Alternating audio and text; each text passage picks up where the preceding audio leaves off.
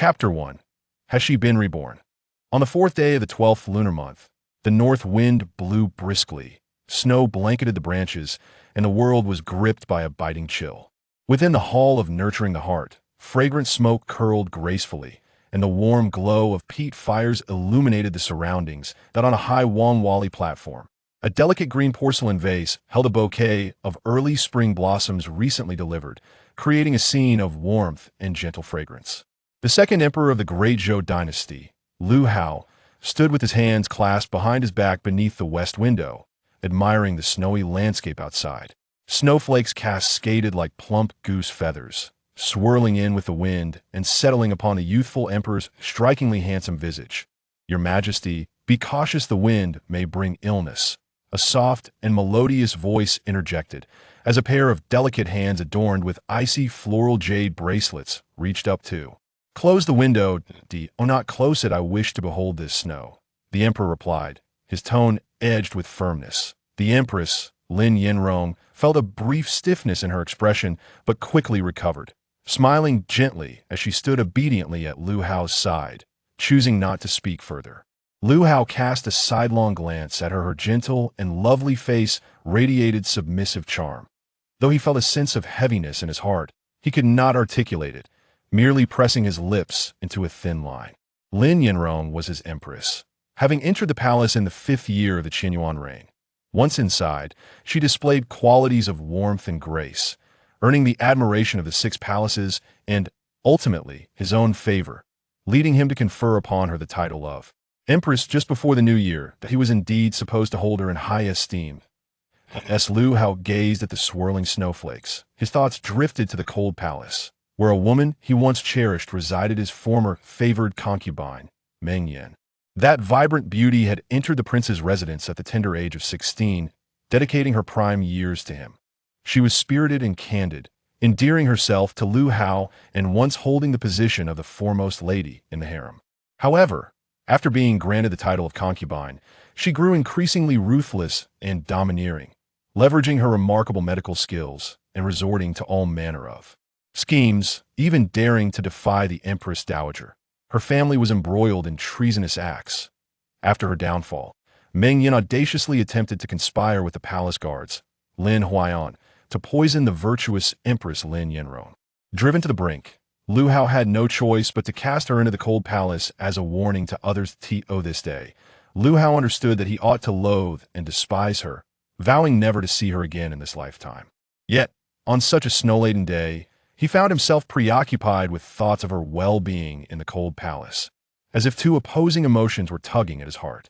Such abundant snow heralds a prosperous year ahead. With such heavy snowfall, the coming year is sure to bring bountiful harvests, peace, and prosperity.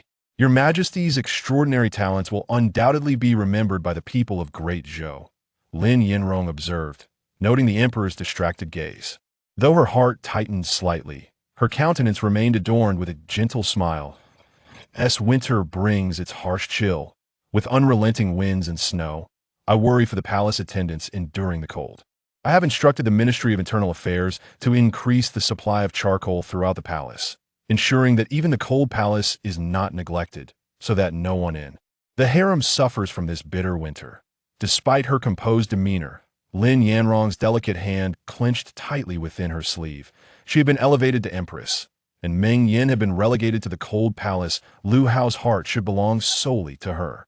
How could it be that even now, he still lingered on thoughts of that wretched woman? Clearly, she was the true heroine of this tale. Lin Yanrong found herself transported into a palace intrigue romance novel titled The Tyrant's Affection. Armed with years of experience reading various palace drama novels and the formidable aura of a heroine, she navigated her way through the story effortlessly, ultimately reaching the conclusion where the male lead, Lu Haozhi, cherished her as his most prized possession and crowned her as the empress, while the book's primary antagonist, the favored concubine Meng Yan, was relegated to a commoner's status and sent to the cold palace. With the narrative now concluded, the emperor's exclusive affection and the empress' glory were rightfully hers to relish. She was the protagonist, and all of this was meant for her.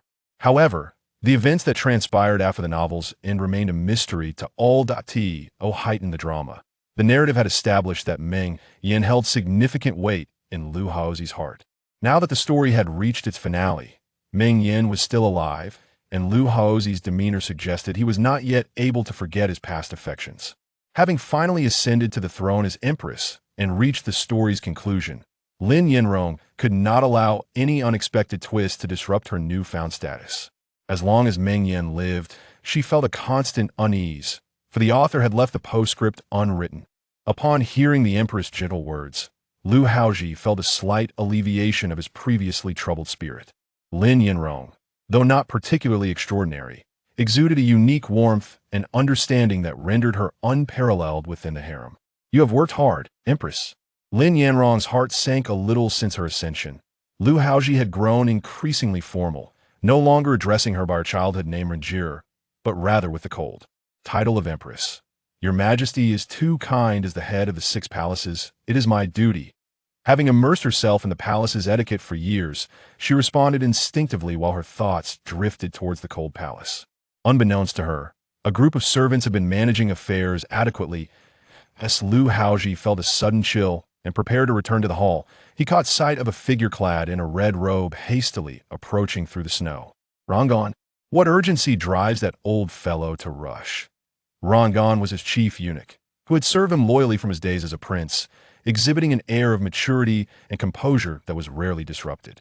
As Rangan brushed the snow from his garments upon entering the hall, he knelt to pay his respects to the emperor and empress, then reported, "Your Majesty, I dare to intrude." Yet he hesitated, glancing at Empress Lin Yanrong, who appeared aloof and distracted, causing a chill to settle in his heart. In the cold palace, Meng, the commoner, has gone there. Lu Haozhi's heart tightened abruptly, his expression darkening. When did this happen? Meng Yan has always been in good health. Why would she suddenly pass away? In his urgency, an old term of endearment slipped from his lips. Rangan wiped the sweat from his brow. "Your Majesty," those attending to her in the cold palace reported that Meng had developed hysteria since the onset of winter, becoming increasingly unstable each day, with several unable to restrain her. Although a physician was summoned, it proved ineffective. "You are aware of the cold palace's chronic understaffing. Last night, it seems that while no one was watching, Meng managed to escape. This morning, when the servants checked, they found her collapsed in the snow upon lifting her. It was clear she had passed." As the words hung unfinished in the air, Rongan found himself silenced by the emperor's piercing gaze, wiping the cold sweat from his brow. "Your Majesty, please accept my condolences. Meng has committed numerous sins. Surely she has now attained enlightenment and, shamed, chosen to depart this world." Lin Yanrong, suppressing the wild elation in her heart, offered a faint smile to Lu Haozhi. However, Lu Haozhi's cold stare pierced through her, his eyes sharp like blades. "Empress, I did not decree Meng's death. As Empress, it is your duty to care for the 6 palaces." His succinct words sent a chill down Lin Yanrong's spine. She longed to utter some conciliatory phrases, yet under Lu Haozhi's scrutinizing gaze, her voice faltered. This was the first time Lu Haozhi faced her with the authority of the sovereign, all for the sake of Meng Yan. Ultimately, the emperor swept away, personally instructing the Ministry of Internal Affairs regarding Meng's funeral arrangements. Meng Yan was posthumously honored as a noblewoman and interred in accordance with her rank. 5 years later, following the pacification of the southwestern territories, the emperor granted a general amnesty and posthumously conferred the title of Rongda Fei upon Meng. A decade hence, on the emperor's birthday, she was elevated to the esteemed title of Yijing Rongda Huang. In the winter of the 30th year of Qianyuan, Empress Lin Yanrong passed away, laid to rest alone in the eastern tomb of the capital. It was widely rumored that the emperor of the Great Zhou, Lu Haozhi, harbored deep affections for his successor, Lin Yanrong, leading him to neglect the 6 palaces. It was also said that the empress remained childless throughout her life, prompting the emperor to select a young nobleman from the royal clan as the crown prince, destined to be the heir of the Great Zhou. Yet, only Lin Yanrong understood the nature of her existence in the harem following Meng Yan's demise. Though she held the title of empress, she was merely a figure of reverence, yet devoid of the emperor's favor. Lu Haozhi indeed neglected the 6 palaces, but in doing so, he also forsook her as empress. Until her dying breath, Lin Yanrong could not comprehend why her actions merely dealing with a discarded concubine, a mere antagonist in a tale, had so profoundly enraged the emperor. Did that woman truly hold such significance in Lu Haozhi's heart? No one knew that after decades within the palace, she had never once enjoyed the emperor's affection, remaining a virgin empress until her end.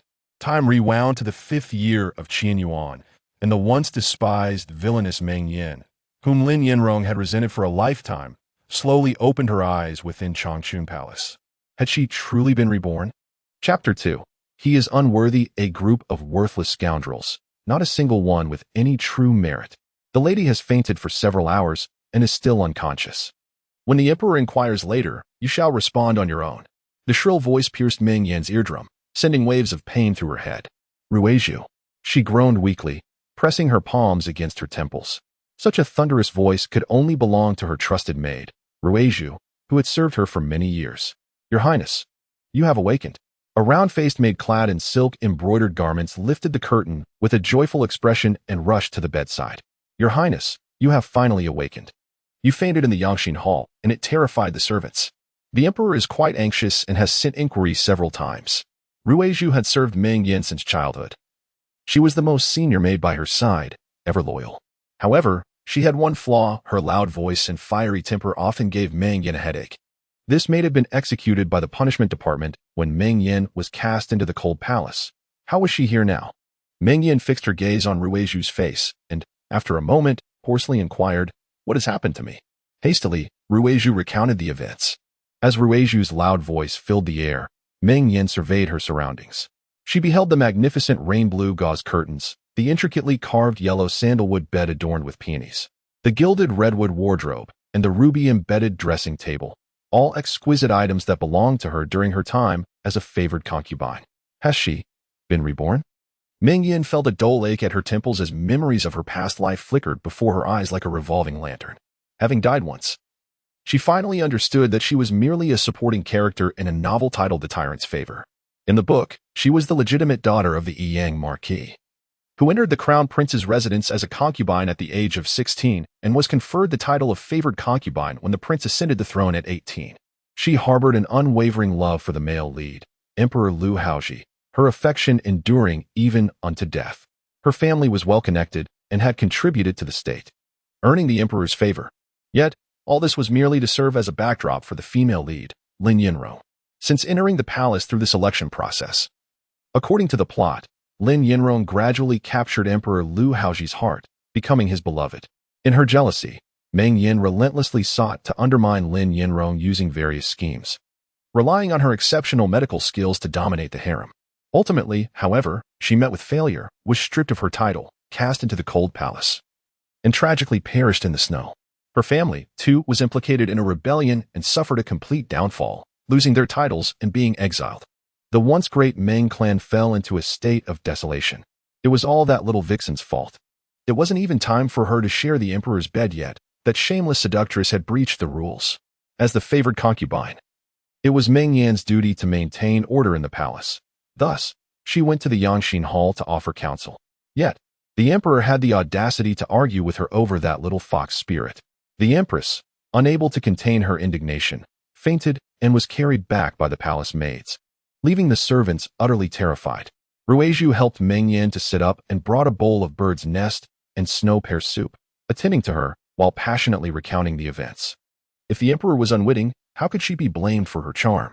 With a soft sigh, Meng Yan swallowed a spoonful of the silky soup, which glided down her throat, its delicate sweetness reminiscent of the highest luxuries in this world. Ah, how long had it been since she savored such a taste? Your Majesty? Ruizhu pondered, sensing the unusual calmness in her mistress's tone, which starkly contrasted with her usual fiery temperament, as if she had transformed into a different person. In the past, Meng Yan would have leapt from her bed to confront the emperor in the Yangxin Palace, or even sent someone to summon him, insisting on punishing that little vixen. Meng Yan, perceiving Ruizhu's thoughts, smiled but remained silent. Perhaps having faced death once had granted her a clearer perspective. After all, he was merely a man. Since he had already chosen another, why should she remain hopelessly devoted? Moreover, in the stories, Lu Haozhi and Lin Yanrong were a pair destined to be together. Why should she stake her life on such a futile endeavor? Would it not be more pleasant to preserve her status as a noble concubine and enjoy the riches and glory that came with it? Let Lu Haozhi love whomever he wished. She no longer coveted him, nor would she engage in a rivalry with Lin Yinrong for his affections. They could enjoy their endless romance while she leisurely observed from the sidelines as a contented concubine. Overthinking would only hasten her aging. Lu Haozhi was unworthy of her thoughts. After swallowing the last spoonful of bird's nest, Meng Yan instructed, "Send someone to the Yangxin Palace to inform the emperor that Meng Yan acknowledges her mistake, and that the matter of the talented maiden shall be decided by his majesty. I shall no longer interfere." In her previous life, her conflicts with Lu Haozhi had stemmed from this very issue. He had encountered Lin Yinrong in the Haitang garden and, smitten at first sight, disregarded court etiquette to favor her before even bestowing titles. Subsequently, he sought to elevate her status. Consumed by jealousy and rage, she had stormed into the Yangxin Palace, causing a scene. Yet, in her past life, she had never fainted. This time, collapsing on the spot was a fortuitous opportunity. She intended to make the most of it. Despite her indifference towards Lu Haozhi, she cherished her position as a noble concubine and was determined to protect it with all her might. What? Ruizhu was astounded. This demeanor was entirely unlike the empress's usual temperament. Meng Yan, noticing Ruizhu's bewildered expression, added with a smile, "Also, send someone to the Naiwafu to say that I am unwell and to hang my green token." Ruizhu was even more astonished. Hanging the green token indicated she would not be attending to the emperor. In the past, the empress would never have consented to such a thing. It was well known that Meng Yan of Changchun Palace relished in rivalry, vying for the emperor's attention, even daring to summon him from the empress dowager's chambers. "Your Majesty."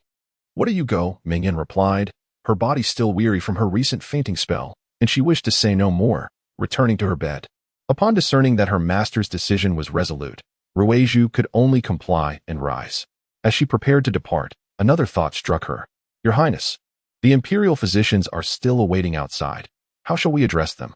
Express our gratitude for their diligence and bestow upon them a red envelope as thanks." Such courtesy was indeed a stark departure from her master's usual demeanor, yet Ruizhu had grown accustomed to the unexpected. In the courtyard of Changchun Palace, two Imperial physicians knelt at the base of the steps, cold sweat beading on their foreheads, their legs trembling with trepidation. Concubine Meng, favored above all by the emperor, was the foremost figure in the harem. Her elevated status had bred arrogance, and her temperament was notoriously volatile and imperious, well known to all. To treat her was akin to placing one's life at stake.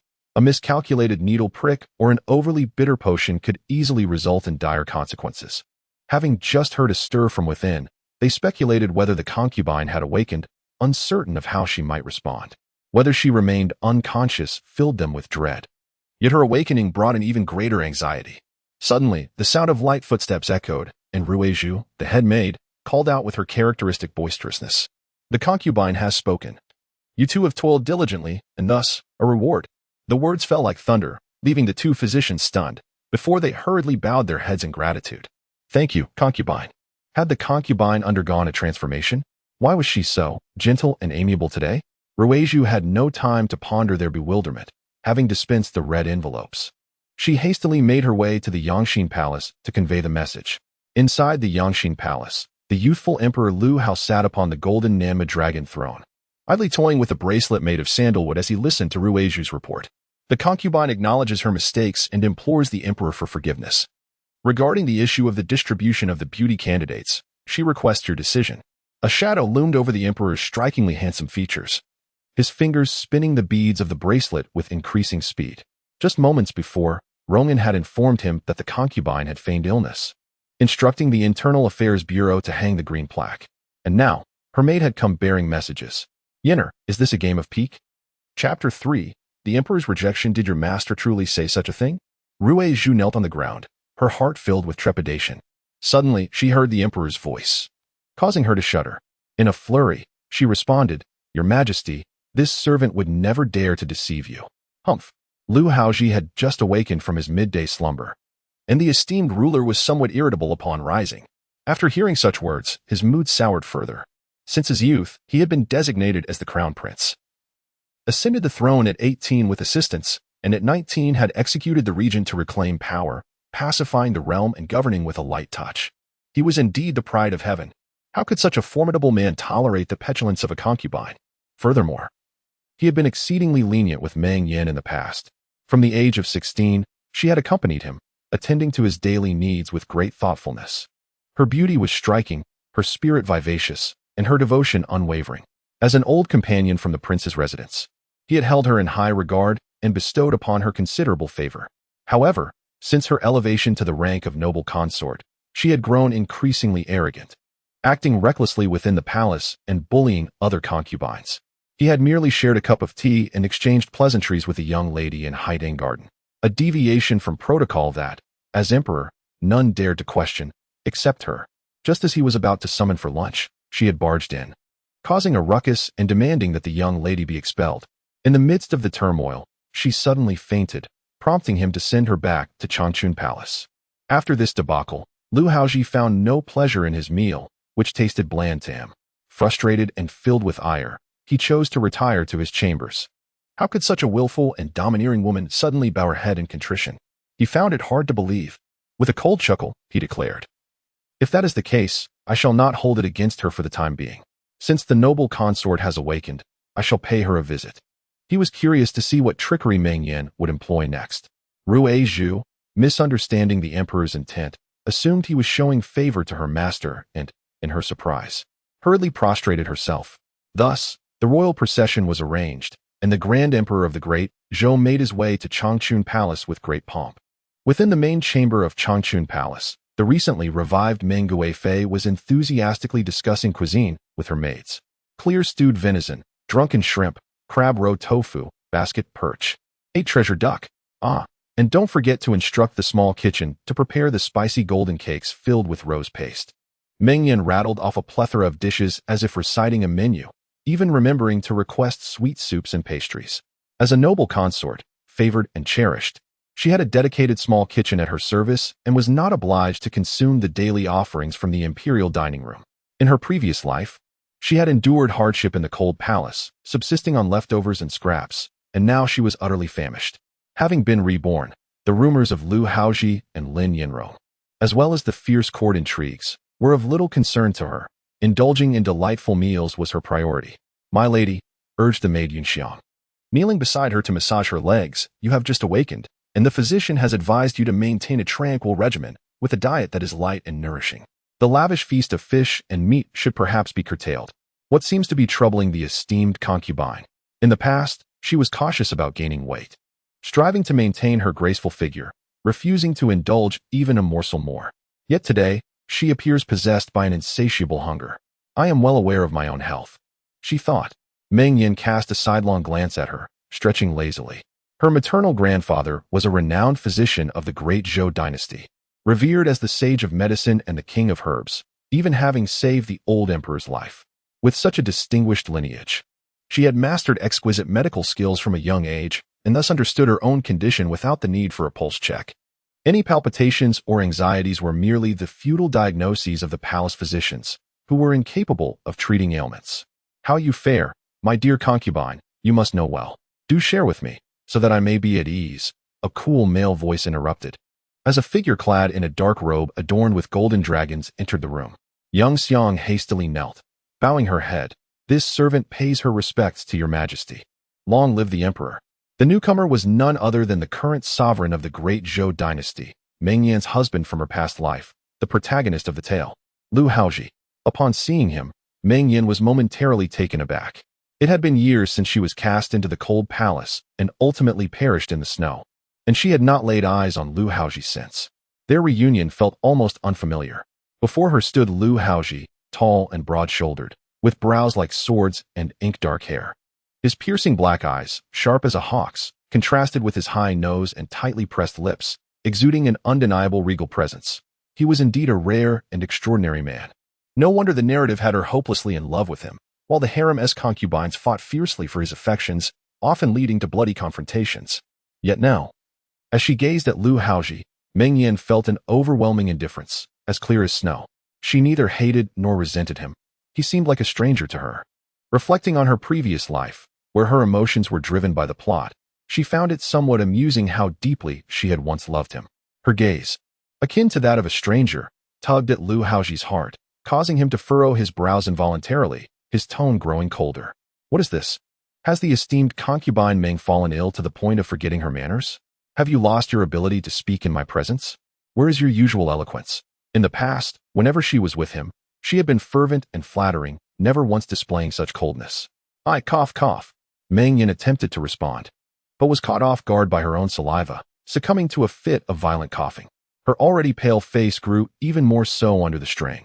Young Xiang panicked, disregarding propriety, scrambling to fetch a cup of tea for Meng Yan, gently patting her back to provide comfort. Observing this, Lu Haozhi softened his tone. Indeed, the concubine is unwell? After sipping a few mouthfuls of tea, Meng Yan gradually subdued her cough, her mind racing with myriad thoughts in a fleeting moment. At this moment, Lu Haozhi had not yet developed the profound disdain for her that he would later possess. She still held the status of his cherished consort, and there remained a semblance of affection between them. She needed to seize this opportunity to alter his increasingly arrogant perception of her, thereby laying the groundwork for her future endeavors. This fainting spell was indeed a fortuitous chance. Meng Yan slightly bowed her head, her gaze lowered, and softly spoke. Your Majesty, I fear my constitution has betrayed me.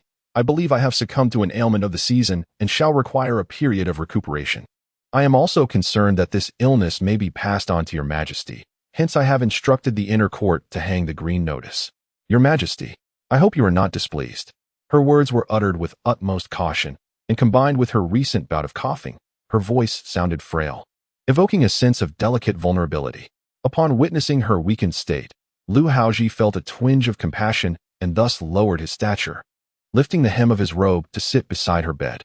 Since the esteemed consort is unwell, I shall remain to keep you company, he declared, then added, Rong-un, fetch the stack of memorials from my desk. Absolutely not. Before Rong-un could respond, Meng Yan interjected hastily. What is this, esteemed consort? Are you unwilling for me to stay?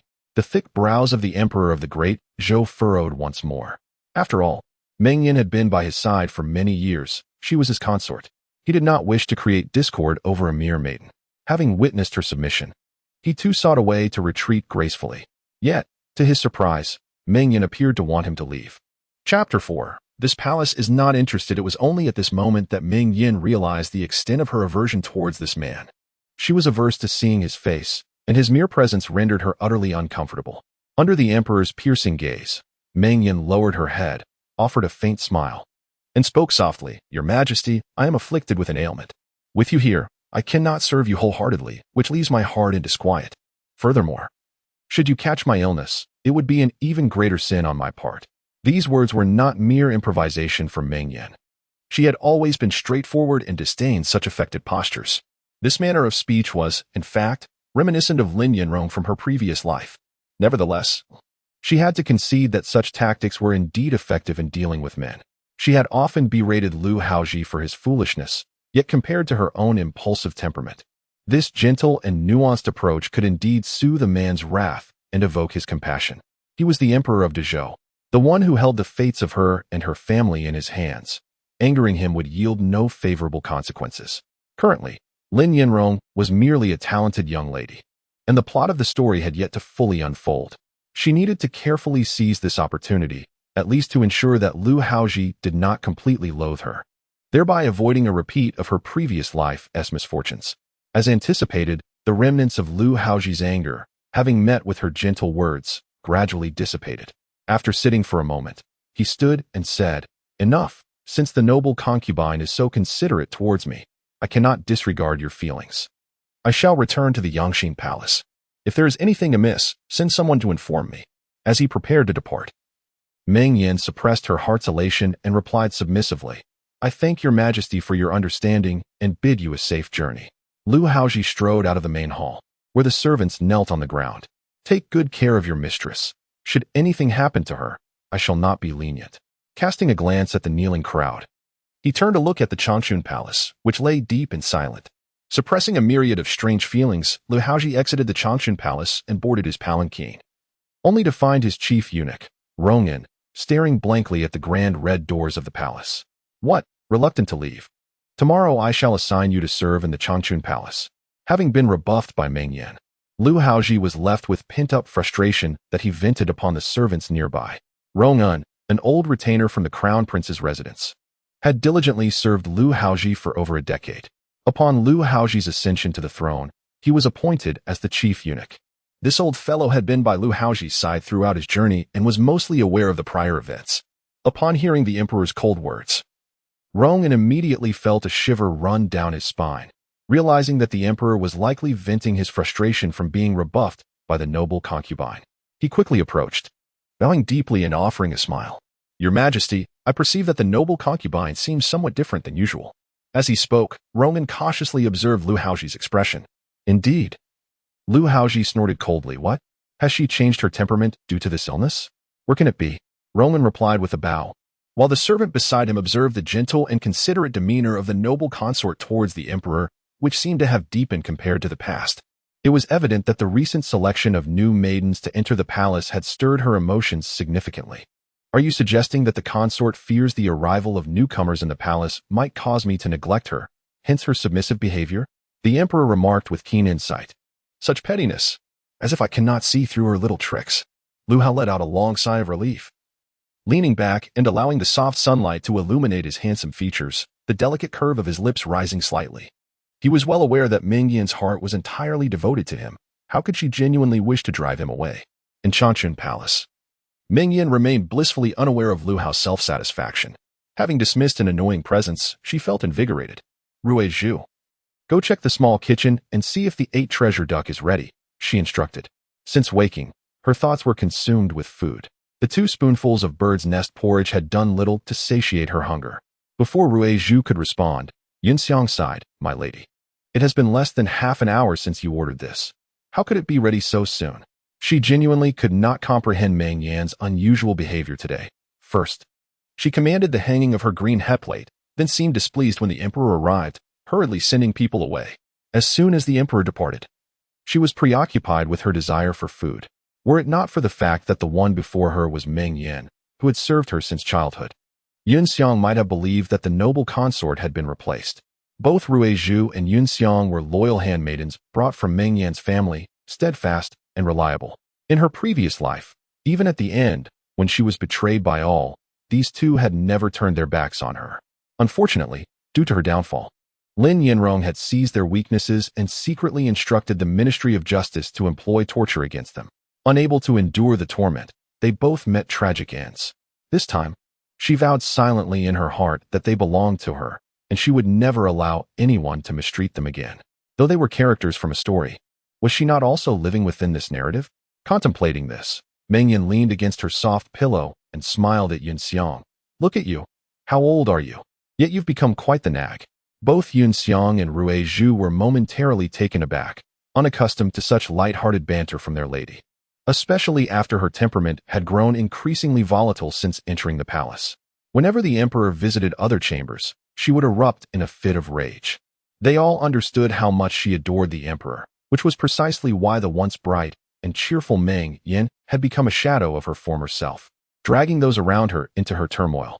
As they walked through the palace, they often heard whispers behind their backs, criticizing the consort for her arrogance, relying on favor, and harboring a narrow-minded disposition. They knew their lady was not as they described, yet witnessing her daily conduct left them powerless to refute such claims. Now, seeing the consort playfully bantering once more, Yunxiang could not help but rub her eyes in disbelief. Meng Yan, puzzled, inquired, "What is it? Why are you crying?"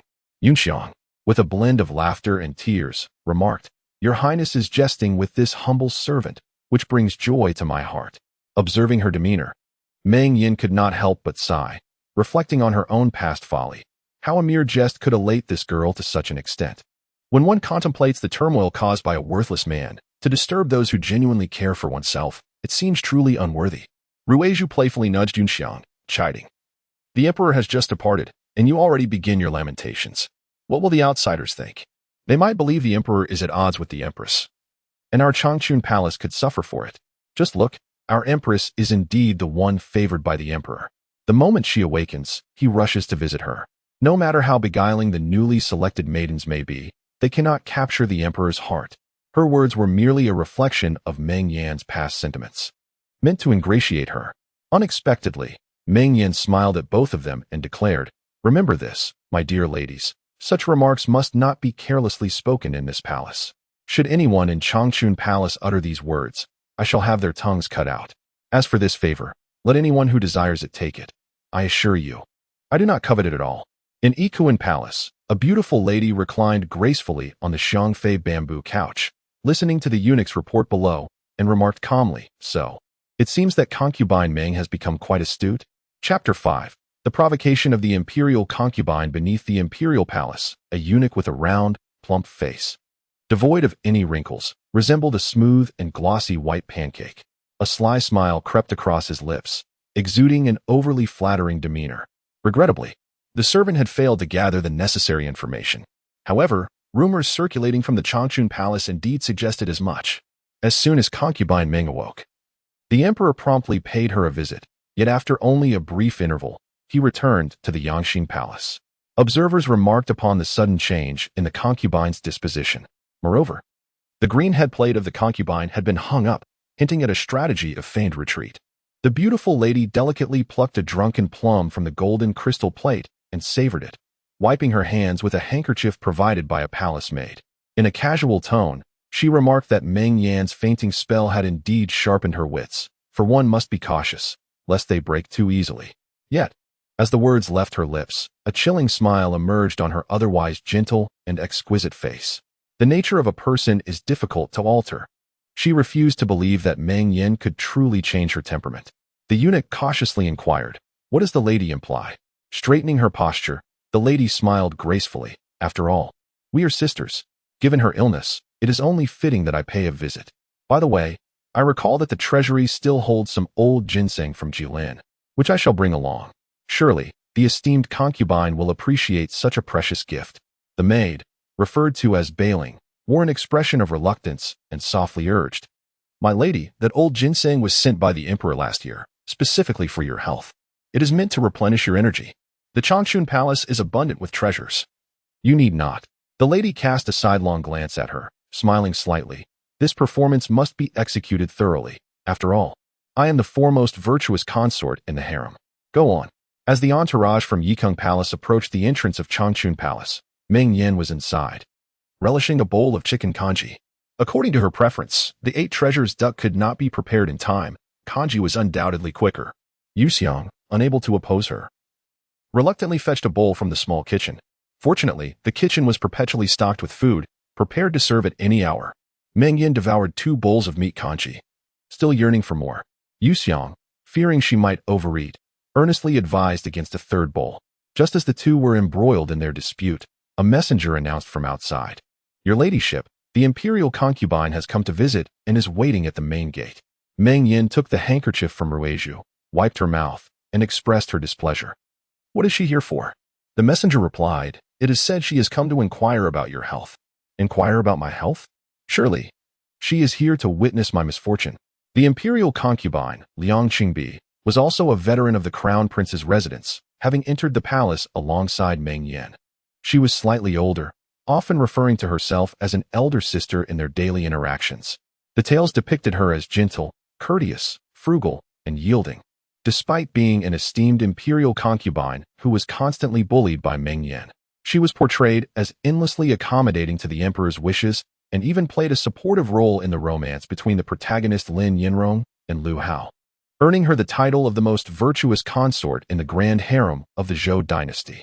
The conclusion of that narrative is a dismal one for the protagonist, as Lin Yinrong ascends to the role of empress, while the imperial noble consort enjoys a stable life, referring to Lin Yinrong as her sister and reveling in wealth and luxury.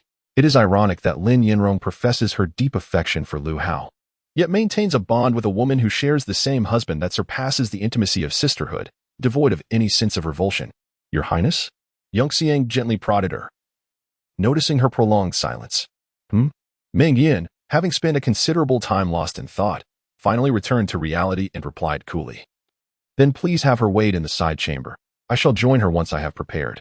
After dismissing the messenger, Ruizhu began to style her hair while muttering, "This imperial noble consort, arriving neither too early nor too late, coincidentally appears just after the emperor's departure. It is evident she is here to glean information.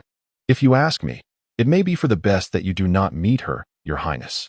After all, you are unwell, and it is perfectly reasonable to avoid visitors in such a state."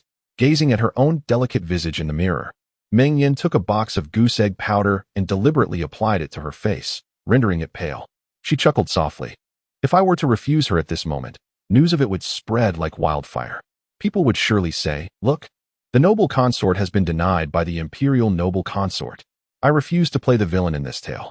Rueju stifled a laugh and shook her head, for it had been a long time since she had heard such playful banter from her mistress.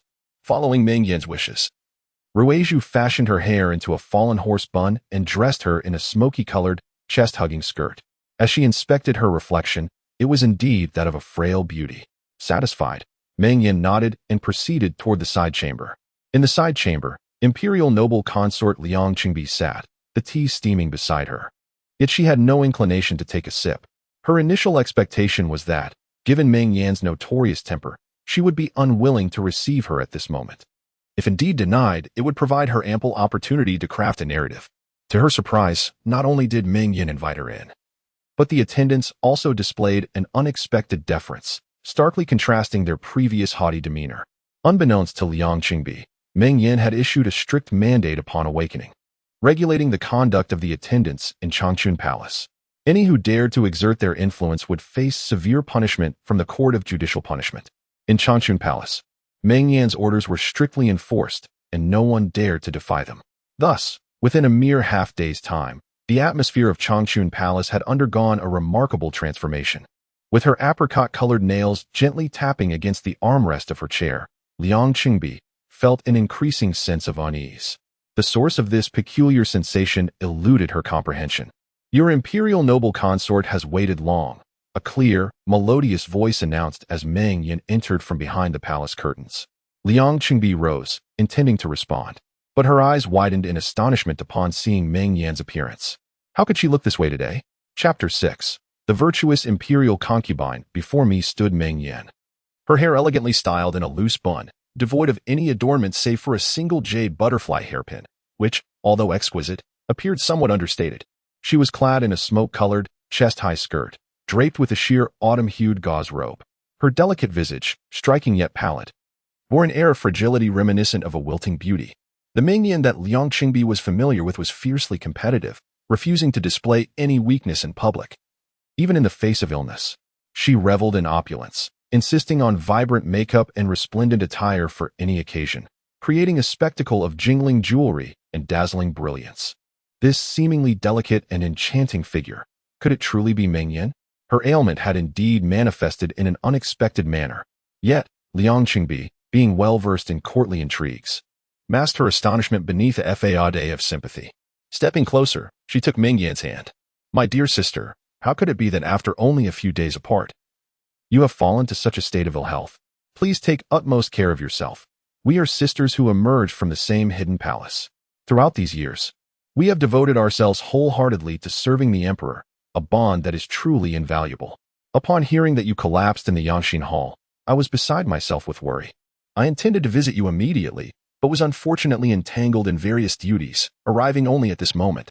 I trust you do not hold it against me? As she spoke, Liang Qingbi's eyes glistened with unshed tears, and she discreetly wiped them away with her sleeve. Who are you calling sister? Meng Yan could not help but roll her eyes inwardly, feeling a surge of disdain. Liang Qingbi had always been one to feign distress since their days in the hidden palace, her demeanor exaggerated with sorrowful expressions. As if the world owed her a considerable debt. Despite her youth, she perpetually donned a muted appearance, resembling a grieving widow, daring even Lu Haozhi to curse her. During their time in the hidden palace, the crown princess's frail health necessitated that the consorts manage domestic affairs. On one occasion, while Meng Yan oversaw the financial accounts, she uncovered Liang Qingbi's embezzlement of state funds to reward her own servants. It became evident that she had been using public money for personal favors. No wonder the household referred to her as a benevolent figure. When this transgression came to Meng Yan's attention, her forthright nature compelled her to confront Liang Qingbi directly, leading to a public clash that even drew the attention of the then-crowned prince, Lu Haozhi. Meng Yan presented her case with clarity and evidence. Yet Liang Qingbi resorted to tears and lengthy monologues of self-pity, evading the issue of her misappropriation. At that time, Lu Haozhi was preoccupied with political strife, leaving no time to adjudicate the domestic squabbles of women in the palace, and thus the matter was left unresolved. Meng Yan considered her actions to be merely fulfilling her duties, not allowing it to trouble her. However, she later learned from a maid in the study that Liang Qingbi frequently spoke ill of her to Lu Haozhi, stirring discontent. Unable to tolerate this, Meng Yan sought Liang Qingbi once more for an explanation. In front of a room full of servants, Liang Qingbi reverted to her familiar act of weeping and gasping, spinning her tale of woe as if Meng Yan were the one in the wrong. Since then, the two had become adversaries. Whenever they crossed paths, Meng Yan certainly would not bestow any warmth upon her. However, in the ebb and flow of their encounters, she inadvertently acquired a reputation for bullying the Imperial consort. Such a duplicitous character, within the pages of that narrative, managed to earn the title of a virtuous consort. The author, too, seemed blind to the truth. Meng Yan silently derided this in her heart, yet wore a delicate smile on her face as she grasped Liang Qingbi's hand. "Sister, I am immensely grateful for your visit. How could I harbor any resentment?" The words she uttered suggested that her sister viewed her as a narrow-minded individual. Is it not merely an act? Who cannot play a role? Meng Yan gently coughed twice and smiled sweetly, adding, "It is merely unfortunate that you arrived just after the Emperor's departure. Had you come a little earlier, you might have had the chance to meet him, thereby demonstrating our sisterly bond, contrary to the rumors circulating outside." This unexpected response took Liang Qingbi by surprise. She had anticipated Meng Yan's customary fury, expecting to be cast out on the spot. Such an outcome would only further tarnish Meng Yan's reputation. To her astonishment, Meng Yan did not fall into the trap, but instead displayed an unusual warmth towards her. The manner of her speech suggested that her true purpose was not merely to inquire about Meng Yan's health, but rather to catch a glimpse of the emperor. Liang Qingbi's expression stiffened, and a glance around the hall confirmed her suspicions. The faces of those present betrayed a hint of disdain. Had it been any other consort, she might have dismissed the servants or exacted her anger through severe punishment. Yet Liang Qingbi could not afford such a luxury. After all, she was the virtuous consort, and she held that title in the highest regard. Thus, she was compelled to endure. This marked the first instance where she had been outmaneuvered by Meng Yan. With a beaming smile, Meng Yan warmly invited her to sit on the chair, signaling the palace maids to bring fresh tea and pastries. Leaning slightly against the soft pillow, her frail, pallid visage appeared pitifully delicate in the eyes of others. This only served to enhance the impression that Liang Qingbi, the imperial consort, lacked discernment. Here was a woman so unwell, yet she had come to visit, all the while harboring ulterior motives to see the emperor.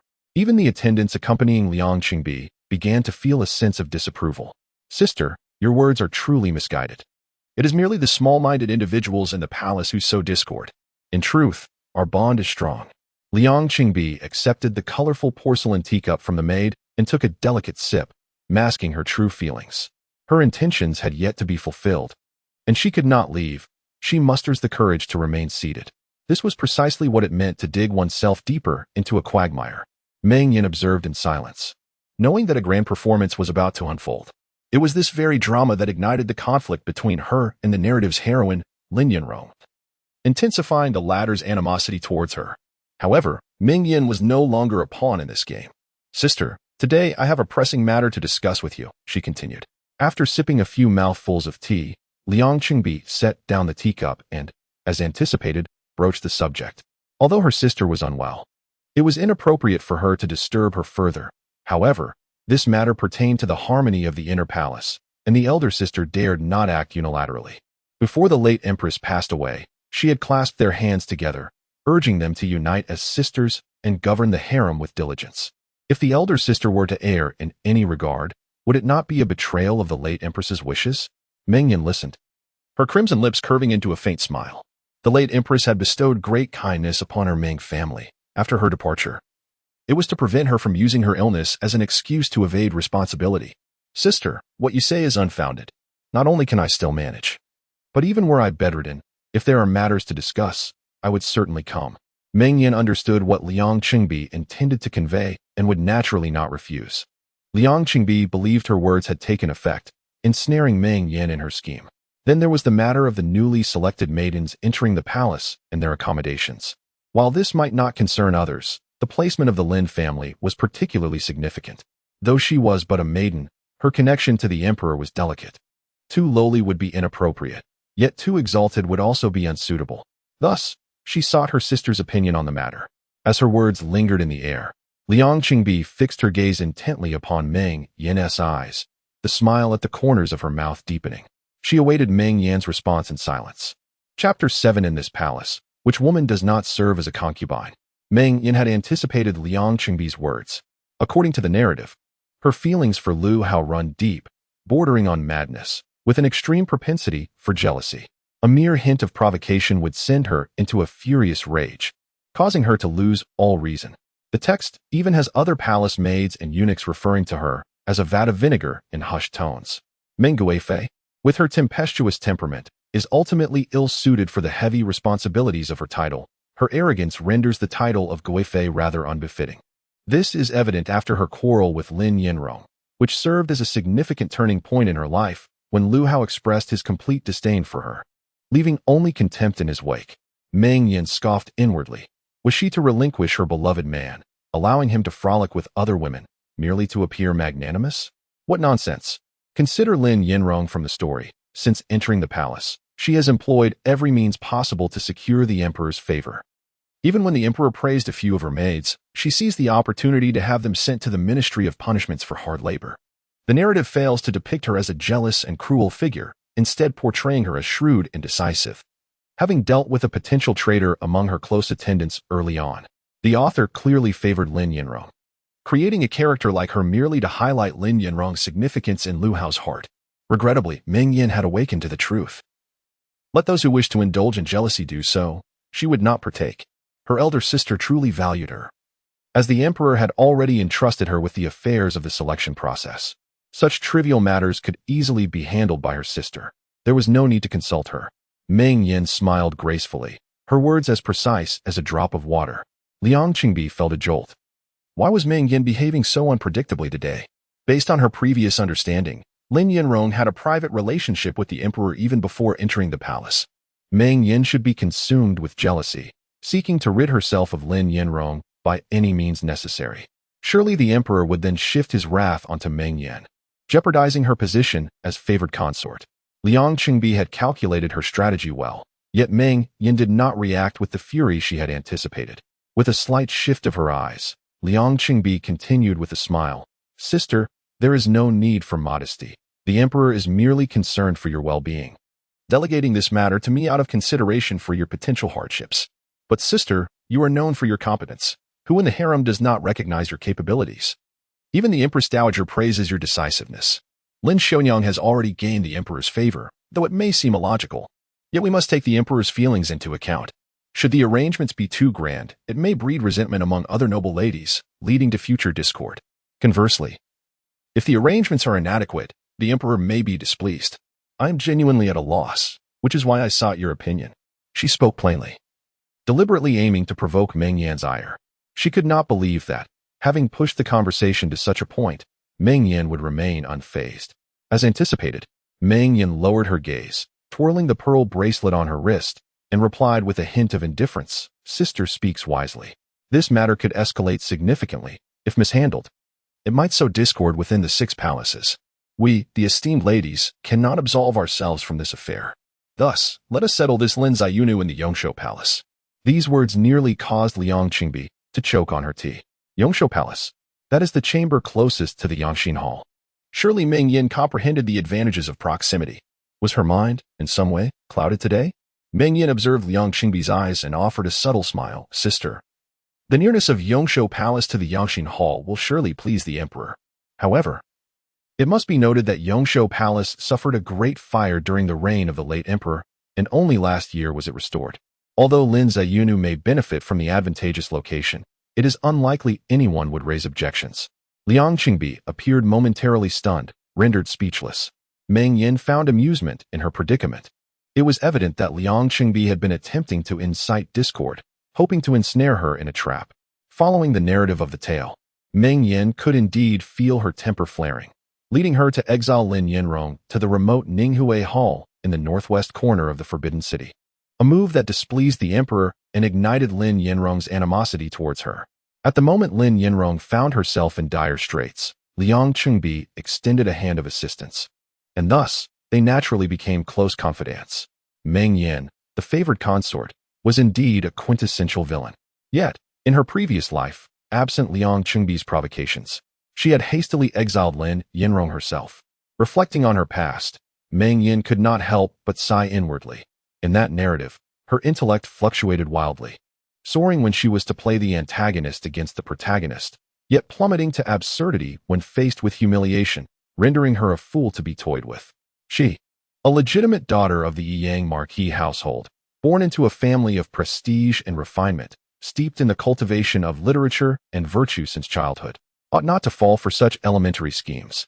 With Liang Qingbi's strategies exhausted, Meng Yan's words caught her completely off guard, leaving her in utter disarray. Yet Meng Yan, with a smile, pressed further. "What is it, sister? Do you find my suggestion flawed? Perhaps you believe that Lin Xianu residing in Yongshou Palace places her too close to the emperor?" This statement ensnared Liang Qingbi in a dilemma. She had not wished for these newcomers to rise too swiftly, encroaching upon her status as the empress dowager. Yet, in her quest to maintain her reputation as a virtuous consort, she could not act directly. She had intended to leverage Meng Yan to suppress the newcomers and then appear as a benevolent figure, thereby tarnishing Meng Yan's standing in the court and in the emperor's eyes, a plan meant to achieve multiple objectives. However, she had not anticipated that Meng Yan would not play the role she envisioned, opting instead to secure Lin Yanrong's position in the coveted Yongshou Palace. Liang Qingbi found herself at an impasse. Meng Yan regarded her coolly. In this lifetime, she was indifferent to whether Lin Yanrong garnered favor. But whether this virtuous empress dowager cared was another matter entirely. This hot potato had now been handed over to Liang Qingbi. With a face full of disarray, Liang Qingbi managed a forced smile after a lengthy pause. "Sister certainly considers all angles. How could I possibly disagree? Since you are unwell, I shall not impose further. I bid you farewell." Watching Liang Qingbi flee in a state of panic, Meng Yan's eyes sparkled with amusement. After sending Liang Qingbi away, she returned to her inner chamber and instructed Ruizhu to bring water to wash away the layer of powder from her face. As Ruizhu attended to her, she murmured, "Your Highness, are you truly allowing that Lin Xianyang to reside in Yongshou Palace? That place is quite splendid, and many concubines are enviously eyeing it." Once Meng Yan had cleansed her face, she sat before the dressing table, gazing at her reflection, a vision of beauty. The mirror revealed a delicate oval face. Her complexion fair and smooth, akin to a freshly shelled egg. Her lips were a deep crimson, alluring and vibrant, even without the touch of cosmetics. Such beauty could only be deemed otherworldly, as described in the texts, ranking her among the most exquisite women of the great Zhou dynasty. The character Lin Yanrong, in contrast, was merely a modest beauty far inferior to her, yet ultimately captured the heart of Lu Haozhi and mocked her for relying on her looks. How absurd! Which woman in the Imperial harem does not leverage her beauty? Lu Haozhi is truly blind to see through Lin Yanrong's fade, squandering his affections on her and wasting his own precious beauty. As the moonlight bathed the surroundings, Meng Yan applied fragrant balm nonchalantly, remarking, "What alternative is there? If the emperor has taken an interest, her residence matters little. Why should I bear the burden of being the villain?" Ruizhu seemed poised to voice further thoughts. But Meng Yan cast her a glance, lightly dismissing her with a command that upon the newcomer's arrival, all within the palace should behave themselves, should any disturbances arise. She would not shield them. After leaving Changchun Palace, Liang Qingbi immediately proceeded to Yangqing Palace. Upon meeting Emperor Lu Haozhi and completing her courtesies, she eagerly declared, "Your Majesty, I suspect that the favored concubine is not merely unwell but has fallen under a sinister influence." Chapter 8. Why does Lu Haozhi value her so highly? Possessed? A clear male voice echoed as Lu Haozhi raised his head, casting a dubious glance at Liang Qingbi. Recently, the southwestern region of the Great Zhou had been quite tumultuous, with several tribes stirring restlessly, hinting at the resurgence of conflict. The deployment of troops, the procurement of provisions, and the pacification of local powers in the southwest demanded a considerable amount of attention. Since Lu Haozhi's remarkable reputation following the assassination of the regent, this was the first time he faced such a formidable challenge, with both court and commoners eagerly awaiting to see how this youthful emperor would navigate through it all. Consequently, he found himself neglecting the affairs of the inner palace.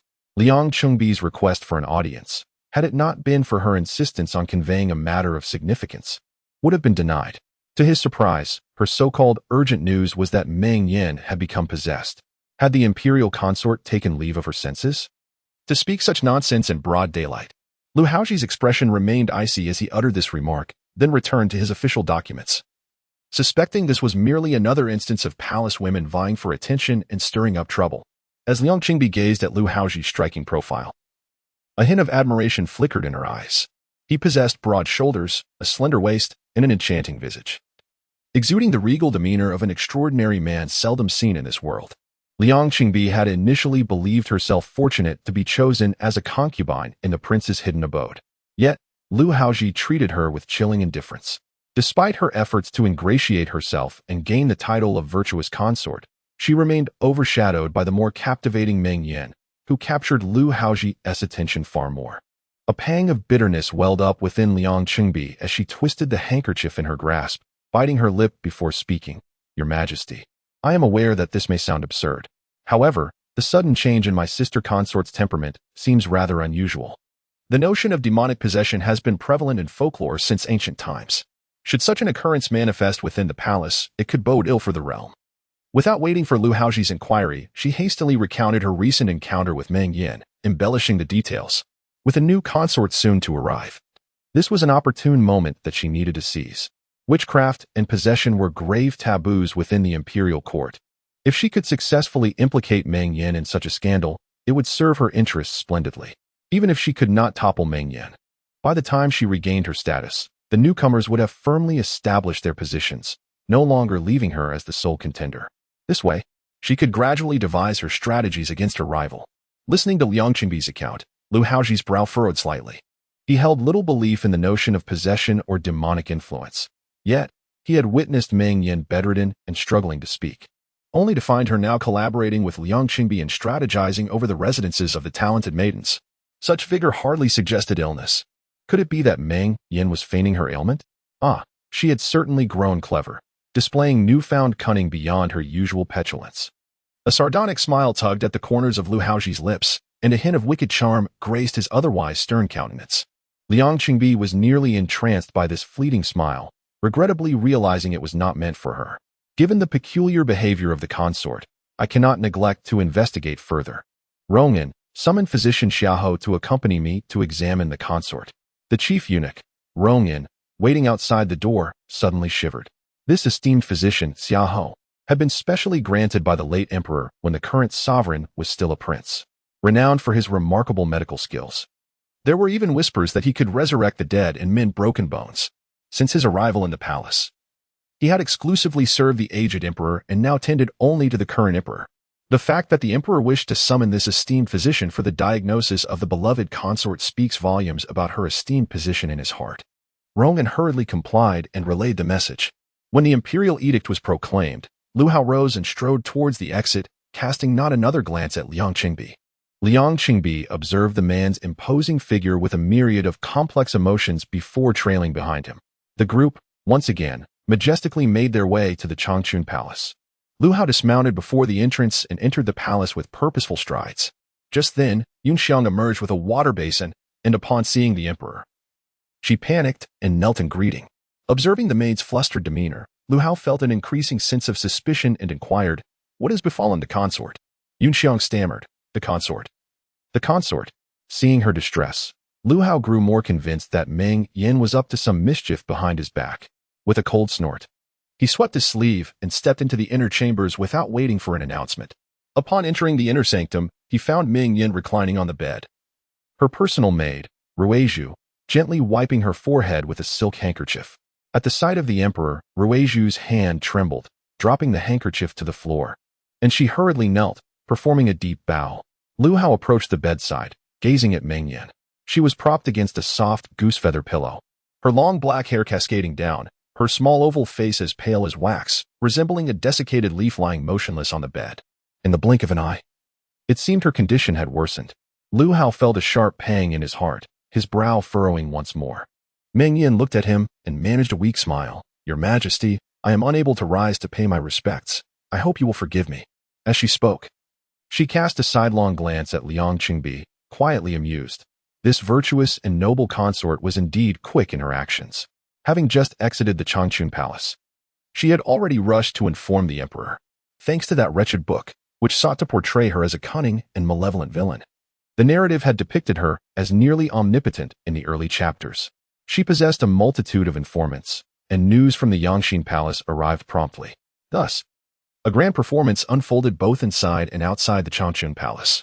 Liang Qingbi claimed she was possessed by evil spirits. Meng Yan couldn't help but admire her creativity. Witnessing Meng Yan's pitiful appearance, Lu Hao's doubts diminished significantly, and his expression softened as he said, "I have heard that the consort's condition is worsened. I am greatly concerned and have come to visit. Furthermore, I have brought physician Xiaohou to examine your pulse." Yang Qingbi, standing behind Lu Hao, quickly added with a smile, "Sister, the Emperor truly cares for you. This physician Xiaohou exclusively attends to the Emperor, apart from you. There is no one else in the harem who receives his medical attention." From the moment this group entered, Meng Yan had noticed the figures standing by the door. The individual donned a deep green silk long robe, adorned with a white heron embroidered on the chest, signifying a sixth-rank official position, which marked the pinnacle for a royal physician. Observing his youth and his esteemed position as the chief physician, it was evident that his abilities were remarkable. Meng Yan recognized him as Xiaohou, a descendant of the illustrious Xiaohou family, renowned in the Great Zhou dynasty for their medical expertise. If her maternal grandfather, Ning Zhonghuai, was the king of medicine, then Xiaohou's grandfather was the saint of medicine. Folklore had it that with Ning in the north and Xiaohou in the south, the king of hell would not dare approach those blessed by these two families. In the narrative, Xiaohou would later become an ally of the protagonist, Lin Yanrong, significantly aiding her ascent in the Imperial harem. As Meng Yan competed with Lin Yanrong, their confrontations often involved medical matters that Xiaohou would deftly resolve. Even Lin Yanrong's schemes bore his influence. At present, Lin Yanrong had yet to enter the palace, leaving Meng Yan curious about the disposition of this esteemed physician, who was so favored by Lu Hao. She heard Lu Hao command, "Xiaohou physician, attend to the empress." "Yes," he replied, his voice melodious to Meng Yan's ears. Xiaohou approached, kneeling beside the bed. Ruizhu placed a handkerchief on Meng Yan's wrist, and he proceeded to take her pulse. A wave of anxiety washed over Meng Yan. After receiving the news, she had selected several cooling herbs from the reserves of Changchun Palace, concocting a mixture that would induce a pathological pulse. Usually, such herbs would not have an immediate effect, but Meng Yan possessed a unique gift. She was born with a spiritual medical vein, allowing her to amplify the efficacy of the medicine through her will. This rare constitution was seldom found in the world. Her grandfather had remarked that she was an exceptional candidate for medicine, and entering the palace as a consort was a waste of her talents. However, she was not genuinely ill. Her feigned pulse could deceive ordinary physicians. Would this descendant of the Xiaohou family, renowned alongside her own Ning family, also be misled? She had never anticipated that Lu Hao would hold her in such high regard as to summon a physician who exclusively attended to the emperor for her ailment. Chapter 9. This man must be deliberate. Meng Yan could only feel the firm and powerful grip of 3 fingers pressing against her wrist, through the silk handkerchief. The warmth of Xiaohou's fingertips reached her. She inadvertently cast a glance at him, noticing that the man, appearing to be in his early 20s, had his head lowered, seemingly respectful. Xiaohou remained silent, and Meng Yan's heart raced to her throat. She was aware that Lu Haozhi would not believe in any claims of possession by malevolent spirits. Yet feigning illness and consuming medicine was also a grave act of treachery against the emperor. Raising her gaze briefly, she observed Lu Haozhi's somber expression, devoid of discernible joy or anger. Behind him stood the Empress Dowager, Liang Qingbi, whose lips curled slightly, revealing a hint of a smug smile. With just one glance, Meng Yan averted her eyes once more. Whether she could pass this trial depended on how Xiaohou would articulate his defense. In a moment, Xiaohou withdrew his hand, only to suddenly lift his head and smile warmly at her. His face, as pale as jade, was strikingly handsome and ethereal. That smile, akin to the shimmering moonlight, left Meng Yan feeling inexplicably unsettled. The smile vanished as swiftly as it appeared, and he rose to bow to Lu Haozhi. "Your Majesty, the Empress Dowager has been worn down by her labors and is afflicted with a cold. However, in my humble opinion, her worsening condition today must be attributed to some troubling matter weighing heavily on her mind." These words instantly alleviated the heavy stone resting in Meng Yan's heart. Xiaohou, with his exceptional medical skills and unwavering loyalty, was trusted implicitly by Lu Haozhi. Hearing his report, a wave of guilt surged within Lu Haozhi regarding Meng Yan. She was indeed unwell, and yet he had harbored doubts about her. Surely, Meng Yan had always been devoted to him. How could she ever feign illness to deceive him? Pretending to be ill would prevent her from attending to him, which could yield her no benefit. Without regard for Liang Qingbi's gaze, he strode to the bedside. sitting down and gazing at Meng Yan, speaking softly. Why are you so careless about your health? What trivial matters could weigh so heavily on your heart that you would neglect your well-being? Meng Yan lowered her head in silence, subtly shifting her position. Nearby, Lu Haozhi knelt with a thud, her face etched with sorrow as she implored, Your Majesty, our empress was well and resting in the palace when the Empress Dowager suddenly arrived. We urged her to prioritize her health, but she insisted that the Empress Dowager had come with good intentions to inquire about her illness and that she must not neglect propriety. After the Empress Dowager's prolonged visit, she insisted on discussing the arrangements for the young ladies entering the palace. Feeling a sense of duty, the Empress took it upon herself to offer counsel. Since the Empress Dowager left, the Empress has grown increasingly unwell. If your Majesty had not come, I would have sought the Imperial physician myself. I have failed to adequately attend to the Empress. I beg your Majesty to pardon me. Listening to this, Meng Yan could not help but commend Lu Haozhi in her heart. Truly, she was a loyal confidant, her performance seamless as she portrayed how she had been wronged. Although the critique was not aimed directly at Liang Qingbi, it was laced with insinuation. Liang Qingbi's face twisted with rage, turning blotchy as she retorted, Your Majesty, do not heed this maid's baseless accusations. I merely came to speak with my younger sister, the Empress. How could I be responsible for her deteriorating condition? She is clearly, undeniably, intent on framing me. In a moment of desperation to lay bare her heart to the Emperor, she cast aside her former gentle and virtuous demeanor. Lu Haozhi dared not retort, bowing her head repeatedly. Lu Hao's striking visage was as frigid as ice, his gaze cold and penetrating, sending shivers down Liang Qingbi's spine. Before he could utter a word, he felt a tightness in his sleeve. Turning back, he beheld a pair of delicate white hands grasping his garment. Meng Yan, with her doe-like, misty eyes, spoke softly. Your Majesty, the Imperial noble consort is merely overwhelmed with palace affairs and momentarily unable to attend to every detail. Ultimately, it is my frail constitution that is to blame. Please do not hold her accountable. Even as she spoke, a wave of bitterness surged within Meng Yan. Yet, she recognized that Lu Hao was susceptible to such sentiments. Was it not Lin Yanrong's cunning manipulation in their previous life that left him bewildered? Lu Hao found her behavior perplexing, for it starkly contrasted with Meng Yan's usual temperament. In the past, she would have feigned illness and taken the opportunity to belittle Liang Qingbi. The notion of being possessed was one that a ruler, steeped in classical teachings since childhood, would find hard to believe. Hence, it appeared that Meng Yan's character had indeed undergone a significant transformation. Perhaps the incident involving the Lin family beauty had dealt her a crushing blow, instilling a profound sense of crisis that compelled her to act thus. Meng Yan, typically competitive and prideful, was now resorting to such self-effacing measures, causing Lu Hao's heart to ache with an unexplainable sorrow. The more he witnessed this, the more his ire towards Liang Qingbi intensified.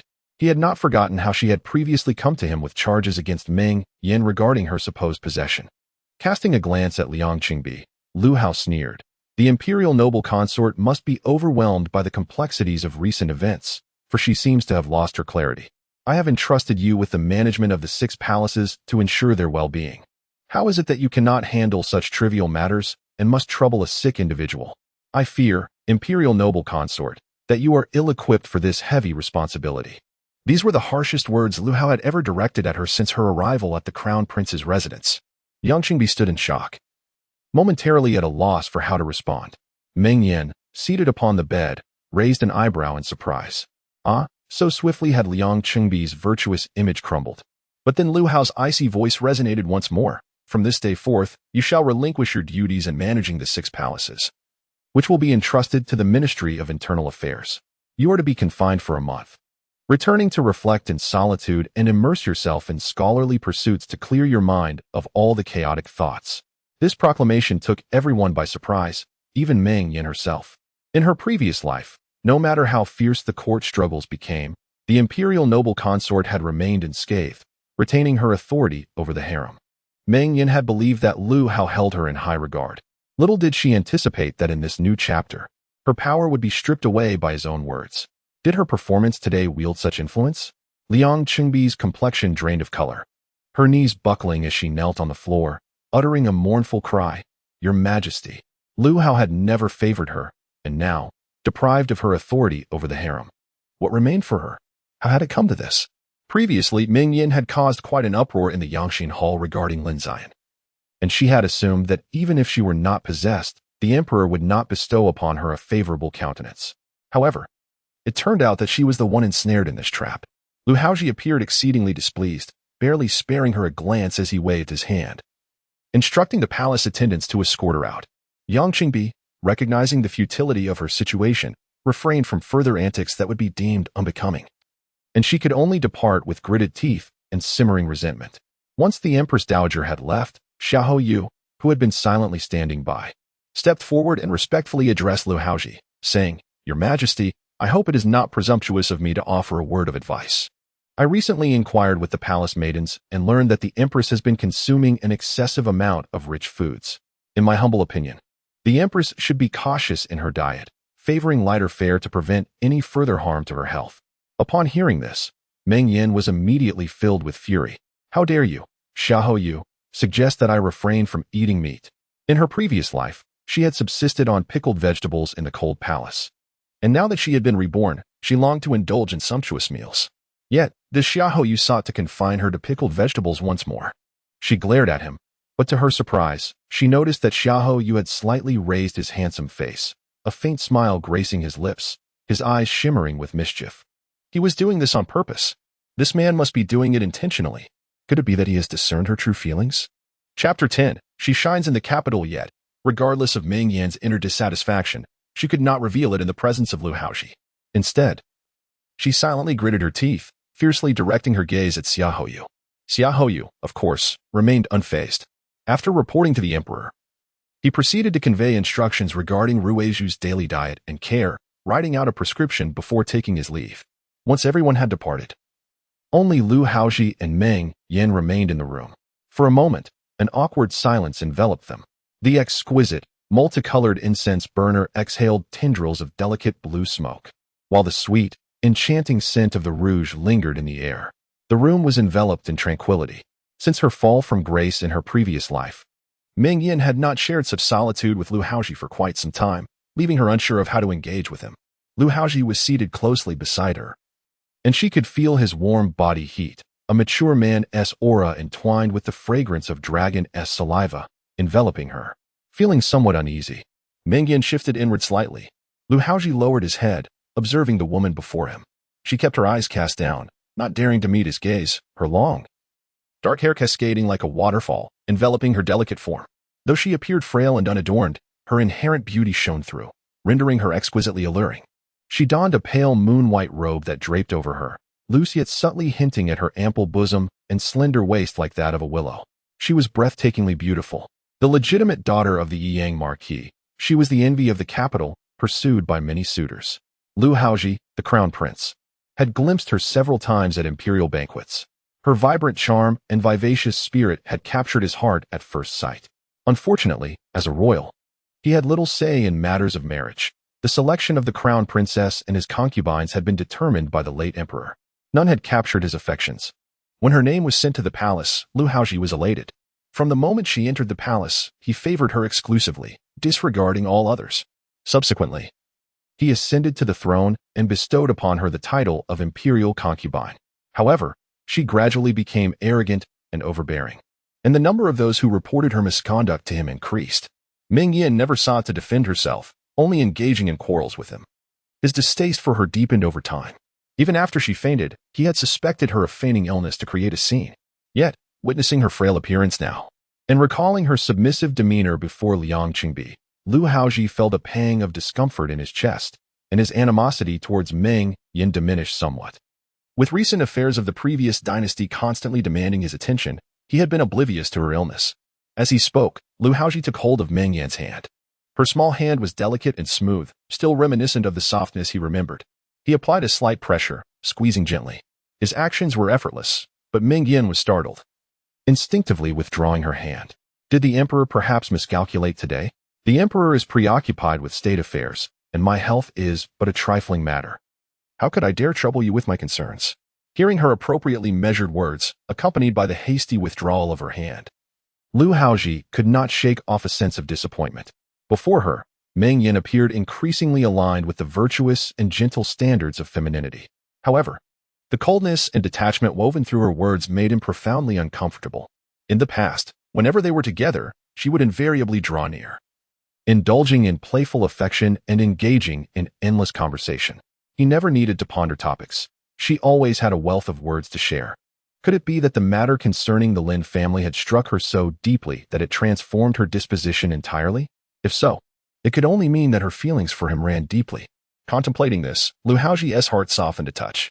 Unbeknownst to Meng Yan, she was oblivious to his inner musings. Had she been aware of his thoughts, she would undoubtedly roll her eyes in disdain, mocking Lu Haozhi for his shamelessness. Previously, in the garden, he had merely exchanged a few idle words with the Lin family, devoid of any ulterior motives. Lu Haozhi cleared his throat softly, feeling somewhat awkward as he spoke. Meng Yan was puzzled. What was the purpose of Lu Haozhi bringing this up? She distinctly remembered that whether in her past life or before her rebirth, when she confronted him, he had vehemently insisted that her concerns were none of her business. Tilting her head slightly, she noticed the awkward expression on Lu Haozhi's face, and to her astonishment, his ears were tinged with a hint of crimson. This was truly remarkable. Perhaps this young prodigy of the great Zhou was testing her? Meng Yan raised her delicate brows, responding with an increasingly gentle smile. Your Majesty, I have been at fault. As your consort, I should not have been so ignorant of propriety. I acknowledge my mistakes and shall not repeat them. Lin has already been considered for a position in your harem. It is merely a matter of time, nothing of significance. I have advised the Empress Dowager to place Lin in the Yongshou Palace. Since Lu Haozhi favored the virtuous, she would gladly play the part of a paragon, ensuring she had nothing to lose. Listening to her words, Lu Haozhi's heart grew heavy with unease. Was she truly feigning indifference, or had she genuinely moved on? My beloved consort, no matter what, you shall always be my cherished consort. The intimacy of that title sent chills down Meng Yan's spine. What was happening with Lu Haozhi? She raised her gaze in suspicion, yet in his deep, dark eyes, she found no trace of the familiar disdain she had come to expect. Momentarily dazed, it took her a moment to regain her composure. According to the narrative in the books, she was indeed the favored consort prior to Lin Yinrong's arrival in the harem. As the foremost consort, she had once been held in high esteem by Lu Haozhi. The tales, though limited in scope, could not encompass the entirety of her existence. She was a living woman with a complete life. Previously, she and Lu Haozhi had shared tranquil moments, watching the blossoms of spring and the falling leaves of autumn, listening to the summer rains and the winter snows. Yet, those memories felt distant, almost forgotten. But did that truly matter? Meng Yan pondered indifferently. After all, he was the protagonist of the story, and his heart undoubtedly belonged to Lin Yinrong. Their past affections were merely a backdrop. Besides, even if she remained the favored consort, Lu Haozhi still suspected her of feigning illness to deceive him, though, in truth, she was indeed pretending. Indeed, he was the protagonist, and she was the villainous supporting character. He had no reason to trust her. She decided it was futile to ponder the thoughts of Lu Haozhi and instead chose to be a harmonious and benevolent consort, reveling in the splendor of her status. After all, virtuous individuals are said to enjoy long lives, as evidenced by the conclusion of Liang Qingbi's narrative, is it not? With these thoughts in mind, Meng Yan disregarded Lu Haozhi and reclined directly onto the bed, pulling the quilt over her face, softly murmuring, I am fatigued, and the Emperor has state affairs to attend to. I dare not impose on His Majesty for long. Her actions, perceived by Lu Haozhi, appeared to him as a display of innocent charm. If you are indeed weary, I shall return to the Yongxin Palace and visit you another day, he remarked with a light chuckle before rising to depart. However, as he reached the door, a thought struck him, and he instructed the palace maid, Ruizhu. Ensure that the Empress takes her medicine on time. If she refuses, report to me at the Yongxin Palace. Hearing this, Meng Yan could not help but internally lament. Although she hailed from a family of physicians, she had always harbored a profound aversion to bitter medicine. This time, she was merely feigning illness. Yet Lu Haozhi insisted she take her medicine. Forbidden from indulging in rich foods, she was nonetheless compelled to consume the medicine. Was this a loss or a gain for her? Following this upheaval, the Changchun Palace experienced a day of tranquility. Indeed, her remaining meals were exchanged for plain congee and simple dishes. And even her palace's kitchen was ordered by Lu Haozhi to refrain from preparing lavish feasts, lest the esteemed consort hold them accountable. That evening, Ruizhu brought over the prepared medicinal soup. Upon inhaling its aroma, Meng Yan discerned that it was not a remedy for her supposed ailment, but rather a concoction aimed at warming the womb, invigorating the blood, and enhancing beauty. However, harboring resentment towards Xiaoyu for depriving her of the pleasures of food, She did not even glance at the bowl of medicine before pouring it into a potted orchid in her room. This matter was known to no one else. Ruizhu, being her trusted confidant and aware of her pretense of illness, would certainly not divulge the secret. That night, as Meng Yan slept soundly, she was abruptly awakened by the sound of a child's cries. Chapter 11. The Little Noble in the Palace in the Midst of a Dream. A piercing wail of a child jolted Meng Yan awake. Still groggy, she was drenched in cold sweat and called out, "Ruizhu." Today. It was Ruizhu's turn for the night watch. She lifted the curtain and, with concern in her eyes, asked, "Your Highness, do you feel unwell?" Meng Yan shook her head and inquired, "Whose cry is that?" After a moment of contemplation, Ruizhu replied, "It seems to be the Princess Hien next door. Over the past few days, I have heard from concubine Mei that the princess appears to be unwell." Hien princess? Meng Yan, still half asleep, struggled to grasp the situation. After a moment's thought, she suddenly clapped her hands. How could she have forgotten? This Hien princess was indeed a little noble in the palace. Her biological father was Prince Yi, the biological brother of Lu Haozhi. When Lu Haozhi executed the regent, Prince Yi had played a significant role, contributing greatly to the cause. Yet he fell victim to a poisoned arrow during the campaign and died shortly thereafter. In her grief, Princess Yi took her own life, leaving behind a young girl nicknamed Duku. Lu Haozhi, ever mindful of his father's kindness, naturally favored this young niece, bestowing upon her the title of Princess Hien when she was merely 3 years old and bringing her into the palace for upbringing. A child of such esteemed status was meant to enjoy the finest luxuries and protection within the palace. However, the absence of an empress and the prolonged retreat of the Dowager Empress to the Dingwa Temple meant that the highest-ranking consorts were merely the Empress Liang Qingbi and consort Meng Yan. Before the emperor could voice his thoughts, Liang Qingbi had already declared her inability to manage the 6 palaces due to her lack of maternal experience, fearing that she might neglect the princess. Consequently, Lu Haozhi entrusted the princess to Changchun Palace. Given Meng Yan's previous temperament, she was wholly devoted to Lu Haozhi and possessed little patience for nurturing a child who was not her own. Thus, she entrusted the care of Princess Hien to the compliant concubine Mei. Concubine Mei had long been without favor, merely surviving in the palace under the shade of Changchun Palace. While she outwardly obeyed Meng Yan, her inner thoughts were of a different nature. Princess Hien, though noble, was not the daughter of the emperor, and her future remained uncertain. Moreover, the young girl, likely traumatized by her family's tragic fate, was rendered mute and unable to voice her grievances, leading concubine Mei to treat her harshly in private. Meng Yan recalled that, according to the plot, Lin Yanrong would later discover the princess's mistreatment and bring it to the emperor's attention. Naturally, Lu Haozhi would be enraged, confining concubine Mei for 3 months, while the little princess would be taken under Lin Yanrong's care. Yet, concubine Mei, who had directly raised the princess, faced little punishment. Lin Yanrong even advocated for her, claiming that concubine Mei was merely acting under the pressure of the noble consort's authority and had no choice but to comply. Reflecting on this now, did these two truly not conspire together? Was Lin Yanrong's discovery of the princess's plight not tinged with ulterior motives? It was laughable that in her past life, under the weight of the plot, her intelligence had again plummeted, leaving her oblivious to the truth. That wretched book had scolded her mercilessly, accusing her of lacking humanity for inflicting such cruelty upon a child. What did that have to do with her? She cannot be said to have treated the princess well, yet she has never cared for her even for a single day. It is Mei Pin who has been the nurturing mother, and she remains unscathed. Must she bear all the blame simply because she plays the role of the villainous supporting character? The long night was eerily silent, pierced only by the sharp cries of the little princess, like a steel blade slicing through the darkness, sending chills through her heart. Meng Yan sat up, gently pressing her temples with her hands, and instructed, "Ruizhu, go to Mei Pin and bring back Princess Hien." Ruizhu was somewhat taken aback. Usually, the mistress was most impatient with the antics of children. However, upon reflection, she noted that the mistress's demeanor had changed considerably today. So she asked no further questions and agreed to carry out the task. Meng Yan then donned a robe, stepped out of bed, and walked to the window in her embroidered slippers. Pushing the window open, she gazed out and found the night cool as water. With the bright moon hanging in the sky and stars scattered like a flowing river, invigorating her spirit, though the future remained uncertain.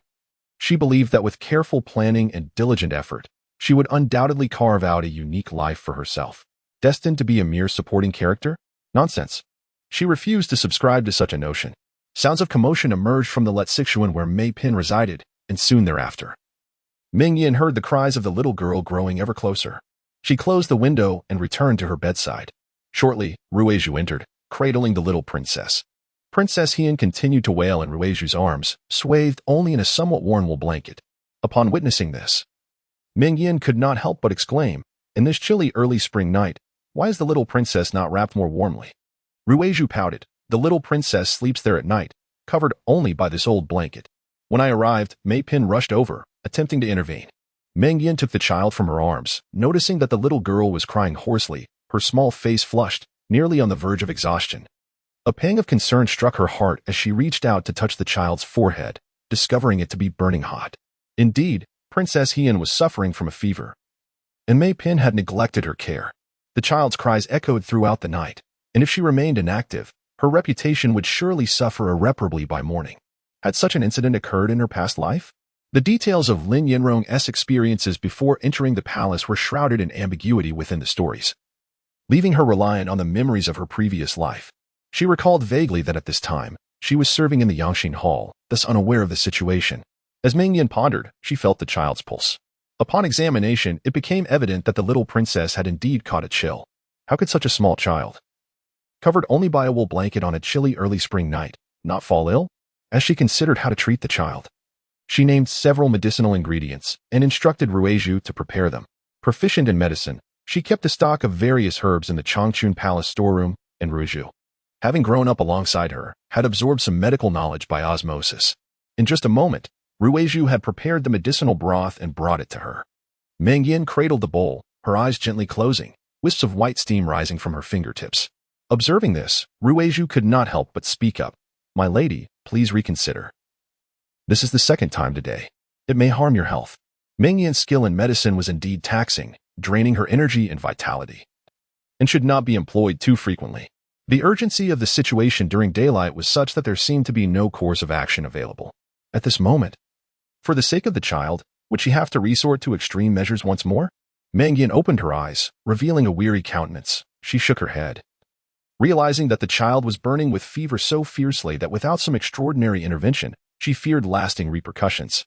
Reflecting upon her past life, she recalled that Princess Hien had not been particularly astute. She gently cooled the medicine and administered it to the little princess. After consuming the potion, the princess's feverish redness gradually subsided, allowing her to drift into a tranquil slumber. Meng Yan checked the child's pulse again, relieved to find the coldness within her receding. Seated by the bedside, she gazed at the sleeping child, a cherubic face with rosy cheeks, chubby little arms akin to lotus stalks, and a mouth that occasionally bubbled with soft sighs. The porcelain-like beauty of the child stirred something tender within her heart. In her previous life, she had once carried a child, only to lose it amidst the turmoil of court intrigues. Despite her exceptional medical skills, she had been powerless to save her own offspring. And ever since, she had spiraled into despair. Lin Yanrong had accused her of being a vicious woman unworthy of motherhood, claiming divine retribution had reclaimed her child. Was she truly as malevolent as they said? Other than her jealousy and rivalry with Lin Yanrong over men, what other sins had she committed? Meng Yan pondered in confusion. This matter no longer brought her anguish, only a sense of regret. She gently caressed the little princess's forehead, and perhaps sensing the warmth of her palm, the child broke into a sweet smile in her dreams. Meng Yan kept vigil over Princess Hien throughout the night. Despite Ruizhu's insistence that she rest while she took over, she refused, perhaps driven by a desire to atone for the loss of the child she could not keep. It was not until dawn broke that fatigue overwhelmed her, and she succumbed to sleep at the bedside. When Lu Haozhi entered the room, this was the scene that met his eyes. Chapter 12. The application of eye medicine this morning. Lu Haozhi was greeted by an eager concubine who reported that Princess Hien had wept sorrowfully throughout the night, unattended. Princess Hien is the only surviving heir of Lu Haozhi's mother and her brother, and the Prince Yi, who died in battle for Lu Haozhi, cherished this little niece as his own. Upon hearing this news, he immediately set out for Changchun Palace. Deep down, he understood that Meng Yan was impatient and lacked the temperament to nurture a child. However, there were no suitable concubines in the palace to fulfill the role of the princess's caretaker. Furthermore, having previously bestowed great favor upon Meng Yan, he had high hopes for her, which led him to entrust Princess Hien to her care. Yet now, witnessing such a situation unfold, Lu Haozhi felt a pang of disappointment mixed with a simmering anger. As he crossed the threshold into the inner chamber, he beheld the little princess peacefully slumbering on her bed, her delicate face pale yet rosy. exuding an air of tranquility that belied any mistreatment. In contrast, Meng Yan lay draped in a sheer nightgown, fast asleep beside the bed. The soft morning light filtered through, casting a gentle glow upon her, as if she radiated a maternal warmth. The room was filled with a serene and comforting atmosphere. Lu Haozhi stood there in silence, absorbed in the scene before him. Nearby, Ruizhu observed the emperor's expression and whispered, "Last night, the princess had a severe fever in Sichuan." Upon learning this, the empress ordered her attendants to bring the little princess here and personally prepared soup and medicine, watching over her throughout the night. It was only after the fever subsided that the princess was able to sleep soundly. The empress, already unwell, was advised to rest. But she could not bear to leave the young princess unattended in her illness, insisting on staying by her side. Exhausted from a night of vigil, she succumbed to slumber. Ruizhu, having served alongside Meng Yan for many years, was astute and aware of the dynamics at play. Knowing the empress had toiled through the night, she seized the opportunity to ensure that the empress's efforts were not in vain. Cleverly, she refrained from mentioning the name of Mei Pin, instead highlighting Sichuan, thus avoiding the implication of direct accusation while simultaneously portraying Meng Yan as innocent and blameless. Observing the scene before him and hearing the maid's report, the anger that had initially surged within Lu Haozhi dissipated, replaced by a sense of compassion. He strode forward and, without hesitation, lifted Meng Yan into his arms. Turning to leave, those waiting outside were taken aback to witness the emperor personally carrying the empress. Particularly, the chief eunuch, Rong'an, who had served Lu Haozhi for many years, was astounded. Such an act of humility towards a concubine was unprecedented. This emperor, who had always held himself aloof and proud, had never before displayed such regard, even towards favored consorts. Reflecting on the previous day when the emperor had assigned Dr. Xiahou to attend to the empress, and now tenderly cradling her as if she were a treasured jewel, it was evident that her position in the emperor's heart was significant. In recent days, rumors had circulated within the palace that the empress had fallen out of favor due to the incident involving Lin Xuanyang, but it seemed those whispers were unfounded. Xiahou was also waiting outside and, upon witnessing Lu Haozhi carrying Meng Yan, his expression briefly betrayed a hint of surprise before returning to its usual composure. Lu Haozhi gently cradled Meng Yan and stepped into the west wing, carefully placing her on the bed and pulling a brocade quilt over her. Meng Yan was in a deep slumber, utterly unaware, her delicate nose slightly wrinkling, rendering her endearingly playful. Lu Haozhi's gaze was heavy as he leaned down to bestow a tender kiss upon her forehead before quietly retreating outside. Upon exiting, he instructed the maidservants to attend to the imperial concubine with utmost care, then summoned Xiahou to tend to Princess Hian. Xiahou, dutifully compliant, entered the inner chamber, kneeling by the bedside to check the princess's pulse. As he felt her heartbeat, he immediately frowned, silently lamenting her neglect of her own well-being. "Is there something amiss with the princess?" Lu Haozhi inquired, noticing Xiaohu's troubled expression. Rising, Xiahou bowed respectfully to the emperor, reporting, "Your Majesty, the princess has caught a chill and has delayed seeking treatment, resulting in a severe illness. If not addressed promptly, she may suffer lasting repercussions." Upon hearing this, Lu Haozhi's handsome features darkened, resembling an impending storm. Observing the emperor's countenance, Xiahou managed a gentle smile, reassuringly saying, "Rest assured, Your Majesty. The imperial concubine has administered appropriate care last night, and the princess is now out of danger. A few more days of nurturing will suffice for her recovery." Only then did Lu Haozhi's expression return to calm. Casting a sidelong glance at Xiahou, he retorted, "That troublesome wheezing of yours. Go home and take your medicine, and see to it properly." Xiahou could only smile wryly and nod in agreement, knowing all too well the repercussions of teasing the emperor. As their conversation continued, a voice suddenly called from within the chamber, "The princess has awakened." At this, Lu Haozhi hastened his steps. Xiahou momentarily paused, then instinctively took a step forward, only to abruptly withdraw, his clear eyes reflecting a hint of disappointment. This was not a realm he was meant to enter. Meng Yan, having endured a long night, slept heavily and was startled to find herself in bed, noticing the absence of the little princess. She hastily attempted to rise and search for her. Where has Duku gone? Though only one night had passed, the little girl had taken root in her heart, stirring her with concern. Ruizhu quickly intercepted her. "Do not fret, Your Highness. The princess is soundly asleep inside, and the emperor has arrived." As her words fell, Lu Haozhi entered the room. "My beloved, I have instructed Xia Houyu to treat the princess. There is no need for you to worry. While he spoke, his gaze fell upon Meng Yan's bare feet. Driven by her urgency to find the princess, she had leapt to the ground barefoot, her small feet resembling delicate white jade, charmingly graceful. Lu Haozhi's eyes darkened slightly, and he involuntarily swallowed hard. Unaware of his gaze, Meng Yan returned to bed, pulling the quilt over her beauty. Lu Haozhi found himself bemused at his own reaction. What had come over him? Meng Yan had been his consort for several years, yet in these past days, he found himself increasingly captivated by her allure. Perhaps it was simply that he had not favored her in a long while. My beloved? Meng Yan squinted her eyes in drowsiness. The titles he bestowed upon her, Imperial concubine, beloved, Yinner, seemed to leap with a newfound fervor each passing day. However, it is sufficient that he harbors no ill feelings towards her, for her life and fortune rest precariously in his hands. Unaware of the emperor's arrival, she humbly beseeched, I hope his majesty will forgive me. Meng Yan did not lift her gaze. Lu Haozhi approached and seated himself beside her, softly remarking, You have yet to fully recover. It would be prudent to delegate these matters to your subordinates, lest you further strain yourself. Meng Yan internally rolled her eyes. Was this not a mere platitude? Entrusting the palace maids with her care would only lead to accusations of negligence on her part.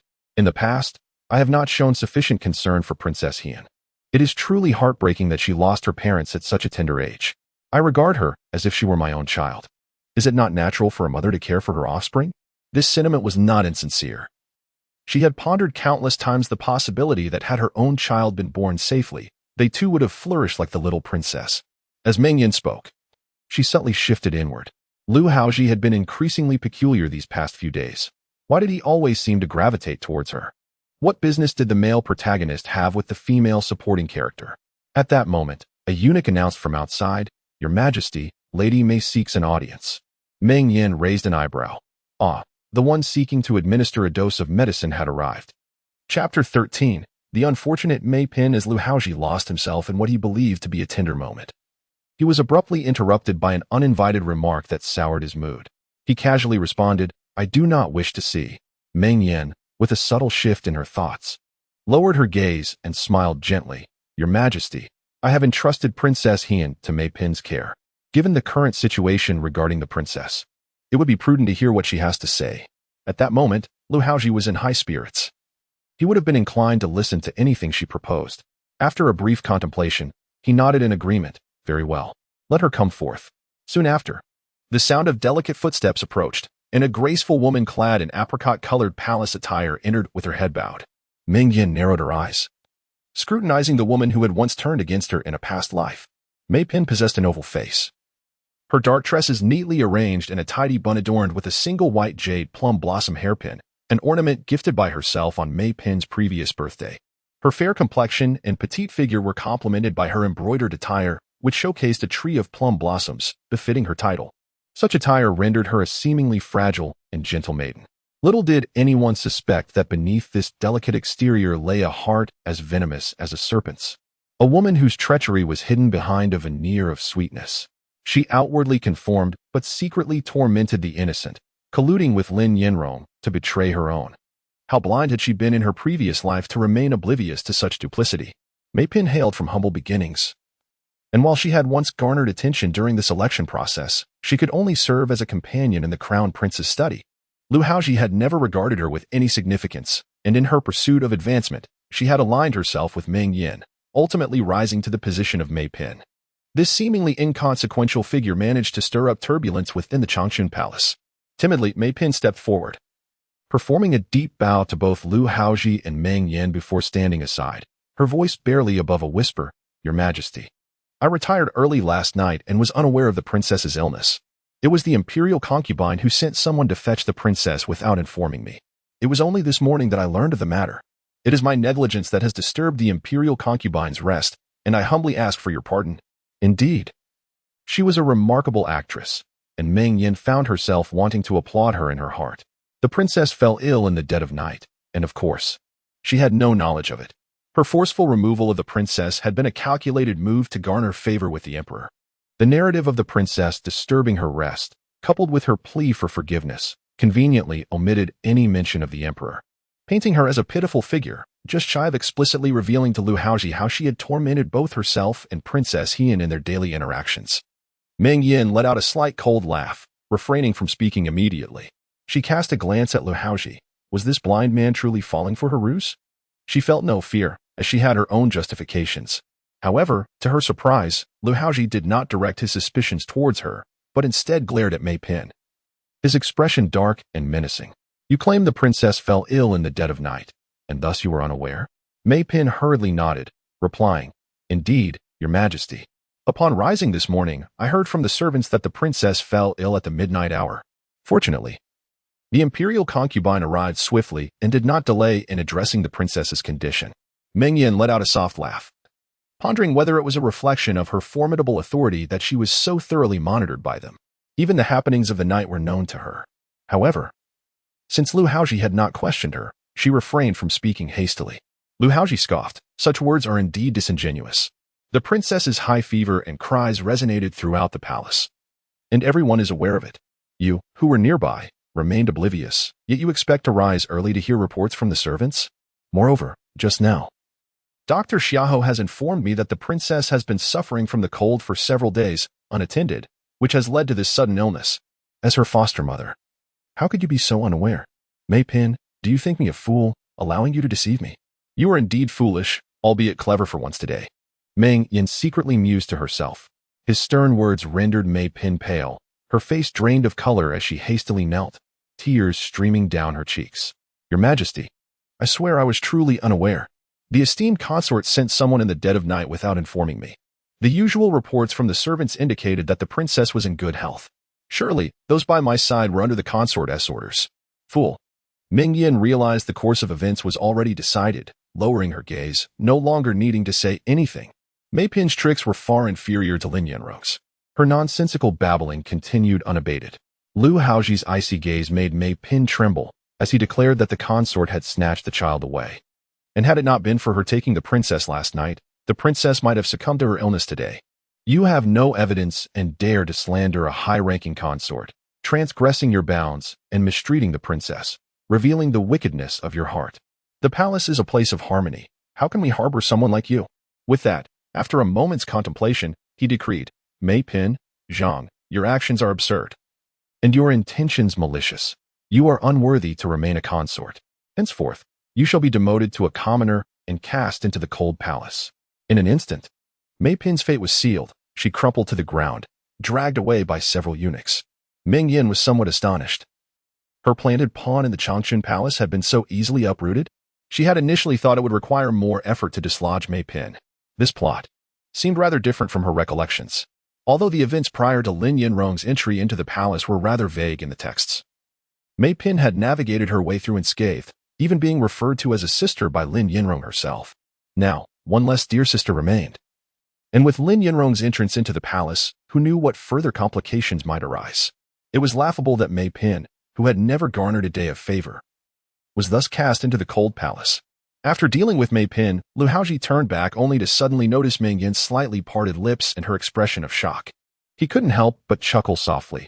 The previously fierce Meng Yan appeared quite playful like a young girl. Realizing his gaze upon her, Meng Yan came to her senses. With Mei Pin dismissed, should she not also make a show of herself? Your Majesty, while it is true that this matter rests solely with Mei Pin, I, as the head of the Changchun Palace, have been remiss in my duties regarding the princess's daily circumstances. I humbly beseech your Majesty to impose punishment upon me. This statement is not entirely perfunctory. Observing the little princess tormented by illness last night, she truly felt a profound sense of guilt. However, to Lu Haozhi, this display naturally painted her as increasingly gentle and virtuous. Mei Pin, with a heart as cold as a serpent's, treated the princess harshly. Any matters concerning her were kept hidden, leaving no room for reproach on your part. How rare it is, indeed, for Lu Haozhi to be blinded by folly on this occasion.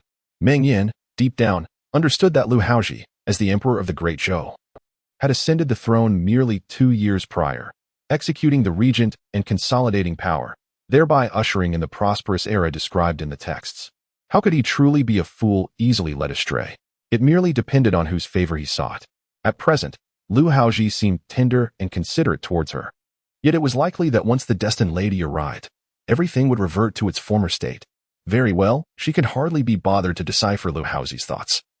As long as she could live a life of peace and wealth, that sufficed. Though the two were alone in a room, their thoughts diverged vastly. After the passage of half a tea's worth of time, Ronan came to report that the Minister of Revenue had urgent matters to discuss, thus summoning Lu Haozhi. Just as Lu Haozhi had departed, Ruizhu arrived to announce, "Your Highness, Dr. Xiahou awaits outside to take your pulse." Xiahou? The mention of him filled Meng Yan with a surge of indignation. Chapter 14, Unfathomable Past? It is all this Xiaohu's fault that she spent yesterday consuming nothing but plain congee and simple dishes. With a mere command from Lu Hao, the Imperial tea kitchen would naturally cease to send any meat dishes to the Changchun Palace. Even the small kitchen within the palace was ordered by Lu Hao to refrain from preparing any elaborate meals, lest they inadvertently harm the empress and lose their heads. Thus, apart from the bowl of yellow bud chicken congee she consumed upon waking, Meng Yan spent the entire day subsisting on plain rice porridge. The source of her culinary deprivation was none other than Xiahou, who even dared to come and see her. Do not come. This palace can cure itself. Without a moment's hesitation, Meng Yan waved her hand, intending to dismiss Xiahou. Ruizhu, with a troubled expression, stammered, "Your Highness, Doctor." Xiao stated that if you refuse to see him, he fears he must report the matter truthfully to His Majesty at Yangqing Palace. Meng Yan's delicate face twisted in displeasure. A breath of frustration caught in her chest. This Xiahou truly was audacious. Yet, how could he presume she would be unwilling to meet him? Remembering his ambiguous smile from the previous day and the prescription he had provided, Meng Yan steadied her thoughts and replied, "If he insists on seeing this palace, then let him enter." Ruizhu complied and stepped outside to convey the message. Moments later, a steady cadence of footsteps echoed, and the gentle, jade-like figure of the man entered. Xiahou advanced slowly, lifting the hem of his garment, and formally bowed deeply before Meng Yan. She regarded him coldly and remarked, "Dr. Xia, you possess quite the audacity. I express my desire not to see you. And yet you intend to report me?" Xiahou's fair and handsome face bore a serene smile. "Your Highness misjudges me. I am merely concerned for your health. Should you persist in avoiding medical attention, I would have no choice but to inform His Majesty." His words, indeed, contained no fault. Meng Yan clenched her teeth and turned her face away, almost unwilling to look at him. This Xiahou seemed determined to be a thorn in her side, as if fate had conspired against them. However, in her current predicament, she had little choice but to expedite the examination, hoping to send him away swiftly. Ruizhu placed a soft pillow behind her and draped a handkerchief over her wrist. Xiahou observed the delicate wrist adorned with a string of pearls, enhancing the smoothness of her skin. He reached out to touch it. Meng Yan averted her gaze, unwilling to meet his eyes. After a moment, Xiahou withdrew his hand and softly said, "Your Highness, you did not take the medicine I prescribed yesterday, did you?" Meng Yan recognized his medical prowess, likely rivaling that of her maternal grandfather. She resigned herself to the truth. What of it? Did her consumption of medicine require his approval? Xiahou's smile remained unwavering as he gazed into Meng Yan's eyes, a flicker of light dancing within his own. "In that case, I must inform His Majesty that your Highness is in good health." He did not comprehend why Meng Yan insisted on feigning illness, but one thing was certain. She would not wish for her ruse to be uncovered. Meng Yan inhaled sharply, glaring at Xiahou. "Xiahou, how dare you threaten this palace?" Xiahou smiled faintly. "I dare not presume. My only concern is for Her Highness." He lowered his voice to a whisper meant solely for her ears. "Your Highness, utilizing your spiritual veins twice a day may deplete your vital energy. My prescription is most effective for nourishing the body, restoring vitality, and with prolonged use, it can enhance beauty and prolong life. You are well versed in medical knowledge. It is surprising that you refuse to take it. Take your medicine? I fear it may leave me incapacitated." Meng Yan was acutely aware from their previous encounters that Xiahou was a cunning and astute fox. In her past life, despite having no grievances with him, he had invariably supported Lin Yanrong, causing her endless troubles. She could hardly believe that in this life he would suddenly develop a conscience and benevolently come to her aid. "Speak plainly. What are your true intentions? Or do you seek something from me?" Meng Yan preferred directness, especially when dealing with someone as clever as he. To her surprise, Xiahou's expression dimmed slightly, revealing a hint of sadness. Meng Yan found this odd. Having rummaged through her memories without uncovering any deeper connection with him, was it possible they shared a past unknown even to her? The fleeting sadness on Xiahou's face vanished as he spoke calmly. "A few days ago, your Highness fainted in the Yangqin Hall. My young apprentice accompanied physician Zhang to treat you.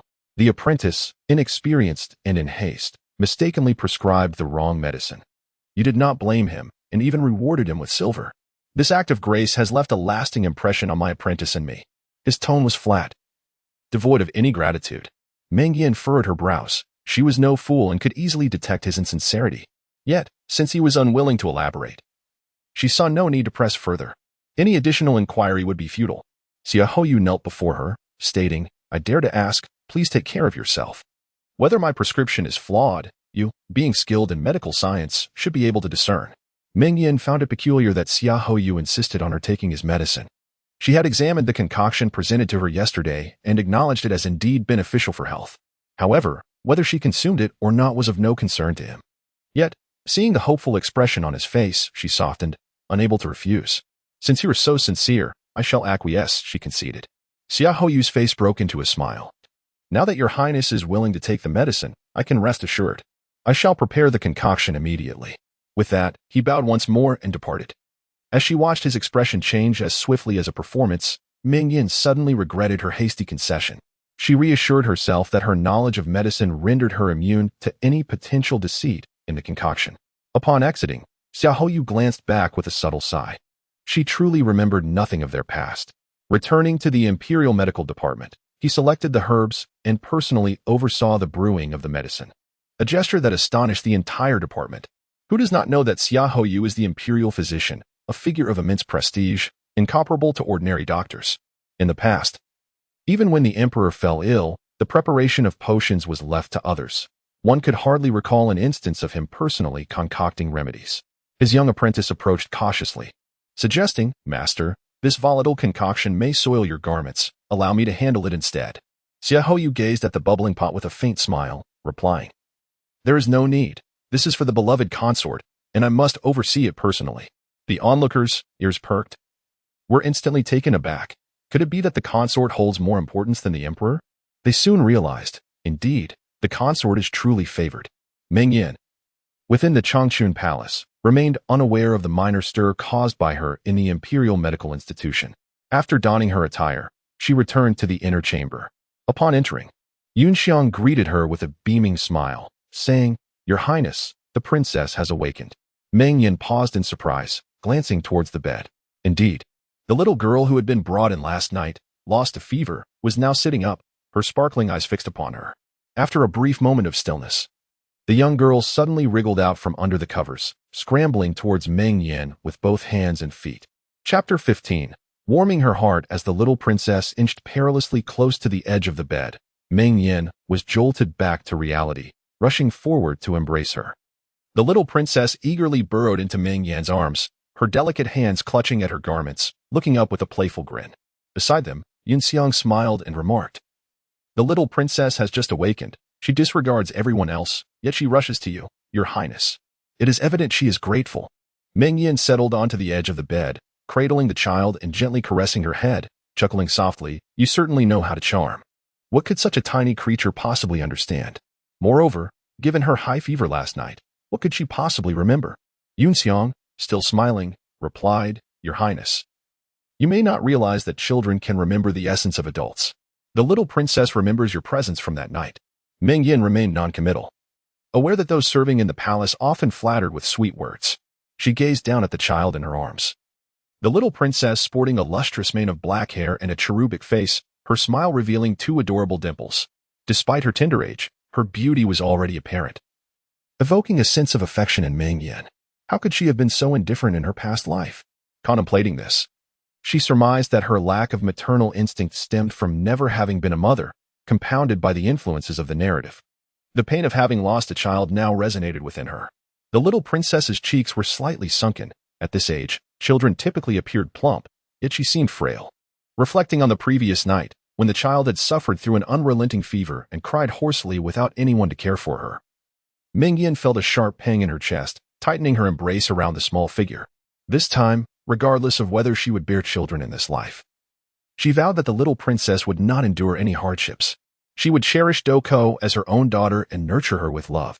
In her past life, Lin Yanrong garnered praise in the palace for caring for the little princess, even receiving commendation from the Empress Dowager, who typically held the consorts in disdain, lauding her intelligence and maternal grace.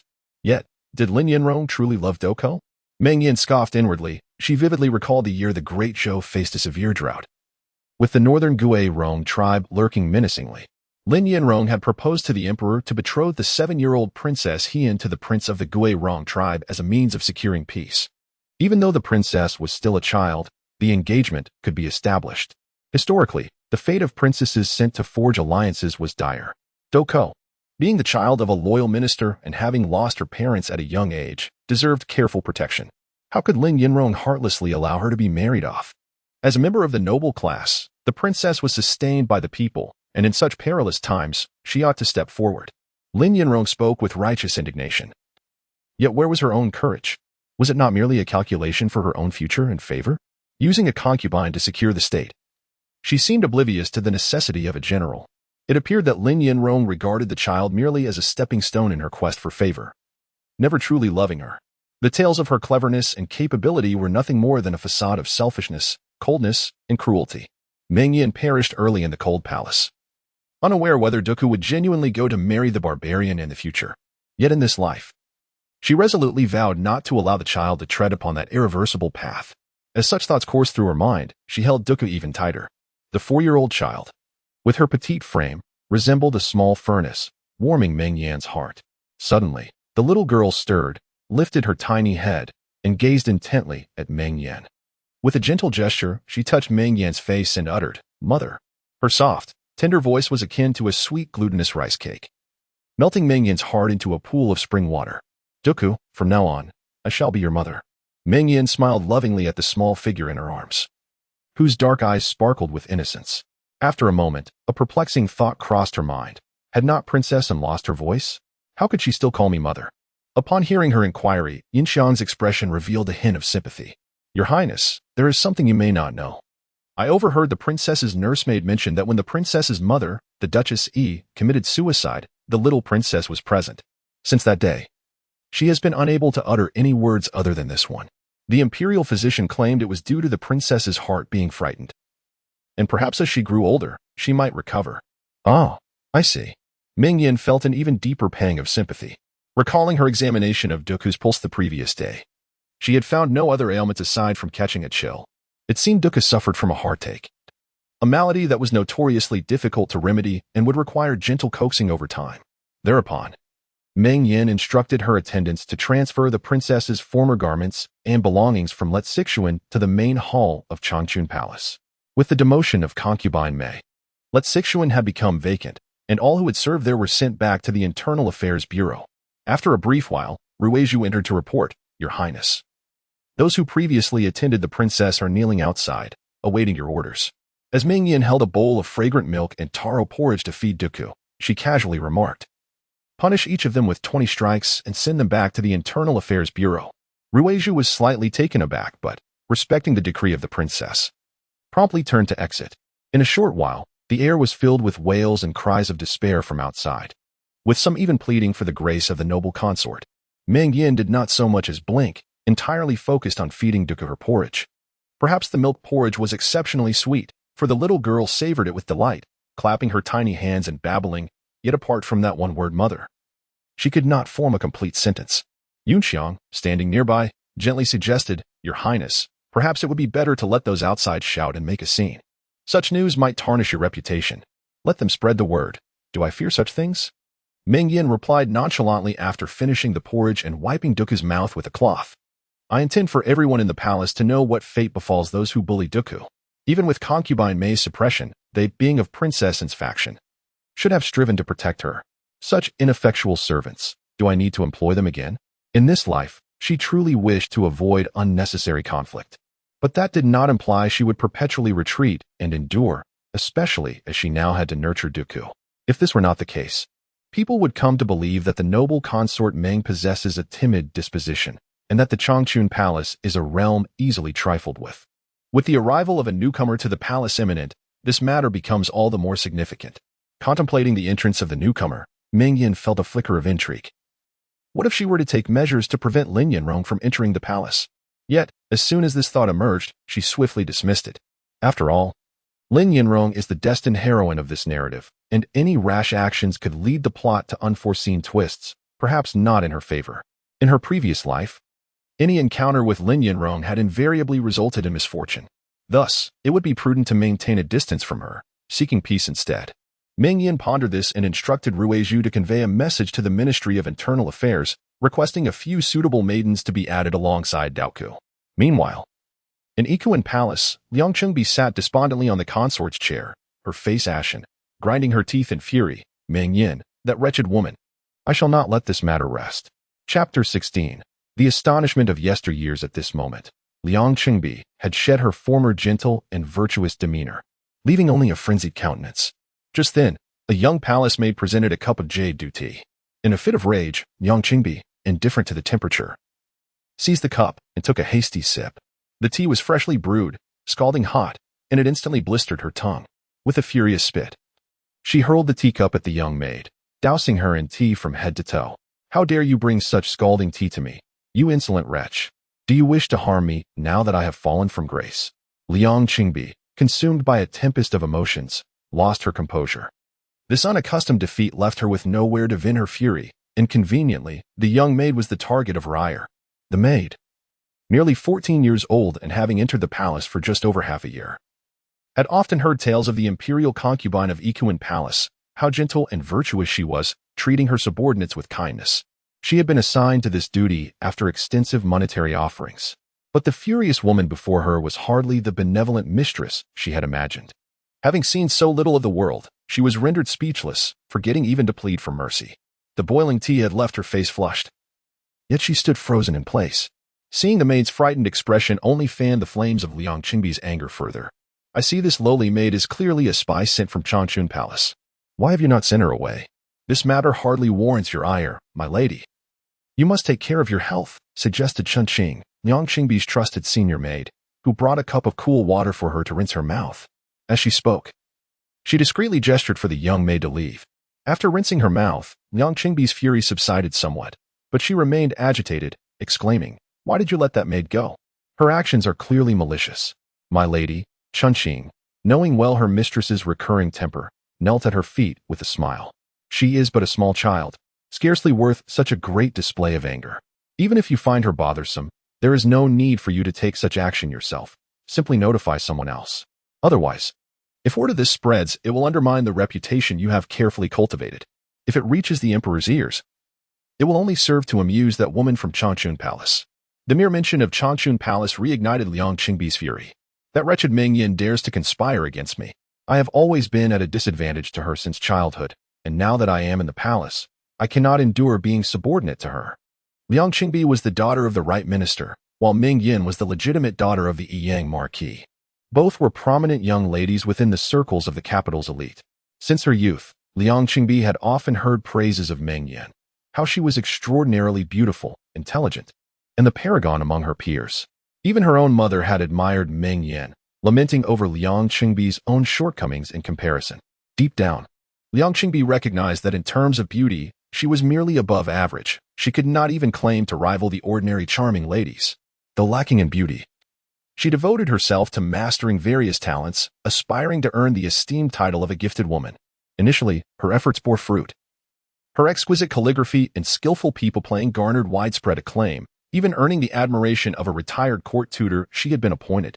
However, during the grand celebration of the Empress Dowager's 50th birthday, Meng Yan captivated the audience with her self-composed Kongho piece, Celebration of the Blossoming Feast, drawing all eyes upon her and leaving no one to recall her earlier pipa performance. It was then that Liang Qingbi first beheld Meng Yan, at merely 14. In her tender youth, adorned with a white jade circlet and draped in a resplendent garment embroidered with butterflies, she radiated an enchanting beauty. On that day, amidst a gathering of ladies, all adorned in gold and silver finery, Meng Yan stood out with an undeniable elegance. The Empress Dowager bestowed upon her a jade ruby, hinting that, regrettably, the choice for the crown prince's consort had already been made. Was this not a subtle implication that, under different circumstances, Meng Yan herself might have been the chosen one for the crown prince? Even Lu Haozhi, the crown prince at the time, regarded Meng Yan with a gaze tinged with admiration. This pierced Liang Qingbi's heart like a dagger. It was Lu Haozhi who had previously praised her people playing. Yet now he was utterly enchanted by Meng Yan. Since childhood, her parents had instilled in her the notion that she was destined to marry the crown prince. Liang Qingbi harbored secret affections for Lu Haozhi, tirelessly cultivating her presence, only for a single banquet to unravel all her efforts. After the selection of talents, they both remained in the prince's palace. Yet, Lu Haozhi showered his affections solely upon Meng Yan, neglecting Liang Qingbi entirely. Consumed by resentment and jealousy, Liang Qingbi's temperament grew increasingly erratic. Her trusted maid, Chunqing, attempted to console her. Do not be disheartened by Meng's fleeting triumph. Youth and favored status often breed arrogance.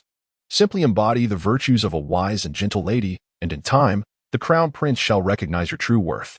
Thus, Liang Qingbi diligently cultivated her virtues, publicly presenting herself as benevolent while secretly plotting against Meng Yan, ultimately earning the title of a virtuous consort. Of course, aside from her closest confidants, no one suspected that the outwardly gentle and refined empress was, in truth, a tempestuous soul.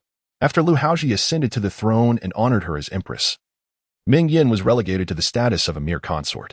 Liang Qingbi believed her fortunes had finally turned, only to find that Meng Yan, seemingly awakened, had orchestrated a significant downfall for her. Today, she dared to report to the emperor that Meng Yan had fallen under some malevolent influence, reasoning that Meng Yan's recent erratic behavior had caused Lu Haozhi's growing disdain for her. Human nature is such that once a prejudice takes root, it becomes a fertile ground for manipulation. Yet, who could have predicted that Meng Yan would undergo such a drastic transformation, even sharpening her wits, leading to Liang Qingbi being commanded to remain confined by the emperor himself? This was a humiliation she had never before experienced since becoming empress. Liang Qingbi even suspected that Meng Yan had feigned her earlier demeanor to ensnare her. Chunqing, how many days until this newcomer enters the palace? Liang Qingbi, a seasoned inhabitant of the palace, quickly regained her composure after a brief display of temper and thoughtfully inquired. Chunqing smiled softly, responding to her highness.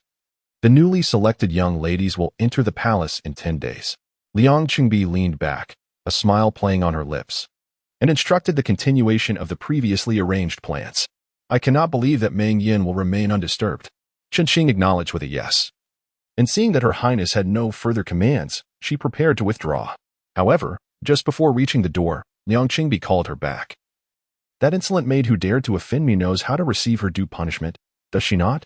Chunqing paused momentarily, letting out a slight sigh within, and softly affirmed before departing to carry out her task. A deeper smile blossomed in Liang Qingbi's eyes as her delicate hands caressed the armrest. Meng Yan, you cannot always hold the upper hand. In the Changchun Palace, Meng Yan was observing flowers with Duku in the corridor. As the spring breeze warmed, the courtyard's peach and apricot blossoms erupted in full bloom, a delightful display of pink and white. Duku, having caught a chill, had been under the care of the skilled healer Meng Yan for several days and was now fully recovered, her spirit revitalized, revealing the lively exuberance of a young girl. She flitted from tree to tree, gathering blossoms and chasing birds, laughter ringing through the air. Meng Yan, seated on a yellow pearwood lounge chair brought by the palace attendants, watched with a smile. The spring sunlight was bright, and the lively little girl was enjoying her carefree existence. Was this not far superior to the scheming battles depicted in books? Why had she ever thought otherwise? Just as she contemplated calling Duku back to wipe her face, a report came from below. Your Highness, Chief Eunuch Kong Fuguei of the Naiwafu has come to seek an audience. Meng Yan raised an eyebrow at this unexpected news. It was indeed unusual. The Naiwafu had always heeded the commands of the Ikuan Palace. What brought him to her today? Ruizhu offered a suggestion from the side. Your Highness, is it not true that the Imperial noble consort is under house arrest? Currently, you are the highest authority in the palace. You should listen to what he has to say. Meng Yan nodded in consent to the audience. Moments later, the rotund figure of Kong Fuguei hurriedly appeared before Meng Yan. He knelt and saluted, his face adorned with a broad smile. This humble servant pays his respects to the noble consort. Regarding the matters of the new ladies entering the palace, I seek your Highness's instructions. Chapter 17. She only desires a life of comfort initially. Meng Yan was somewhat taken aback, but she quickly grasped the situation.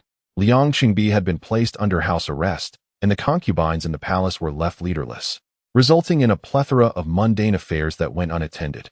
They sought her assistance in managing these matters, hoping to absolve themselves of any future blame should complications arise. Moreover, the Internal Affairs Court had always been obedient to the orders of Ikuan Palace. Although she held the rank of Imperial concubine, they dared not act too recklessly. However, The discord between the two palaces was no secret. With the current decline of the Empress Dowager, they were naturally anxious to avoid any possible grievances and thus brought these trivial matters to her as a form of tribute. Meng Yan was a straightforward person, having little patience for the covert and surreptitious dealings of others. She scrutinized the rotund Kong Fuguwei before her, unconsciously letting out a couple of chuckles. His corpulent form was clad in a silken garment that clung tightly to him, and despite it being only March, beads of sweat cascaded down his forehead. The leading eunuchs of the palace were mostly like him, well-fed and prosperous, while their subordinates resembled emaciated monkeys. It was uncertain how they managed to exploit their junior counterparts in private. Meng Yan, however, was disinterested in such matters and languidly remarked, "What else could there be? Wasn't everything previously arranged by the Empress Dowager? Why come to this palace for assistance?" Kong Fuguwei's plump lips twitched upward as he donned a simpering smile. "Your Imperial Highness." The Empress Dowager mentioned only the other day that she intended to discuss the arrangements for the new master's residence with you, but alas, there has been no confirmation since the incident at Ikoan Palace. The servants are in disarray, and we dare not act independently. Meng Yan chuckled lightly. Your internal affairs court has never handled matters well. When have you ever set foot across the threshold of Changchun Palace? Now, to consult me over such trivialities? What qualifications do I possess to critique your handling, Master Kong? Her demeanor was languorous, and under the sun's rays, she exuded an innate charm that even Kong Fuguwei, a eunuch, found mesmerizing. Inwardly, he mused that it was no wonder the emperor was entranced by her. However, upon hearing Meng Yan's subsequent words, he was instantly drenched in cold sweat, realizing that this imperial concubine held a grudge against him. He hurriedly knelt at her feet, forcing a smile. Though I bear the title of chief of the internal affairs court, I am merely a servant managing affairs for the various palace masters. Such significant matters I would never presume to decide on my own. I implore your Imperial Highness to consider my plight. Meng Yan, disinterested in his flattery, called for Duku. Wiping the sweat from her brow with a handkerchief and from the crystal dish on her table, she selected an almond candy to place in the little girl's mouth. Seeing her savor the sweetness, she smiled gently. This scene, reminiscent of a loving mother caring for her daughter, left the nearby palace attendants astounded. The imperial concubine had indeed undergone a transformation. In the past, such actions would have been aimed at courting the emperor's favor. However, now, whether the emperor visited or not, she maintained this demeanor. The atmosphere within Changchun Palace had become remarkably tranquil, and the servants were more diligent in their duties. After tending to Duku for a while, Meng Yan suddenly recalled something and addressed Kong Fuguwei. As for others, it is permissible to proceed according to the Empress Dowager's wishes. In the realm of the newly appointed maidens, Lin Yinrong and Bai Yusin were positioned in a rather peculiar manner. As Kong Fuguwei knelt, his knees throbbing with pain, he heard a voice and hurriedly replied, Your Majesty, these two maidens reside together in Gyeongbok Palace. Having spoken, he awaited praise with a grin. The arrangement for Lin Yinrong was entirely his own decision. However, who in the harem was unaware of the fact that consort Meng was the most adept at stirring jealousy and monopolizing the emperor's affections? He could not fathom that the consort would suddenly change her disposition. To his surprise, Meng Yan raised her elegantly arched brows and calmly remarked, You claim to seek my opinion, yet it appears that my words have been utterly disregarded by the Internal Affairs Bureau. Previously, she had instructed Liang Qingbi to house Lin Yinrong in Yongshou Palace, yet now she had been relocated to the most secluded quarters of Gyeongbok Palace. Should this leading lady uncover the truth, she might suspect foul play on Meng's part. This was a situation she would not entertain. Kong Fuguwei, being a clever man, quickly grasped the implications. His flattery had backfired. Without hesitation, he began to knock his head against the ground with fervor, producing a resounding thud, and muttered apologies. Meng Yan did not hinder him, waiting until his forehead was sufficiently bruised before saying, Enough, this bowing does not cost you anything. Return and, as I previously instructed, place Lin Yinrong in Yongshou Palace. The lady Bai Yusin shall reside in my Changchun Palace. Kong Fuguo was left speechless. It was one thing to assign Lin Yinrong to the desirable Yongshou Palace, as she was favored by the emperor. He could assume that the consort's motives were to curry favor with him. However, Bai Yusin, being the daughter of a mere fifth-rank cavalry general, with a father of lowly rank and an unremarkable reputation, was merely selected by the Empress Dowager to fulfill a quota. What purpose did it serve for the consort to elevate her? Yet, given Meng's formidable authority, he dared not question further. Bowing once more before hastily departing to attend to his duties, this visit yielded nothing but a reprimand. After Kong Fuguo's departure, Ruizhu poured fresh tea for Meng Yan and inquired, "Your Majesty, forgive this servant for her ignorance, but what sets this Bayusin apart?" Meng Yan smiled faintly. "Consider it a matter of fate between us." As she spoke, she noticed the wind stirring in the courtyard and rose to escort Duku back indoors. In truth, Bayusin was merely a minor character in the grand narrative, yet she possessed a heart full of gratitude. In a previous life, Meng Yan had learned of her difficulties during winter when the Internal Affairs Bureau had denied her sufficient charcoal for warmth. On a whim, she ordered that the charcoal supply in Bai's chambers be replenished. Bai had remained ever grateful, and when Meng Yan found herself in a state of decline, it was Bai who alone came to visit her. Perhaps the author of that tale created this character solely to illustrate the depths of Meng Yan's misfortune in the end. Nonetheless, with such a disposition, Bai was far superior to those who feigned kindness while harboring malice. In this palace, having an additional friend could only serve as a means of survival. From that day forward, regardless of the matter, the Internal Affairs Bureau would inevitably come to Changchun Palace for instructions, much to Meng Yan's annoyance. She merely wished to lead a peaceful life with Duku, enjoying her tranquil days without the burden of commanding palace affairs. However, to outsiders, she, as consort Meng, held a prestigious position and garnered the emperor's affection, making it impossible for her to evade such responsibilities. Fortunately, these matters adhere to established palace regulations, progressing in an orderly fashion. Meng Yan, disinterested in seizing power, has inadvertently allowed those within the palace to feel more at ease than during Liang Qingbi's administration. After a couple of days, rumors unexpectedly began to circulate within the inner palace, with everyone whispering that Lin Yanrong, a newly selected candidate, had already garnered the emperor's favor even before her entrance. Thus her future prospects were undoubtedly limitless. This gossip spread like wildfire, swiftly permeating every court, and it also reached the Yangxin Hall in the Changchun Palace. Chapter 18. Does he desire her here? In recent days, the southwest of the Great Zhou has once again been engulfed in the flames of war. Due to the protracted conflict, Lu Haozhi has exerted himself to the utmost, neglecting both sleep and food, conferring daily with the cabinet ministers in the study to soothe the southwest factions. The trivial matters of the inner palace have long been cast aside by him. This night, as the hour grew late, the ministers finally dispersed. Lu Haozhi felt a slight weariness and stood to stretch his back. The chief eunuch, Rong-un, entered quietly, holding a tray, and placed a bowl of ginseng soup before him, murmuring, "Your Majesty, it is late. Please take care of your health." He furtively observed the emperor's expression, noting no sign of displeasure, and continued with a smile. "This ginseng soup was personally brewed by the Empress Dowager. Your Majesty should enjoy it while it is warm. The Empress has sent word, expressing her concern for your well-being amidst your busy duties." Upon seeing the bowl of soup, Lu Haozhi immediately surmised that this was yet another act of flattery from one of the palace concubines. He had half a mind to jest about Meng Yan, thinking perhaps she was growing impatient in his absence. However, when he heard Rong-un mention it was sent by Liang Qingbi, his interest promptly waned. "Rong-un, I presume the Ikuan Palace has been quite generous with silver recently?" he remarked nonchalantly before striding out, casting not another glance at the ginseng soup. Rong-un, drenched in cold sweat, could not help but wipe his forehead with his sleeve and hurried to catch up. It seemed the emperor was quite displeased with the Empress Dowager this time. It would be prudent to return the silver to Ikuan Palace.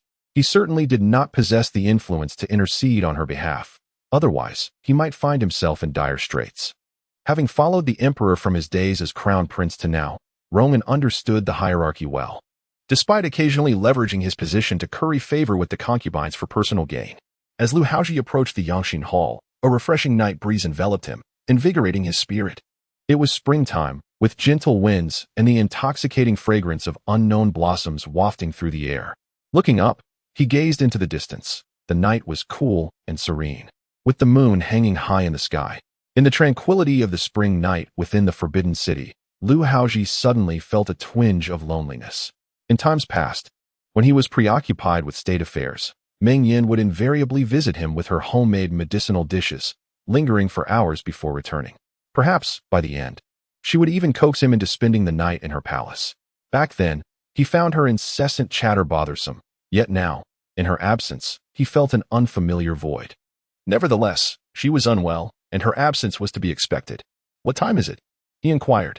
"Your Majesty, it is already 1/4 past the hour of the dog," came the reply.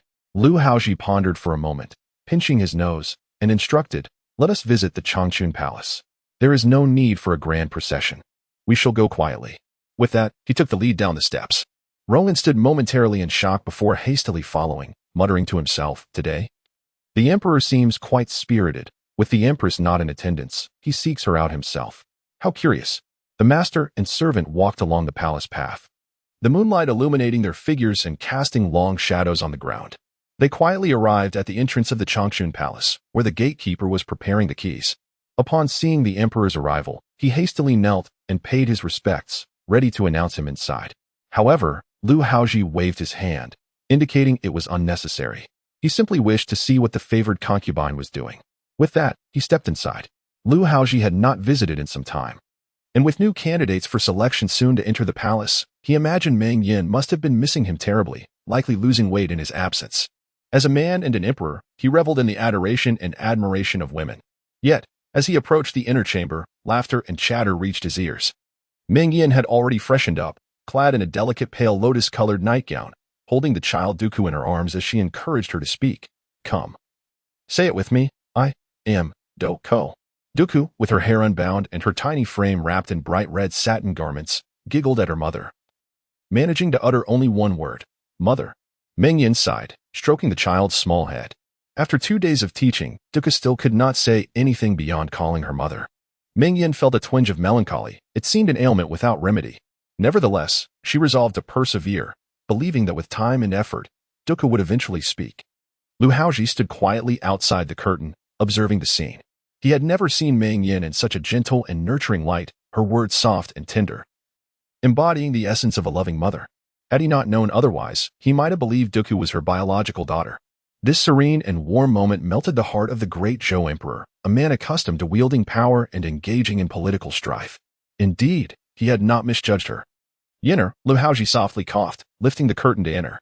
She wondered why he had returned, feeling a mix of confusion and urgency as she hurriedly got off the bed to bow. "I was unaware of your majesty's arrival."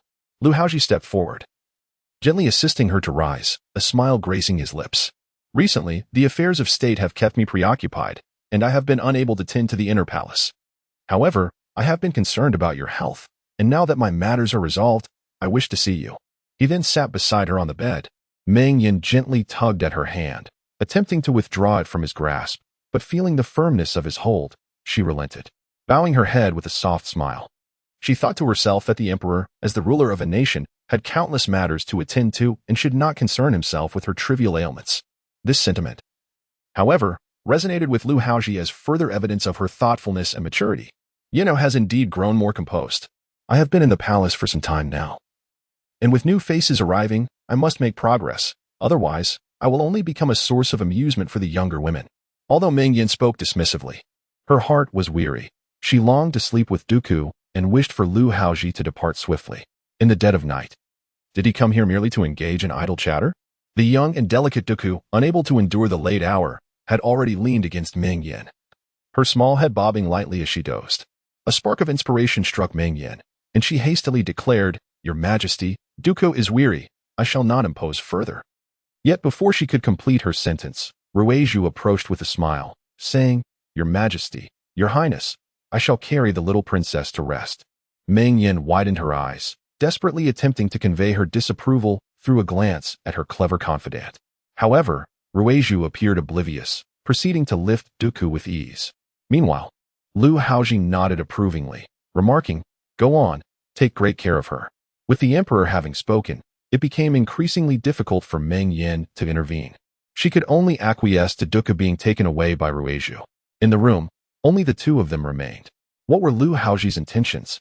Surely, he could not be contemplating staying the night here with her. Chapter 19. He unexpectedly asked her for a child as the thought emerged from the depths of her heart. A chill coursed down Meng Yan's spine. Memories of her previous life, spent in solitary confinement within the deep palace, waiting in vain for his arrival, surged back to her.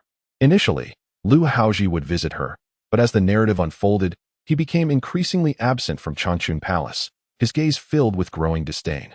At that time, Meng Yan still deceived herself into believing that Lu Haozhi would cherish their past affection and would not truly despise her.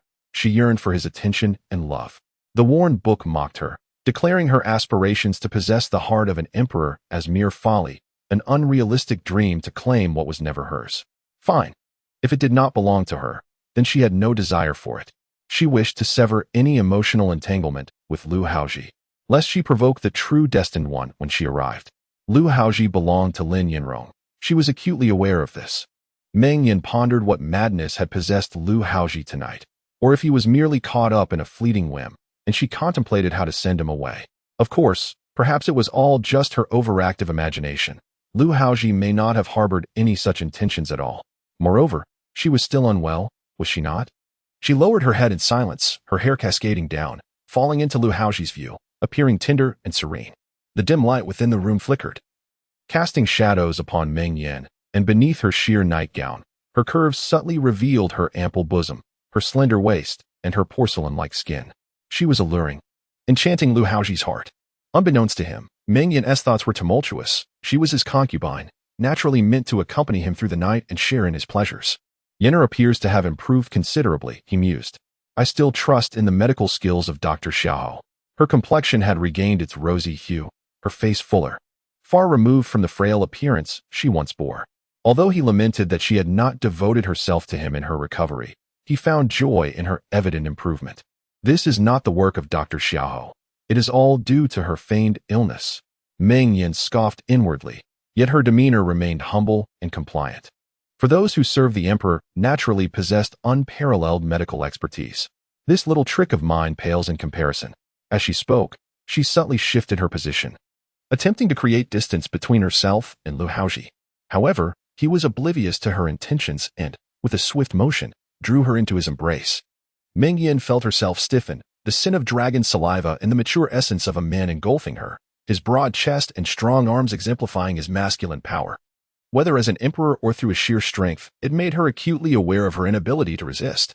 Yet, the memories of their passionate encounters felt like a distant echo. She had long forgotten how to engage in such intimacy, and the Lu Haozhi before her now felt akin to a stranger. She did not raise her gaze, instead fixating on the auspicious clouds upon his chest. Through the fabric, she could sense his warmth and hear the steady rhythm of his heartbeat. Yenner, do you like cardamom? His voice resonated, slightly husky.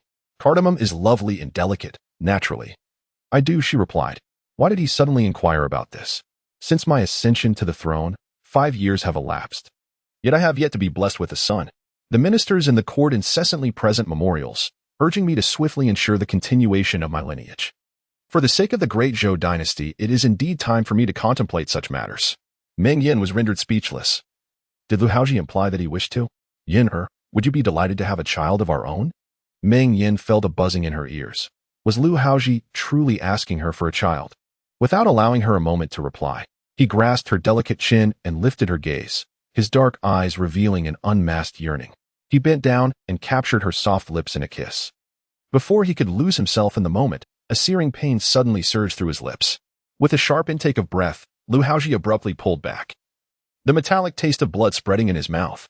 As he released his grip, Meng Yan hastily scrambled to the corner of the bed, curling up in fear. Meng Yan, how audacious of you to bite me! Lu Haozhi exclaimed, astonished and furious. Disbelief etched across his handsome features. This was a grave misstep. Meng Yan's heart raced. Provoking the emperor was a foolish course of action, yet she had bitten him. What could she do now? After all, Lu Haozhi had lunged at her like a rogue. And in her instinctive response, she had bitten down without a second thought. In a moment of desperation, she pinched her thigh hard, forcing out a couple of tears, and spoke in a quavering voice, Your Majesty, I am still recovering from my illness. It seems I may still be contagious. I feared passing my ailment on to you. And in a moment of panic, I acted thus. I beg for your forgiveness. Lu Haozhi narrowed his eyes, scrutinizing the little woman huddled in the corner, watching her perform her charade. Did Meng Yan truly believe he was so easily fooled? Her refusal was abundantly clear. Could he really not perceive it? In just a few days, she had regained her vigor, indicating that her illness was hardly serious. Yet she hastily hung up the green sign.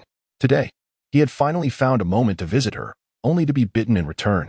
As the emperor and sovereign of the realm, after a day filled with state affairs, he came to keep her company, only to be met with her dismissive antics. Did she truly think he could not do without her? A prolonged silence enveloped the room.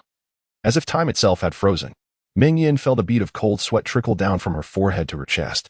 If the illness was indeed transmissible, How could she dare to embrace him?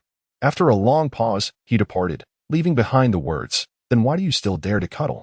Once he was gone, Meng Yan collapsed onto the bed, utterly spent. Clearly, he did not believe her. If he chose not to believe, so be it. Surely he would not exact punishment for such a trivial matter. There would be many more instances to come when he would doubt her. When he spoke of their potential child and asked if she would be pleased, her reason slipped away in an instant. She had not been without their child. The day she lost their baby was the same day she had been stripped of her title as a beloved concubine. Deep down, Meng Yan understood that these events were mere orchestrations of fate, yet she could not help but direct her ire towards him. Lu Haozhi. We shall become strangers from this moment forth. A solitary tear rolled from the corner of her eye, landing upon her pillow. In a fit of rage, Lu Haozhi returned to the Yangxin Palace.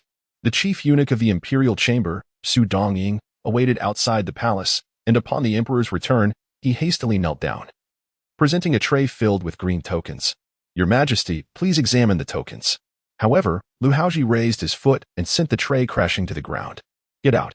Rowan swiftly signaled Su Dongying to withdraw, taking his place to serve the emperor. Observing the scene, it was evident that the emperor had been driven to fury by the concubine's actions, having been ousted from her resting place. "Alas, dear concubine, your actions have brought calamity upon us, your loyal servants." Upon entering, Rowan found the emperor seated upon the dragon throne, one hand resting on his forehead, incessantly rubbing it as if deeply troubled. He approached cautiously, standing by his side. After a moment, Lu Haozhi slowly spoke. "What scheme is the concubine devising now? What benefit does inciting my wrath bring her?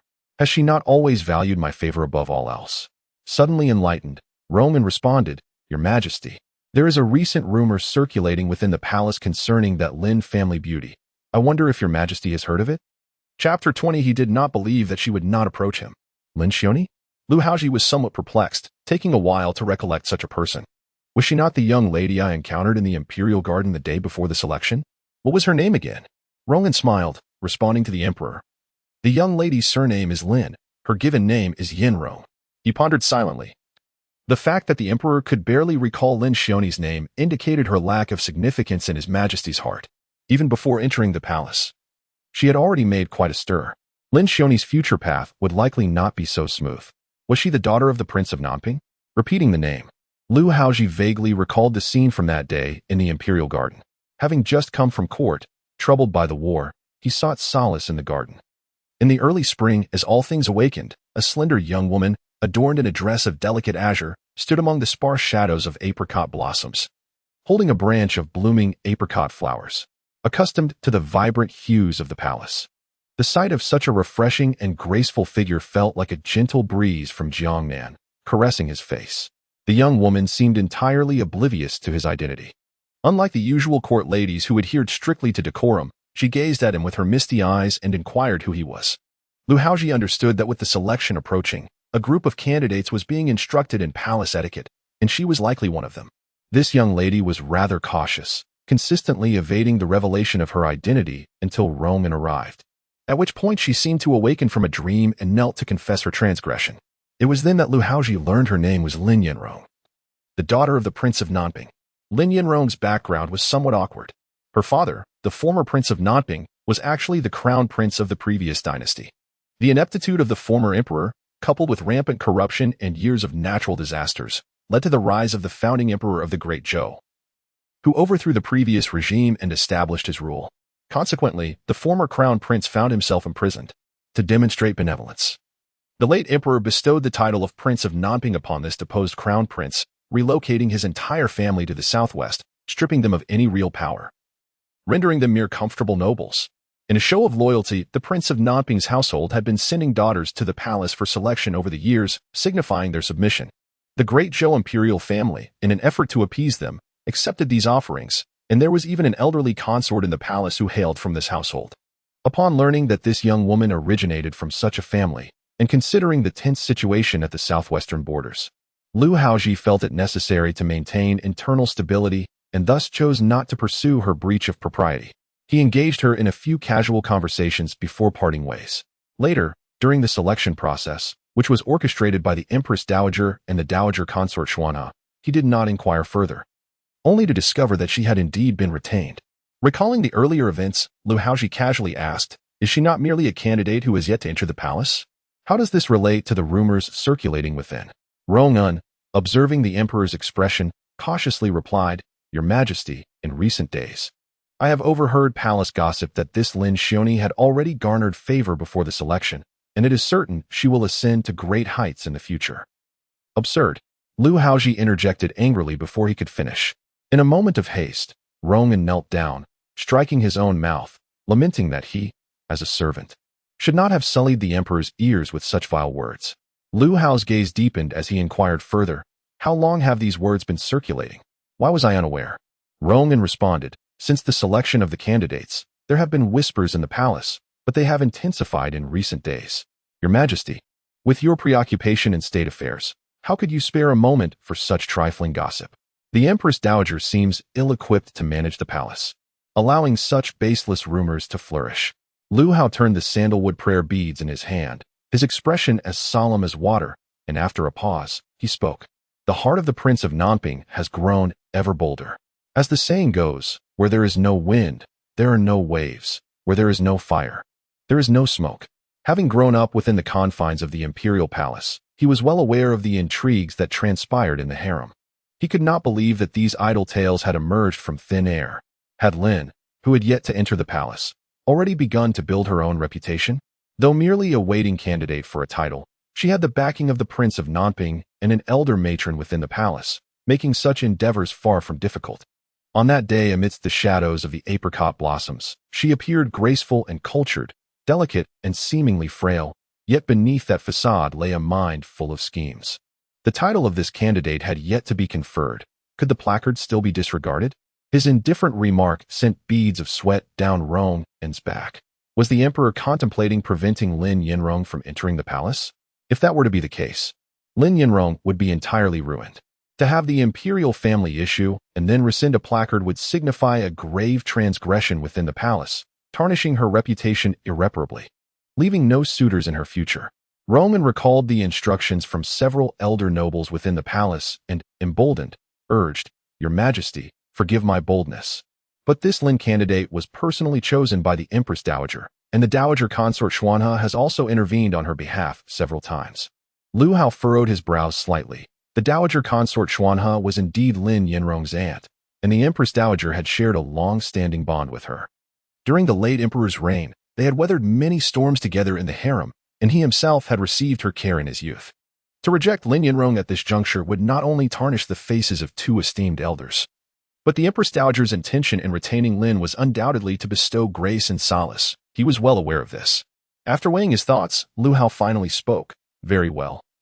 We shall set this matter aside for now. I have my own considerations. Tomorrow, you shall visit the Ministry of Justice and instruct the supervising eunuchs to punish those who spread these misleading rumors within the palace. If I hear even a whisper of such gossip again, they should be wary of their heads. The emperor's authority was formidable, and his words could lead to dire consequences. Rong-un responded eagerly, his heart relieved. It seemed Lin Yanrong had been spared, for if the emperor did not punish him, the Empress Dowager and the Dowager consort would undoubtedly not let him off lightly. Yet, Lu Hao suddenly raised his leg and kicked him. What are you rambling about regarding the Empress? Where on earth are you going with this? Rong-un forced a smile. Your Majesty, if such rumors have reached the Yangxin Palace, I can only surmise that they have also reached the Changchun Palace. Women, are they not often embroiled in rivalry and jealousy? Moreover, did not the esteemed concubine once hold the emperor in high regard? Upon hearing such remarks, would she not immediately become incensed? The mere fact that she had not stormed into the Yangxin Hall seemed noteworthy. Is it truly for this reason? Initially, Lu Haozhi harbored some doubts. Yet recalling Meng Yan's temperament from the past, he deemed it entirely plausible. Her temper is indeed formidable.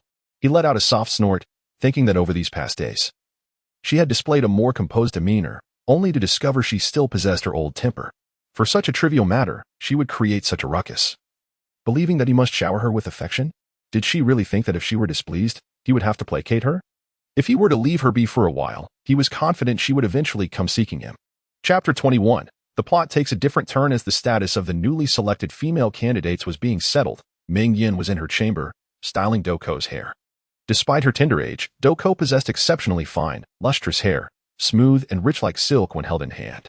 Meng Yan fashioned 2 small hair buns for her and adorned them with a newly delivered silk flower in the shape of a peach blossom from the workshop. The little girl sat obediently in her chair, perfectly still, allowing Meng Yan to revel in the joy of grooming her daughter. Lady Lin Yanrong of the Nanping Duke's Manor conferred with the rank of 6th grade. Upon hearing Ruizhu recite this line, Meng Yan's hands paused momentarily. 6th grade? Could it be a mistake? How could she merely hold the title of? Meng Yan distinctly remembered that when Lin Yanrong entered the palace, she had a remarkable encounter in the Imperial garden, leading Lu Hao to exceptionally promote her to the rank of Guerin and bestow upon her the title of Chun. What could have transpired now? Lin Yanrong's rank had diminished, and her title had vanished. Your Highness, this is the royal decree sent by the respectful affairs room, clearly written in black and white. How could this servant be mistaken? Ruizhu replied, somewhat helplessly, as she struggled to comprehend her mistress's demeanor. Last night, the emperor finally found a moment amidst his busy schedule to visit and even intended to stay overnight. Your Highness should have seized the opportunity to solidify your favor, especially with newcomers entering the palace soon. Instead, you not only dismissed the emperor, but also incited his wrath. Watching him leave in displeasure last night nearly frightened me to death. When I entered, I found you sitting in a daze, with your arms wrapped around your knees, unresponsive to my inquiries. You then spent the entire night by the little princess's bedside, not resting a wink. Ruizhu had expected something grave to have occurred. Yet upon rising this morning, her mistress appeared to be back to normal, engaging in her grooming and sharing laughter while entertaining the little princess. Your Highness, do you truly no longer care for the emperor? Meng Yan paused for a moment, then quickly regained her composure, bringing forth a mirror to show Duku. Duku, do you look beautiful? Duku clapped her tiny hands and giggled merrily. Observing her mistress's nonchalance, Ruizhu grew anxious and stepped forward, saying, Your Highness, I inquired and learned that the emperor has no further engagements after court today and is likely to visit Chang'an Pavilion to listen to music. If Your Highness plays the Kongho there, it might lead to an unexpected encounter, potentially turning the situation around. Meng Yan glanced at her loyal maid, questioning whether she had become overly clever. Last night, she had taken Duku away on a whim, and now she proposed such an idea. Indeed, had she been the version of herself from the books, she would have been delighted and eager to comply. However, she was a changed woman now. Is everything arranged for the newcomers entering the palace? Some of the chambers have long been uninhabited and are somewhat dilapidated. Instruct the Ministry of Internal Affairs to ensure they are tidied up and that all provisions are adequately stocked. As they enter the palace, we must not allow them to feel any discomfort from the outset. Although she may have offended Lu Haozhi quite severely yesterday, she had no intention of vying for favor. Nonetheless, it was essential for the virtuous empress to maintain her demeanor, ensuring her future tranquility. My lady, are you instructing me on how to conduct my affairs? Meng Yan regarded Ruizhu with a frosty gaze. Instantly, Ruizhu felt a chill and knelt down. I dare not. It is well that you do not dare. You have always been prudent and meticulous, so do not lose your advantages. Meng Yan turned to face her, observing her in silence. Ruizhu knelt with her head bowed, speechless, evoking a tinge of pity. After all, she was Meng Yan's maid from her dowry, who had devotedly served her in her previous life. The suggestions she offered stemmed from her understanding of Meng Yan's temperament, motivated solely by concern for her welfare. Meng Yan's heart softened, and she rose to help Ruizhu to her feet. I know that all you do is for my sake. However, you must understand that no flower blooms for 100 days, and no person enjoys 1,000 days of favor. A new contender will soon enter the scene. Any reckless actions on my part could not only provide fodder for gossip, but also incur the emperor's disdain.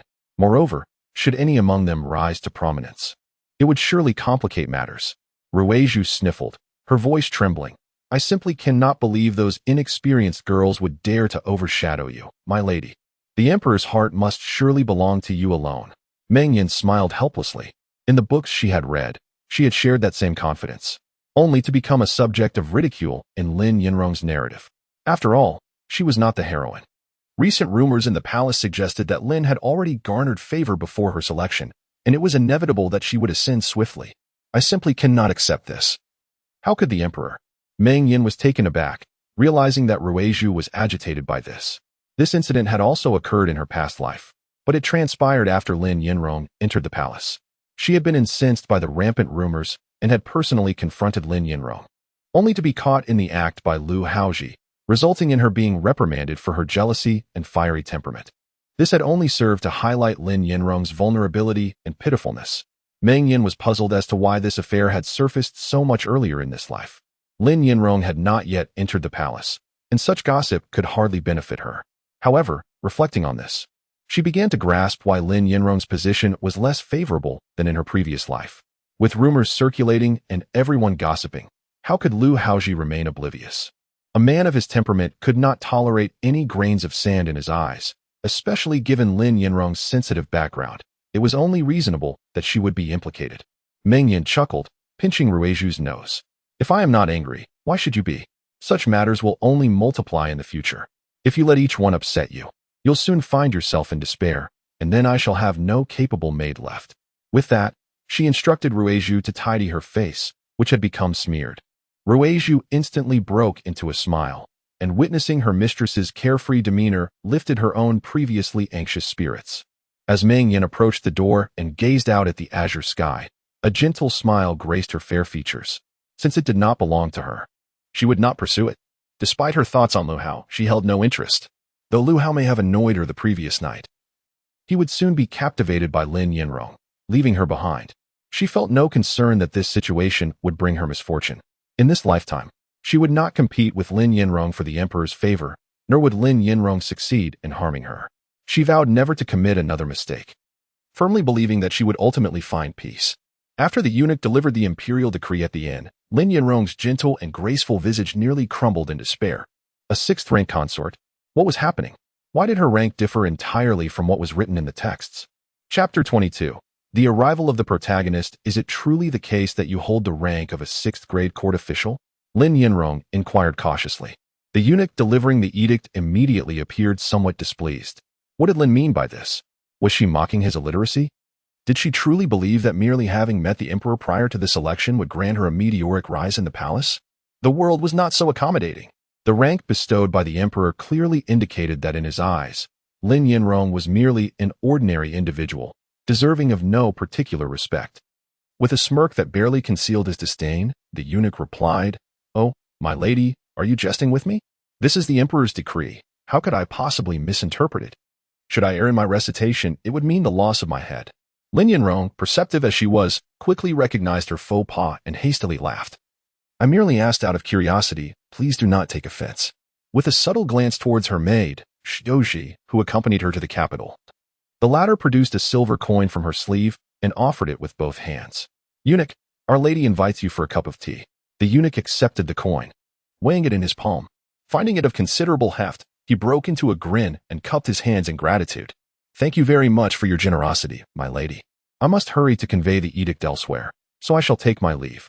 Once the eunuch departed, Lin Yinrong sank into her chair, her delicate features clouded with gloom. Enveloped in silence, why did everyone in the palace exhibit such sycophantic behavior? The etiquette instructor was no different, nor was the eunuch, upon seeing silver. They smiled as if blooming flowers. Xiaozhi approached to close the door, murmuring her complaints. "We shall witness more of such shamelessness in the future." "This is merely the beginning," Lin Yinrong, feeling increasingly vexed, remarked. "According to the narrative, I should have been conferred the title of a noble. Yet here she was, not only stripped of her title, but demoted from a fifth-grade noble to a sixth-grade court lady. What had transpired? Where had things gone awry?" Originally a parentless orphan from a humble background, she was unremarkable in appearance, having graduated from a mediocre university and worked as a clerk in a company. With no particular hobbies, she indulged in reading novels about palace intrigue and familial strife. For over 20 years, she had no close friends and had never experienced love, harboring a secret affection for the company's president. During the annual company banquet, she inadvertently discovered her crush kissing the most popular and beautiful secretary in a corner.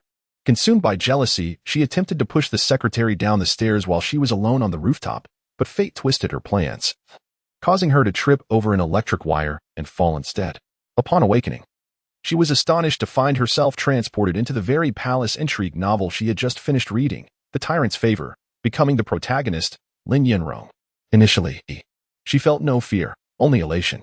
Her previous life had been exceedingly bleak. To become the heroine of this sweet and captivating narrative was indeed a stroke of fortune. She understood that as the heroine, she would enter the Imperial palace, win the favor of the male lead, Emperor Lu Haozhi, ascend to the position of empress. and ultimately become the greatest victor in the narrative. Upon her arrival in this new world, she was merely an inconspicuous concubine in the South Ping County Prince's mansion. Her mother long since fallen from grace, and her father indifferent to her existence. The selection of ladies to be presented at court was originally intended for her legitimate sister. Yet she was aware that, regardless of her actions, the fortune would ultimately fall into her lap due to the predetermined plot. However, Lin Yanrong, having crossed over from another realm, could hardly contain her impatience. Armed with her knowledge of the storyline and years of experience gleaned from reading palace intrigue novels, she devised a scheme to lure her legitimate sister and her childhood sweetheart into a secluded chamber, only to catch them in the act of betrayal. This incident stirred a great uproar within the mansion, provoking the South Ping County prince to fury, resulting in her sister's confinement. With no eligible daughters left to present, the prince was compelled to place all his hopes solely on Lin Yanrong. According to the narrative, her sister would eventually marry a noble lord and become a lady of the realm. But Lin Yanrong orchestrated this affair to ensure that all connections and resources within the mansion would belong exclusively to her. Though this deviation from the plot concerned her little, for her resplendent life was set to unfold within the palace. Upon entering the palace for selection, she prudently made arrangements with the pivotal character, Liang Qingbi, under the protection of the Imperial noble consort, orchestrating a chance encounter with the Emperor in the Imperial garden. While the original Lin Yanrong had genuinely been lost, this time it was a deliberate act on her part. Yet, what difference did it make? Upon her first meeting with Lu Haozhi, she was taken aback. For the Emperor's celestial features bore a striking resemblance to the CEO she had secretly admired before her transmigration. Her heart soared, believing this journey was divinely orchestrated to fulfill her dreams. Everything was proceeding according to her meticulous plans, and indeed, the Emperor did not punish her, even inquiring about her name. With this serendipitous encounter, her path in the palace seemed destined for prosperity. However, why did her conferred title differ so drastically from that in the book? Congratulations, esteemed lady, you have been granted the title of. Though this title was not particularly high, it was still superior to that of the Bai family's lady, who was merely recognized as a concubine. Xiaozhi, unaware of her mistress's distress, curtsied and beamed congratulations at Lin Yanrong. It is merely a 6th grade. What is there to celebrate? Lin Yanrong's face turned pale, biting her lip, as the unexpected twist in the plot filled her with trepidation. Where had she gone wrong? Noticing her mistress's unusual tone, Xiaozhi quickly subdued her smile, whispering, "My lady, be cautious, the walls have ears. Although you are only a now, you are still young and in the prime of life. With the Emperor's favor, your future is bright. Moreover, there is still the old matriarch. Surely, for her sake, the Emperor would not treat you poorly." The old matriarch? Yes, there was still that aunt, the Imperial dowager. Lin Yanrong leaned closer to Xiaozhi, imparting instructions in hushed tones, her expression grave. But be careful with your words. If outsiders learn of this, it will not be a trivial matter. Xiaozhi hesitated, yet dared not defy her commands, ultimately nodding in agreement. In the palace, this esteemed matron, despite her noble status, maintained a distance from the outside world to avoid suspicion. Aside from the usual greetings and formalities, the South Ping Duke's residents had seldom engaged in any correspondence. However, her own young lady, since arriving in the capital, had frequently intruded upon the palace's tranquility, seemingly eager for all to know that she was her aunt. Lin Yanrong sat before the dressing table, gazing into the ornate mirror reflecting her visage. Though her physical form was not exceptionally beautiful, it possessed a delicate and fragile allure. Her two arched brows and tearful eyes naturally evoked a sense of protectiveness in men, rendering her appearance far more appealing than her true self. That formidable rival, the favored concubine Meng Yan, despite being depicted in literature as a paragon of beauty, would ultimately find herself defeated by Lin Yanrong. Lin Yanrong surmised that the Dowager Empress Xuanhe likely held little regard for her, and it was unwise to maintain frequent contact before her official entry into the palace. Yet, how could she resign herself to being merely a nameless consort? After a little more than an hour had passed, a gentle knock echoed from outside. Xiaozhi opened the door and soon returned, lowering her voice to inform Lin Yanrong, "My lady, the matron has sent word that the palace is currently in disarray. The Empress Dowager has been placed under house arrest, seemingly linked to Meng Guifei. I urge you to exercise patience and refrain from making your presence known, lest you attract unwelcome attention." Meng Yan? It appears this matter was indeed connected to her. Chapter 23. Why isn't she jealous? Upon hearing the name of Meng Guifei, Lin Yinrong felt a wave of relief wash over her. It seemed that the tumultuous events were the result of that envious supporting character, Meng Yan, stirring up trouble once again. This was, in fact, a favorable turn of events, according to the narrative, with each confrontation against her. Lu Haozhi's disdain for Meng Yan would only grow, further highlighting Lin Yinrong's innocence and vulnerability. With the chance encounter beneath the apricot blossoms in the Imperial garden, she was confident that Lu Haozhi had developed a favorable impression of her. Meng Yan's attempts to undermine her status would only serve to intensify Lu Haozhi's aversion towards her. These minor upheavals would not alter her future prospects, and there was no need for her to lose her composure. A subtle smile of self-satisfaction graced Lin Yinrong's face as she lifted the now lukewarm teacup and took a delicate sip. The tea was coarse and bitter, a reflection of the inferior leaves typically found in this inn. Once she ascended to the rank of a consort within the palace, she would never have to endure such wretched tea again. Having been bestowed with such auspicious fortune, she was determined to seize the opportunity with both hands. Beside her, Xiaozhi observed her mistress with great care, her lips trembling as she spoke. "My lady, the elder matron has advised that, in the future, you should refrain from frequenting Ningshou Palace unless necessary. As you are new here, it is wise to avoid any suspicion and consider the reputation of the Wangfu." How tiresome it was to hear such prattling from an old fool. Did she truly believe that after being honored as a matriarch for over 20 years by the Namping Prince's residence, she could dictate terms to her? Once Lin Yinrong soared to greatness, she would see who in the Wangfu would still regard her with respect. The old ought to retire peacefully. This matriarch should now be enjoying her twilight years. For the time being, while Lin Yinrong was still finding her wings and required her protection, she would not reveal her dissatisfaction. Lowering her gaze, she conceded, "Aunt, you are right. It was indeed my recklessness." Upon hearing this, Xiaozhi felt a weight lift from her heart. Her mistress had become increasingly resolute, far from the timid figure who once let others manipulate her. She feared that Lin Yinrong might, in a moment of anger, disregard her counsel. Lin Yinrong rose and approached the window, pushing it open to gaze towards the forbidden city. The sky was a brilliant blue, with wild geese soaring high above. In the distance, the Imperial city stood majestic and grand, seemingly heralding her bright future. Remembering Lu Haozhi's godlike visage in the Imperial garden, Lin Yinrong felt a blush creeping to her cheeks as she murmured, "Your Majesty, await my arrival." Meng Yan, relish this fleeting moment of favor. Soon, you shall be mine alone. Since leaving the Changchun Palace in a fit of rage, Lu Haozhi had been preoccupied with court affairs, reviewing memorials and attending meetings. When he found a moment of leisure, he would often visit the Chang'an Pavilion to listen to music or stroll through the Imperial garden. The once-unfavored concubines in the harem, seeing the Empress Dowager confined and the Guifei quarreling with the Emperor, believed they had found an opportunity. They adorned themselves in vibrant attire, gathering in small groups to wander these places, hoping for a chance encounter with the Emperor that might earn their favor. Indeed, there were a few who, undeterred by the expense, bribed the young eunuchs and attendants to glean information about the Emperor's whereabouts, lying in wait for him. Lu Haozhi was well aware of their little tricks, yet he chose not to expose them. Instead, he leisurely wandered the gardens and listened to music with them, serving them attentively while deliberately instructing someone to convey this news to the Changchun Palace. His underlying intention was to provoke Meng Yan into a reaction. Would she still be able to remain composed upon hearing such tidings?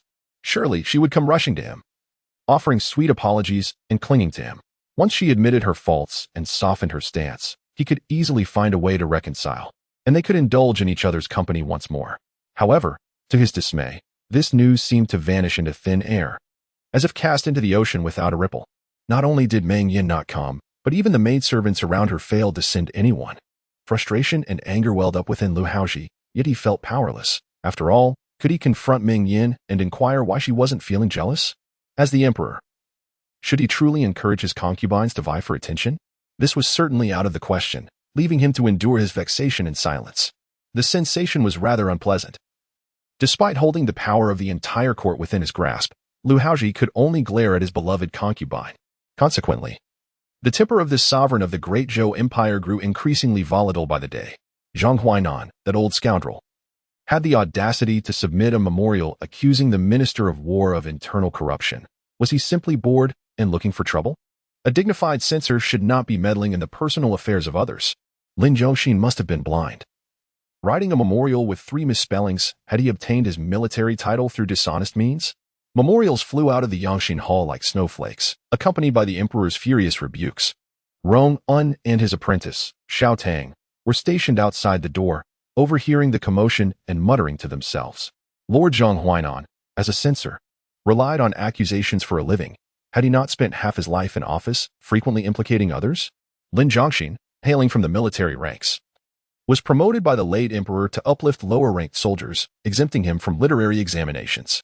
Did the emperor not know how much knowledge lay within a military officer of his background? Unable to contain himself, Xiao Tang whispered to his master, "Master, what has ignited the emperor's fury these days?"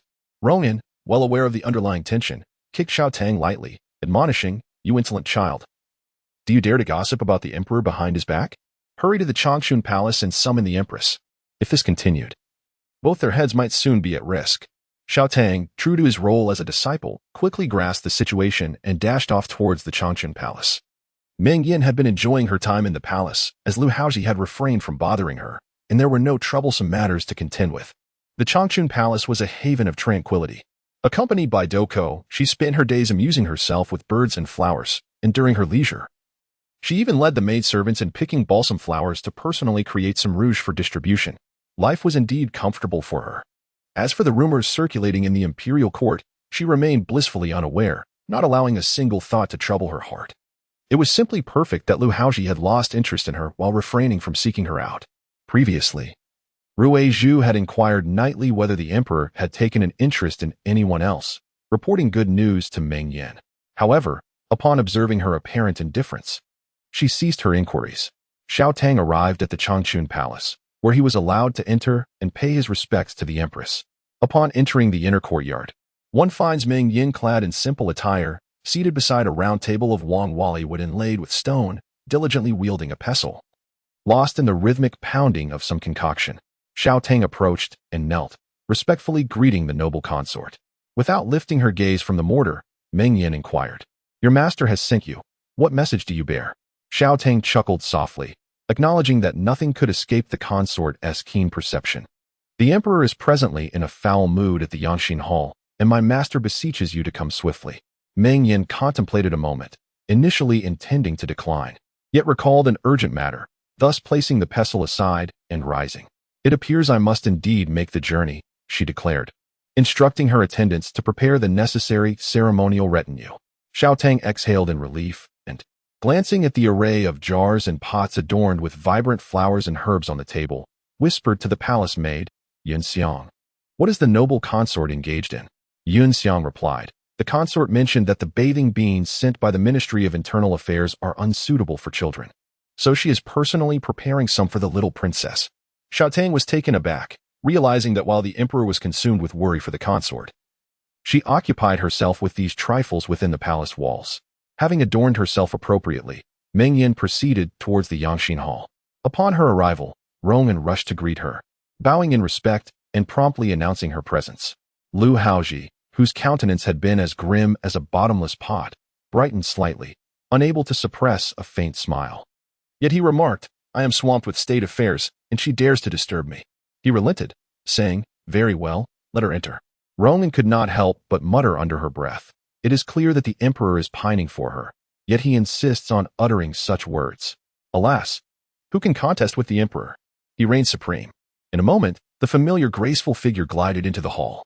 Meng Yan bowed and performed the customary greeting. Lu Haozhi commanded her to rise, maintaining a serious demeanor. "Noble consort, what brings you here at this hour?" Meng Yan smiled, her voice clear and melodic. "Your Majesty, the selection of new maidens for the palace is imminent. I dare to plead on behalf of my sister, the noble consort, and request that you lift her house arrest." Chapter 24. The demands of plunder. For a moment, Lu Haozhi thought he had misheard. Meng Yan had come to see him merely to intercede on behalf of Liang Qingbi. When had the two become so amicable? Perhaps she was merely crafting a pretext before delicately approaching him for a favor? Indeed, given their previous discord and her penchant for maintaining her dignity, this line of thought calmed Lu Haozhi, prompting him to nonchalantly inquire, "How curious. The noble consort seeks to advocate for the imperial consort?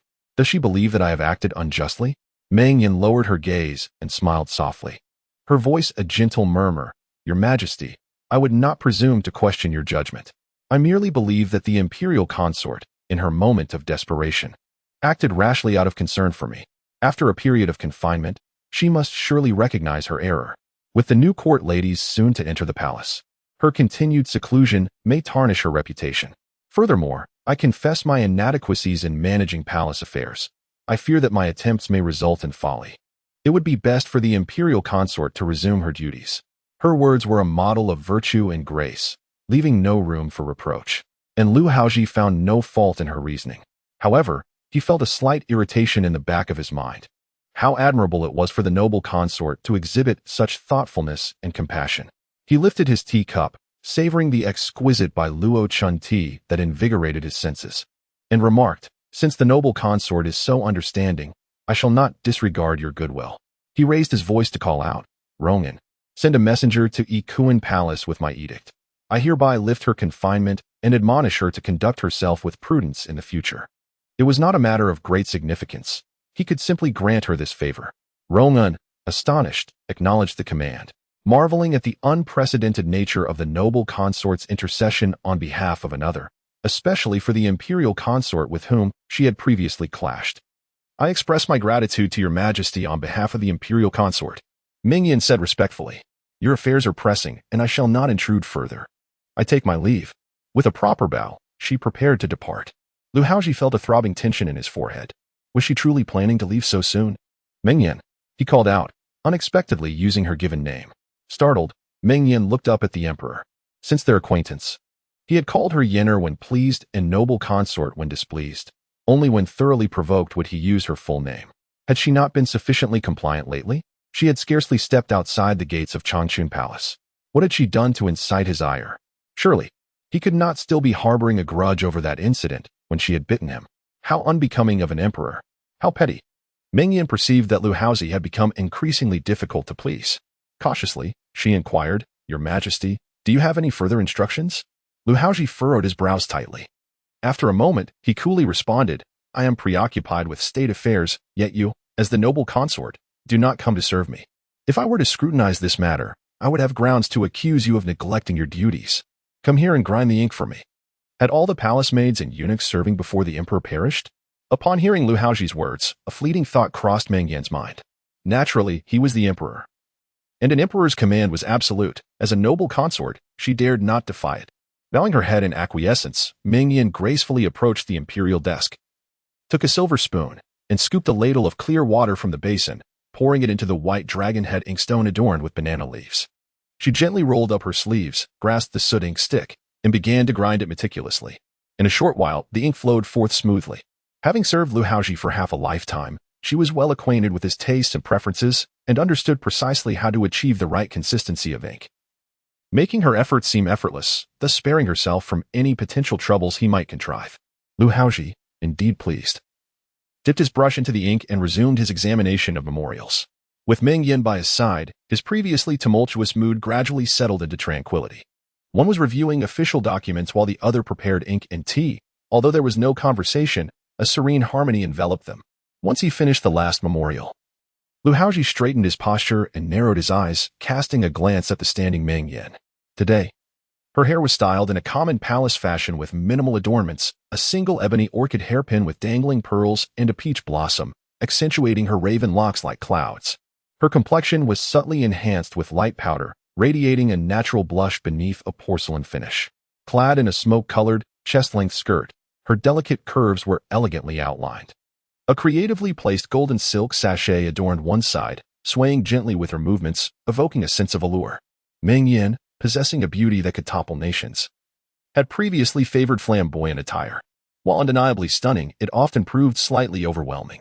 Today, however, her simple garb exuded an effortless charm and a rare, languorous grace. The fragrance wafting from her sachet was at once rich and subtle, sweet and intoxicating, reminiscent of a maiden's natural scent, stirring Lu Haozhi's heart with a hint of longing. Was this intentional? Surely, she had deliberately chosen this different guise, using her intercession for Liang Qingbi as an excuse to entice him. Oh, he knew well that Meng Yan could not be indifferent to his affections. This little woman was indeed playing a game of subtle seduction. Unbeknownst to Meng Yan, who was oblivious to the intricate thoughts swirling in Lu Haozhi's mind, She was preoccupied with her longing for Duku, who awaited their meal together. Observing that time was slipping away and sensing no further matters at hand, she candidly stated, "Your Majesty, Princess Anne is still in the palace awaiting my return for dinner. I take my leave."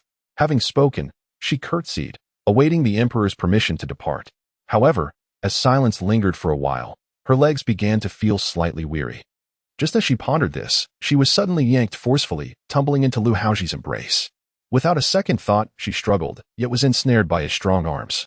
Gently yet firmly placed upon his lap, completely confined within his hold.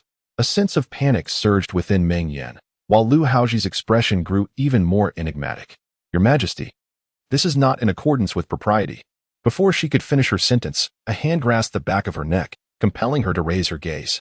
Lu Haozhi's strikingly handsome face was mere inches away, his brows furrowed with a tempestuous fury, as if a storm were brewing. He embraced her with an unprecedented strength that left her nearly breathless. Was it possible that this time, she could not escape?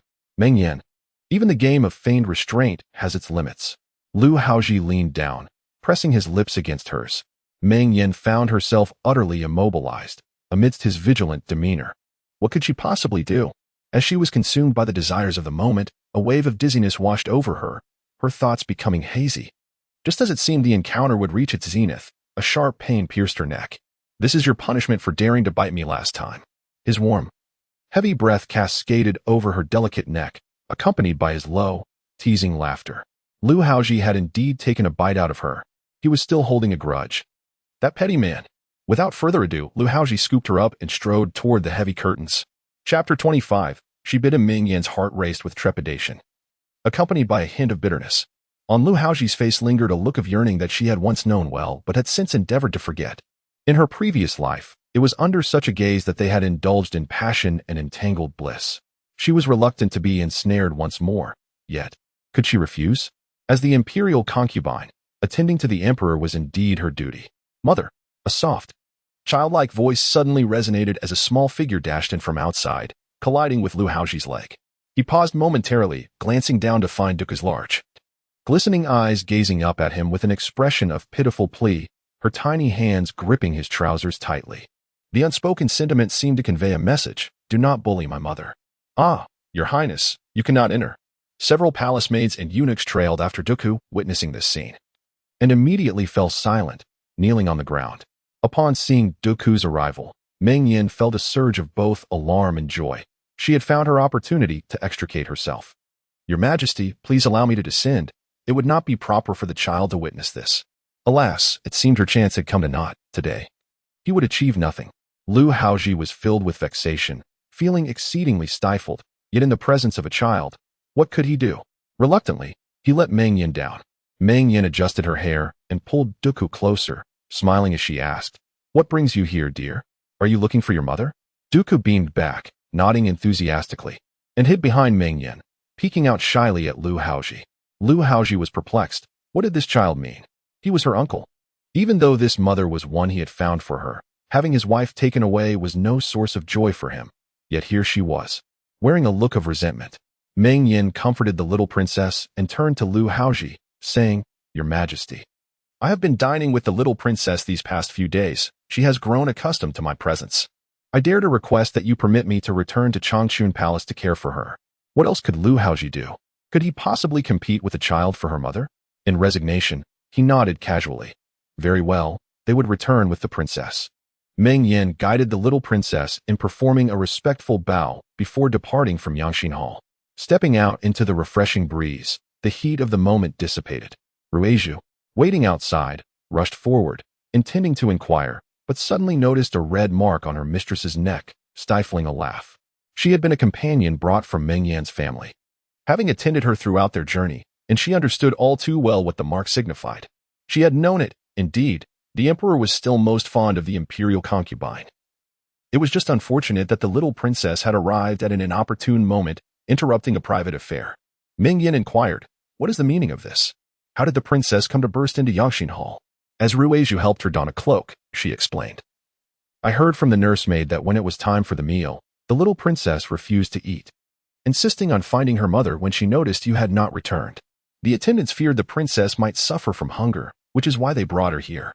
Originally, It was intended for the young princess to wait outside for the empress, but who would have anticipated that the sharp-eyed little princess noticed the empress inside and, seizing the moment when no one was watching, slipped in. Her petite stature and nimble legs allowed her to evade pursuit effortlessly. It turned out that Meng Yan was currently preparing a regimen for Duku, having prescribed a few remedies that could only be taken after meals. And she had issued strict orders to ensure the princess did not delay taking her medicine. The serving maidens, fearing repercussions from the imperial concubine for failing to administer the princess's medication, thus escorted her to the Yangshin Hall. Aware of this context, Meng Yan chose not to pursue the matter further and, accompanied by Duku, stepped onto the palanquin, setting off for the Changchun Palace. Along the way, Lu Haozhi could not restrain her curiosity and quietly inquired, "Your Highness, why do you plead on behalf of the imperial concubine at this moment? She has reveled in her fortune for so many years, now that the emperor has finally punished her. Why not allow her to endure a bit more hardship and see if she can maintain her arrogance in the future? You still possess that old temperament." Unchanged in the slightest, Meng Yan replied with a gentle smile, stroking Doku's head. The newly selected ladies were about to enter the palace, and it would certainly diminish the spectacle without her presence. At this critical juncture, with Liang Qingbai confined, she stood as the highest-ranking consort in the harem, inevitably becoming a target for the newcomers. Others were of little concern, yet the original heroine, Lin Yanrong, was not a character to be trifled with. Meng Yan deemed it prudent to avoid direct confrontation with her and preferred to use Liang Qingbai as a shield. Whether these two would become affectionate sisters or fierce rivals in life was of no concern to her. After departing from the Yangshin Hall, Lu Haozhi, harboring a bellyful of suppressed anger, found himself venting it upon the eunuchs who failed to detain the princess. Each received a beating, with none escaping punishment. Even Ronan, the chief eunuch, was not spared from this fate. Furthermore, there were those foolish enough to suggest to the emperor that he select a pleasing maid from among the palace attendants to serve him. The emperor responded with 50 strikes, and after administering the punishment, he dismissed them to the eternal alley to scrub the latrines. That night, while his apprentice attended to his medication, Roman lay on the bed, rubbing his sore backside and lamenting, perhaps it would have been better if the imperial concubine had not returned. The emperor's wrath has only intensified. Initially, Liang Qingbai was elated to hear from the eunuchs that the emperor had lifted her confinement. But upon learning that Meng Yan had specifically interceded on her behalf, doubt crept into her mind. What could have motivated Meng Yan to be so benevolent? What was her true intention? Leaning against a soft goose-down pillow, with a snow-white kitten nestled in her arms, Liang Qingbai questioned her companion, a lady in a purple satin gown, who replied with a smile, "Dear Empress, matters within the palace have always been under your purview. Without your guidance, chaos would surely ensue. Could the imperial concubine manage such affairs? Does she possess the capability? Surely she is aware of her limitations. Rather than risk incurring the emperor's ire by causing a disturbance, it is wiser for her to seek mercy and play the part of the virtuous one." The young woman, in her early 20s, possessed an enchanting beauty and was named Zhao Fanshan. She had previously been selected as a concubine for the crown prince during the reign of the late emperor, sent alongside Liang Qingbi to the crown prince's residence.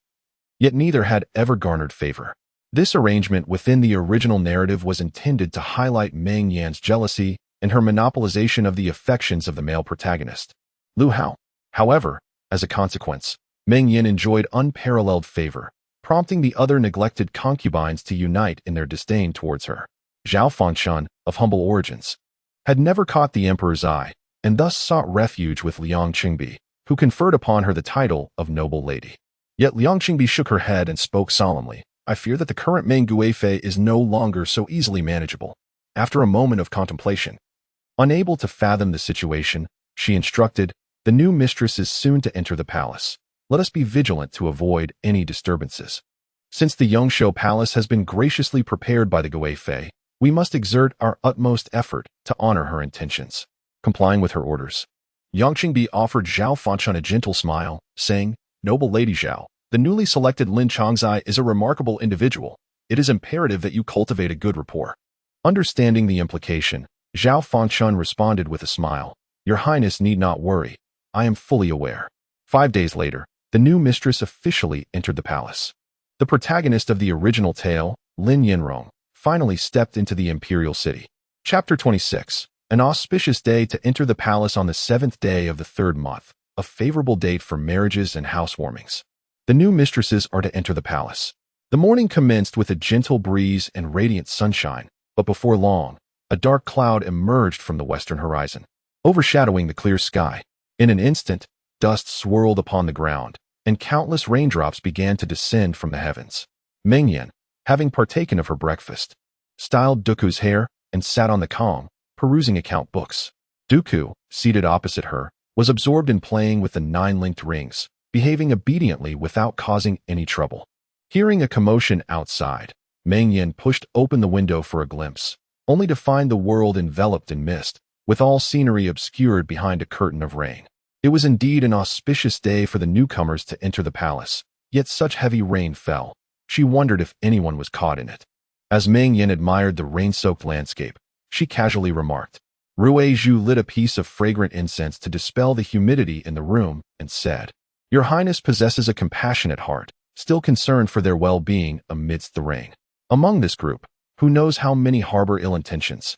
Meng Yan smiled faintly, her radiant face embodying a serene spirit. Reflecting upon her past life, she recalled how agitated and restless she had been at this very moment. It now seemed truly ludicrous. It was precisely because she no longer cared about Lu Hao's affections that she could now relish the rainy scenery with such tranquility. Was there rain on this day in her previous life? She vaguely remembered it as a day filled with brilliant sunshine. The book had depicted the weather vividly to elevate Lin Yinrong's standing. Brilliant sunshine, the cheerful singing of magpies, wild geese soaring high. What had changed now? Yun Xiang had gone to the Internal Affairs office to fetch colored threads, and it was unfortunate that she encountered such rain. While the master and servant exchanged idle chatter, Yun Xiang returned drenched, removing her hat and rain cape in the corridor before entering to see her mistress. She had brought back the colored threads. But the servants in the respectful affairs room were truly exasperating, chaotic and disorganized, all preoccupied with arrangements for the new mistresses, not a single diligent worker in sight. It was only after the maid had expressed her displeasure, insisting that the princess urgently required the threads, that someone finally attended to the matter. Today was a day of significance. They were indeed busier than usual. Meng Yan smiled gently, observing the droplets cascading from Yun Xiang's hair, and expressed her concern. "You have worked hard for this trip.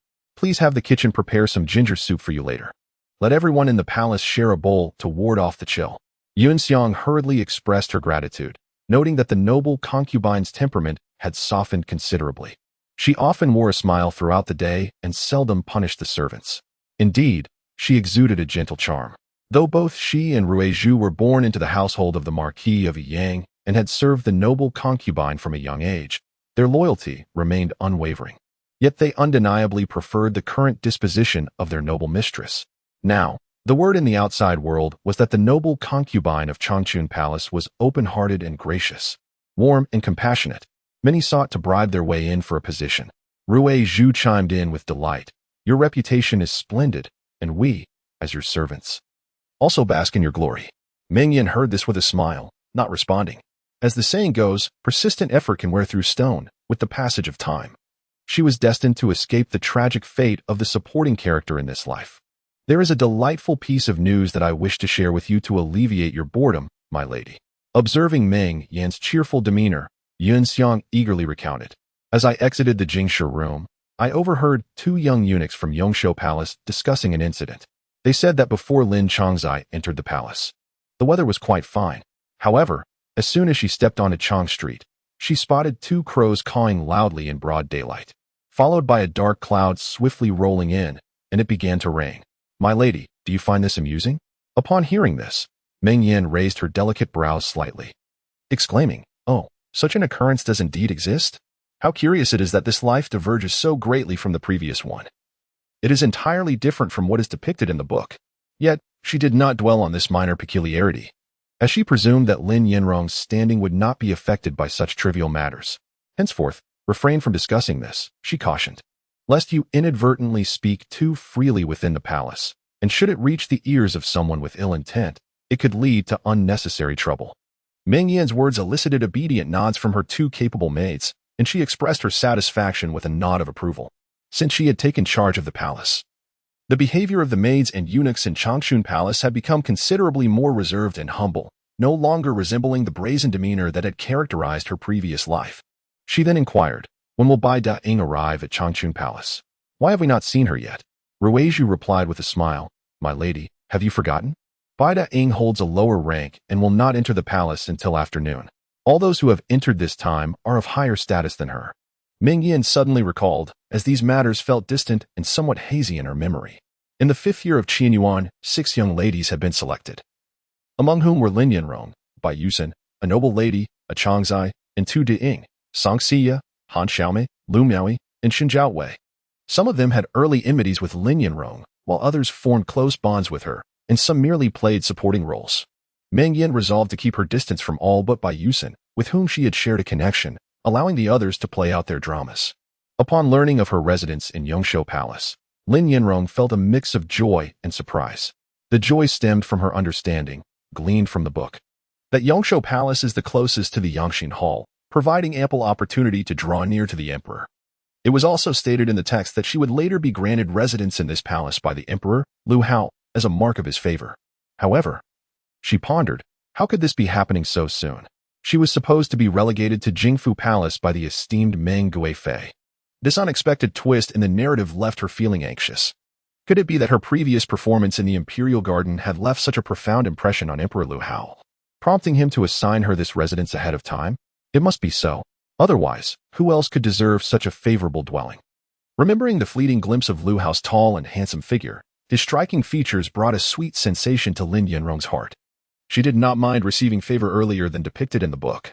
As soon as they entered the bustling street, the splendid weather orchestrated by fate for her abruptly ceased.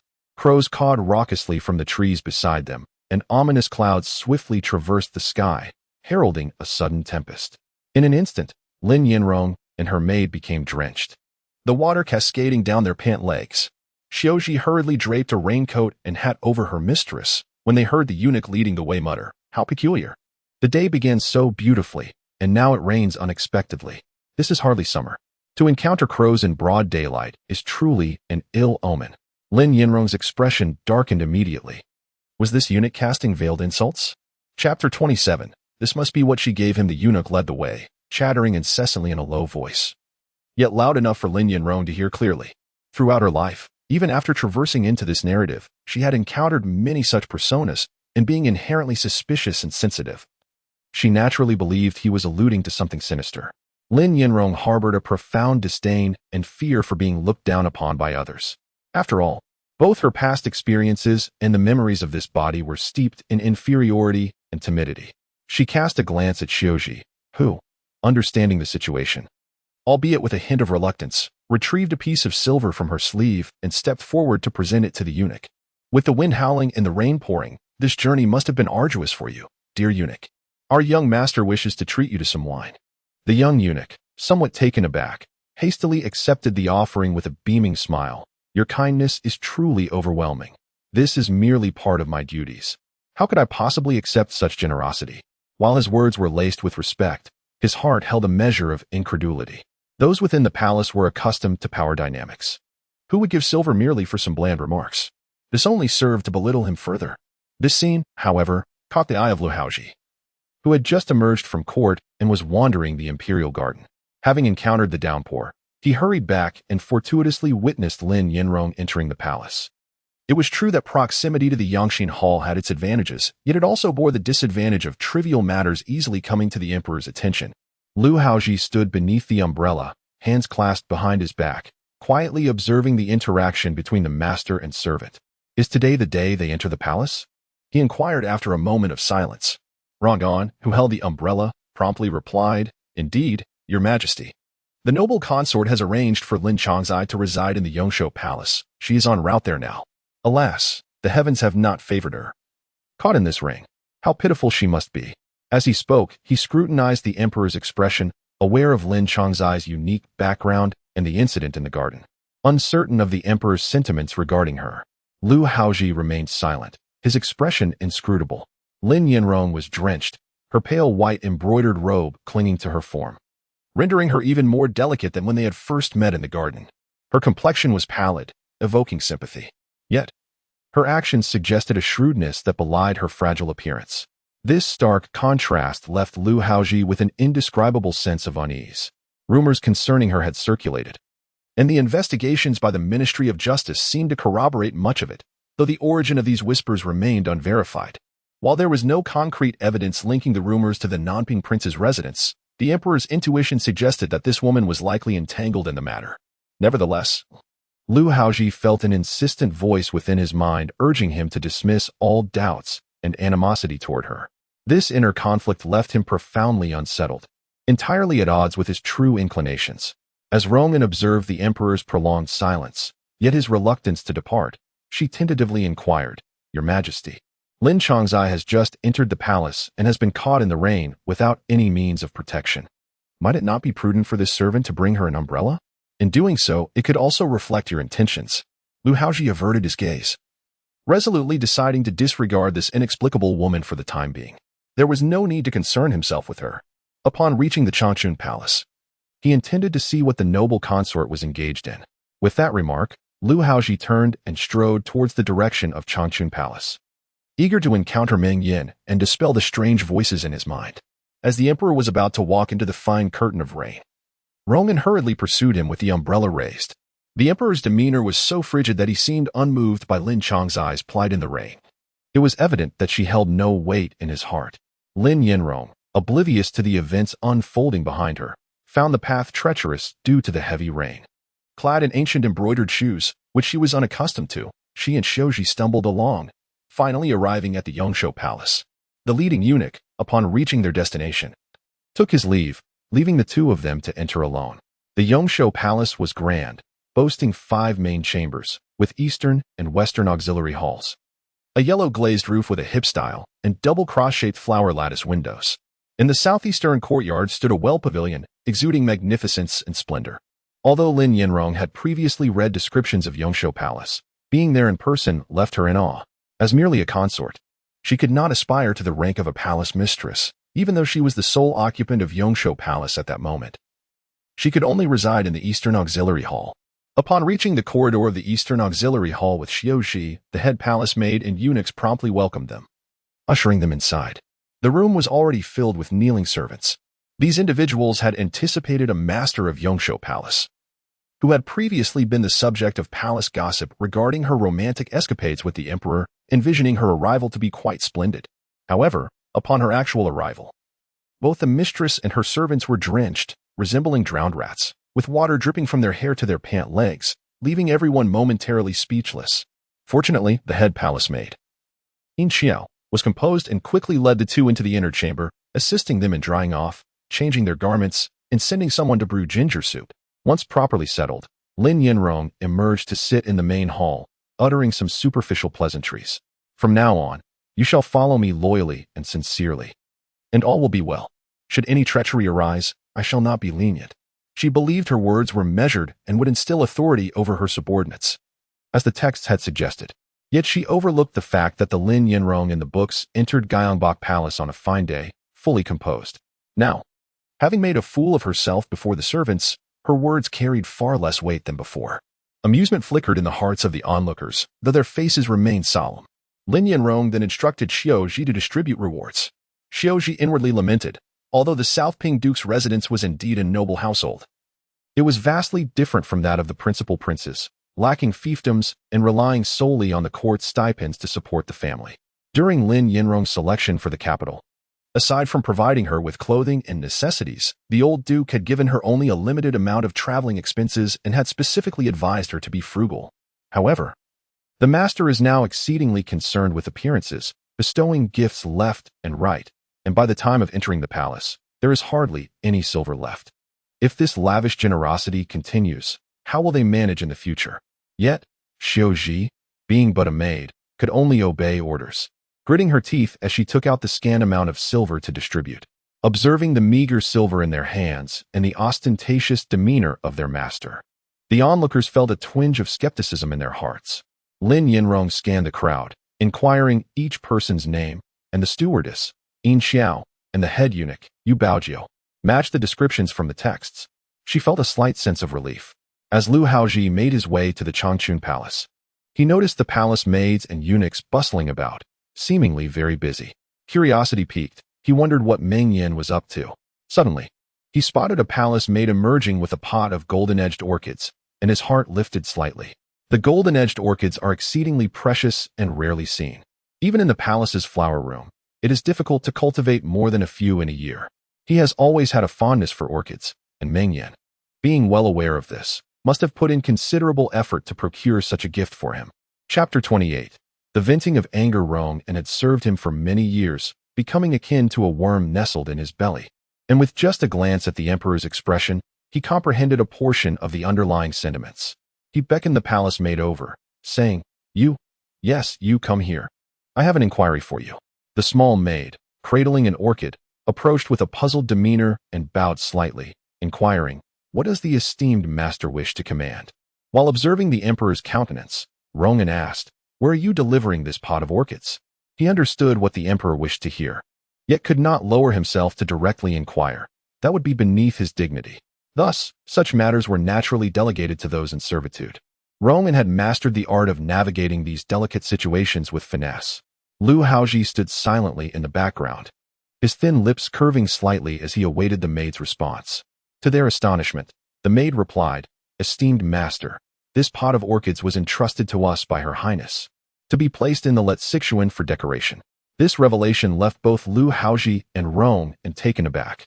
Ronan hastily inquired, "Lexixuan? Surely, you must be mistaken. It has been uninhabited for some time. Why would one send items there?" The maid chuckled lightly, replying, "Esteemed Master Ronan, you jest.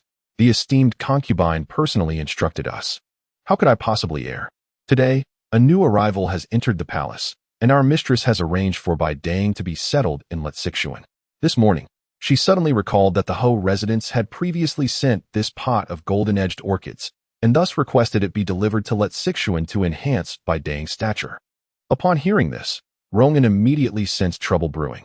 In recent days, the esteemed concubine seemed increasingly indifferent towards the emperor, neglecting to visit the Yangshin Hall and letting the green head plate hang unceremoniously. Even he, a mere servant, could feel the chill of her demeanor. How could the emperor remain oblivious?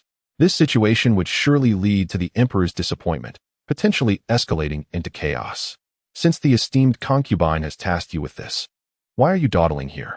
Off you go, do not linger. With two swift commands, he shooed the maid away, as she indeed made her way to Lexixuan.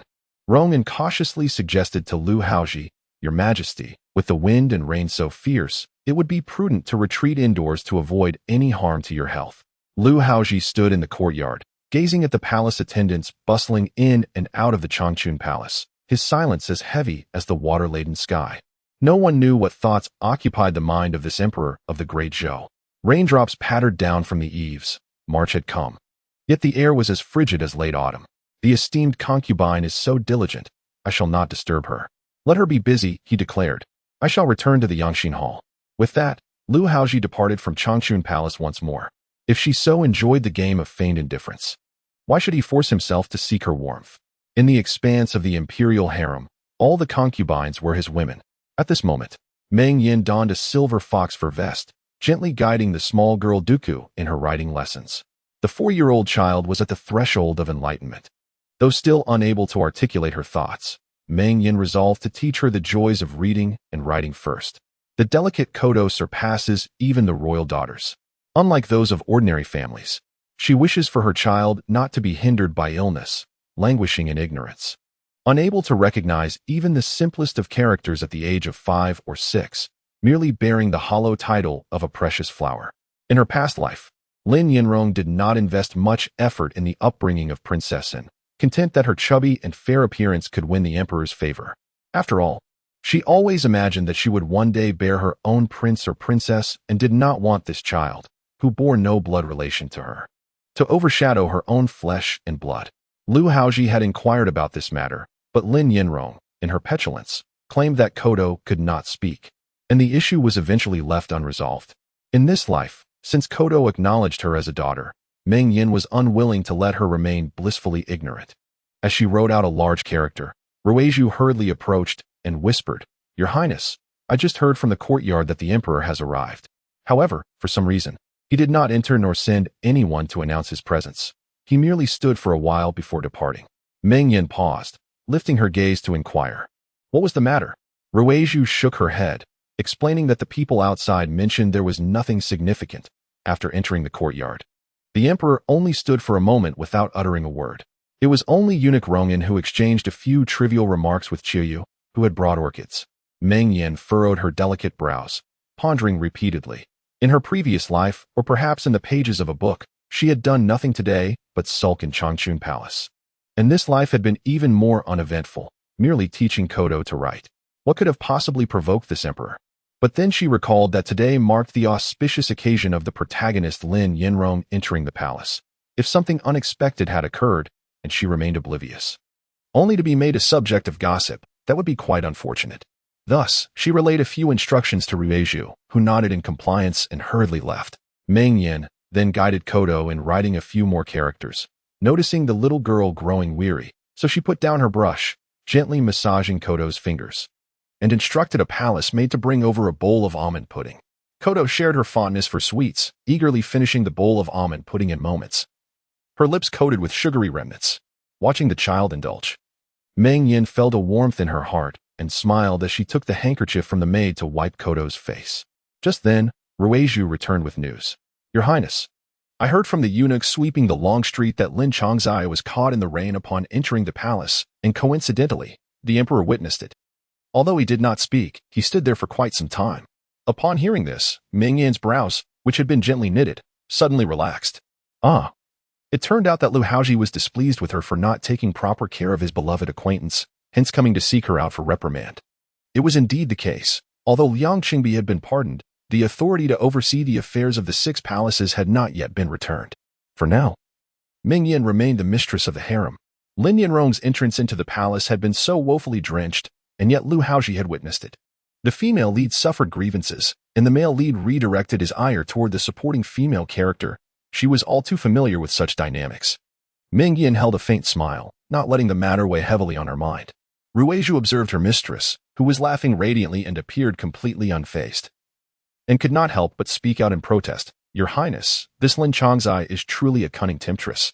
She has only just entered the palace and is already putting on a show of feigned vulnerability, capturing the emperor's attention. It is not as if she lacks attendance. How could they possibly allow their own mistress to be drenched in such a manner? Clearly, it was her intention. Whether Lin Yinrong had ulterior motives, Meng Yan was uncertain. But based on her character from a past life, it was indeed plausible.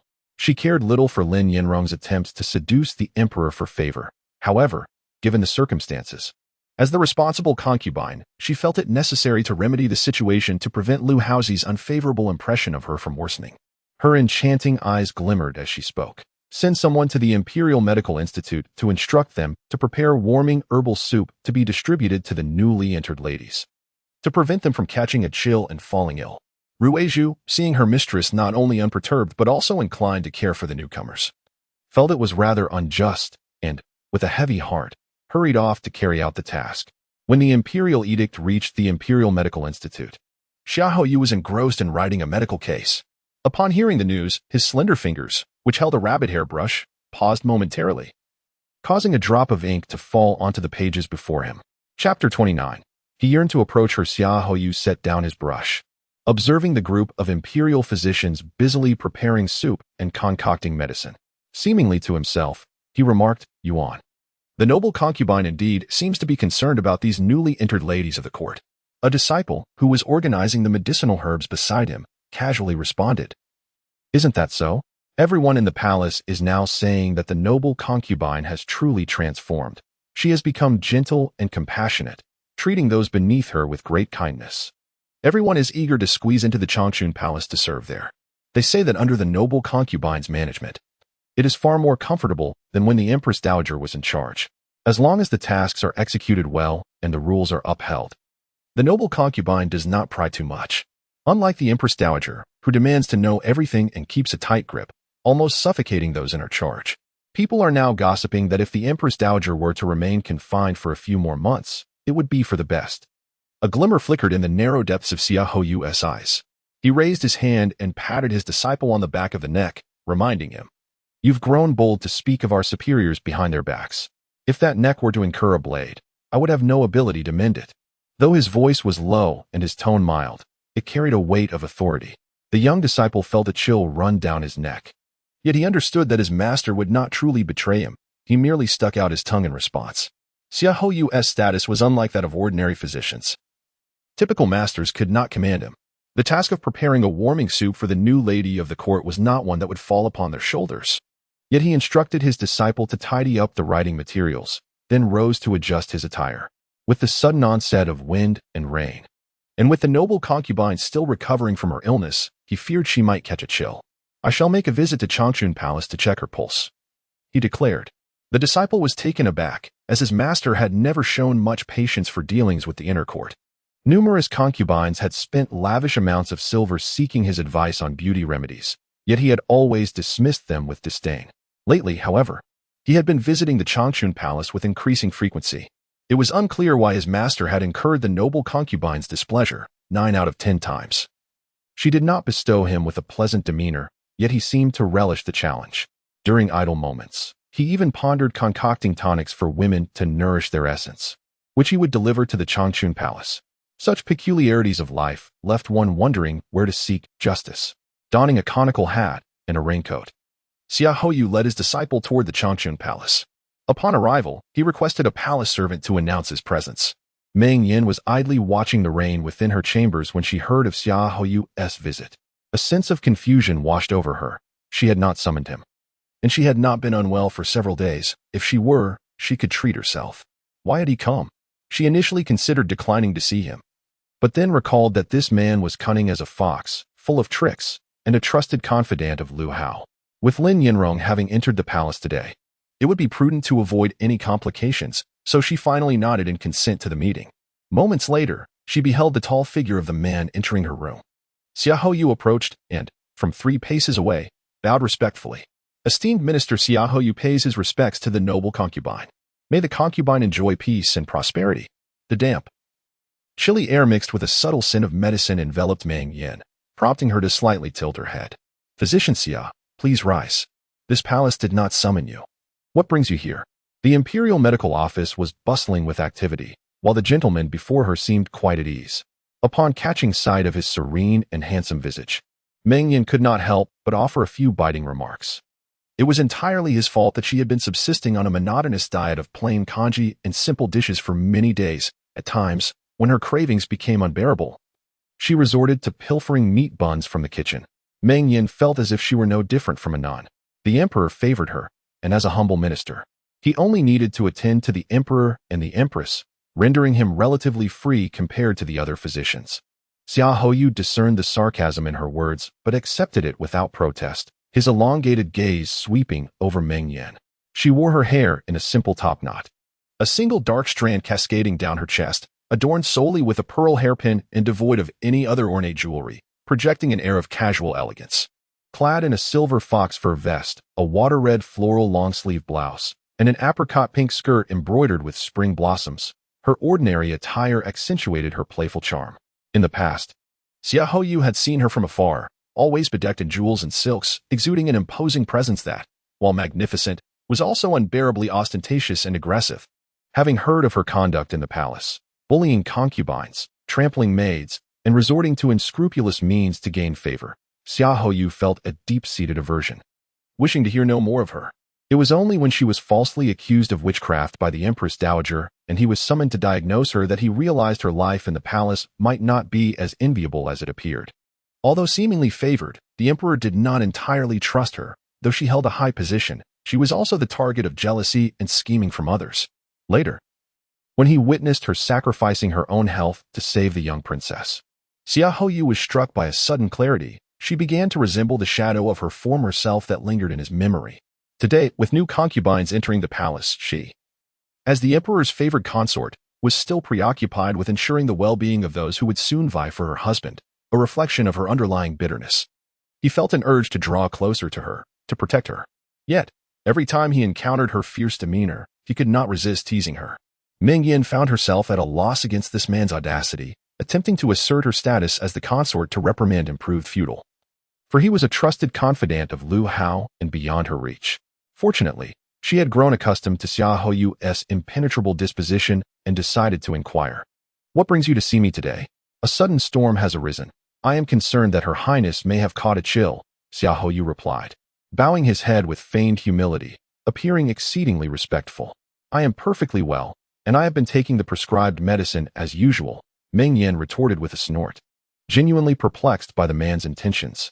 She was clearly not ill, yet he still made the effort to come to Changchun Palace, undeterred by her sarcasm. Your Highness should not shy away from seeking medical advice. It is prudent for me to examine you, he asserted, neither servile nor overbearing, refusing to relent even a fraction. You, Meng Yan exclaimed, feeling a mix of frustration and disbelief. She had never encountered a man so brazen, amidst the tempestuous weather. Why did he not simply rest at the Imperial Medical Office instead of braving the downpour to face her cold demeanor? You are acutely aware that I do not. What do you know? That the Empress is feigning illness? Suddenly, Xiaoyu raised his head, his star-like eyes locking onto Meng Yan's gaze. And in a tone only the two of them could hear, he spoke softly. Meng Yan's delicate face turned pouting with ire. She bit her lip, remaining silent. Xiaoyu truly was remarkable, daring to threaten her repeatedly. Although she felt a flicker of anger, she suddenly recalled a matter that she could discuss with him. Chapter 30. Poisoning. She had also spent some time nurturing Duku's health. Although the young girl's spirits improved day by day and her cold had long since healed, she remained unable to speak. Meng Yan did not wish for Duku to be mute for life. Despite her own lineage in the medical arts, her experiences were limited due to her prolonged residence in the palace. Xiaoyu, hailing from a noble family and being one of the most skilled physicians of the current Dezhou dynasty, might possess different methods. With this in mind, she calmed her heart, refraining from further conflict with him, and nodded, saying, since physician Xiaohu is willing to extend his kindness, I shall graciously accept your goodwill. She then cast a glance at Ruizhu. Understanding her cue, Ruizhu fetched a soft pillow, placing it beneath her wrist and covering it with a handkerchief. Xiaoyu, perceiving the underlying sharpness in her words, maintained a serene demeanor, smiling in the gentle breeze as he raised his hand to take her pulse. Beneath the silk handkerchief, her slender wrist revealed the delicate softness of her skin. He found her pulse steady and her vitality robust, causing a slight upward curve at the corners of his lips. Indeed, she had been obedient and had taken her medicine. After a moment, he withdrew his hand, gazing downwards as he spoke. Your Highness appears to be somewhat improved. Yet due to your previous excessive loss, you will require further nurturing for a period. Shortly, I shall prescribe another remedy for you to follow. Meng Yan understood that the prescriptions he provided were meant to nourish and invigorate her, beneficial but unpalatable. She could not help but roll her eyes slightly in disdain at the thought of bitter concoctions. To Xiaoyu, her subtle gesture was irresistibly enchanting. There is one more matter I would like to trouble you with, Physician Xiaohu. Meng Yan hesitated before finally speaking up. Xiaoyu was a pivotal character in this narrative, serving as a capable ally to the protagonist, Lin Yanrong, and there were even hints in the text suggesting his deeper feelings for her. Although she could not fathom his intentions in frequenting Changchun Palace lately, as the foremost antagonist in the story, she dared not hope for his assistance. Merely avoiding opposition would be a blessing. However, this concern was for Duku, not herself, so she believed he would not be averse to it. Xiaoyu raised an eyebrow. What does your Highness wish to convey? Please, do not hesitate. It was rare for her to proactively seek his help. Meng Yan continued. You are aware that Princess Hien cannot speak. I have been pondering that as the child grows, she cannot remain mute indefinitely. Therefore, I wish to request that you examine her. Your Highness is also a skilled healer. There is no need to rely on me. Xiaoyu replied with a glimmer of light in his eyes. Observing the expression on his face, Meng Yan bit her lip and reluctantly responded. I concede that my medical skills do not compare to yours, and I humbly ask for your assistance. After all, Xiaoyu held a distinguished position, and his willingness to treat her was a privilege granted by the Emperor. She could not force him to attend to Duku if he was unwilling. Though she was reluctant to lower herself in such a manner, for Duku's sake, she endured it. Xiaoyu smiled gently. Your Highness holds me in such high regard. I shall comply with your wishes. The petty man seemed to be waiting for her to utter those words, which left Meng Yan feeling frustrated yet disinclined to engage with him. She gestured to Yunxiang and brought Duku over. Shortly thereafter, Duku was brought in by the wet nurse. Xiaoyu offered her a respectful bow before taking her pulse, observing her tongue and pupils for quite some time. As he examined her, he scrutinized Duku closely. The little girl appeared tranquil and obedient, not making a sound, which subtly pleased him.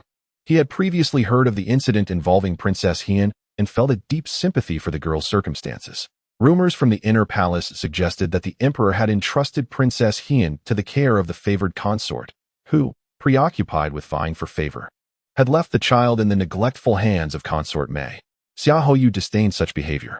Yet having witnessed her willingness to endanger herself to save the little princess and her recent plea for his assistance, he realized that palace rumors were not always reliable. Upon completing his examination, Xia Houyu spoke. The little princess suffers from a profound heart ailment, likely due to the traumatic upheaval at the Yiqin Wang residence, which must have greatly affected her. She has no hearing impairments and refers to the consort as mother, indicating that her vocal cords are intact. She simply chooses not to speak. Meng Yan found this revelation intriguing. While she was aware that Duku's affliction was linked to the Yiqin Wang residence, she had never considered that it was due to her own reluctance to speak. Indeed, Xia Houyu possessed considerable skill. I can prescribe some calming remedies for the little princess. Xia Houyu began, but Meng Yan interrupted him, stating that she had already administered such calming potions to the princess, which proved ineffective. Xia Houyu smiled gently, assuring her that there was no need for her to be overly anxious. As long as the princess receives genuine care, her condition may improve with age. Meng Yan felt a twinge of melancholy. She wished to teach Duku how to speak and to witness her gradual recovery, but according to Xia Houyu, it seemed they would have to wait. She gently stroked Duku's head and smiled softly. Very well, I can afford to wait, observing her tender and enchanting smile. Reminiscent of a benevolent mother, Xia Houyu found himself momentarily entranced.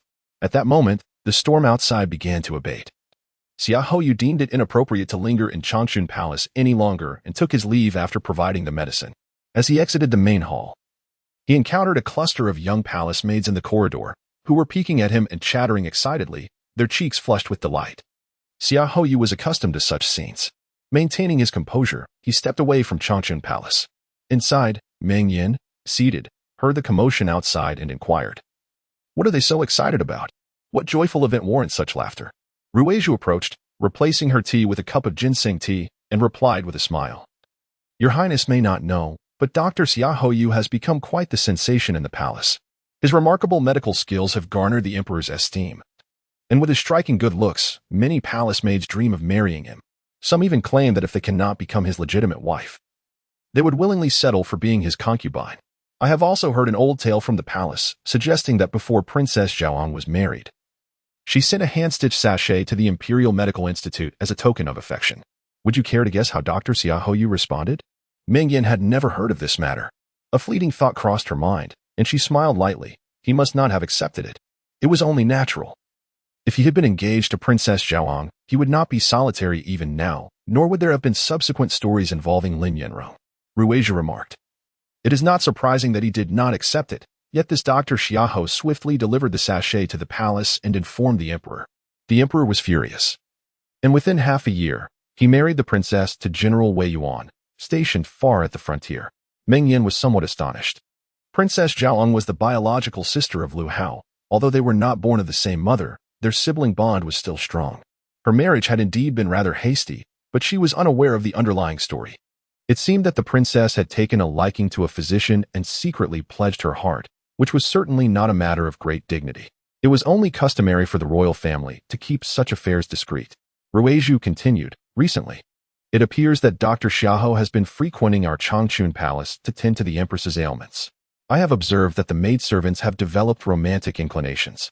It is not only our palace maids, even those from other places have been making their way here these past few days. Meng Yan looked at Ruizhu and smiled. And what about you? You are quite the young lady now. Have you taken a fancy to someone? If you too harbor such thoughts, I shall speak on your behalf. Ruizhu's face immediately flushed with embarrassment, and she stamped her foot. Your Highness, you jest again. I shall remain by your side and never marry. Meng Yan chuckled softly. It was indeed a jest. With the ambiguous relationship between Xia Houyu and Lin Yanrong, she would never allow her own people to become entangled. Nevertheless, Ruizhu and Yunxiang had devotedly served her in her past life, yet they had not met with a favorable end. In this life, she vowed to secure a good fate for them. As the two were sharing laughter, Yunxiang hurried in from outside, her face filled with panic. Your Highness, it is terrible news. Lin Changzai has collapsed from poisoning. Chapter 31. Seeking justice. Meng Yan was suddenly taken aback. This incident had never occurred in her past life or in the narrative of the book. She inquired in a serious tone, what is going on? Speak in detail. Yunxiang, somewhat flustered, with a pallid complexion, beads of sweat on her forehead, and catching her breath, explained. I had just gone to the Imperial hospital to fetch medicine when I encountered a distant relative who rushed in, shouting, "Oh no! Our young mistress has fainted from poisoning." The Imperial hospital was thrown into disarray, and the deputy hospital director dispatched a physician at once. On my way back, I overheard many palace maids and eunuchs discussing how Lin Chongzai had fainted after drinking the ginger soup gifted by the empress. Lu Haozhi immediately retorted vehemently. This is utter nonsense. The empress was merely concerned that she might catch a cold from the rain and kindly instructed the Imperial hospital to brew ginger soup for her. How could she possibly poison her? This is truly a case of a dog biting El Dombin, unable to recognize a benefactor. Meng Yan furrowed her brow in contemplation. The palace was abuzz with rumors that Lin Yinrong had been poisoned by the ginger soup she had bestowed upon her, clearly pointing the finger at her. It seemed that since the rain had not been part of the story, she had never actually rewarded Lin Yinrong with that bowl of ginger soup, and thus, this incident would not have transpired. Yet, even if the narrative had taken a turn, it appeared that the heavens were not inclined to spare her, the supporting character. With a silent sigh, Meng Yan rose and commanded, "Prepare my attire, I shall visit Yangshou Palace." Rui Zhu and Yun Xiang promptly attended to her. Rui Zhu, unable to contain her frustration, exclaimed, "She is merely a new entrant to the palace. What is the significance of this? Must the empress herself make a trip? It has been raining outside, and the ground is muddy and slippery. Sending a servant on an errand should suffice." Meng Yan gazed at her reflection in the mirror and replied coolly, "As a young mistress newly arrived in the palace, such a grave matter has arisen. And they are all saying she fainted after drinking the ginger soup I graciously provided. How can I possibly refrain from going? If I do not, shall I simply wait for someone to accuse me?" She donned a deep blue silk palace gown and adorned her hair with a crown of 5 phoenixes, exuding an aura of elegance and composure. Accompanied by her trusted maids, she stepped out to board the palanquin, making her way to Yangshou Palace. In the imperial pond of Yangxin Hall, white mist rose and curled around, revealing a man partially obscured. Lu Haozhi was immersed in the hot spring, the warm water enveloping his robust physique, droplets cascading down his sun-kissed skin. Though he was the peace-loving son of heaven, the Zhao dynasty had risen through martial prowess, and the royal family had always revered strength. From a young age, Lu Haozhi trained under formidable warriors, maintaining a rigorous practice regimen even after ascending to the throne, resulting in his formidable physique. His ink-black hair floated in the water as he leaned against the marble poolside, holding a crystal goblet brimming with blood-red wine, exuding an air of languor. Caught in the downpour and burdened with pent-up frustration from his time in Changchun Palace, he ordered a soak in the hot spring to dissipate some of the chill and irritation. Thinking of Meng Yan, Lu Haozhi exhaled softly, his handsome features marred by indifference.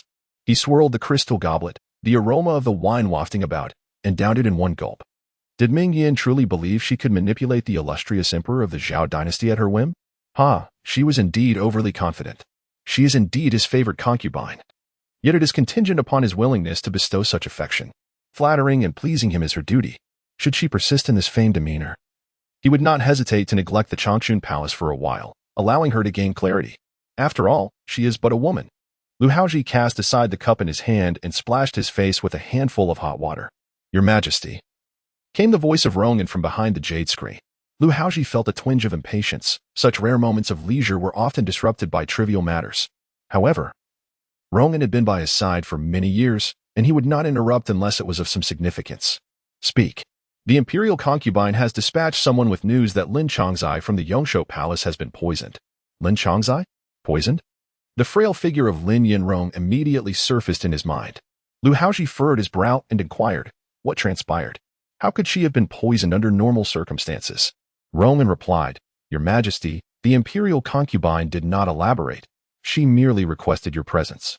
Though Lu Haozhi had not paid much heed to Lin Yinrong, there seemed to be an inexplicable force compelling him to the Yangshou Palace.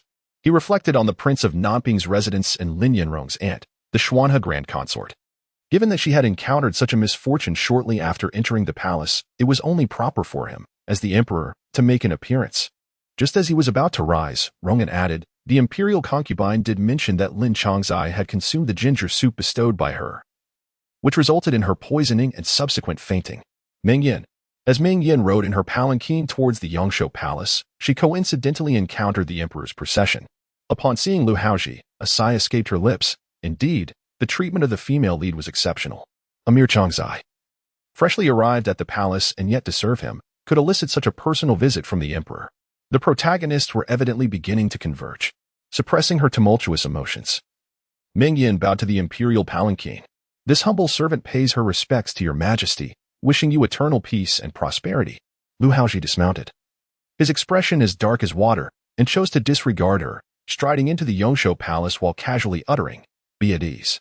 Meng Yan raised an eyebrow, rising to follow, maintaining a respectful distance behind him.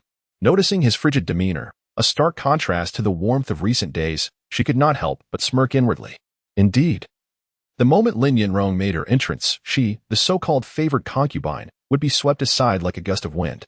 Fortunately, she was quite clear-headed now, having relinquished any expectations of Lu Haozhi.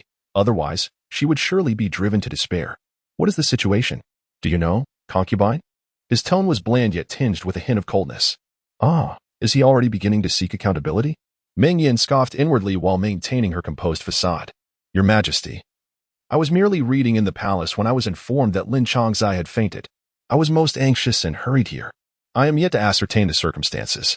She deliberately omitted any mention of poisoning, reserving that detail for later use. Lu Haozhi fell silent, and Meng Yan observed the string of sandalwood beads around his wrist swaying as he walked. She could only wonder what thoughts occupied the mind of this male lead at the moment. All that I desire is to pass through this ordeal safely, and I hope Lu Haozhi does not develop a negative impression of her. The passionate affair between him and Lin Yanrong is of no concern to Meng Yan.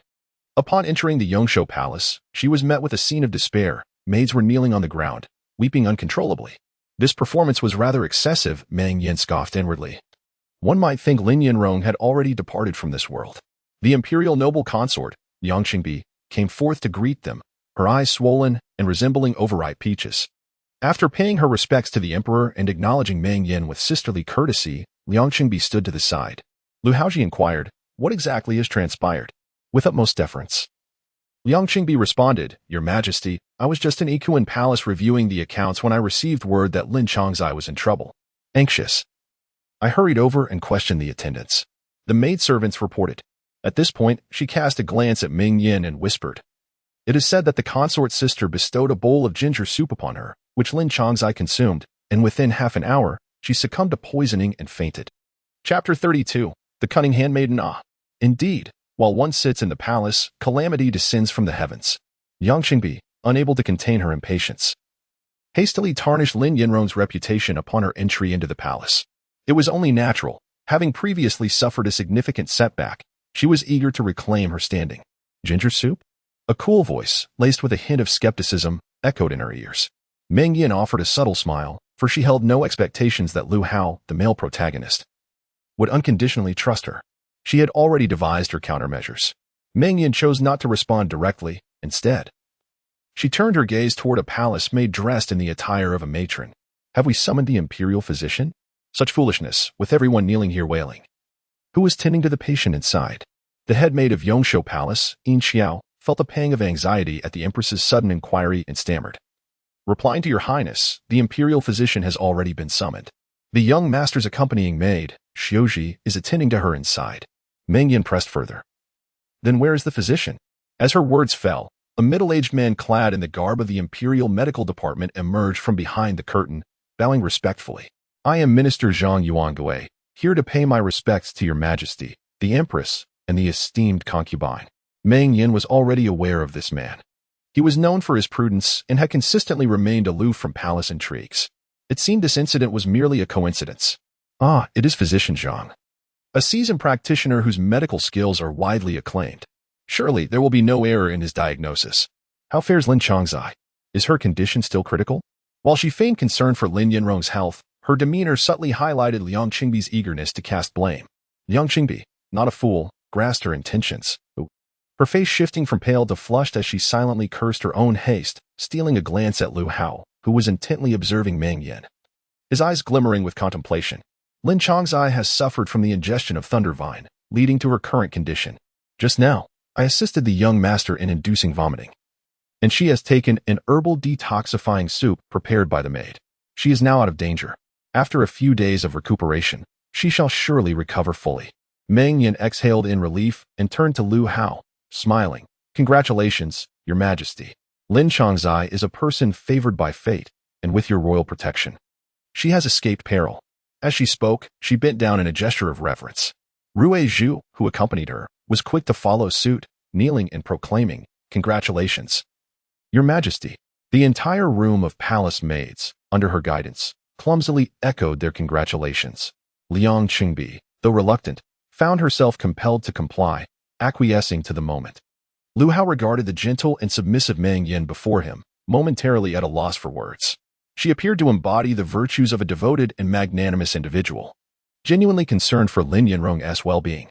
However, could this matter truly be of no concern to her, given her prior temperament and the rumors circulating? It was not beyond her to orchestrate such a scheme. Lin Changzai's recovery was indeed a cause for celebration, yet what of the ginger soup, Meng Guifei, and the implications surrounding it? Meng Yan's heart fluttered slightly as she lifted her gaze to find Lu Haozhi's countenance etched with sternness, prompting an involuntary smile within her. As she had anticipated, following Lin Yanrong's incident, Lu Haozhi's first suspicion fell upon her. Was it not the same in her previous life? Regardless of the presence or absence of evidence, and despite the myriad inconsistencies, Lu Haozhi had always placed unwavering trust in Lin Yanrong while casting doubt upon her. Of course, the male protagonist would favor the female lead. Would he ever support her, the mere supporting character? Fortunately, she resolved not to harbor any expectations towards this man any longer. With her eyes slightly lowered, Meng Yan replied softly, "Today, the new ladies entered the palace, coinciding with a torrential downpour. I have heard that some of the sisters were unable to avoid the rain and got drenched. Though it is already March, I am still concerned that someone may catch a cold, which could hinder their service to the emperor in the future. Hence, I instructed the Imperial Medical Bureau to prepare ginger soup and send a bowl to each palace. As for Lin Changzai's accidental consumption of the thunder vine, I truly cannot fathom how it could be connected to ginger soup. I am entirely unaware of any such matter." Her words were artfully crafted, highlighting her benevolence towards the 6 palaces while deftly distancing herself from any accountability. She had no knowledge of the thunder vine, and the ginger soup was prepared by the Imperial Medical Bureau. If there were any mishaps, it would be rather far-fetched to implicate her. Lu Haozhi's expression remained as inscrutable as a placid lake, rendering his thoughts a mystery. Just as the tension thickened, a palace maid suddenly rushed out, kneeling before the emperor with a resounding thud, tears streaming down her face. "Your Majesty, I beseech you to take heed for my young mistress. She has only just entered the palace today and is still unaccustomed to everything." The Imperial Medical Bureau unexpectedly delivered a bowl of ginger soup. "My young mistress has never been fond of such spicy substances, yet upon the insistence of those who claimed it was a command from the noble consort, she felt compelled not to disappoint her good intentions. Although reluctant, she dared not defy the noble consort's wishes and was left with no choice but to drink it. Not half an hour after consuming the ginger soup, my young mistress succumbed to poisoning and fainted. Your Majesty, our young mistress has suffered greatly." What a wretched maid! Meng Yan couldn't help but admire her silently. In just a few sentences, she had vividly portrayed Lin Yanrong's pitiful and submissive demeanor alongside her own haughty and domineering aura. She scrutinized the maid for a moment, noting her delicate, oval face framed by elegantly arched willow-like brows, her eyes elongated yet possessing a certain charm. Upon closer inspection, she was arguably more appealing than her mistress, Lin Yanrong. Meng Yan recognized this maid as Xiaozhi, Lin Yanrong's dowry servant, who had proven to be a devoted companion. However, in her previous life, Lin Yanrong, fearing that her beauty might attract the emperor's attention, had concocted an excuse to cast her into the Department of Punishments, leaving her fate unknown. In this lifetime, Xiaozhi had emerged once again to defend her mistress, having shared a long acquaintance. Meng Yan found the situation somewhat amusing rather than infuriating. She did not look at Lu Haozhi, but focused her gaze on the kneeling Xiaozhi. Speaking in a measured tone, "If your young mistress does not relish spicy food, then why must she force herself to consume the ginger soup?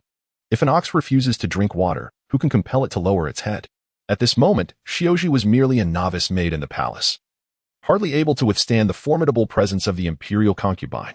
Her hands trembled slightly, and she bit her lip, softly uttering, with such an imposing entrance. And given the esteemed rank of the imperial concubine, how could the humble Lin Xiaozhu dare to defy her commands? This statement elicited a derisive laugh from Meng Yan, who coldly replied, "The emperor is present, and you have not been summoned, yet you rush forth, weeping and wailing. Your audacity, devoid of proper decorum and respect for authority, is truly unbelievable." Lin Chongzai lacks even the courage to refuse a bowl of ginger soup. If your master is indeed cowardly, what were you, this brazen and loyal servant, doing at that time? Chapter 33. The flaw. Meng Yan had been a favored concubine for half her life, and her most formidable skill was her commanding presence. Moreover, she had yet to fall from grace, still holding the esteemed title of the most favored concubine in the imperial court. The circumstances surrounding Lin Yanrong's poisoning remained unclear to her. Whether it was a self-constructed scheme or a genuine plot by others was still a mystery. However, she intended to seize this opportunity, holding the indiscretion of the rude maid as leverage to undermine Lin Yanrong's pitiful image in the emperor's eyes, lest Lu Haozhi, under the influence of Lin Yanrong's protagonist aura, lose all rationality and hastily seek retribution against her. Haozhi had never encountered such an imposing demeanor and found herself utterly overwhelmed, trembling as she prostrated on the ground. Yang Qingbi, observing the unfolding scenario, sensed the gravity of the situation and stepped forward with a smile, saying, "This maid is a gift from Lin Chongzai. She must be new to the palace and has yet to learn the proper etiquette. In time, we can have an elder teach her." Her ability to articulate the details of the situation demonstrated her loyalty, revealing her straightforward disposition. Meng Yan cast a fleeting glance at Liang Qingbi. Her words effectively masked the maid's rudeness, recasting it as loyalty. "Truly, my esteemed sister is as benevolent as a bodhisattva. This maid, being a gift from Lin Chongzai, should have received proper instruction before entering the palace. Yet, here she stands, still so ignorant. The one responsible for her education should indeed be summoned to the Department of Judicial Punishments to answer for their negligence." This remark was a direct affront to the Empress Dowager, for she had orchestrated nearly all affairs regarding the entry of new candidates into the palace. Meng Yan's gaze was fixed on her, each word delivered with precision. If her master has yet to gain favor, how can the servants exhibit such audacity? Should Lin Chongzai rise in prominence, will this palace not become the dominion of her and her maid? One wonders whose influence they are relying upon. Her sharp words resonated with Lu Haozhi. After all, Meng Guifei was known for her temperament, and such conduct would not surprise anyone. Lu Haozhi's expression remained inscrutable, betraying neither joy nor anger. He turned and took a seat on a nearby Huangyang wood chair, remaining silent, though he understood Meng Yan's implications. The fact of Lin Yanrong's poisoning could not be overlooked. Setting aside other matters, it was imperative to clarify the details of this poisoning incident. Meng Yan raised an eyebrow, but soon allowed a subtle smile to grace her lips. She had not anticipated that merely using the maid's rudeness would suffice to dismiss the matter. Her true intention was simply to vex Liang Qingbi and the brazen Lin Yanrong. As Lu Haozhi showed no inclination to intervene, she had her own strategies in mind. As a secondary character, relying on the male lead to dispense justice in every situation would be akin to hastening her own demise. Liang Qingbi's face brightened upon hearing the emperor's words. She approached Haozhi's side and gently reassured her, "You need not be afraid. Simply recount the events as they transpired. With the emperor's support, justice will surely be served for your master." Truly a remarkable performer, Meng Yan nearly applauded her. With the emperor's words and the empress dowager's backing, Haozhi felt emboldened. Her spirits lifted as she hastened to declare, "Yes, your majesty, your excellency, as I previously mentioned, our master never enjoyed ginger soup, and today she was compelled to drink it against her will." Upon consuming the ginger tea, the young mistress fell into a state of unconsciousness within half an hour due to poisoning. The noble consort admonished, acknowledging the servant's previous rudeness. Yet understanding that it stemmed from her concern for her master, she implored for forgiveness. After uttering her plea, she bowed 3 times before Meng Yan, observing coldly. Meng Yan noted that Haozhi indeed lived up to her reputation as Lin Yanrong's right hand. Although still somewhat inexperienced, her quick-witted adaptability already hinted at her potential. Meng Yan first addressed Lu Haozhi with a respectful bow, stating her intention to inquire about the palace maid. Lu Haozhi regarded her with a profound gaze, slightly nodding, and replied with indifference, permitting her to proceed with her questions. Meng Yan then turned to Haozhi, asking, "You claim your mistress was coerced into consuming the ginger tea, and that the messenger bore a royal edict from me. Pray, from whence does this individual hail? What is their name? What do they look like?" Haozhi hesitated momentarily before responding. The person said, "They were sent by the Imperial Medical Institute, but I do not know their name. As for their appearance, they were neither tall nor short, neither fat nor thin." Such vague descriptions. In the palace, one could easily find hundreds who fit that description.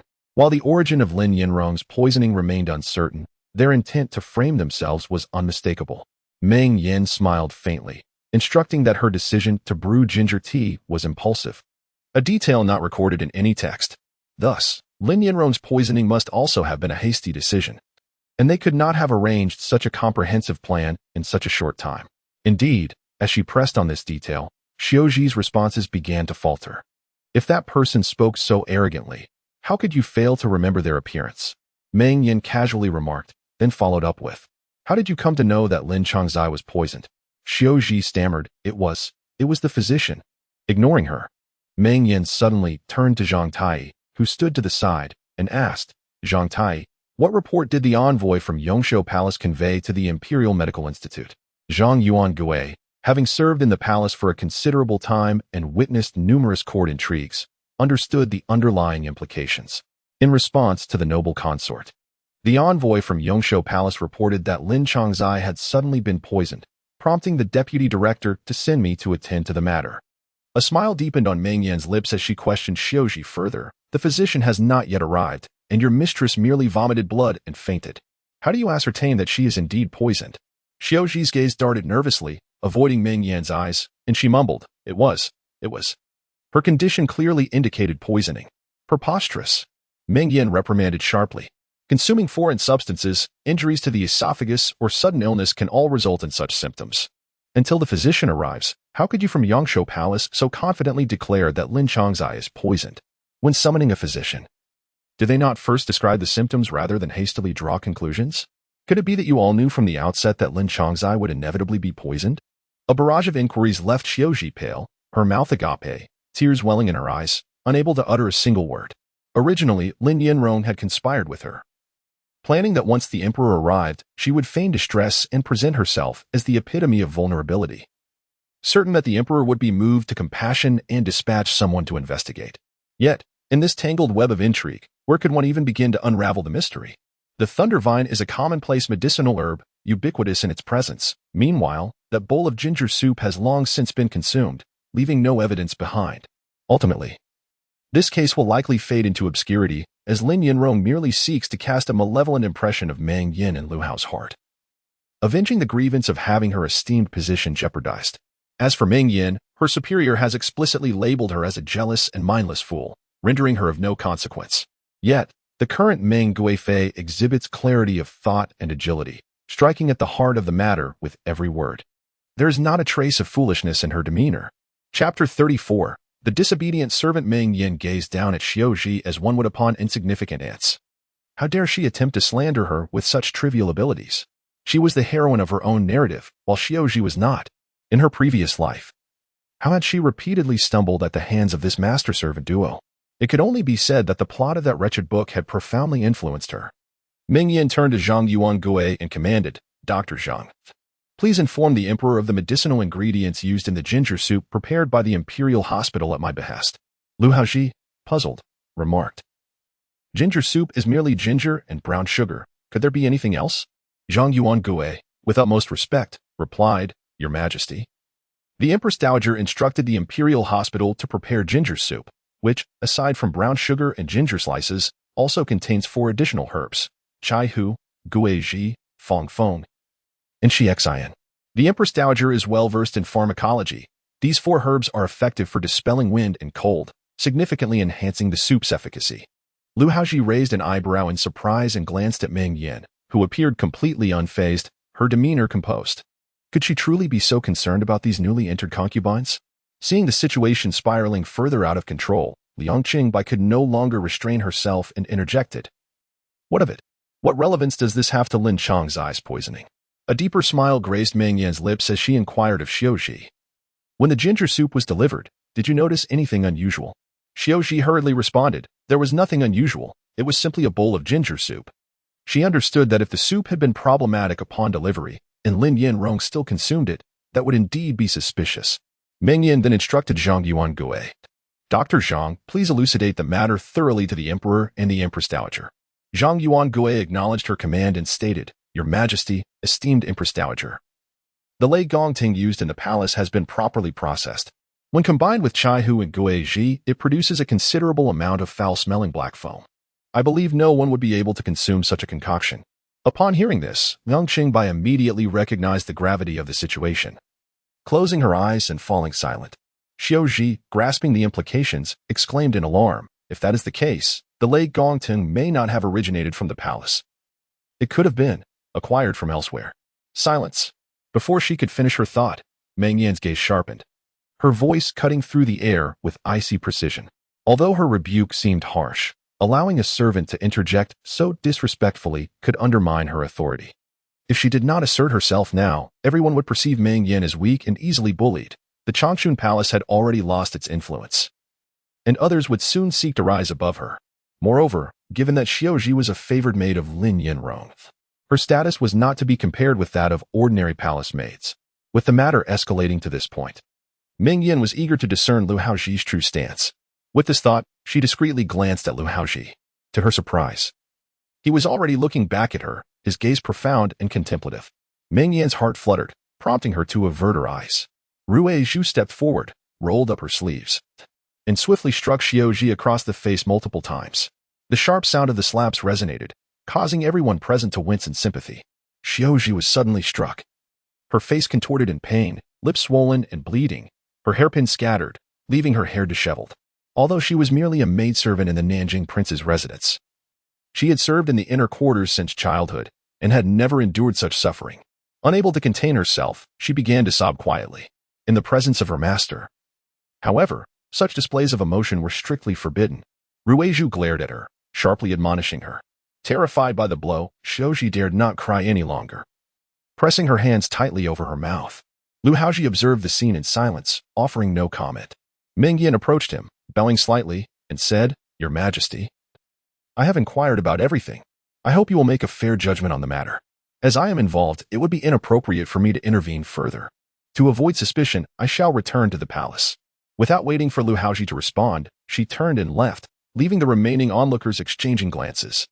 Liang Qingbi watched Meng Yan depart, feeling a mix of anger and urgency, yet found herself at a loss for words. After all the commotion, to claim she was avoiding suspicion was quite a farce. She furtively glanced at Lu Haozhi, who maintained a stern expression, silent and unyielding. Your Majesty, regarding this matter. The maidservant had poorly learned the rules of the court.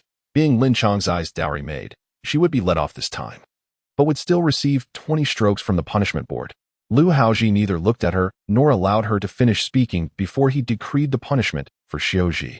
Liang Qingbi bit her lip, attempting to persuade him, Your Majesty, Lin Changzai has only just entered the palace and has suffered so. It is truly disheartening. Others may not understand her temperament, and likely did not serve her well. Perhaps it would be wiser to let this girl redeem herself through service. Let the punishment be recorded. If her service improves, we can let the matter rest. If not, we can address it later. She was willing to take a gamble, assessing Lin Yinrong's standing in Lu Haozhi's heart. After all, Lin Yinrong had established a connection with the emperor during the selection process, and it was likely he would regard her with favor. Regardless, she could not allow Meng Yan to bask in triumph. However, to her surprise, Lu Haozhi cast her a glance and remarked, The Empress Dowager is becoming increasingly assertive. Must you interfere in my punishment of a mere servant?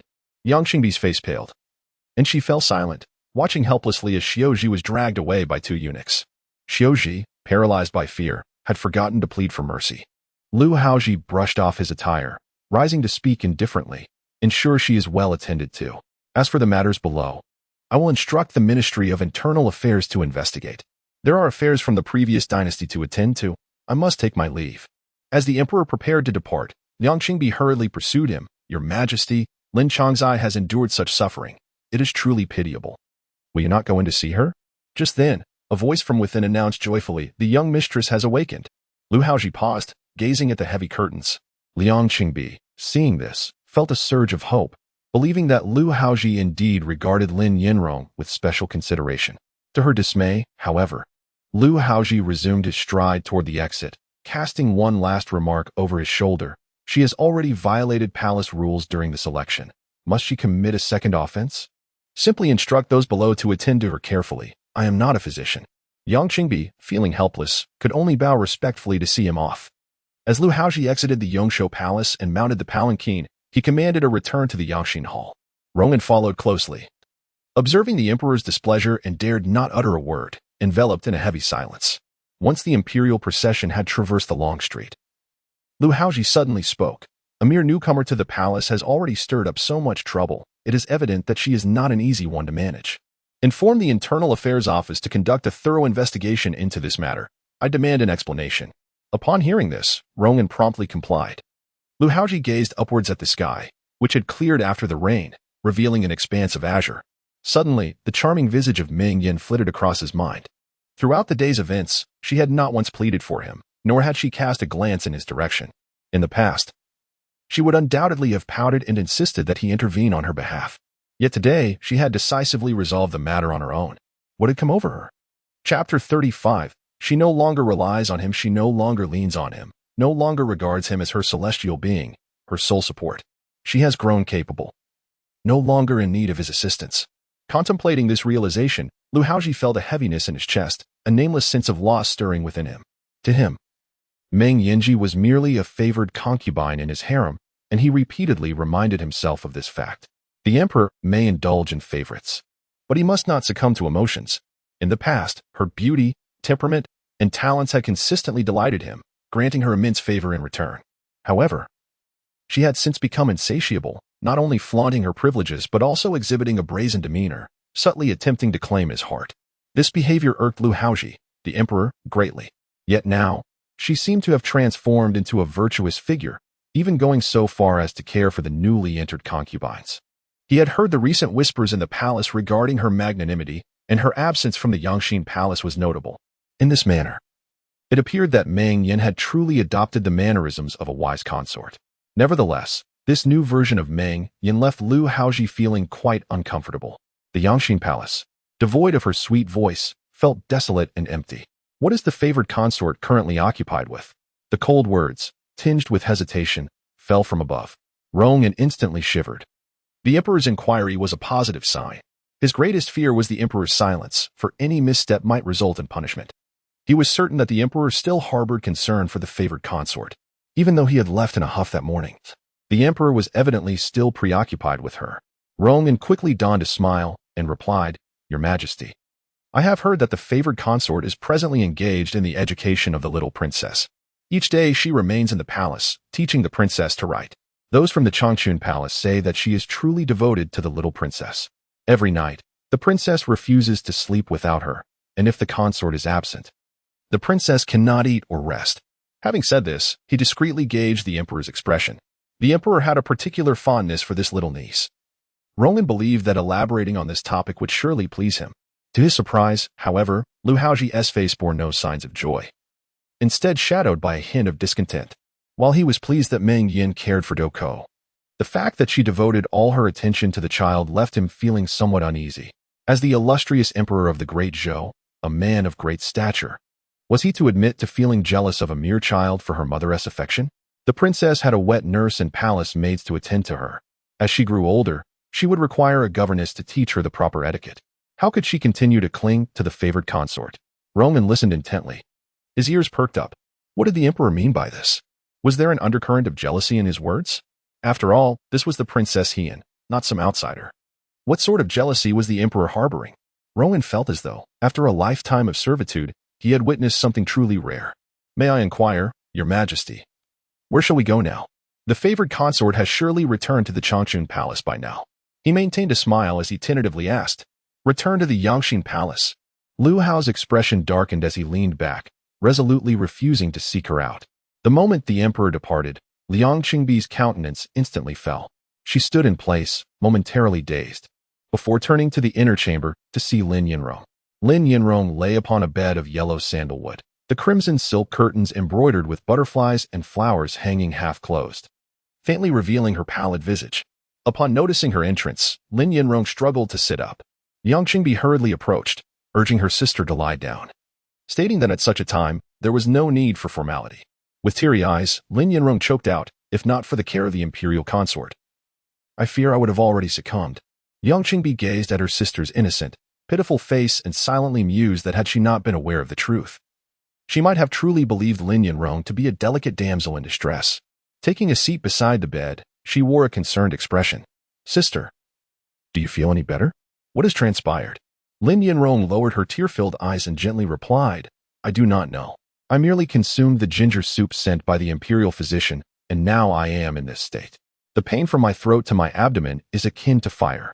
After taking the medicine from physician Zhang, I feel somewhat improved. Yang Qingbi pondered, realizing that despite the severity of the situation, Lin Yinrong was still withholding the truth, indicating a lack of trust. This thought stirred a slight displeasure within her, though her outward demeanor remained amiable. Sister, take heart and nurture your health. The Emperor is aware of this matter and has instructed the Ministry of Internal Affairs to conduct a thorough investigation. Rest assured, you shall receive an explanation. She then smiled subtly, noting how genuinely concerned the Emperor was for her sister. Upon hearing of the incident, he arrived almost instantly. In the harem, apart from her sister, who else could command such attention? He had not yet visited her chamber, which only underscored his special regard for her. When her sister awoke, the Emperor had wished to enter, but as she had not yet attended to him, it was against palace protocol, so he left. Do not worry. There will be ample opportunities in the future. These words felt insincere to Liang Qingbi, causing her to feel a wave of nausea. She was loath to push Lu Hao into Lin Yinrong's direction, yet she found herself powerless against Meng Yan. Thus, among the throng of newcomers, she chose Lin Yinrong. Though her beauty paled in comparison to Meng Yan's, she had the backing of the Empress Dowager and the Dowager Consort, as well as her own ambitions. During the selection process, she had sought connections to approach Liang Qingbi, and their alliance had formed seamlessly. Observing Lin Yinrong closely, she noticed a faint blush rising on her cheeks. Sister, are you jesting? With my frail figure, merely being chosen as a palace consort is already fortunate. How could I dare to aspire for more? In truth, Lin Yinrong's heart was filled with joy, though she maintained a facade of humility. The fact that this situation could attract Lu Hao's attention indicated her esteemed place in his heart. After all, among the new consorts, how many could claim to have seen the Emperor? She had clearly taken the lead. What if he punished Xiaozhi? That was merely to preserve Meng Yan's dignity. Just moments ago, as she listened to Meng Yan ordering someone to slap Xiaozhi outside, she felt no anxiety whatsoever. The more Meng Yan acted in such a manner, the more she revealed her arrogance and malice, which only intensified Lu Haozhi's disdain for her. The scenes of entering the palace in the rain and receiving herbal soup from the favored consort were not found in the book. Initially, she felt a twinge of panic, but suddenly devised this scheme of self-inflicted suffering. After all, she was the protagonist of this narrative. Regardless of how the plot unfolded, everything still revolved around her. Although she had endured some hardships, winning Lu Haozhi's affection while simultaneously tarnishing Meng Yan's image in his eyes was indeed a stroke of genius. Yes, Lu Haozhi cared for her, and his heart undoubtedly belonged to her. Lin Yinrong's lips curled into a satisfied smile. As for the investigation, she paid it no heed. All physical evidence had been obliterated, and the esteemed consort would surely erase any remaining traces for her. What else could possibly be uncovered? Just as Meng Yan returned to Changchun Palace, the guards reported, Your Highness, Bai Dairen has entered the palace. Chapter 36. The punishment of the defiant maiden Meng Yan was momentarily taken aback, but soon realized that Bai Yusin had arrived. Understanding this, she gently nodded, stepped over the threshold, and indeed saw a young palace maid, unfamiliar in appearance, standing before the door of Lu Zhishuan, presumably a companion to Bai Yusin. Upon noticing her entrance, the maid promptly turned and entered the inner chamber. After a brief moment, a graceful beauty emerged from within, elegantly approaching Meng Yan and bowing deeply. I pay my respects to the noble consort, wishing you eternal peace and prosperity. Observing her respectful demeanor and impeccable etiquette, Meng Yan smiled softly and personally assisted her to rise. Sister, there is no need for excessive formalities. From now on, as we reside in the same palace, we are akin to family. Bai Yusin, seeing the consort extend her hand, dared not truly seek her assistance and quickly rose, shyly smiling. Your grace is too kind. I am but a minor concubine, of lowly rank, and how could I presume to address you as sister? Meng Yan scrutinized her closely. Bai Yusin possessed an oval face and a stature that was neither too plump nor too slender, with fair skin and features that were unremarkable, yet pleasant enough. When she smiled, delicate dimples appeared on her cheeks. Today, she wore a moon-white silk robe adorned with embroidered orchids, cinched at the waist with a jade-colored pleated skirt. Her hair was styled in a traditional cloud bun, embellished with a few silk flowers and a pair of luminous jade earrings that added a touch of brightness. Her attire exuded a gentle and dignified grace, modest and reserved, yet it did not convey the ambition of a newly selected concubine eager for ascension. Meng Yan recalled from her past life that Bai Yusin had always remained inconspicuous. Not only was she not favored, but even her presence in the emperor's chamber had never been reported. Her green insignia seemed to hang perpetually, and in the end, she merely attained the rank of a concubine through the passage of time. The text scarcely mentioned her. And were it not for the episode where she provided silver and charcoal for assistance and later visited Meng Yan in the cold palace, she might have been left nameless. Merely an inconsequential concubine in the narrative. The intricacies of fate are indeed wondrous. Although the author intended to belittle her, it inadvertently led to their connection. Bai Yusin stood there, perfectly composed, allowing Meng Yan to observe her without flinching, her countenance adorned with an appropriate smile, devoid of any signs of embarrassment. Meng Yan, possessing a forthright nature, felt an innate fondness for her due to the goodwill carried over from her previous life, and her affection for Bai Yusin deepened. What does rank matter? Upon entering the palace, all are concubines. You have just arrived. There is still much ahead of you. Such words only serve to provoke disdain. After exchanging pleasantries for a while, Meng Yan invited Bai Yusin to the main hall for further conversation. Bai Yusin did not decline, responding with a gentle smile and willingly accompanying her. Upon entering the main hall, they each took their respective seats, and the palace maids presented fragrant tea and delicacies. Meng Yan inquired about Bai Yusin's origin, age, and family. Bai Yusin answered each question in turn. Your Grace, my ancestral home is in Suzhou, but my father held an official position, often residing in the Fujian and Zhejiang regions. I am 16 this year, and both my parents are in good health, with a pair of younger siblings. My sister is 14 and soon to reach her coming of age, while my younger brother has just begun his studies. Meng Yan was acutely aware from the very beginning of her humble origins. Yet, upon her entrance into the opulent Changchun Palace, adorned with exquisite decor, she exhibited no semblance of discomfort. Her eloquence and graceful demeanor revealed her to be a person of refinement. This left her somewhat perplexed. How could such a figure remain obscure within the palace in her previous life? However, upon reflection, she realized that she too had been suppressed by that insipid narrative, squandering her youthful years in vain. For those outside the spotlight, anonymity was hardly a rarity. After all, that wretched tome revolved solely around Lin Yinrong. Now that her sister had entered Changchun Palace, she should reside there with peace of mind. Meng Yan lifted her teacup and took a delicate sip. After a bustling morning, she found herself rather parched. In the future, should there be any shortcomings in her daily provisions, or if the servants displayed negligence, there was no need for hesitation. They should simply inform her. Bai Yusin responded with a quick smile, expressing her gratitude. Your Highness is too kind. I am truly unworthy. As a newcomer to the palace, I am still quite ignorant. However, since the Forbidden City is the most esteemed place in the realm, I presume everyone here is reasonable.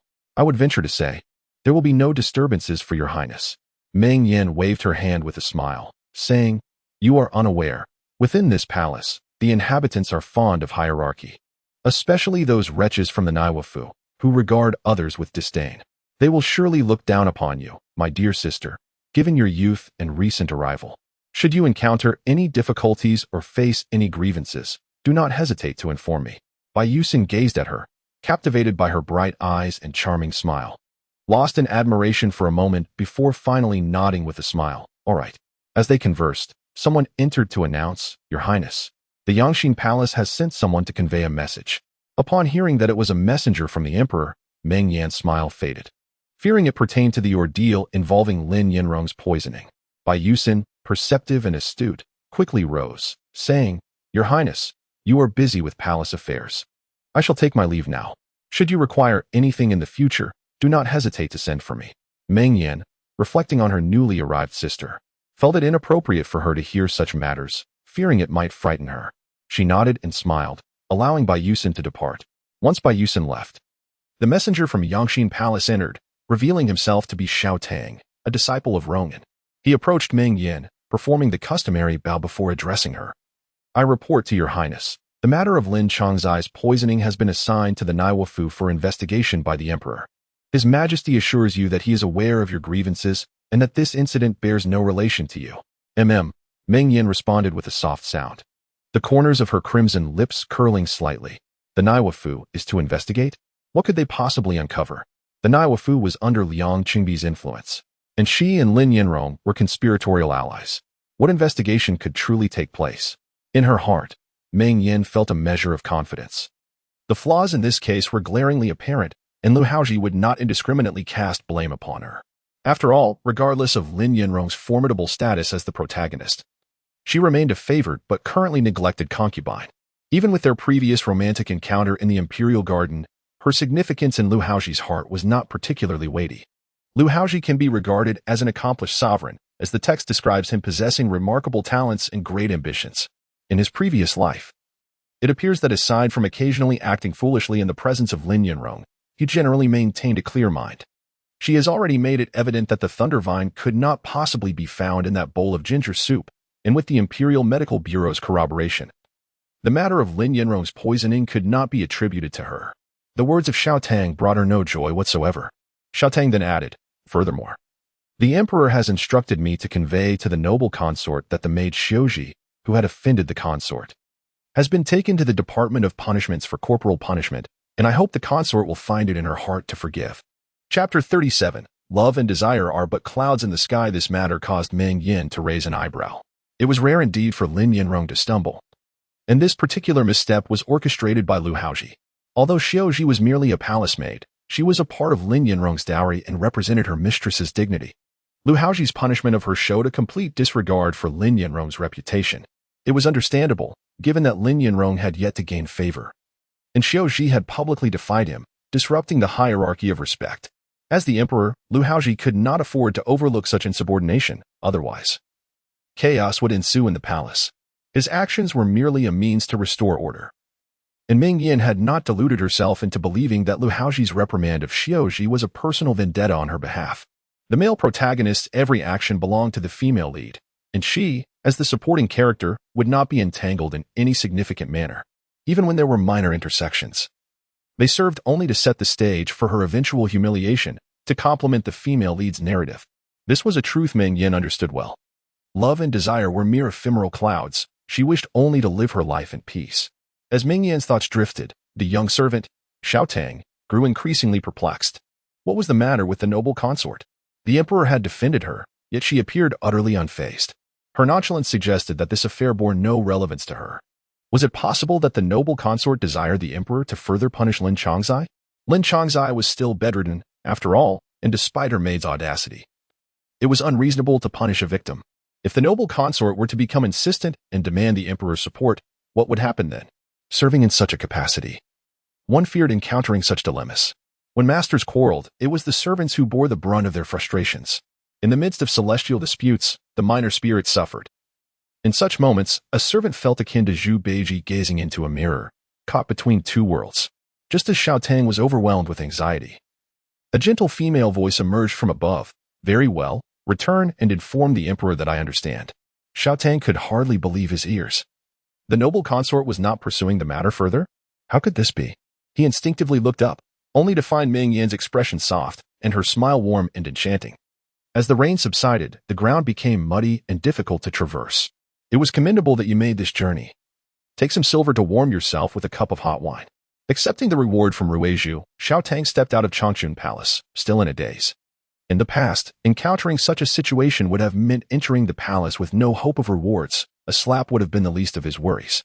No wonder his master had recently remarked that the noble consort seemed to have changed her disposition. He had doubted it, but now he could not help but believe. His master had likely feared the consort's wrath and had been reluctant to visit, forcing him to come instead. Now, however, this silver was his to keep. Xiao Tang felt the weight of the coin in his sleeve, and a smile crept across his face. He mused that if the noble consort maintained this temperament in the future, running errands to Changchun Palace would indeed be a lucrative task. Having sent Xiao Tang away, Ruizhu observed the little palace maid approaching to collect the tea bowls and smiled at Meng Yan, saying, "Your Highness," that Xiao Tang seems utterly bewildered, taking out the reward silver to examine it repeatedly, as if in disbelief. Meng Yan offered a faint smile, remaining silent. Her demeanor had indeed changed significantly compared to the past. It was no wonder that Liang Qingbi had lost his senses and falsely accused her of being bewitched. Seeing Meng Yan in good spirits, Ruizhu assumed that today's turmoil had not affected her and continued with a smile. "This Bai Duran speaks and behaves with great decorum. She appears to be a person of discernment. However, given her humble origins and low status, if your Highness intends to cultivate a few allies, might it not be worth considering why you have singled her out among the two noble ladies?" Such words would have been deemed audacious coming from another, yet Ruizhu Having grown alongside Meng Yan and being her confidant, felt no such reservations. Meng Yan fell silent for a moment. If her interest in Bayusin stemmed merely from the latter's concern during her final moments in her past life, there was certainly no need for such a grand display. She could simply watch over her in the future. Yet, she was resolute in her desire to bring this young woman under her wing. There were no profound or intricate reasons. Bayusin had witnessed her at her most desperate and wretched, and Meng Yan simply wished to do something for the version of herself who had felt utterly helpless at that time. From now on, the subject of humble origins and low status should never be mentioned again. She commanded that no one else should speak of it either. If anyone in the Changchun Palace dared to gossip about Bai Durin, they would face her wrath. Meng Yan instructed with an air of indifference. A true hero does not inquire about one's origins. Who can predict what lies ahead for her? Ruizhu recognized her misstep and quickly covered her mouth, bowing her head. I understand my mistake. Upon entering Letsixuan, Bayusin was greeted by intricately carved beams and exquisite furnishings. Though it could not compare to the grand hall of the noble consort, it was still several times better than her own home. Since her selection as a candidate, she had witnessed many opulent sights within the palace, yet she could not help but sigh upon entering Changchun Palace. Particularly, she was enchanted by the golden-edged black orchid placed on the small round table made of fragrant wood and marble. Bayusin was not fond of flamboyant flowers, but had a particular affection for orchids. Her maid, Hong Do, entered with a smile, saying, "The noble consort truly values the young master. I just overheard someone outside mention that this pot of orchids is exceedingly precious, quite rare even within the palace. This particular pot was sent by the noble consort's maternal family. She learned of your entry into the palace and had it delivered promptly to bring you some joy. The worth of the gift was not in its price, but in the rare thoughtfulness behind it." Bayusin approached the table, gently caressing the thick leaves of the orchid with her delicate fingertips. Could this truly have been a casual gift from the noble consort? She found it hard to believe such a coincidence could occur. However, if it were indeed intentional, it would be splendid to know how the noble consort regarded her. "My lady, could it be that the noble consort wishes to cultivate your favor, so that if you gain affection in the future, she may secure her own position as well?" Hong Do possesses a certain ethereal charm, which is why she accompanied Bai Uxin into the palace. In a lowered voice, she inquired. Upon hearing this, Bai Uxin felt a twinge of discontent. If the noble consort were to win the hearts of the people, she ought to bestow countless treasures of gold and silver before all, leaving me no choice but to accept a single pot of orchids, delivered discreetly. I might feign ignorance, but how could that be considered as winning over? She cast a glance at Hong Do and replied coolly, "Besides, you are aware that my ambitions lie elsewhere." Although Bai Uxin was gentle and reticent by nature, she possessed a keen intellect. The memory of Meng Yan's carefree laughter and her captivating beauty suddenly warmed her heart, dispelling the initial trepidation she felt upon entering the palace. The noble consort seemed to her like a sister from the neighboring household. Chapter 38. The conduct of the procuress Hong Do was gently reprimanded by her mistress, feeling somewhat embarrassed. Bai Uxin, recognizing her words may have been too harsh, acknowledged that Hong Do had accompanied her from her maternal home to the palace. The plate of honey osmanthus pastries sent by the noble consort earlier. "I have never been fond of sweet treats, so you may take it," she said, being still young and possessing a childlike disposition. Hong Do brightened at the prospect of a delicacy.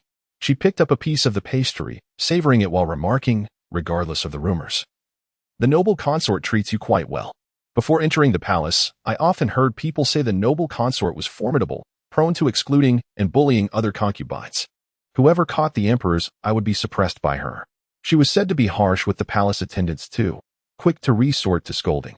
However, upon entering today, I found her to be quite amiable. Those rumors should not be wholly trusted." Bai Uxin sat lightly on the chicken wing wood stool beside her, gently replying. Having held the title of noble consort for many years and enjoying the emperor's favor, it is only natural that there would be envious individuals. Furthermore, with her high status and authority over the harem, managing numerous concubines and attendants, she naturally exudes an air of command. It is hardly surprising that those who have erred may harbor grievances when faced with her reprimands. Hong Do tilted her head, gazing at her mistress. "Do you truly hold the noble consort in esteem?" Bai Uxin lowered her gaze with a faint smile, her expression calm. "I cannot say for certain.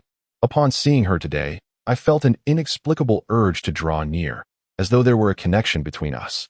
However, with only the emperor as the sole man in the palace, and having heard that the noble consort harbors affections for him, should you gain favor in the future, would it not lead to some awkwardness?" That is of no consequence. I have no intention of vying for favor. My entering the palace is already a concession to the Bai family. They should not expect more. Meng Yan was within the inner hall, accompanying Duku in writing. Though young, Duku displayed remarkable patience, diligently seated at the writing desk, carefully crafting each character, leaning against a soft lake green goose feather pillow. Meng Yan occasionally glanced at the child, a gentle smile gracing her lips. The sun shone through the window after the rain, casting a warm glow upon her porcelain-like face, which shimmered delicately. A vase of freshly delivered sweet-scented flowers from the garden filled the air with a pleasant aroma, creating a scene of tranquil beauty. Yunxiang approached quietly, recounting the words she had overheard outside Lu Zhixian. After finishing, she carefully observed Meng Yan's expression. So that is it. Upon hearing Yunxiang's words, Meng Yan's first thought was that Bai Yuxian did not willingly enter the palace and must have unresolved issues with her family. This might explain why she had remained inconspicuous in her previous life. At their first encounter today, Meng Yan perceived the girl to be thoughtful and composed. Though her beauty was not striking, her temperament suggested that making a name for herself in the palace would not be an insurmountable challenge. Disregarding the emperor, one might seek refuge in a favored concubine or pay respects to the empress dowager, yet it would be far from the fate endured in a previous life, where even the warmth of winter coals was denied. Observing the situation, I find this by Ding to be rather convenient. However, her words suggest a complete indifference towards the emperor, leaving one to ponder the authenticity of her sentiments. As Meng Yan remained silent, Yunxiang could not help but speak again. After all, with a new presence in the Changchun Palace, the mistress had recently altered her demeanor, becoming considerably more amiable. And for those of us in servitude, attentiveness is paramount. The former Mei Pin, who relied on the empress's protection, harbored malicious intentions, even attempting to malign the empress before the emperor. A second Mei Pin cannot be permitted to arise within the Changchun Palace. Meng Yan, regaining her focus, cast a glance at Yunxiang and smiled gently. What is so remarkable about being indifferent to the emperor? Each person harbors their own aspirations. Entering the palace does not necessitate the pursuit of favor. Lu Haozhi, stripped of his imperial identity, is merely another man among many. Not everyone is destined to adore him. Furthermore, I perceive Bai Yusin to be a virtuous young lady, unlikely to entertain any nefarious thoughts. It is not a matter of reasoning. I simply find Bai Yusin agreeable and trust that she would not contrive any harm against me. Yunxiang, slightly perplexed, tentatively inquired, then, is the mistress considering supporting her? It is common in the court for high-ranking concubines to bolster and cultivate the new arrivals as allies, in order to secure their own positions when unable to serve the emperor or when at risk of incurring his displeasure. While the noble consort had previously scorned such tactics, the recent transformation in the mistress's disposition renders this notion less surprising. As soon as the words left her lips, Meng Yan lifted her gaze, fixing her piercing, frosty stare upon her. The intensity of her gaze caused Yunxiang to lower her head, a chill seeping into her heart. You underestimate me, it seems. After a moment, Meng Yan spoke slowly. If I were to bestow favor, would I require another's assistance? Yunxiang hastily replied, I have misspoken. Please forgive me, mistress. Meng Yan regarded her steadily, articulating each word. You are clever and considerate for my sake, and I appreciate that. However, do not let your cleverness overstep its bounds. For should you engage in actions unbecoming of your station, do not blame me for withholding my affection. With a thud, Yunxiang knelt down, repeatedly bowing her head. I acknowledge my error. Mistress, please pardon me. Meng Yan straightened her posture, shadows cast by the sunlight obscuring her expression. After a pause, she sighed, Very well, rise. I harbor no intent to punish you. I understand that my recent conduct has diverged significantly from the past, leaving you in confusion and speculation. Just remember, I, Meng Yan, remain unchanged. I am still the legitimate daughter of the Yang Marquise. Such base and sordid dealings, akin to those of a procurer, I disdain to engage in. The term procurer refers to those involved in illicit matchmaking and profiting from inappropriate relationships.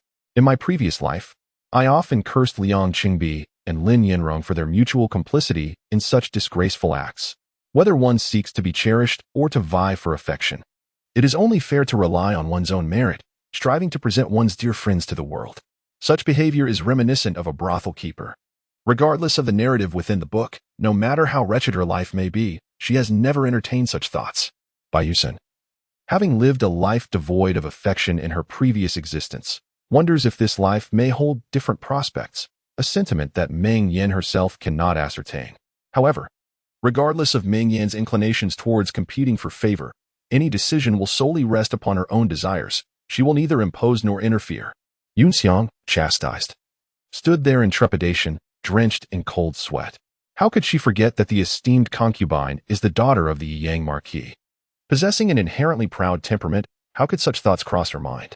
While they were conversing, a palace attendant entered, announcing, "Your Highness, the Emperor has bestowed upon you a pot of red-crowned cranes and white jade." Chapter 39.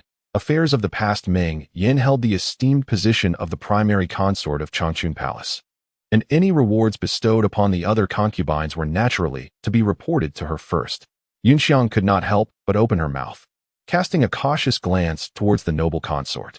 Meng Yan, somewhat taken aback, wondered where the plot had gone awry. Why had Lu Haozhi inexplicably gifted by Dannying? Logically, she should not have encountered Lu Haozhi at this moment.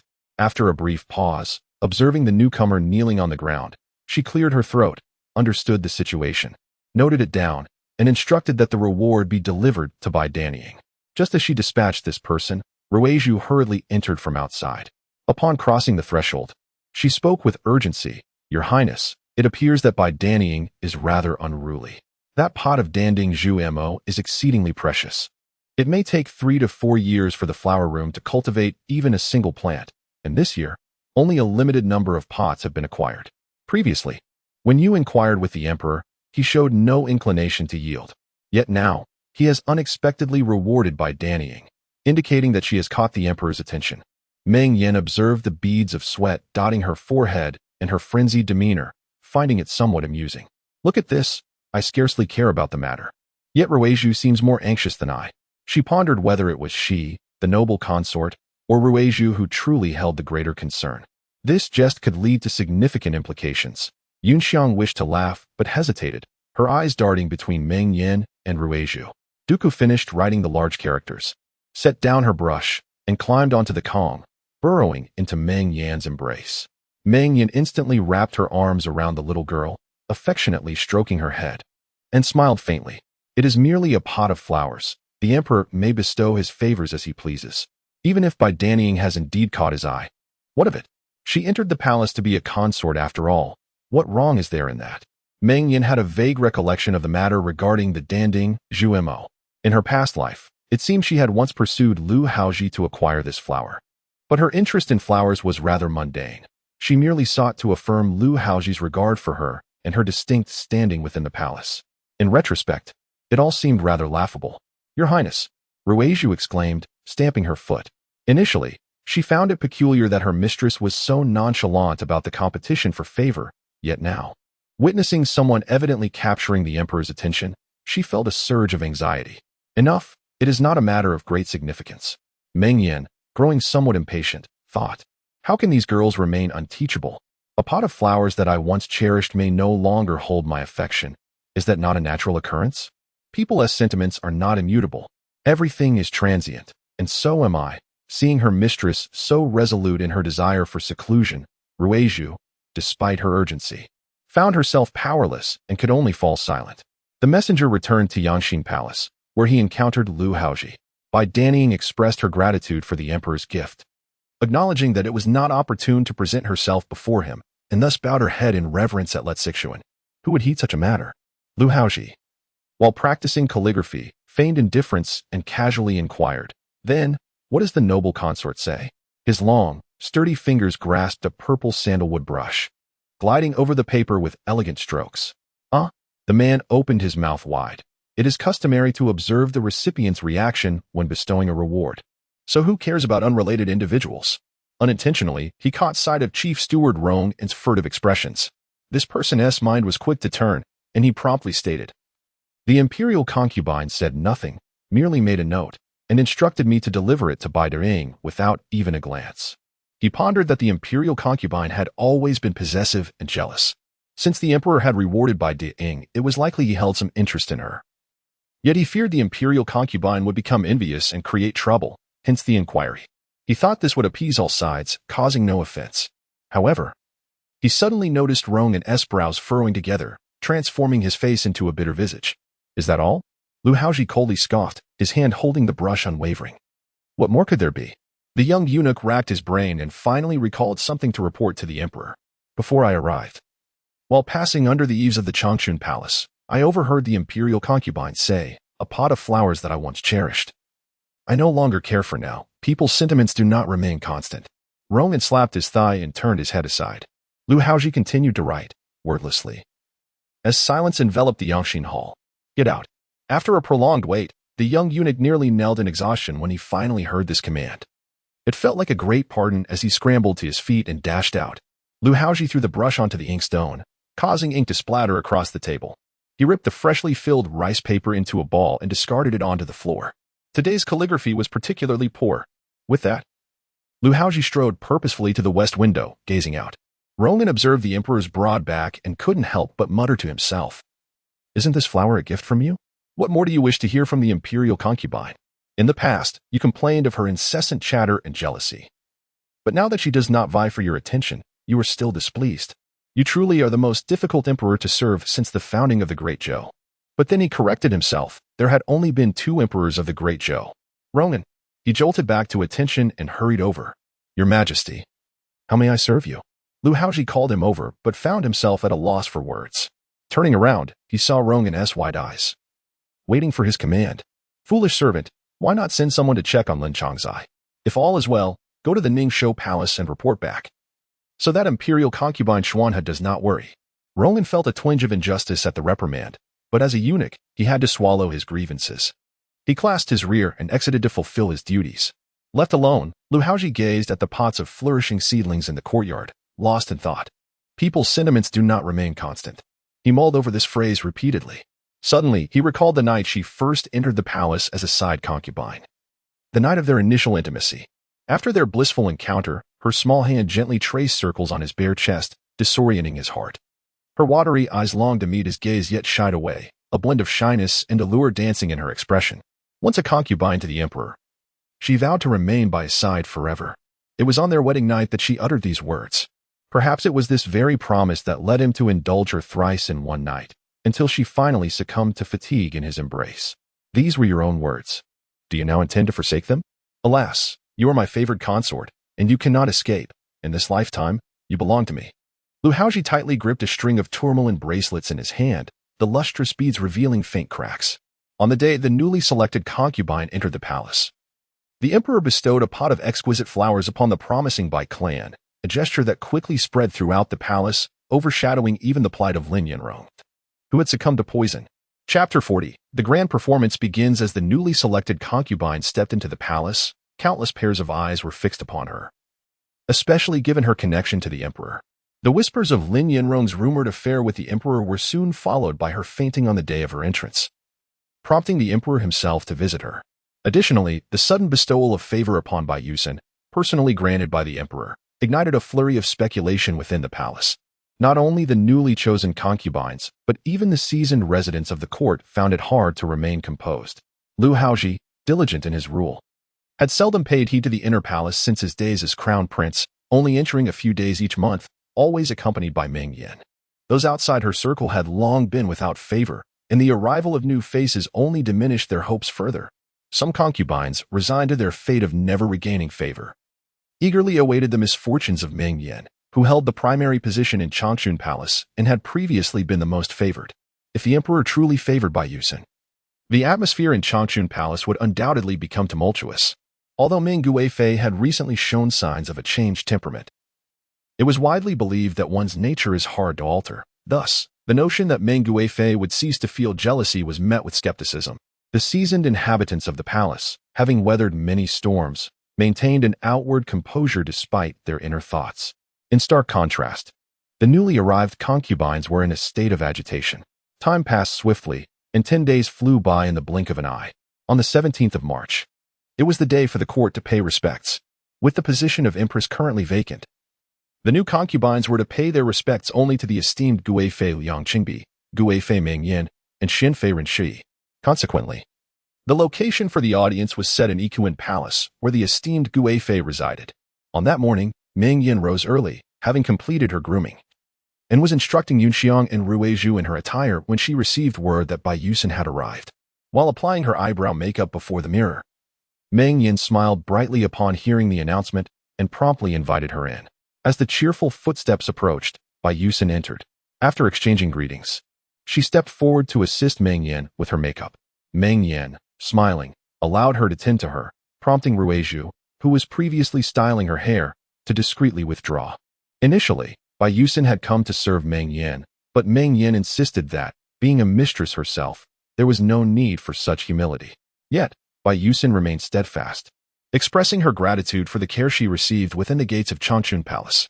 She felt it was only right to contribute, especially since she possessed unique insights into makeup and hairstyling, always enhancing Meng Yan's beauty with her elegant and exquisite touch.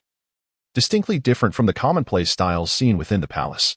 Having served Meng Yan for nearly a decade, Ruizhu felt a twinge of inadequacy upon witnessing Bai Yusen's skills. Thus, Meng Yan decided to let Bai Yusen continue with the styling.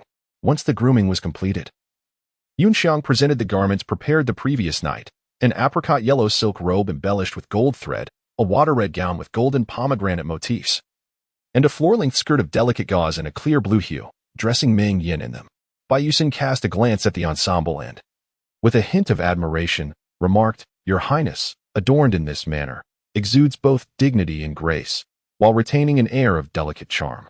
Truly, it is a masterful creation, which I can only aspire to emulate." Meng Yan gazed at her reflection in the dressing mirror. With her flower-like beauty, she appeared even more radiant under her careful adornment, eliciting a smile from her lips. Today marked the occasion of meeting the newly chosen consort, thus she felt it inappropriate to indulge in her usual casualness. It was evident that her skills in dressing were commendable, otherwise, she would not appear so impeccably presented. A faint sigh escaped her heart as she reflected on Bai Yusen's tenure in the Changchun Palace, where she consistently upheld her role as a mere attendant. Were it not for Meng Yan's intervention, Bai Yusen might even have been tasked with attending to her meals thrice daily. While this diligence was certainly a virtue, it inadvertently fostered a sense of distance between them. After all, there was plenty of time ahead. Once everything was in order and the ceremonial retinue had assembled outside, Meng Yan resolved to proceed to the Ikuan Palace alongside Bai Yusen. She was acutely aware of the recent gossip circulating within the palace, with many insinuating that Lu Hao's prize Danfeng Zhu Mo had brought Bai Yusen much unwarranted scrutiny. Although no one dared to disrupt the Changchun Palace openly, Meng Yan could easily fathom the potential behind-the-scenes machinations aimed at Bai Yusen. Accompanying her served to ensure that the entire court recognized Bai Yusen as belonging to her, compelling those who might consider overstepping to weigh their actions against the formidable presence of a favored consort. Bai Yusen, however, fervently declined the invitation, expressing her unworthiness to accompany the esteemed consort. She insisted that, as a mere attendant, she could not presume to walk alongside Meng Yan, as it would violate the established decorum. She suggested that Meng Yan proceed first, and she would follow in due course. As she spoke, her eyes lowered modestly, acknowledging the consort's kind intentions, yet she was acutely aware of her own position and preferred to maintain a low profile in her new surroundings. Meng Yan observed Bai Yusen's humble demeanor and sighed softly. She understood the desire to act with discretion and to cultivate a sense of invisibility. Yet the complexities of palace life often intruded upon such aspirations, regardless of one's intent to avoid trouble. Nevertheless, if Bai Yusen was resolute in her approach, it was unnecessary to impose. Surely, no one would dare to act foolishly on the sovereign's territory. Consequently, Meng Yan exited the Changchun Palace and boarded her palanquin, making her way to the Ikuan Palace. After the grand procession of the favored consort had departed, Bai Yusen finally took her own small carriage, accompanied by merely 2 eunuchs and 2 palace maids. In stark contrast to the earlier opulence of Meng Yan's departure, her own was rather modest. Hongdo, lingering beside the carriage, softly remarked, "My lady, why did you not accompany the consort earlier? It would have exuded more authority, making it clear to the other candidates that you are not to be trifled with." Today, Bai Yusen had applied only a light touch of powder. Her attire being simple and unembellished, the hairpins adorning her head were merely 2 that had been provided by the Internal Affairs Office during her selection. She maintained a serene expression and gently replied, "The consort harbors only good intentions for my protection, yet we must also possess the discernment to avoid unnecessary troubles. It is best to minimize disturbances to her." As she spoke, her delicate hands twisted a plain handkerchief, revealing her inner turmoil. During her initial selection, while studying the palace etiquette at the Shusho Palace, she had often been ridiculed and bullied by the noble ladies from the capital due to her humble origins and the accent that betrayed her outsider status. Everyone looked down upon her, firmly believing she would never capture the emperor's attention, and even if she entered the palace, it would ultimately be in vain. On the day her title was revoked, a light rain fell over the capital. She lay on the bed of an inn, wrapped in a thin quilt, her body trembling from the cold. Yet, it was merely an acceptance, and she was acutely aware of her mediocre abilities, feeling fortunate merely to have entered the palace. Initially, she harbored no ambitions for imperial favor or lofty titles. Her agreement to come to the capital for selection was merely a result of the relentless pressure from the Bai clan upon her parents. Her father, a son born of a concubine, received little regard from her grandfather, and the family held no status within the clan. In his quest for dignity, her father had joined the military in his youth, risking his life for military achievements. After several brushes with death, he earned the title of General of the Cavalry, which momentarily garnered him some attention from the Bai clan. However, after suffering a leg injury that rendered him unable to fight, the clan's attitude shifted once more. When the selection quota was imposed, she was initially unwilling to participate, yet the clan leader pressured her family, threatening to confiscate their land if she did not go to the capital. To protect her parents, she consented to the selection. She vividly recalled the day of her departure. Her mother wept almost to the point of fainting, while her younger siblings clung to her skirt, refusing to rise from the ground. With a heavy heart, she wrenched free and climbed into the carriage. Her father's tears streamed down his face as he leaned on his cane to bid her farewell. As the carriage rolled away, she turned her head to glance back and saw her father's frail figure amidst the swirling dust. This scene recurred countless times in her dreams. And in the dead of night, her pillow would be soaked with tears. By the time she entered the palace, her heart had grown cold. Weary of the power struggles and hidden intentions, even the grand and magnificent imperial city appeared dull and lifeless in her eyes. It was not until she entered Changchun Palace and met the beloved consort that her heart began to thaw. The consort's bright vivacity, unrestrained demeanor, and meticulous care rekindled warmth within her. Each time she witnessed the consort's smile, she couldn't help but feel joyous alongside her. Though she deemed herself unworthy of such a bond, she secretly regarded the consort as a cherished elder sister. Meng Yan, riding in her palanquin, quickly arrived at Ikuan Palace. As the palanquin touched the ground, the palace attendants bowed in unison to welcome the beloved consort. Observing the seemingly respectful attendants of Ikuan Palace, Meng Yan's crimson lips curled into a subtle smile. Today promised to be a splendid performance. Chapter 41. A battle of wits. Upon entering the Ikuan Palace and proceeding into the main hall, the regal consort, Liang Qingbi, was already seated at the head. Meng Yan approached gracefully, a subtle smile gracing her lips. Liang Qingbi rose with a smile, descending from her throne, and the two exchanged sisterly greetings. After the formalities, they took their respective seats. As the consort, the first chair at the lower end was designated for Meng Yan. In the past, she had harbored resentment towards this chair, vexed by her subordinate status to Liang Qingbi. Yet now, such feelings had dissipated. Although Liang Qingbi held the title of the royal consort, was her position truly comfortable? Managing the inner court required immense mental and emotional exertion. When affairs were well, no one offered praise, and when they faltered, the palace echoed with discontent. On occasion, the emperor would even deliver a reprimand. It was no wonder she had aged prematurely in her previous life. Meng Yan smiled serenely, settling into her chair, her enchanting gaze fixed upon Liang Qingbi. Today, Liang Qingbi was adorned in splendid attire, sporting a crown of 9 phoenixes clutching pearls, with a 12-piece hairpin of emeralds and golden flowers. Dangling from her ears were exquisite gold and jade ornaments, while around her neck lay a red gold necklace embedded with precious stones. She wore a resplendent red gown embellished with golden peonies, and her wrists were adorned with golden bangles shaped like chives. As the royal consort, she was indeed entitled to wear the phoenix crown, albeit with slightly less grandeur than that of the empress. Its display was appropriate for the occasion, yet the remainder of her adornments were rather ostentatious. Oh, it seems she is rather eager. This royal consort had always prided herself on her lofty ideals, opting for a modest and elegant appearance, dismissing the gaudy red and gold as vulgar. Meng Yan distinctly recalled that the writings had mentioned Liang Qingbi privately confiding in her trusted maid about Meng Yan's penchant for luxury, lamenting her lack of refinement. How curious that this ethereal consort has now embraced such ostentation herself. Perhaps her recent missteps had instilled a fear of being ridiculed by the newly selected concubines, prompting her to present herself with an air of authority today. Amused internally, Meng Yan maintained a facade of casual conversation with Liang Qingbi, engaging in light-hearted banter. As they spoke, other concubines and noble women gradually arrived, offering their respects and taking their seats in turn. Notably absent was the esteemed consort Rinshui. Her chair remained unoccupied. Yet Meng Yan understood the unspoken reasons and refrained from inquiring. After a brief interval, a messenger entered to announce, "Your Highnesses, the newly selected ladies have come to pay their respects." Liang Qingbi pursed her lips, nodding slightly in acknowledgement, projecting an air of solemnity.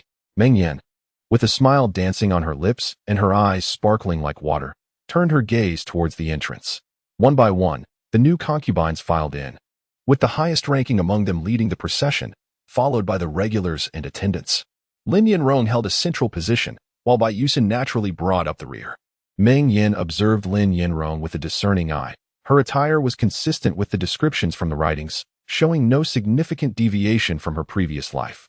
She donned a flowing aquamarine blouse with embroidered apricot blossoms, a pleated skirt, and wore her hair in a round bun adorned with silk flower hairpins, epitomizing grace and gentleness.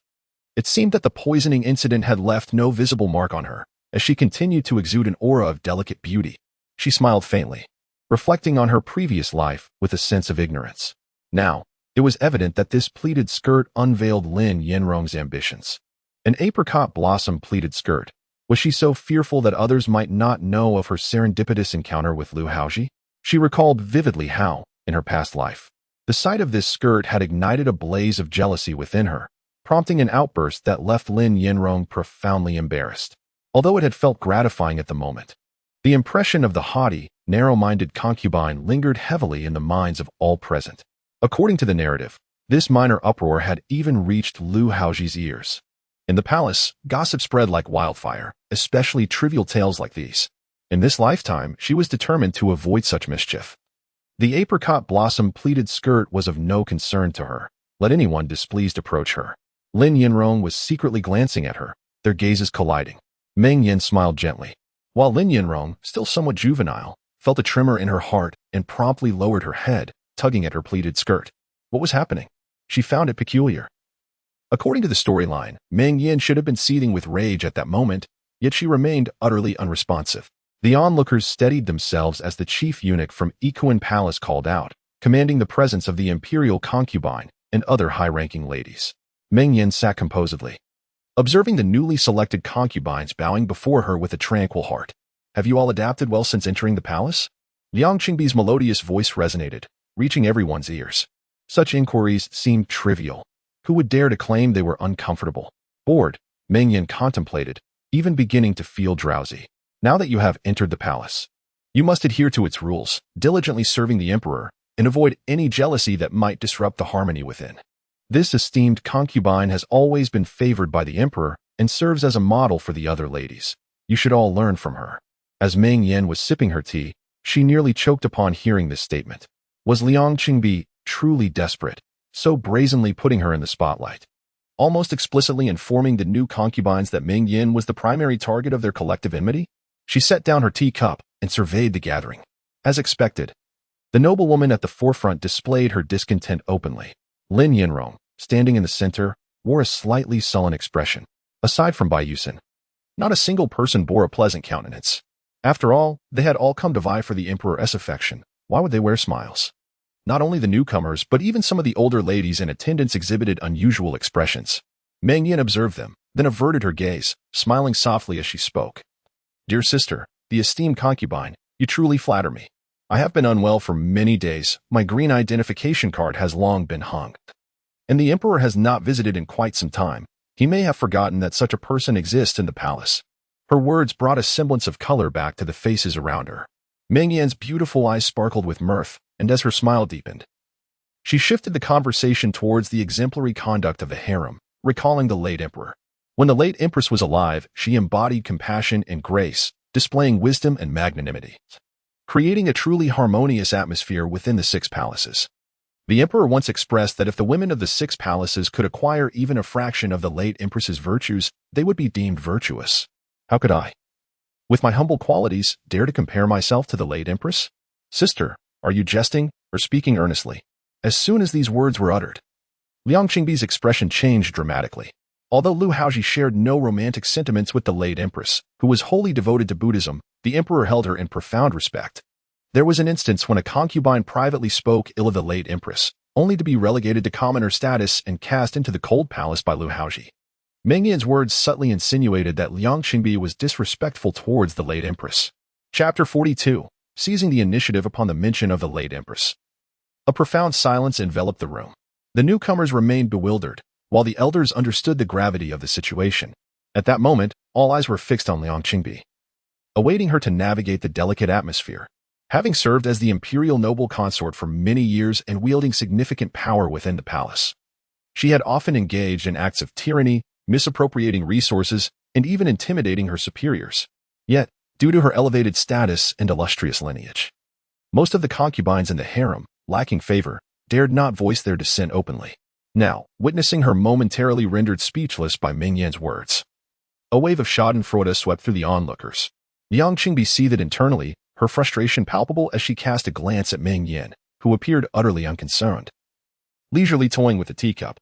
In the presence of so many newly selected concubines, it was imperative for her to maintain an air of grace and composure, lest she be perceived as weak in the future. She forced herself to regain her poise, managing a smile as she addressed her younger counterpart. "Sister, you jest with me. How could I ever dare to show disrespect to the late empress? She was the emperor's first and foremost wife, revered for her prudence and filial piety, a paragon for our generation. I recall the wisdom and kindness she imparted during her lifetime. Even now, reminiscing about her demeanor and laughter stirs a deep melancholy within me." As she spoke, she even took out a handkerchief to dab at the corners of her eyes. What a superb actress she was! Meng Yan chuckled inwardly. Not a single tear was shed, yet the performance was commendable. She had no intention of deliberately antagonizing Liang Qingbi. It was merely a matter of tit for tat. Seeing Liang Qingbi salvage the situation, she smiled and refrained from further comment. Liang Qingbi then offered some words of encouragement to the newly selected concubines before dismissing them. Just as Meng Yan intended to rise and take her leave, Liang Qingbi called her back. "Sister, please stay. I have matters to discuss." Upon hearing this, Meng Yan reluctantly returned to her seat. Liang Qingbi's eyes sparkled with warmth as she addressed her. "Sister, now that the new concubines have settled in, it will soon be time to arrange for their attendance upon the emperor. I would like to inquire about your thoughts on how we should proceed." Initially taken aback, Meng Yan soon grasped Liang Qingbi's intentions. Lu Haozhi had never shown much interest in the harem and rarely engaged with the concubines. Previously, after a quarrel between them, he had deliberately summoned a regular green card, causing Meng Yan to intercept the carriage en route. This incident had stirred considerable unrest within the harem, even prompting questions from the Empress Dowager. However, as Meng Yan and Lu Haozhi reconciled, the matter ultimately faded into obscurity. Liang Qingbi was keen to observe Meng Yan's jealousy and any potential reckless actions that might ensue. It was perplexing that she still sought to provoke her over such trivial matters, considering she had long ceased to care about the emperor's affections. "Sister, your governance of the harem is commendable. Surely, such minor details would not pose any challenge to you. Why then, do you seek my counsel?" Meng Yan replied with a radiant smile, her eyes clear and devoid of any displeasure. Liang Qingbi maintained her composure, still smiling as she continued. "Sister, you flatter me. Although palace regulations dictate that we should adhere to ranks, this year's circumstances are decidedly peculiar." Before entering the palace, Lin Changzai had already shared a past with the emperor. Recently, when she fell ill, the emperor personally visited her, which clearly indicated his favor towards her. Additionally, there is the young lady by in the palace. I have heard that a few days ago, the emperor personally bestowed upon her a pot of red ink bamboo, suggesting that she is also favored by him. Therefore, I wish to discuss with you whether we should consider adjusting the order of these two ladies' attendance to the emperor. Gazing into Liang Qingbi's bright eyes, Meng Yan's lips curled into a subtle smile. This imperial consort possesses a certain cunning, and it is no wonder she has been a rival for a lifetime in the previous existence. She wishes to please the emperor while avoiding the stigma of being seen as seductive or undermining the palace regulations. By presenting the matter to me, should I agree, the responsibility would rest on my shoulders, and the newly excluded concubines would undoubtedly hold me accountable. If I refuse, I risk being labeled as narrow-minded and envious, and Lin Yanrong would naturally resent me for obstructing her path. Lu Hao might also form a negative opinion. Moreover, there exists an additional complication. Bai Yusin is affiliated with my Changchun Palace. If I consent to this arrangement, it would imply that I am intentionally fostering alliances for personal gain. Conversely, should I decline, it would be interpreted as jealousy over Bai Yusin's favor, driven by a desire to suppress her. Had it been the Meng Yan of old, I would have surely fallen into this trap. Liang Qingbi's maneuver could potentially strike several targets. However, the present Meng Yan is different. She is no longer concerned with the emperor's whims.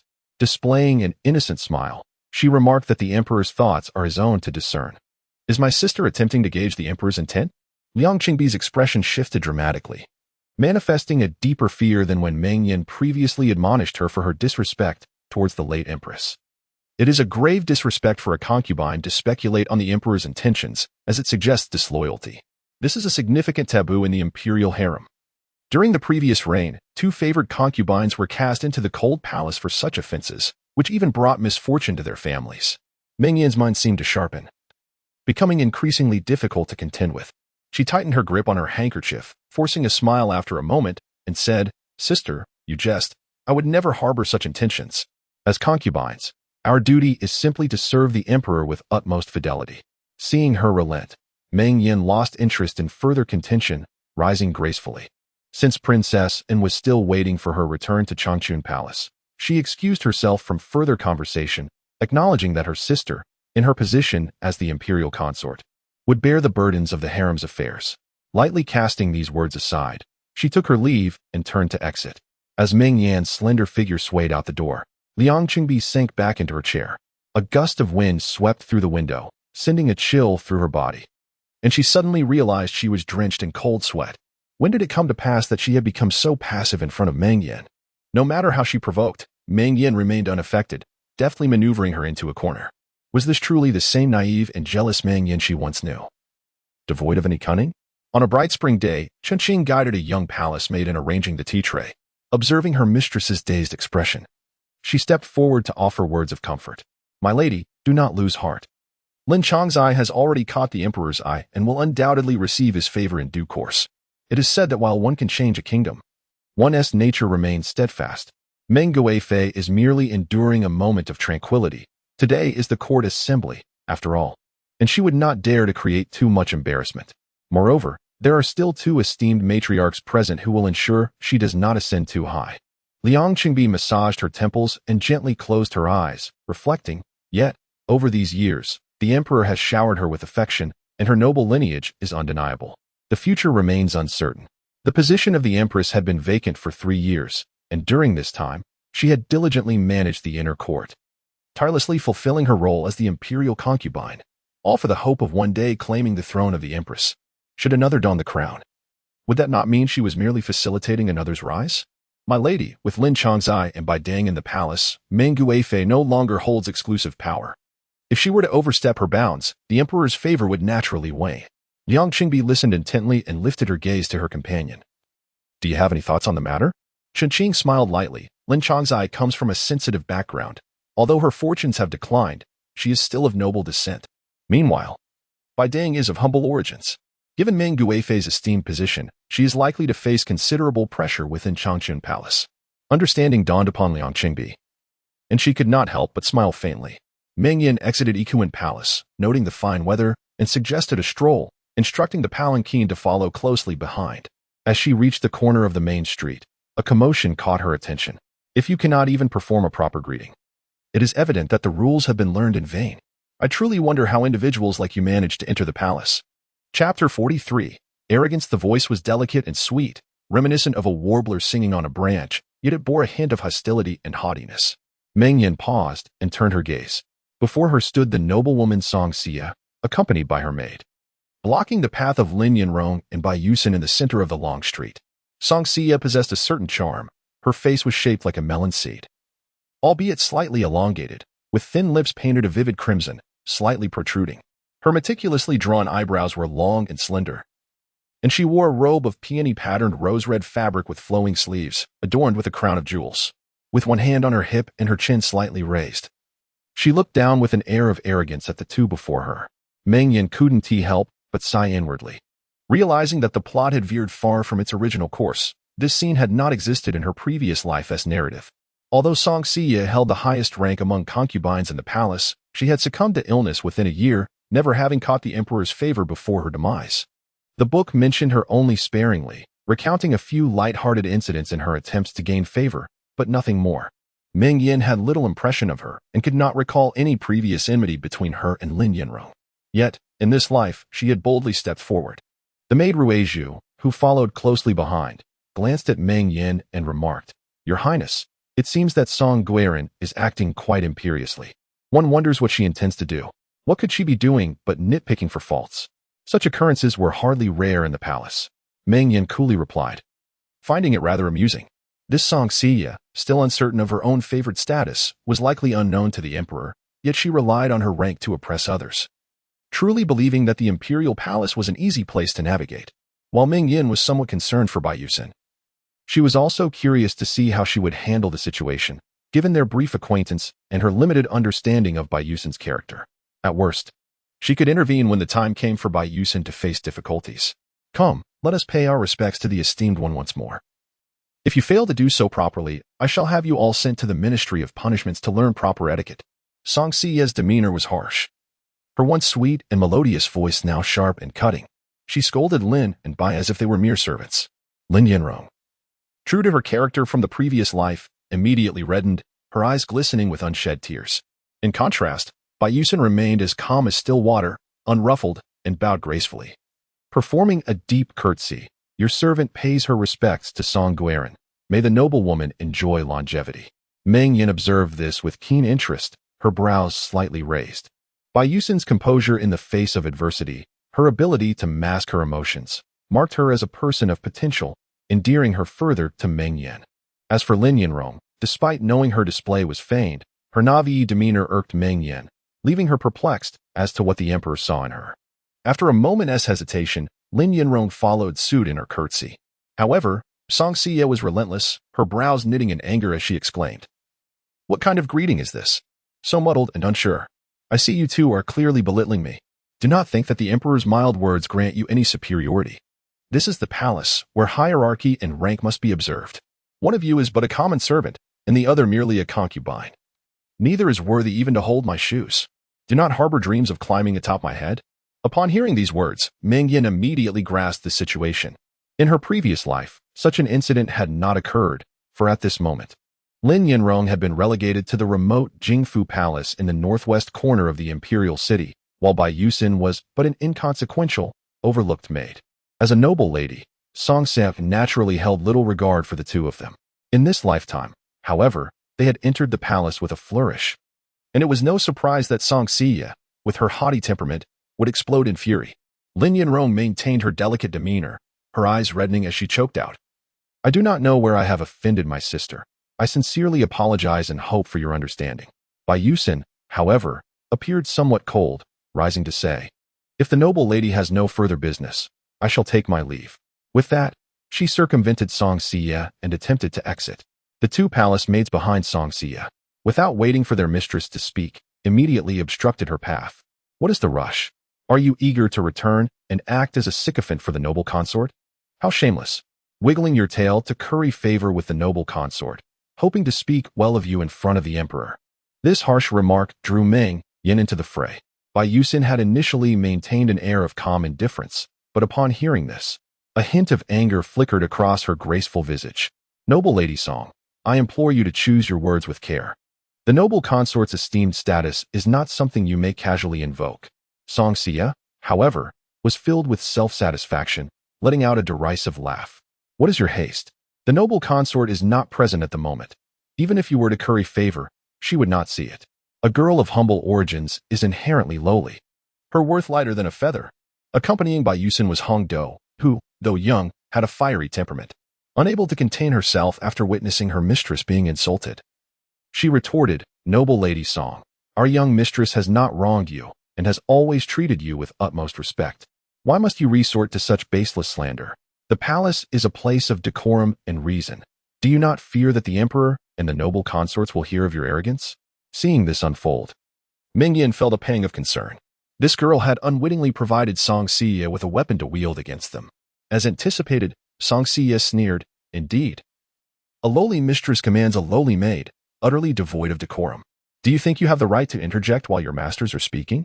Lame, Silence her. A slightly plump maid standing to her left immediately stepped forward, raising her hand to strike Hong Do's tender cheek. However, as soon as Song Xie began her tirade, Meng Yan glanced back, and two eunuchs promptly stepped forth, swiftly restraining the maid who had intended to strike. As Bai Yusin appeared on the verge of suffering a loss, Meng Yan strode forward, casting a cold gaze over the assembly, her eyes resting on Song Xie.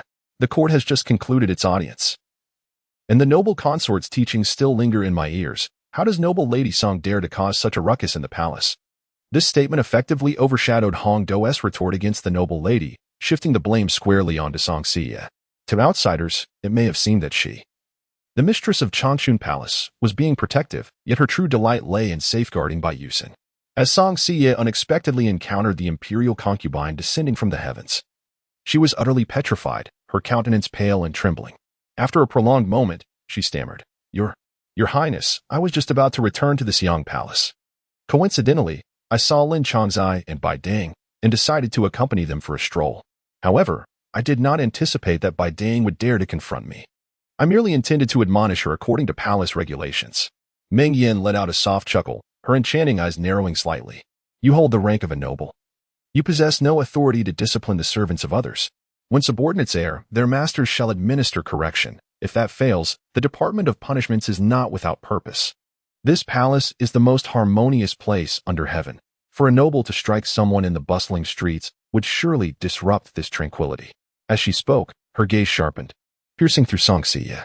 Once you enter the palace, all are consorts of the emperor, royal concubines of the great Zhou. There exists only the hierarchy of rank, with no one deemed inferior. Bai Yusin slightly raised her head, gazing at Meng Yan, her heart filled with gratitude and a touch of emotion. There stood Meng Yan, resplendently adorned in luxurious garments, exuding a noble brilliance as sunlight cascaded down upon her, creating an ethereal glow. What is the commotion here? A clear and gentle male voice resonated, captivating the attention of all present. Meng Yan sighed softly. This mischief had indeed drawn his notice. She turned and gracefully knelt. Your servant pays her respects to the emperor. Long live your majesty. Chapter 44. There is nothing to discuss with him from a distance. Lu Haozhi witnessed the unfolding scene. Initially, he had little interest in the quarrel among the women, viewing it merely as typical female discord. However, when Meng Yan unexpectedly stepped forward, his spirits were instantly lifted, and without a moment's hesitation, he approached briskly. Among the newly selected concubines, apart from Lin Yanrong, the others were seeing the emperor for the first time. Song Xie appeared utterly startled, while Bai Yusin maintained her usual composure, and Lin Yanrong stole glances at the emperor. As the group followed Meng Yan, they respectfully saluted Lu Haozhi. His gaze swept across the gathering, settling on Meng Yan. She averted her eyes, her expression obscured. Yet her attire today exuded a delicate grace and alluring charm. Observing the kneeling figures, he scoffed inwardly, realizing her old habits had resurfaced. Meng Guifei, what is the meaning of this? In broad daylight, what are you doing here with these newly entered concubines? The notion that she had transformed into a virtuous and magnanimous figure was utterly implausible to him. She remained unchanged. Meng Yan sighed softly. Ever since the lead character's appearance, her days had indeed taken a turn for the worse. Without even inquiring, Lu Haozhi was quick to place blame upon her for matters trivial in nature. His deep-seated prejudices against her were not easily altered, especially now that Lin Yanrong was present. Meng Yan replied respectfully, Your Majesty, today is the day for a palace audience. Upon seeing these new sisters, I happened upon Song Guiran and Lin Changzai conversing on the long street, so I came to take a look. Lu Haozhi chuckled lightly. In this chilly spring, if you wish to converse, why not do so in your Changchun Palace? What is the purpose of standing here on Long Street? Are you well now? Meng Yan pressed her lips together, suddenly disinclined to speak. From the outset, he had presumed her to be bullying others. So what could she possibly say? She felt an overwhelming fatigue. No matter her efforts, he always harbored suspicions against her. A mere accessory in the lives of others. She had long recognized this reality. Yet despite her numerous endeavors, she could not alter her image in his eyes, leaving Meng Yan utterly drained. Meanwhile, Lin Yanrong grew increasingly impatient. Why did the narrative deviate so drastically from the text? Dressed in a pleated skirt adorned with apricot blossoms, as described in the story, she had anticipated a tempestuous confrontation with Meng Guifei. However, the latter seemed indifferent, failing to create the scene as depicted in the book. Upon emerging, she faced ridicule from Song Xie, and now, Upon finally encountering the male lead, Lu Haozhi, she had presumed that despite the plot's alterations, it would still revolve around her. Yet, he appeared oblivious to her presence, his gaze solely fixated on Meng Yan. Had her exquisite pleated skirt been worn in vain? Resolutely, she stepped forward, curtsied, and softly articulated, "Your Majesty, I, Lin, express my gratitude for the medicinal remedies you bestowed. The few pills sent by eunuch Rome to Yongfu Palace were quite effective. I slept soundly through the night." Only then did Lu Haozhi notice Lin Yanrong, the one who had stirred a commotion upon her entrance into the palace due to her alleged poisoning. To avoid any unnecessary complications regarding Lin Yanrong's poisoning incident, Lu Hao instructed that the matter be kept secret, referring to her ailment merely as an illness. Thus, within the 6 palaces, only a select few concubines, including Meng Yan, were privy to the truth of her poisoning, while others assumed she was simply unwell. Upon hearing this, Lu Hao furrowed his brow. He had intended to keep this matter under wraps, yet she insisted on mentioning it publicly, revealing her cunning nature. This thought arose, only to be swiftly suppressed by a stronger force. It appeared that information had already circulated among them. Meng Yan observed silently, her heart tranquil despite the turmoil. She had resolved not to vie for anything this time. Her only wish was to reside peacefully in Changchun Palace with Duku and Bai Yusin. The medicinal pills had indeed been sent by the Grand Dowager Empress.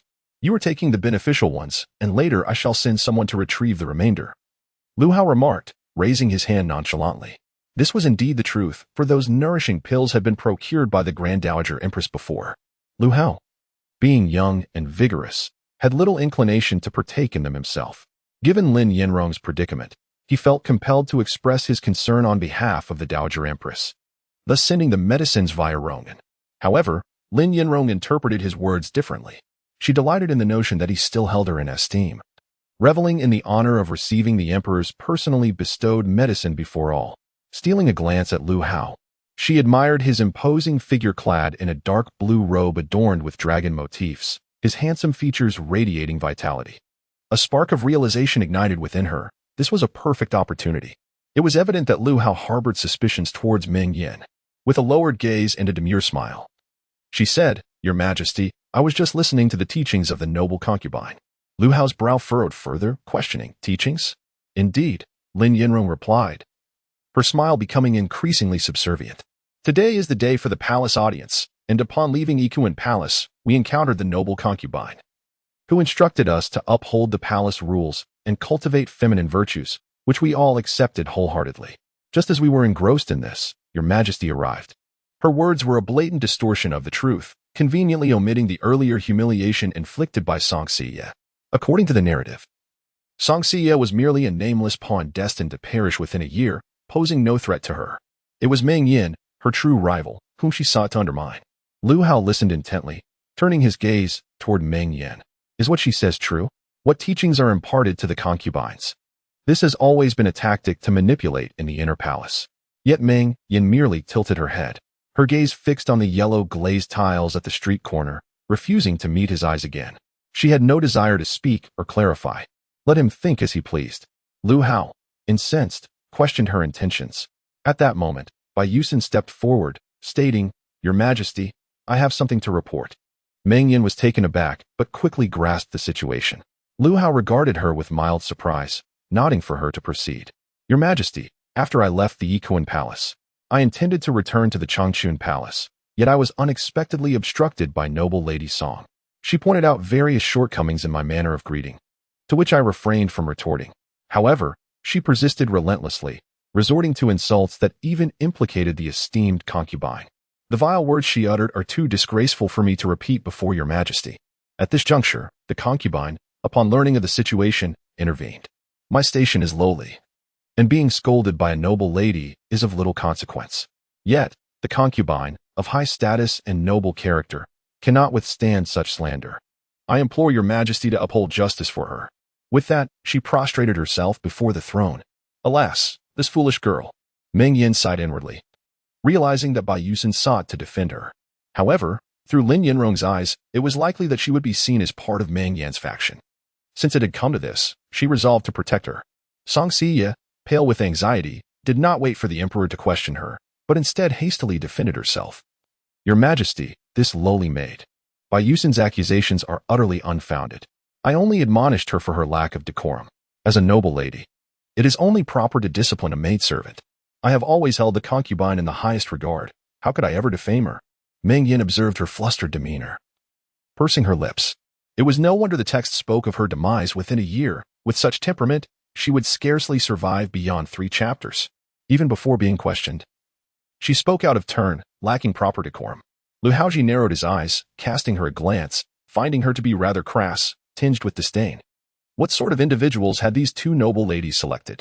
Witnessing Song Siye's temper so unruly and volatile, Lu Haozhi found himself more inclined to believe Bai Yusen's words, prompting him to inquire among the palace maids and eunuchs, thus uncovering the truth of the matter. I was unaware that this selection would become such a spectacle. As though a grand melee were to unfold within the palace. Lu Haozhi's tone was indifferent, yet it carried a hint of irritation. Meng Yan understood that he was poised to dispense judgment. Indeed, Lu Haozhi continued, a mere 5th-rank noble lady is hardly of great significance. Given your conduct, I fear you may not be worthy of such a title. For now, you shall remain a mere attendant. Chapter 45, the most esteemed of the Imperial harem. Upon hearing the Emperor's decree, everyone was taken aback. With those words, he had demoted Song Siye to the rank of a common concubine. To be so swiftly cast down before even having the chance to serve the Emperor. Song Siye was undoubtedly the foremost figure in the harem of the Great Zhou. Stunned and bewildered, Song Siye could hardly comprehend her fate. She had merely chastised 2 concubines of lower rank, yet had found herself ensnared in such grave misfortune. Weak in the knees, she collapsed to the ground, weeping, Your Majesty, please spare me. I shall never dare to offend again. I acknowledge my mistake. I shall apologize to the noble consort. As she wailed, she crawled to Meng Yan's feet, repeatedly bowing her head. Noble consort, it is all my fault. I beseech you to intercede with His Majesty and grant me mercy this once. Meng Yan felt only disdain for such a craven character, one who bullied the weak and cowered before the strong. Her gaze drifted away from the palace walls, inadvertently landing on Lu Haozhi, who was also covertly observing her. Upon being caught, Lu Haozhi appeared somewhat embarrassed, yet she maintained a cool demeanor and averted her eyes. This only deepened Lu Haozhi's awkwardness. Lin Yanrong, watching from the sidelines, felt a pang of discomfort. What was this? Was Lu Haozhi defending Meng Yan? With a gentle smile, she addressed the Emperor, Your Majesty, I believe Sister Song has only just entered the palace and is unfamiliar with the rules and etiquette. She did not mean to offend the noble consort. Her words were merely a result of her straightforward nature. Might Your Majesty consider? Do you question my decree? The Emperor's icy retort silenced Lin Yanrong. Her face flushed crimson, her lips twitching as she struggled to respond. I would not dare. Meng Yan stood by, astonished. How had Lin Yanrong become so foolish? Clearly, Lu Haozhi was already incensed, and at such a critical moment, she dared to provoke him. Yet, upon reflection, Meng Yan recognized that Lin Yanrong's words were not without merit. The texts always extolled her for her gentleness and magnanimity in her past life. This was precisely how Lin Yanrong had garnered Lu Haozhi's favor. However, at that time, she had already basked in the Emperor's affection. So whatever she said or did was deemed correct in Lu Haozhi's eyes. Now, as a mere common concubine who had yet to even share a bed with the Emperor, to boldly confront him while he was in a foul mood was nothing short of self-inflicted misery. Lu Haozhi cast a glance at the prostrate Song Siye. His eyes filled with disdain, as though he were gazing upon a filthy insect. Such clamor truly disrupted the tranquility of the 6 palaces. Rangan, inform the Ministry of Internal Affairs to relocate this Song to a place where I cannot see her. Furthermore, revoke her green badge. Let her reflect on her actions for 2 months and cultivate her character. With this pronouncement, Song Siye's prospects were all but extinguished. Sent to a place hidden from the Emperor's sight and confined with a green badge, who would remember her after 2 months? Despondent, Song Siye collapsed, fainting on the spot. Meng Yan stood silently beside her, observing with a composed demeanor. Song Siye had brought this fate upon herself, and Lin Yanrong's lack of insight was of no concern to her. Lu Hao glanced at the crowd, his gaze lingering on Meng Yan's face for a moment, his lips slightly parting as if to speak, yet ultimately he remained silent. Meng Yan lowered her head, avoiding his gaze, feeling somewhat awkward. He turned to Bai Yusen and inquired, What is your name? Bai Yusen, who had already retreated, was taken aback by the Emperor's sudden question. Steadying herself, she replied, Your Majesty, this humble servant is of the Bai clan. She only mentioned her surname, deliberately omitting her given name to avoid drawing the Emperor's attention. Lu Hao did not seem to mind this minor response. He merely nodded slightly, approvingly stating, To speak candidly and coherently is commendable. You should assist the empress consort more in the palace. He then announced, I have matters to attend to in the court and must take my leave. With that, he departed. Once the emperor was gone, Meng Yan cast a cool glance at Lin Yanrong, who was biting her lip, her eyes following Lu Hao's retreating figure. Her face pale and eyes reddened, exuding an air of indignation that amused Meng Yan. After this commotion, it appeared that she had left a poor impression on the emperor. Having received several reprimands, while Bai Yusin garnered a few praises instead. Clad in her apricot blossom dress and enduring humiliation, she had come away empty-handed, serving as a mere foil for others. As the emperor's carriage receded, only Rongan remained to handle the matters entrusted by the emperor. He instructed the palace maids of Song Siya to forcibly assist their mistress back to the palace, while he approached Meng Yan with a fawning demeanor, saying, Your Highness. The emperor mentioned moving Song Changzai, yet did not specify where. I dare not take the liberty of deciding. I humbly seek your guidance. Meng Yan regarded the slippery old man before her, fully aware of his intentions. The emperor had not given a definitive location, should he carelessly select a place. He could be held accountable later. By seeking her input, he would shift any potential blame onto her, absolving himself of responsibility. In this palace, the less astute had long since met their demise, while those who remained were often quite cunning. Ronggong. Being an experienced official who had served the emperor for many years, surely grasped his intentions. If he handled the matter, the emperor would undoubtedly be at ease. Thus, it would not be wise for her to interject or criticize. In the imperial city, there were not many options, but there were plenty of residences. Since the emperor had not specified a location, it would suffice to place her in some secluded corner. Concerned about stirring unrest, she decided to return to the Changchun Palace. With that, Meng Yan took her leave in a palanquin alongside Bai Yusin, leaving Rongan to ponder in solitude. Lin Yanrong stepped forward, her face adorned with a gentle and warm smile, asking, Ronggong, would you be willing to heed my advice? Rongan promptly responded, my lady, you flatter me. What is your command? Lin Yanrong replied with a smile, Song Changzai has clearly angered the emperor, who harbors a deep disdain for her. He would not concern himself with where she resides, as long as she is out of sight. Perhaps you might consider relocating her to the southern third courtyard. It is remote and far from the Yangxin Palace, ensuring she will no longer trouble the emperor's gaze. Rongan gazed at her pure and graceful visage, feeling an involuntary tremor within his heart. This Lin Changzai is indeed ruthless. The Southern Third Institution is situated at the southernmost tip of the Imperial City, adjacent to the Eternal Alley, with only a wall separating it from the Cold Palace. The buildings in that area have long suffered from neglect in the sweltering summer heat. One can barely endure, and in the winter, the cold winds seep through every crevice. Even a person of robust constitution would succumb to illness within a few months of residing there, let alone the delicate and tender Song Changzai. Chapter 46. The Emperor's exclusive favor for the noble consort. The Southern Third Chamber is typically reserved for servants who have committed offenses and have been cast aside by their masters. Although Song Siya has displeased the Emperor, he has not condemned her to the Cold Palace, which would be tantamount to a death sentence. Rongan hesitated, and Lin Yanrong discerned his concerns. With a subtle smile, she reassured him, There is no need for you to worry, Master Rong. I am already out of favor with the Emperor. If he forgets about my existence altogether, it would not come as a surprise. Should you arrange for me to be placed elsewhere, and I happen to reappear before the Emperor, he might hold you accountable for your negligence. Rongan, interpreting her words with a hint of malice, noted that while she appeared delicate and pitiable on the surface, her demeanor and action was quite fierce. It seemed that as long as someone was willing to assume responsibility, he would not concern himself with Song Siya's fate. After all, the Song family had not brought him any tangible benefits since entering the palace. With a forced smile, he bowed and expressed his gratitude to Lin Yanrong for her guidance. Before departing to attend to his duties, Lin Yanrong nodded with a smile and turned towards the Yongsho Palace. As she walked into the sunlight, the smile on her face gradually faded, replaced by a cold expression. Song Siya had dared to humiliate her in such a manner, and she vowed to repay this insult tenfold. Before her transmigration, her life had been far from satisfactory, and now, having been bullied and trampled upon, how could she consider her ordeal worthwhile? Unexpectedly, the noble consort Meng Yan was quite different from the character described in the book. She exhibited remarkable composure. Upon encountering Lin Yanrong's pleated skirt, she showed no reaction at all. Liang Qingbi, as previously discussed, intended to approach her regarding the order of attending to the Emperor. Yet she remained unperturbed. Although Lu Haozhi did not treat Meng Yan particularly well, his conduct was not entirely poor either. And today he even reprimanded Lin Yinrong in front of others, which took her by surprise.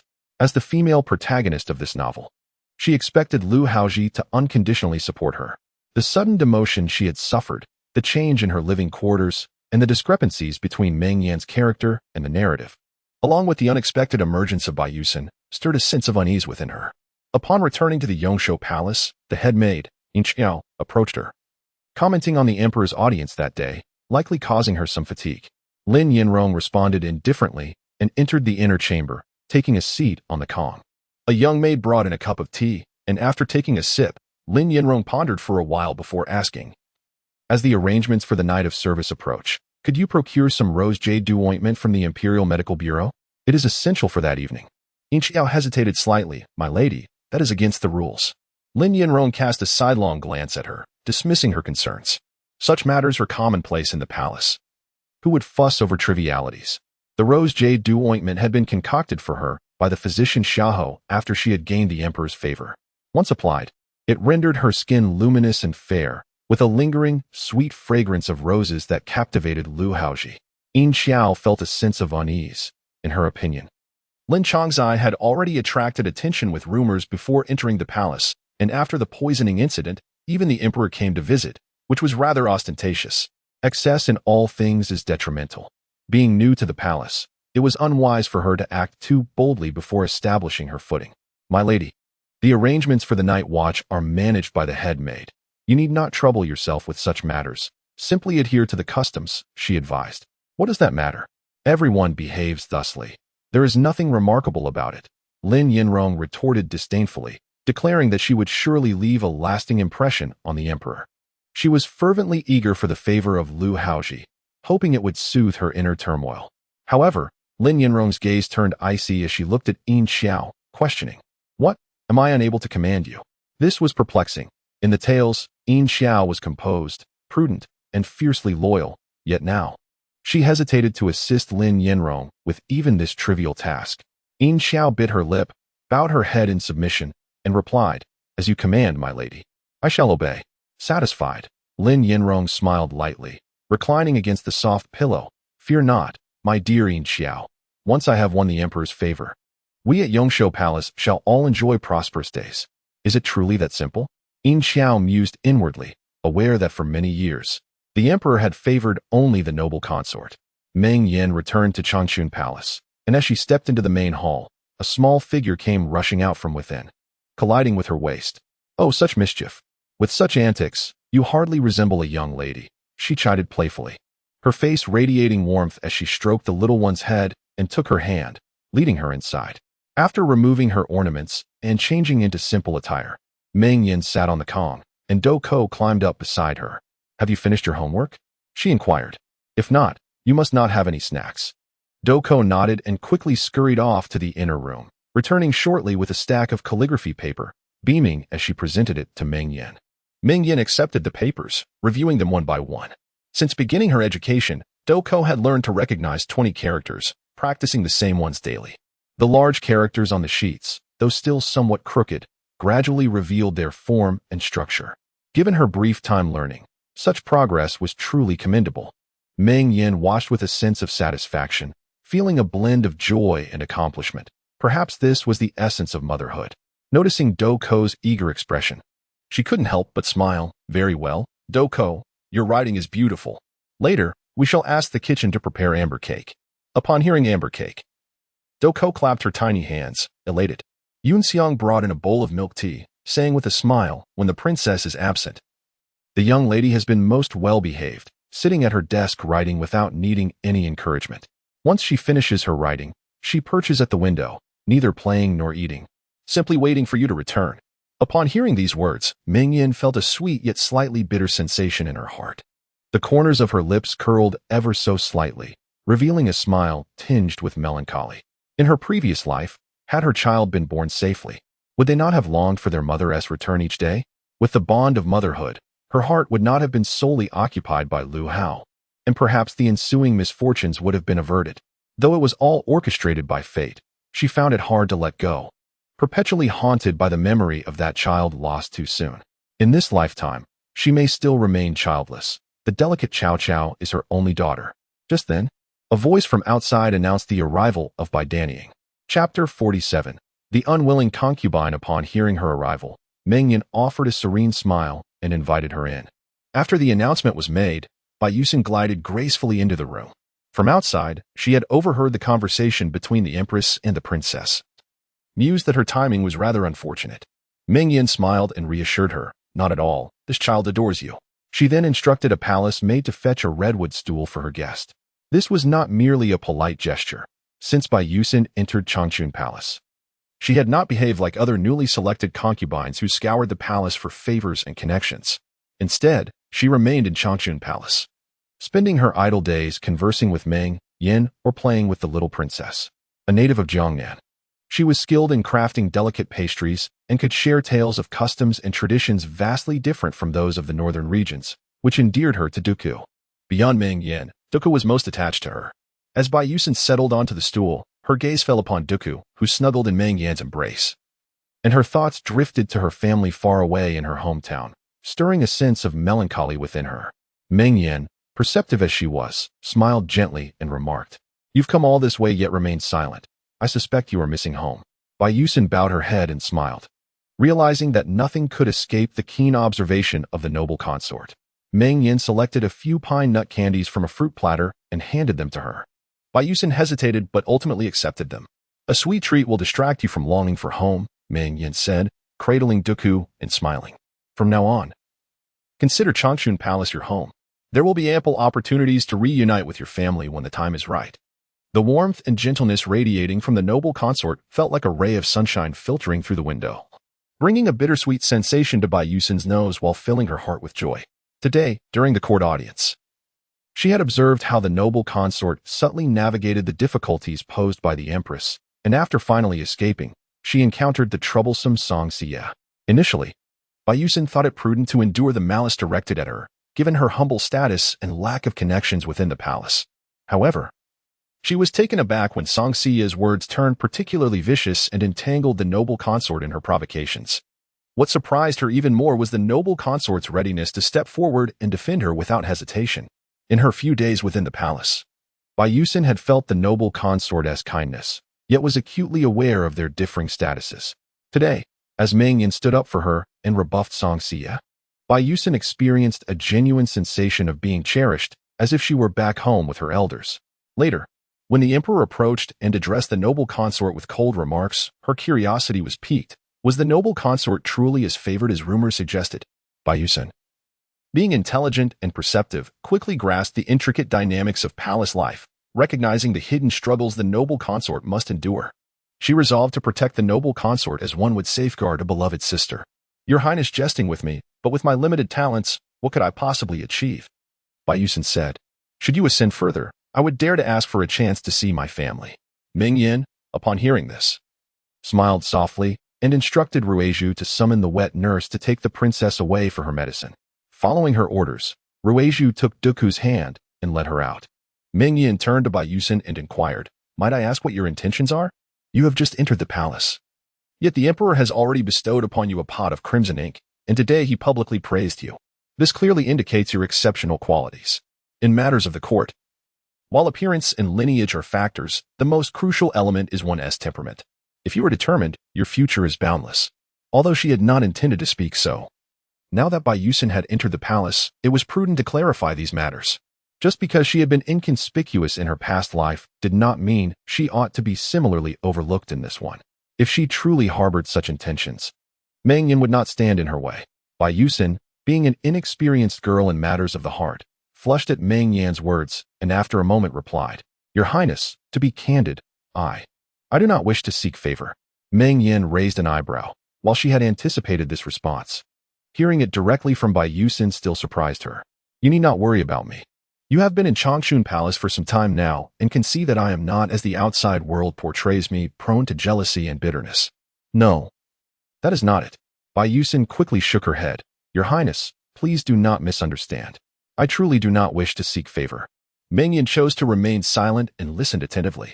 Bai Yusen lowered her gaze, her hands resting on her lap, and began to recount her family's tale. At the end, she added, "I am aware that my clan selected me to enter the palace with ill intentions. If I were to fail, It would only bring disgrace to a lowly daughter of a concubine. If I were to succeed, they would elevate themselves, claiming to be of royal lineage. I truly do not wish to fulfill their desires merely to enhance their status at the cost of my own dignity. Once she finished, she anxiously looked at Meng Yan. Knowing her words were disrespectful and could be seen as contemptuous towards the imperial family. Yet, she trusted the noble consort and chose to speak freely. Meng Yan gazed at her with a slight smile. Fortunately, you have spoken these words within Changchun Palace. Were you to voice them outside, it could lead to calamity. However, it is of no great concern. There are many consorts in the palace without favor. You are not the only one. It was surprising to learn of the stories from her family, which had never been mentioned in the books. This revelation clarified why she had remained obscure in her past life, fading into the shadows of the court.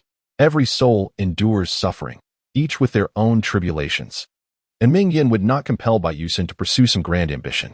Ultimately, the true victor would be Lin Yanrong. Others were merely toiling in vain, which seemed pointless. Moreover, this ambition was not one she herself desired.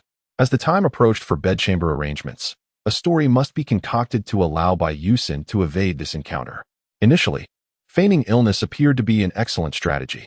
Yet, with two individuals in Changchun Palace falling ill simultaneously, it would undoubtedly raise suspicion. Observing the noble consort earnestly devising a plan for her, Bai Yusen felt increasingly touched. Though she had previously expressed her thoughts to Hong Do, she had secretly contemplated whether the noble consort would, like other consorts, expect her to seek favor to secure her position. It now seemed she had underestimated the noble consort's integrity. Meng Yan pondered for half a day but could not devise a suitable plan, so she decided to set it aside for the time being. The two exchanged a few casual remarks when suddenly a loud announcement was heard at the door. The emperor has arrived. Meng Yan's expression grew somewhat uneasy as she placed the teacup on the Kong table. Bai Yusen, observing her countenance, smiled subtly. Realizing that the emperor still held the empress in his thoughts, having prioritized state affairs only to come to her, Meng Yan remarked that he must have merely come to see the princess.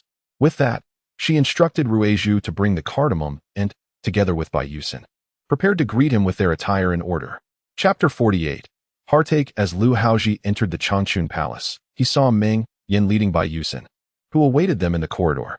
He approached them slowly and uttered, "Please rise." Meng Yan and Bai Yusen promptly stood up and followed the emperor inside. Bai Yusen trailed behind Meng Yan, her head bowed low, stealing glances at their interaction. Upon entering the main hall, Lu Haozhi, adhering to his customary routine, removed his boots and sat cross-legged on the Kong. The moment Meng Yan noticed his posture, she understood that he intended to linger for a while, which stirred a sense of displeasure within her. She had not forgotten the earlier incident and felt utterly disinclined to engage in conversation with him. Lu Haozhi had long favored the Changchun Palace, and the various customs had become well established, requiring no directives from the sovereign. The palace maids, such as Yunxiang and Ruizhu, promptly prepared the emperor's preferred tea and brought it to him. As Yunxiang approached with the tea tray, Meng Yan stood immobile by the Kong table. Noticing her master had no intention of receiving the tea, she took it upon herself to place a tea bowl upon the table. In times past, the empress would have personally served the tea. All the maids were loyal companions brought by Meng Yan from her family, and she had no doubts about their intentions. However, serving tea personally not only conveyed sincerity, but also fostered intimacy. Yet today, she stood like a wooden statue, allowing the attendants to serve. Lu Haozhi, somewhat taken aback, glanced at her. He noticed her hair was styled in an elegant bun adorned with a few pearl flowers, devoid of any extravagant jewelry. She wore a silver-red silk garment paired with a somewhat worn apricot-yellow cotton skirt, a stark contrast to her former self, who had meticulously prepared for his arrival. A flicker of discontent stirred within him, yet he refrained from voicing it. Instead, he lifted the tea bowl and took a delicate sip, idly toying with the bowl. It was a gilded, multicolored porcelain tea bowl from a royal kiln, a rarity in the palace. He had specifically instructed Rong and to procure it upon his ascension, stating that he would use this bowl for tea in the future. Meng Yan cherished it dearly. Every time he visited, she would brew tea in this very bowl and present it to him. 5 years had passed in the blink of an eye. Meng Yan cast a sidelong glance at him, observing his silence as he fiddled with the tea bowl, and her heart brimmed with suspicion. Was he deliberately seeking a quarrel? What offense could the tea bowl have caused him? It seemed that today's events had left the emperor in discomfort, prompting him to seek an outlet. In a conflict between the male and female leads, it was invariably the female supporting character who bore the brunt. She had encountered such scenarios far too often in her previous life. She had been exceedingly cautious, remaining within the confines of Changchun Palace. Yet here she was, having summoned the male protagonist. It was indeed unfair. If Lin Yinrong had provoked him, why must he traverse to the realm of this female supporting character? Did he view Changchun Palace as a mere garden to stroll through when he was dissatisfied? Lu Haozhi, oblivious to Meng Yan's inner turmoil, placed the tea bowl on the Kong table, glanced at her skirt, cleared his throat, and remarked, "That skirt appears to be quite aged. Did you have it made during your time in the Qin Palace? It seems somewhat worn. Why do you still wear it?" With the continuous influx of new fabrics from Jiangnan, if you favor this style, why not have the embroidery room craft you a new one? What is wrong with her dress?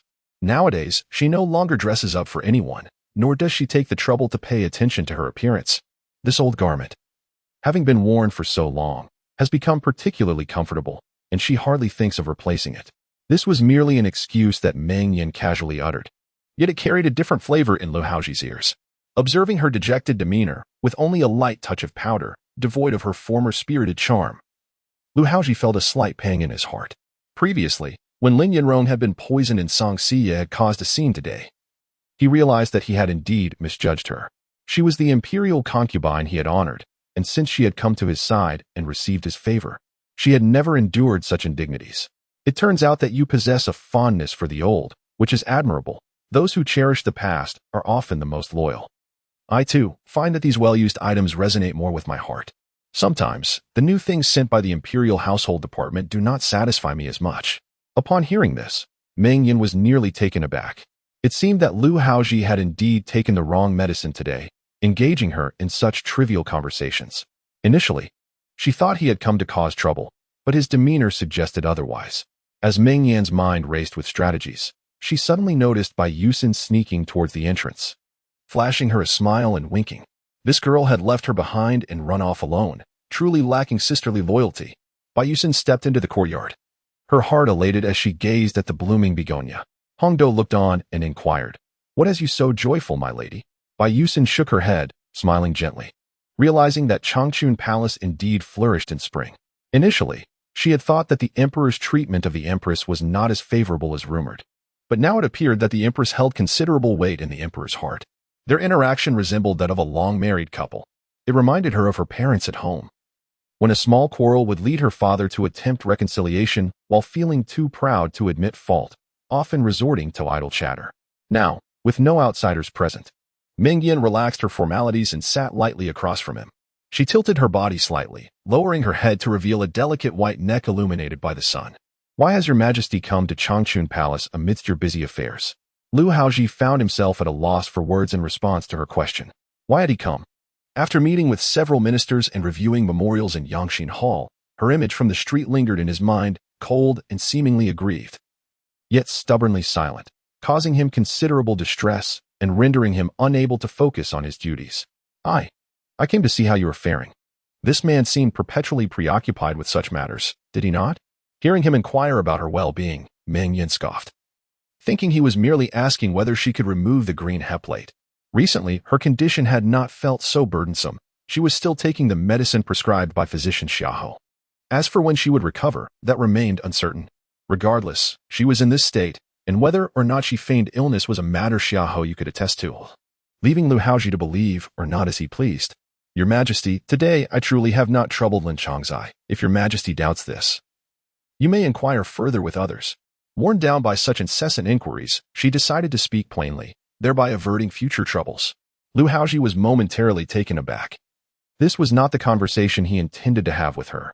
Before he could respond, Meng Yan continued unabated, expressing that the Empress Dowager was troubled over the arrangements for the night duties. If the Emperor had some leisure, perhaps he might consider visiting her to offer guidance, thus alleviating the rampant speculation and anxiety amongst the court. Lu Haozhi was nearly amused to the point of exasperation by her audacious remarks in the entire palace. You alone dared to speak so irreverently. Chapter 49, The Emperor Who Could Not Step Down with a Chuckle. Lu Haozhi's smile gradually faded. "Yinjiao, are these words truly from your heart? If they are not heartfelt words, then are they insincere?" Meng Yan's lips curved slightly. "Your Majesty, you jest. I have always been straightforward. Where would I find the art of subtlety? What I speak are mere truths. After today's court assembly, the Imperial noble consort." Enough. Lu Haozhi's tone was flat, Cutting off her words, his interest completely waned. Meng Yan, as a noble consort, was responsible for the affairs of the harem and deserved compliments for her wisdom. Yet, had she perhaps become excessively dutiful of late? In the past, Lu Haozhi relished Meng Yan's adoration and the delicate jealousy that accompanied it, but her current demeanor unsettled him. Even considering the recent incident with Lin Yanrong's poisoning and Song Si's tantrum, he had wronged her, and though she harbored grievances, did the presence of others not convey the message clearly? Must he, as the emperor, grovel and apologize to her? Given the noble consort's ill health, it would be prudent for her to focus on her recovery rather than meddling in trivial matters. He smirked coldly, observing her graceful figure. Meng Yan momentarily froze, then offered a composed smile, rising to bow to him. I thank your majesty for your concern. I shall devote myself to recuperation in the Changchun Palace. It seemed Lu Haozhi was cautioning her against unnecessary involvement in disputes. He feared that her interference might hinder Lin Yanrong's favor with him. Despite having reprimanded Lin Yanrong earlier in the street, could her status truly be shaken? If it could, it would have happened long ago. Very well. She would humbly concede and reassure him, allowing both him and Lin Yanrong to remain at ease. Yet, Lu Haozhi was taken aback. He had anticipated an apology from Meng Yan, providing him with an opportunity to descend gracefully from his lofty stance. Instead, she had unexpectedly delivered a retort, effectively withdrawing the ladder he had hoped to descend upon. Lu Haozhi cast her a glance and rose, sweeping away with his sleeve. Meng Yan watched his retreating figure, a smile lingering at the corners of her lips. Ruizhu hurriedly entered from outside, helping her to her feet and seating her on the bed. With concern, she asked, Your Highness, I just saw the Emperor leave with a look of anger on his face. Did you say something to provoke him? Meng Yan shook her head, letting out a soft sigh. It is nothing. I merely spoke a few words he wished to hear. Ruizhu was bewildered. If it were indeed words the Emperor wished to hear, why then was he angry? Yet, seeing her mistress's assured demeanor, Ruizhu could find no words to express her confusion and instead began to tidy up the tea set. Meng Yan gazed at the gilded, multicolored porcelain teacup and instructed. Please wash this cup carefully, wrap it in satin, and store it in a box in the storeroom. Be cautious not to break it. Ruizhu appeared surprised. Your Highness, the Emperor only uses this teacup when he visits the Changchun Palace. If we put it away, it will take considerable effort to retrieve it when he comes again. Meng Yan shook her head, convinced that such a day would never come. After that, the days of the new concubines serving the Emperor would commence. In this lifetime, had she not intervened, Lin Yanrong would have surely enjoyed the Emperor's favor early on, not to mention her seductive tactics. Merely by virtue of her status as the leading lady, she would have swiftly captured Lu Haozhi's heart. By that time, would Lu Haozhi even remember that there was a favored concubine named Meng Yan in the palace? All she hoped for was that in this life, she would no longer obstruct Lin Yanrong, and that Lin Yanrong would cease her incessant scheming against her. At that moment, Rongan entered, bowing low and smiling obsequiously. Your Highness, the Emperor has sent me to inform you that the Internal Affairs Office has clarified the matter regarding Lin Changzai from the other day. It turns out that Lin Changzai was feeling unwell and sent someone to the Imperial Medical Institute for medicine. A junior pharmacist mistakenly provided her with Lei Gongteng. After consuming the ginger soup you instructed, along with the wrongly dispensed medicine, she encountered a mishap.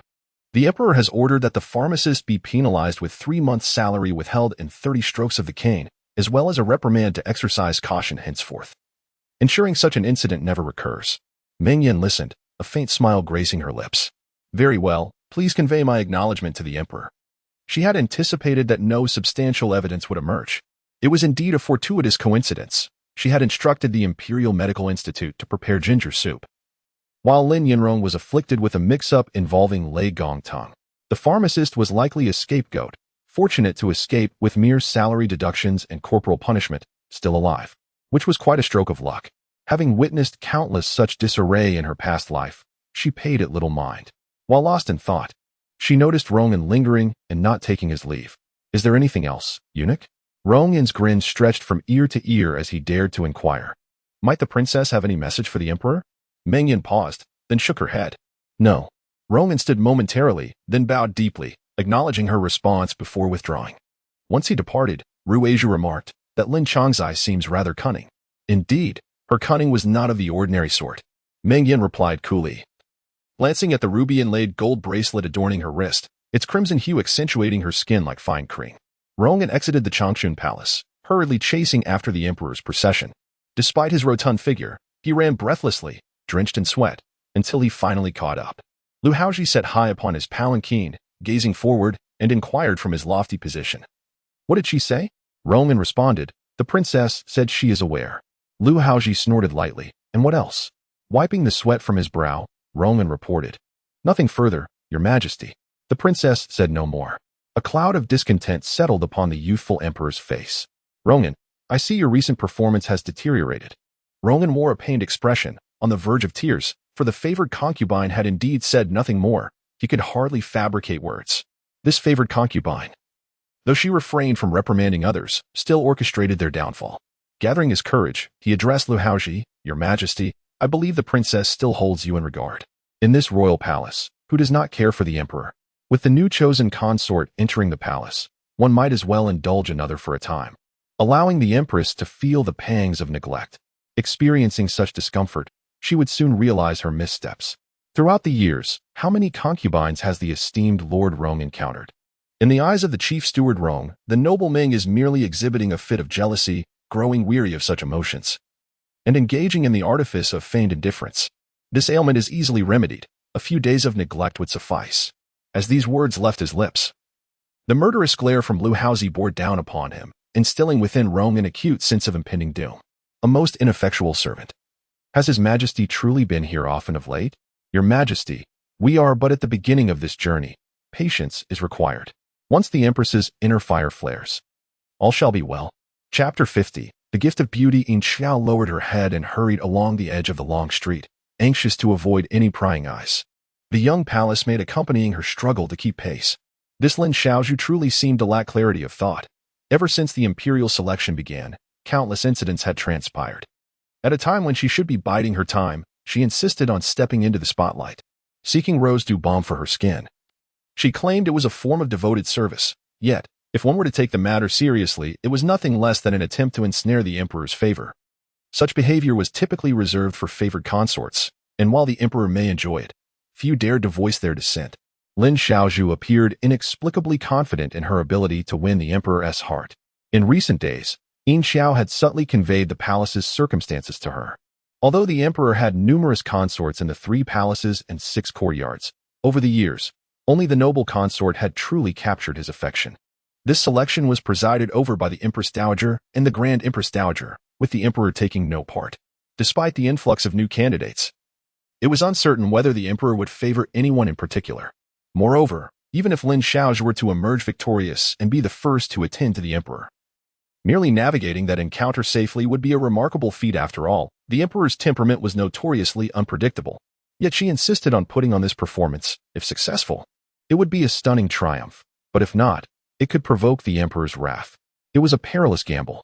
Suddenly, Yin Xiao felt a twinge of regret for having bribed the head of the service room with silver to secure her position in the Yongshou Palace, believing she had aligned herself with a favorable master. In hindsight, this was far from a simple matter, and she would likely have to tread carefully from now on. Upon reaching the Imperial Medical Institute, Yin Xiao hesitated at the entrance, uncertain whom to approach. Just then, a young physician emerged, greeted her with a smile, and inquired about her affiliation, wondering which master was unwell. Noticing the young physician's fair complexion and the way his eyes crinkled when he smiled, she pulled him aside into a corner and discreetly produced a piece of silver from her sleeve. The young physician quickly declined, insisting that she should simply relay her request. Accepting gifts in secret could lead to severe punishment from his master. Yin Xiao smiled knowingly, acknowledging that as an apprentice at the Imperial Medical Institute, he was unable to attend to the masters. Besides the meager stipend he received, he also had to show filial respect to his master, making his life rather strained. "Take this silver," she urged. "After all, we are both following the master's orders." Yin Xiao was a skilled negotiator, adept at reading emotions and discerning intentions. Her talents had enabled her to become Lin Yanrong's trusted aide, helping her ascend to higher ranks. The young physician, understanding her intent, smiled gently and replied, "You are too kind, but I truly cannot accept this silver." Seeing his steadfast refusal, Yin Xiao relented and explained her intentions in detail. "I know your master is the emperor's exclusive physician and does not treat anyone else. However, this rose dew balm is not a medicine. It is merely for a woman's care. Our young master is about to attend to the emperor and wishes to procure a bottle." When the young master gains favor in the future, she is bound to remember you. This little physician, a direct disciple of Xiaoyu, is named Lu Xianming. Lu Xianming blinked a few times, somewhat astonished. The rose dew ointment was concocted by his master only a few days ago, a secret known solely to the two of them. How did this aunt come by such knowledge? May I inquire, in which palace do you serve? The Palace of Eternal Longevity. Upon hearing the name of the palace, a glimmer flickered in Lu Xuanming's eyes, and the corners of his lips lifted slightly. It was indeed the steward aunt of Lady Lin, and he felt a pang of respect. Previously, due to the matter concerning the Thunder Vine, the young master had been troubled for several days, and he had inadvertently caused her some offense. Ying Qiao, interpreting his polite tone as a sign of potential goodwill, smiled even more brightly. The physician's words merely reflected the errors of others, having nothing to do with him. Our young master is the most forgiving of souls and has long since set the matter aside. However, with the prospect of serving the emperor so close at hand, I hope the physician might extend a small favor. Lu Xianming chuckled, deeming the matter trivial. Aunt, please wait. I shall fetch it for you right away. With that, he turned and entered the main hall. Due to Xiaoyu's extraordinary status within the Imperial Medical Institution, there existed a private chamber solely for his use. It was here that Xiaoyu typically studied medical texts, drafted medical cases, and stored the prepared herbal remedies. Ying Qiao stood in the shade, concealing herself behind a large cluster of boxwood, unnoticed amidst the ebb and flow of people. After a moment, Lu Xianming emerged, handing her a palm-sized white porcelain jar. Aunt, please take care with this. Although it appears to contain little, it is composed of no less than several dozen precious herbs, including pearl powder, shoe water flowers, white sandalwood, and rose dew. Additionally, deer antler extract and processed hishowu have been carefully infused. There are only a few jars in total, originally prepared for the esteemed ladies of high rank. Initially delighted to receive the jar, Ying Qiao's expression shifted to one of suspicion upon hearing his words. Such a valuable ointment, do you not fear that Dr. Xiaohu will chastise you for giving it to me? Lu Xianming smiled gently. Aunt, you worry too much. To be honest, this jar of ointment was not concocted by my master. When he prepared the jade dew ointment, he instructed me to learn the process to better serve our masters in the future. This jar was made by me. Rest assured. While my skills may not match my master's, I certainly did not cut corners. Hearing this, Ying Qiao's doubts dissipated, and her joy returned. You are too modest, physician. As the esteemed disciple of Dr. Xiaohu, your abilities are undoubtedly commendable. After exchanging a few more pleasantries, she took the jar and departed from the Imperial Medical Institution. Lu Xianming stood in the corridor, watching her leave with an enigmatic smile. Xianming, a deep voice called from behind. Lu Xianming quickly turned and bowed respectfully. Master, Xiaoyu, holding a scroll of medical texts and draped in a crane cloak, descended the steps, his long hair cascading freely. He glanced at the departing Ying Qiao and inquired calmly. Which palace does that maidservant belong to? What brings her here? Lu Xianming remained unperturbed, as he was the stewardess of Yongshou Palace. She conveyed that their young master had recently been unable to sleep at night and desired some tranquil incense to aid in restful slumber. Xiaoyu regarded him with an emotionless gaze, his dark eyes reflecting an unwavering calmness. The palace was rife with disputes, and it was best to remain uninvolved. Once entangled, one could face dire consequences, and even a mentor could not provide salvation. Lu Xianming bowed respectfully, acknowledging his master's teachings, which he would forever hold close to his heart. Xiaoyu cast him a fleeting glance before entering the chamber. Within Changchun Palace, Meng Yan stared blankly at the blue and white plum blossom jar that had been presented to her on a tray. What do you suppose this is? Chapter 51. His self-indulgent Xiaoyu stood aside, wearing a calm smile. This rose dew balm is a recent concoction of mine, a trifling gift that may benefit your beauty. Your Highness. Meng Yan was certainly aware of this rose dew balm. She recalled Lin Yanrong, who, despite being of decent appearance, was hardly remarkable amidst the myriad beauties of the harem. Thus, she had sought the Imperial Medical Bureau and obtained a jar of this balm. After application, her skin indeed became delicate, fair as snow, seemingly enveloped in a glow. As the adage goes, a single fairness can obscure three flaws. And Lin Yanrong was not unattractive either. With this remarkable item in hand, as described in the texts, her beauty instantly became radiant, even rivaling Meng Yan herself. Meng Yan remembered this incident well. In her previous life, she had been thoroughly curious about the origins of this balm, which was so remarkably effective. Although she had suspected Xiaoyu's involvement, she assumed that, with his exceptional medical skills and lofty self-regard, he would look down upon such trivialities meant for women. Yet, This rose dew balm was indeed crafted by Xiaoyu. Moreover, in this lifetime, he had presented it to her directly. While astonished, Meng Yan could not help but mock him inwardly. After all, pleasing women was a universal pursuit, and Xiaoyu seemed to possess no originality in that regard. Nevertheless, as this was something she had longed for in her past life, she felt a flutter of excitement at its presence now. Meng Yan picked up the jar, gently lifting the lid, and was immediately greeted by a rich, profound fragrance. After carefully discerning the scent, she found herself unable to identify all the ingredients used. Gazing into the jar, she saw a pool of pearly balm, its texture smooth and reminiscent of goose fat. She took a small amount, rubbed it on the back of her hand, and it melted away instantly, leaving her skin exceptionally smooth. Not a single grain of residue could be detected among the myriad ingredients. The craftsmanship was indeed something she felt inadequate to match. Xiaoyu watched her with keen eyes, noting the astonishment reflected in her gaze, a subtle smile gracing his lips. After a moment of experimentation, she closed the lid and returned the jar to the table. Lifting her gaze to meet his, "Let us speak plainly. You, Dr. Xiaohu, seem to seek favor with me. Is there an ulterior motive?" She found it hard to believe that this cunning man had suddenly developed compassion for her plight, leading him to offer such assistance. There is no such thing as a free lunch. Kindness does not come without reason. This wisdom she had learned long ago. Xiaoyu gazed into her eyes, a smile playing on his lips. This balm, a mere casual concoction, hardly constitutes flattery. Furthermore, without the Emperor's command, I am not permitted to attend to any other master. This balm is solely for your highness. Casual concoction? Meng Yan retorted, have you forgotten that I too possess knowledge of pharmacology? Among the precious herbs in this balm, I can identify 7 or 8 myself.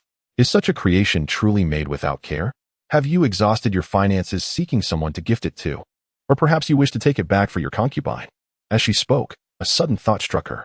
Did Xiaoyu truly have a woman in his life? The text had never clarified this matter, only vaguely alluding to a possible fiancée he once had.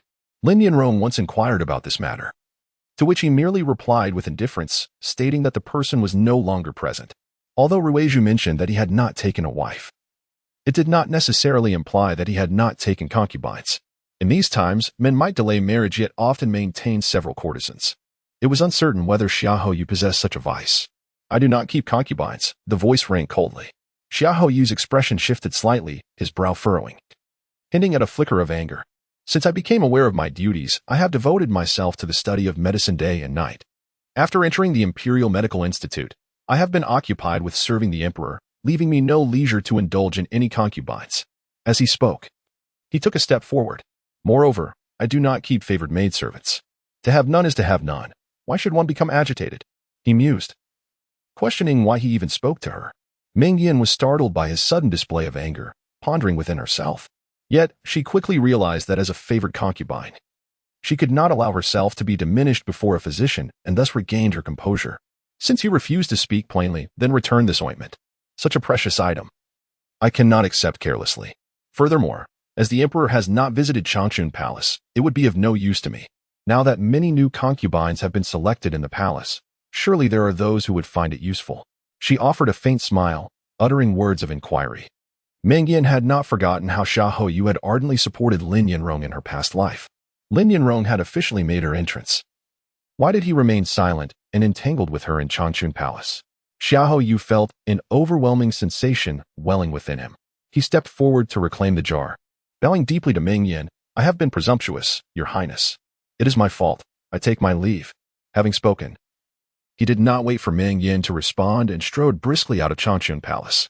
Ruizhu stood by, dumbfounded, astonished at Xiaoyu's audacity to act thus in front of the empress. Meng Yan, however, rested her chin in her hand, slightly dazed. What had she done to provoke his ire? As Xiaoyu exited Changchun Palace, the spring breeze greeted him, soothing his troubled heart. He inhaled deeply, the air tinged with floral notes, intoxicating to the senses. She had done nothing wrong. It was he who had been overly sentimental. Yet, how could he bear to forget her? Sister Yin. He murmured the name etched in his memory, casting a final glance at the magnificent Changchun Palace before walking away down the long street. Days in the palace passed uneventfully, and soon it would be time for the new concubines to attend to the emperor. Liang Qingbi instructed the head of the ceremonial office within Ikuan Palace and dismissed him. Chen Qing, serving beside her, refilled her teacup. Your Highness, will you truly allow Lin Changzai to take the lead in this matter? Liang Qingbi caressed the jade bracelet on her arm, replying languidly, what other choice do I have? She has already caught the Emperor's eye and has the backing of 2 esteemed dowagers. Even if she does not take the lead today, she will undoubtedly rise swiftly in the future. I am pleased to extend this favor. However, it is my humble opinion that this Lin Changzai seems quite calculating, which may pose challenges in the future. She chuckled softly. Liang Qingbi let out a scoff. What does it matter? At present, obtaining Meng Yan's favor is of utmost importance. Once the Emperor diverts his gaze from her, I shall gradually undermine her and subsequently subdue her. She is merely a favored concubine. No matter how much the Emperor cherishes her, even if she were to bear him a child, she would still only be a mere consort, unable to alter her fate significantly. Allowing her to revel in her current status will make it easier for me to manipulate her. Previously, Lin Yanrong acted on her own accord, poisoning and framing Meng Yan, leaving her with a tangled mess. Now, she has sent a palace maid to insist that she be the first to share the Emperor's bed. Both matters have displeased Liang Qingbi. Yet she has suppressed her resentment towards Meng Yan in light of her deep-seated hatred. Chen Qing gazed into her eyes and tentatively remarked, however, the Emperor has not issued any instructions, and such arrangements are not in accordance with palace regulations. It may lead to chaos. Indeed, Lu Haozhi had not mentioned anything about selecting a new consort to share his bed. Chapter 52. Lin Changzai encountered an incident. Liang Qingbi, however, appeared rather unconcerned. What trouble could possibly arise? As you mentioned, the Emperor has always been indifferent to the harem and would hardly care about the ranking of those who serve him. His attention is solely reserved for those he truly values. In this selection of beauties, only 2 stand out, Lin Changzai and Bai Dang. Lin Changzai was favored by the Emperor even before entering the palace. My support for her is hardly extraordinary. Chen Qi felt that there was something amiss and tentatively advised. Your Highness, while that may be the case, the recent events suggest that the Emperor seems to show greater interest in Bai Dang. If we adhere to palace rules, it would be acceptable, but now that the regulations have been breached by allowing Lin Changzai to serve him, it may invite scandal. Bai Dang is from Changchun Palace. Am I elevating her status only to serve Meng Guifei? Liang Qingbi shot Chen Qing a glance. Were it not for your position as my confidant, such a statement would lead me to suspect you are a spy sent by Changchun Palace. With that, Chen Qing fell silent, no longer daring to offer further counsel. With a faint sigh, she felt wearied by serving such a headstrong master. As the 2 conversed, an official from the Naiwafu suddenly sought an audience. Liang Qingbi granted permission, and upon entering, the man recounted the incident of Song Siya being demoted to Changzai and relocated to the northern 5 courtyards. Liang Qingbi, having remained within Ikuan Palace, was unaware of this matter. Upon hearing the news, she was taken aback. Never had a newly selected concubine, prior to even serving the Emperor, provoked his ire to such an extent that she was dismissed. This set a troubling precedent. Is this news reliable? Did Song provoke the Emperor indeed? The eunuch confirmed the authenticity of the information, stating it was the Emperor's own decree. Your Highness, both Lin Changzai and Bai Dang were present. Again, it was Meng Yan. Liang Qingbi's eyes closed lightly as she inhaled deeply, her hands concealed within her sleeves, gently clenching into fists. 2 newly arrived concubines, yet to gain favor. She could hardly believe the Emperor would demote a noble consort for the sake of these 2. After all, Song Siya's father was the governor of Qizhou, a position of considerable standing. It must be Meng Yan's doing. Dismissing the eunuch, Liang Qingbi's expression turned icy. She was determined to elevate Lin Yanrong to prominence, thereby diminishing Meng Yan's favor. In Yongshou Palace, Lin Yanrong eagerly received a jar of rose dew cream from Yin Xiao, impatiently twisting off the lid. A rich fragrance of roses enveloped her, and after a gentle whiff, she smiled contentedly. Having long admired this cream while reading novels, she viewed it as a divine elixir. It was said to be more miraculous than modern cosmetics. In the stories, Lin Yanrong transformed into a radiant beauty after using it, her allure surpassing all others. Thus, at this crucial moment of serving the Emperor, she instructed Yin Xiao to procure the cream from the Imperial pharmacy. Although her relationship with Xiahou Yu had yet to develop, it was inevitable that she would use it sooner or later. Why not sooner? With a light smile, Lin Yanrong rose and ordered preparations for hot water. Ready to indulge in a bath, she was determined to use it immediately. After the audience in the palace, albeit reluctantly, she had to concede that Meng Yan was a rare beauty, delicate and enchanting, radiantly alluring. It was no wonder that the texts indicated that before her, Lu Haozhi had always favored Meng Yan exclusively. Moreover, For reasons unknown, Meng Yan had even snatched away the man of her affections in this modern era, bearing a striking resemblance to the envious female secretary. Judging solely by the beauty of her current form, she indeed found herself incapable of competing with her. In the bathing chamber, amidst the swirling white steam, Lin Yanrong leaned against the edge of the tub, allowing the attending maidens to pour hot water over her. She could not allow herself to be defeated by a woman bearing the same visage in both lives. Lin Yanrong narrowed her eyes, gritting her teeth in resolve. As night fell, after her ablutions, Meng Yan sat before her vanity, evening out her complexion. With practiced ease, she opened her box and took out her homemade moisturizing cream. Scooping a small amount with a silver spoon, warming it in her palm before applying it to her face. Such proficiency in medicine offered distinct advantages. Ailments and cosmetics could all be remedied by her own hands, while this cream may not rival the miraculous effects of Xia Hoyu's Jade Dew Balm. It was clean and reliable, freeing her from the worry of tampering or unrequited debts of gratitude. Humph. She acknowledged Xia Hoyu's talents but had no desire to compete with him. With a cloud of warm steam trailing behind her, Duku scampered from the side chamber and dove into her embrace. Observing the little girl as cherubic, rosy face, Meng Yan affectionately ruffled her hair. Duku had bathed, and soon it would be time for bed. Though Duku could not yet speak, her beaming smile always warmed Meng Yan's heart. The little one pointed eagerly at the box of facial cream on the table, gazing at her with longing. Meng Yan was momentarily taken aback, but a smile quickly spread across her face. Duku wished to apply some fragrance too? Very well, dear. I shall help you. Saying this, she scooped a small amount from the cream and gently spread it on Duku's face, eliciting delightful giggles from the child. This moisturizing cream was solely for skin nourishment, composed of simple ingredients, making it safe even for children. This little girl, so young, already had an eye for beauty, Meng Yan teased as she indulged her. The princess, now nurtured at her mother's side, certainly absorbed such influences daily. With such precociousness, she would undoubtedly blossom into a stunning beauty in the future, remarked Ruizhu, observing the tender scene with both comfort and sentiment. Today marked the first night for the newly selected concubine to share the emperor's bed, yet the empress remained remarkably composed, seemingly unaffected by the event. This was indeed preferable to her being distressed in the palace, unleashing her fury, or demanding they devise strategies to obstruct or manage the situation. Previously, during an altercation with the emperor, the empress had blocked the carriage of the concubine, resulting in a scolding from the empress dowager, who had summoned her for a reprimand, forcing her to transcribe the code of womanly virtue 100 times. Although the empress felt no remorse, she had still faced punishment.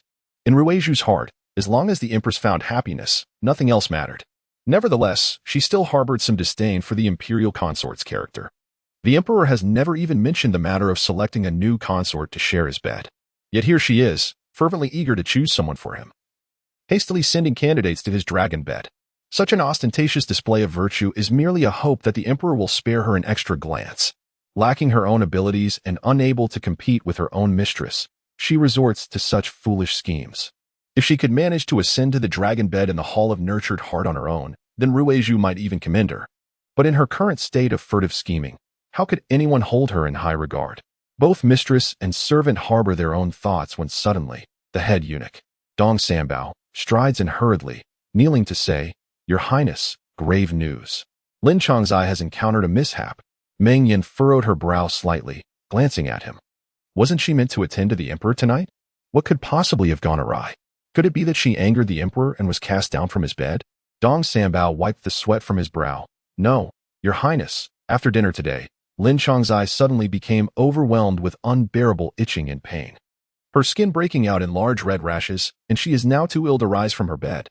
Chapter 53. The schemes of the palace women within the inner hall of the Changchun Palace. A wave of astonishment swept through the room. Ruizhu could not contain her shock, exclaiming, "How could this be? Just this morning, Lin Changzai was perfectly well, and now, at such a critical moment for the night's attendance." Meng Yan, regaining her composure first, inquired coolly, "Do you know the reason behind this?"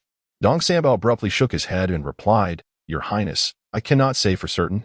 However, word has spread outside that after Lin Changzai bathed and dressed today, she was preparing for the night's attendance when suddenly, large patches of rashes appeared on her body, and she developed a high fever, collapsing right there. Upon hearing this news, I hurried to inform you, but I have no further updates."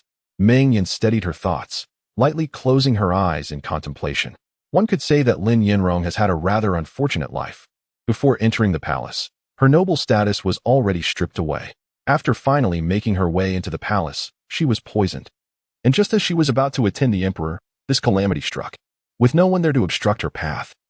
Lin Yinrong's journey as a favored concubine seems even more fraught with peril than in her past life. Yet, Meng Yan's concern lay not with Lin Yinrong's misfortunes, but rather with the fear that this incident might somehow be linked to her own Changchun palace. Whenever the leading lady encounters even the slightest trouble, it often results in the downfall of the supporting character. And now, with such a significant occurrence involving Lin Yinrong, Meng Yan believed it was unlikely this was merely a ploy for sympathy. After all, the favor she sought was within reach, and creating such a disturbance would yield no benefit. After a moment, she opened her eyes and spoke to Dong Sanbao in a low voice, instructing him to ensure that their informants remained vigilant throughout the night, gathering intelligence with utmost diligence. She added, dismissing the rest, "If this matter is connected to the Changchun Palace, report it to me immediately." Dong Sanbao promptly acknowledged her command and withdrew. "Your Highness," Lu Haozhi timidly began. Meng Yan glanced at her, offering a slight smile. "It is nothing to fret over, merely a minor skin ailment afflicting a lowly Changzai. There is no need for this esteemed concubine to be troubled by it."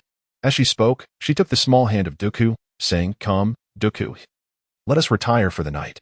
Duku, feeling drowsy, nestled against her, nodding off in her embrace. Observing her mistress's calm demeanor, Lu Haozhi felt her own anxiety subside. In the Yongsho Palace, the atmosphere was chaotic, the lights ablaze.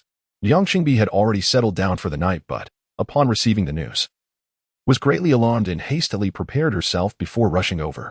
As she entered the Yongsho Palace, the palace attendants hurried to pay their respects, but she waved them off, uttering a quick dismissal before making her way to the inner chamber. Upon entering, she found the head maid, Yin Qiao, weeping quietly by the bedside. As Liang Qingbi approached, Yin Qiao began to bow, but Liang Qingbi raised her hand in a gesture of dismissal and turned her gaze towards the bed. The sight took her aback. Lin Yinrong lay upon the bed, clad in a sheer white nightgown. The sleeves and pant legs were rolled up, revealing large patches of rashes across her skin, with some areas even oozing.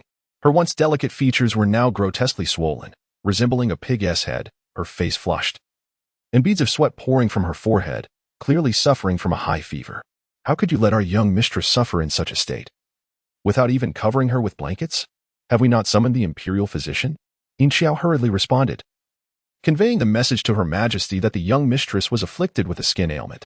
The maid feared that covering her with a quilt might exacerbate the condition. She had already dispatched a eunuch, Bao Jiao, to the Imperial hospital to summon a physician. Liang Qingbi, consumed by anxiety, realized that they could not simply leave matters unattended. Although it was March, the nights still held a chill. A brazier must be brought forth. Having already suffered this illness, they could not afford to catch a cold, for that would be adding insult to injury. Had someone been sent to inform His Majesty? If His Majesty were to lay blame, who could bear the consequences? She felt no concern for Lin Yinrong's well-being. Rather, she depended on her to maintain favor and suppress Meng Yan. Lin Yinrong must not succumb at this critical juncture. Liang Qingbi felt utterly unfortunate. She had recently stumbled in front of Meng Yan, and just as she had managed to elevate Lin Yinrong before the emperor, this calamity had befallen them. Yin Qiao shook her head, knowing that Lin Yinrong, after bathing and adorning herself, was eagerly awaiting the arrival of those summoned to the palace. Suddenly stricken by this violent illness, she was hardly able to think of anything else. Liang Qingbi, in a state of panic, sent someone forth to convey the news to the palace. Observing the back of the Empress Dowager, Yin Qiao felt a chill in her heart. The Empress Dowager evidently did not regard her mistress's life or death with any seriousness. To her, the young mistress was merely a valuable pawn, fearing that she might become a useless piece. Yet, such was the nature of the imperial palace, one was not kin to expect genuine care and concern. Gritting her teeth, Yin Qiao summoned a small palace maid and softly instructed her to go to the back hall and inform her sister, Xiaozhi, that if they did not seek the old mistress's assistance, the young mistress would soon lose her life. Meanwhile, Lu Haozhi was in the Yangxin Hall reviewing military reports. The flames of war had ignited in the southwest, yet troop deployment remained incomplete. A commander he had previously favored had unexpectedly succumbed to malaria. Unable to lead his men into battle, the sudden change in leadership would severely impact morale. Should the initial battle go poorly, further engagements would become increasingly challenging. As the second emperor of the Great Zhou, Lu Haozhi diligently attended to matters of state, and at such a critical juncture. He had little interest in the affairs of the harem. Thus, upon hearing the eunuch's report from Liang Qingbi, he did not even lift his gaze and simply stated, "If she is ill, summon the physician to attend her. Have I come to the Yangxin Hall to play the doctor?" The Empress Dowager, though still in her youth, seemed increasingly erratic in her dealings, bringing trivial matters to his attention. The eunuch, having received an unwarranted reprimand from the emperor, knelt on the floor trembling, unsure of how to respond. Rongyan exchanged a glance with him, understanding it was time to withdraw, but just then, Lu Haozhi raised his head, his eyes piercing as he gazed at him. "Are you referring to Lin Chongzai?" The eunuch nodded fervently, answering the emperor that it was indeed Lin Chongzai, the recently selected concubine of this year. "Your Majesty, today you have summoned her." Lu Haozhi, however, appeared bewildered. "I summoned her?" he questioned. Confusion etched on his face. "When did I summon her?" As the words left his lips, his expression darkened abruptly. "Rongyan, what is the meaning of this? Did I not instruct that due to the recent busyness of state affairs, all matters of the harem should be postponed?" Rongyan shuddered slightly and hurriedly bowed in response. "Your Majesty, today marks the day for the newly selected concubines to attend to the emperor's bedchamber. Although you have not given explicit instructions, it is reasonable to assume that the Empress Dowager has adhered to palace regulations." "Humph, she certainly knows how to manage affairs." Lu Haozhi scoffed, fully aware of Liang Qingbi's intentions. Having served as the crown prince for many years and grown up in the inner palace, he was well acquainted with the schemes and machinations of the palace women. If their cunning was employed skillfully and aligned with his desires, he would graciously accept it, much like he had with Meng Yan's efforts to vie for favor over the years. However, should any foolishness arise, he would not hesitate to unleash his wrath. Let us not concern ourselves with her for now. Should Lin Chongzai meet an untimely end by dawn, I shall be informed. At that moment, a eunuch stationed at the door approached to announce, "Your Majesty, the Empress Dowager seeks an audience." Chapter 54. Your concern for my bedchamber affairs. Upon receiving the announcement, Lu Hao's expression darkened slightly. Although he was the emperor and the sovereign of the Great Zhou, the esteemed Xuanhe Grand Consort was, after all, an elder who had once stood alongside the Empress Dowager through adversity and had shown him kindness. Out of respect for the Empress Dowager, he felt compelled to grant her an audience. As these words left his lips, Lu Hao's heart grew increasingly unsettled. This Lin family member had only just entered the palace, yet already she had invoked the name of the Xuanhe Grand Consort. Was the Nanjing Duke's residence so eager to make its move? It seemed that the loyalty exhibited by the Nanjing Duke's household over the years was merely a pretense, biding its time for the right opportunity. A faint smile curled his thin lips, revealing a trace of cold amusement upon his handsome visage. Moments later, a middle-aged noblewoman gracefully approached from outside. She possessed a round face and a pair of enchanting almond-shaped eyes, her complexion fair and delicate, radiating charm. Though she had surpassed her 40th year, her diligent self-care allowed her figure to retain its graceful allure, resembling that of a woman in her 30s. However, the fine lines at the corners of her eyes hinted at the passage of time, perhaps due to the lingering chill of spring nights. She was clad in a honey-colored satin jacket with a mandarin collar, layered over a lilac-patterned cotton skirt. Each wrist adorned with a jade bracelet, her hair was meticulously styled, smooth and neat, with a single golden hairpin featuring a peony motif securing her coif. Upon sight of this hairpin, Lu Hao narrowed his eyes instinctively. In the past, when he was still the crown prince, the Xuanhe Grand Consort had merely been an inconspicuous noblewoman in his father's harem. The Great Zhou dynasty had solidified its reign through military prowess, and the late emperor had a penchant for archery, even establishing a shooting range within the palace gardens.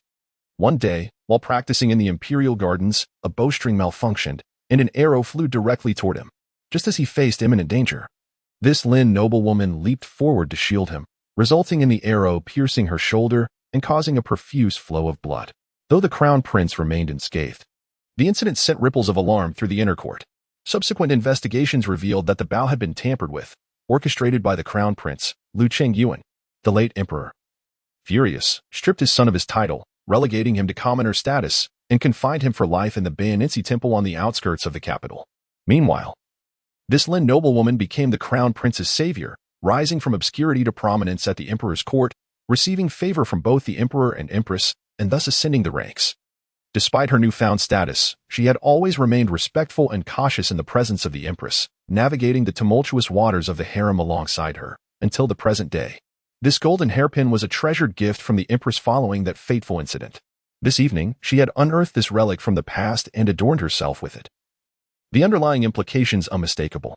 Yet, Lu Hao found himself perplexed. The Xuanhe Grand Consort had been prudent throughout her life. How could she now be so unable to restrain herself upon Lin Yanrong's arrival in the palace? Did her affection for her younger kin compel her to act irrationally? Yang Qingbi, in an act of audacity, not only sent Lin Yanrong to the dragon bed but also insisted that the Empress Dowager intervene, compelling him to take her favor. Lu Haozhi scrutinized the Dowager Empress for a moment before averting his gaze, offering a faint smile. The night was deep, and the dew heavy. He pondered why the Dowager Empress, in her advanced years, was so careless of her health, wandering to the Yangxin Palace at such an hour. Unaware of the purpose of her visit, Xuanhe, the Dowager Empress, lowered her eyes slightly, intending to smile but instead revealing a hint of bitterness. She was acutely aware of the Emperor's burdensome duties and the weight of state affairs, knowing she should not intrude. However, the palace had been rife with unrest, and she felt a deep sense of obligation to fulfill the late Empress Dowager's request to maintain harmony within the 6 palaces. The current state of affairs left her feeling guilty for failing her predecessor's wishes, causing her unease. Moreover, the turmoil within the palace would inevitably disturb the Emperor's peace. Yet, as a Dowager Empress, she was not in a position to meddle in palace matters, thus she sought an audience with the Emperor, hoping he could spare a moment amidst his busy schedule to address a few issues. Having arrived, what was there left to discuss? Lu Haozhi found the schemes of these palace women tiresome, having witnessed them since childhood. He had no desire to be present, but felt compelled for her sake. There was nothing novel in their exchanges, it was always the same routine. Internally, Lu Haozhi remained composed, wearing a serene smile, pondering what could possibly trouble the Dowager Empress to the point of losing her peace of mind. Her ambiguous words left Xuanhe's face flushed with a mix of embarrassment and anxiety. Fortunately, she was seasoned in the intrigues of the court, her composure fortified by years of experience. "Your Majesty, I have heard that tonight you summon Lin Changzai?" Lu Haozhi lifted his gaze to her, surprised at her keen interest in his private affairs. His noncommittal response subtly conveyed his displeasure. As the Emperor, he had the authority to choose his consorts without interference from others. Xuanhe's face reddened, and a cold sweat broke out on her forehead. The man she had watched grow had now become the sovereign of Dezhou, holding the fates and honors of all subjects, including her as the Dowager Empress. Despite her past kindness towards him, she questioned whether she could still influence the current situation. The adage "a new emperor brings new ministers" rang true. She belonged to a bygone era. I had intended to rest, but I suddenly learned that Lin Changzai was to serve the Emperor when she was somehow harmed. Her body swollen and ill, unable to rise from her bed.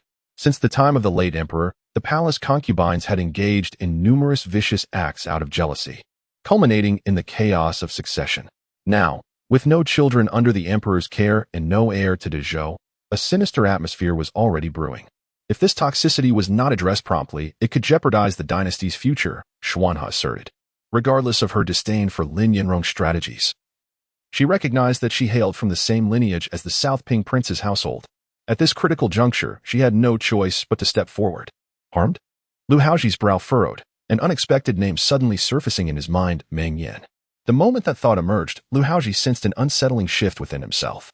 How could he suddenly recall her, especially when there is currently no evidence to suggest any connection between her and this matter? Yet, it seems as though someone is softly whispering her name deep within his heart.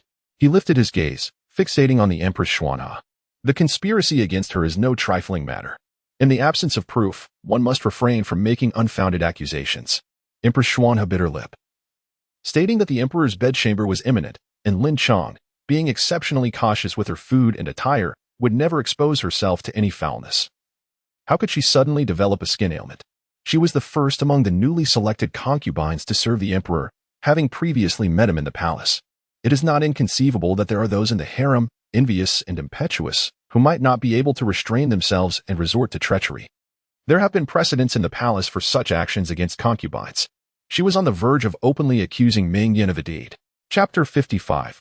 A step upon her. Lu Haozhi remained silent, enveloped in the stillness of the night, as a chill breeze rustled through the treetops outside the palace, creating a soft, whispering sound. The flickering candlelight cast shifting shadows across his face, illuminating it intermittently. Within, the Empress Dowager Xuanhe felt a deep-seated unease, cautiously observing the Emperor's countenance. The move she made tonight was perilously bold. Despite her status as the Empress Dowager and the life debt she owed the Emperor from their past, Her lack of a male heir rendered her vulnerable within the vast imperial court, akin to a withering autumn leaf, lacking roots and susceptible to the whims of fate. Should her words provoke the emperor's ire, she, Lin Yanrong, and the entire royal house of Nanping would face catastrophic downfall, rendering them powerless.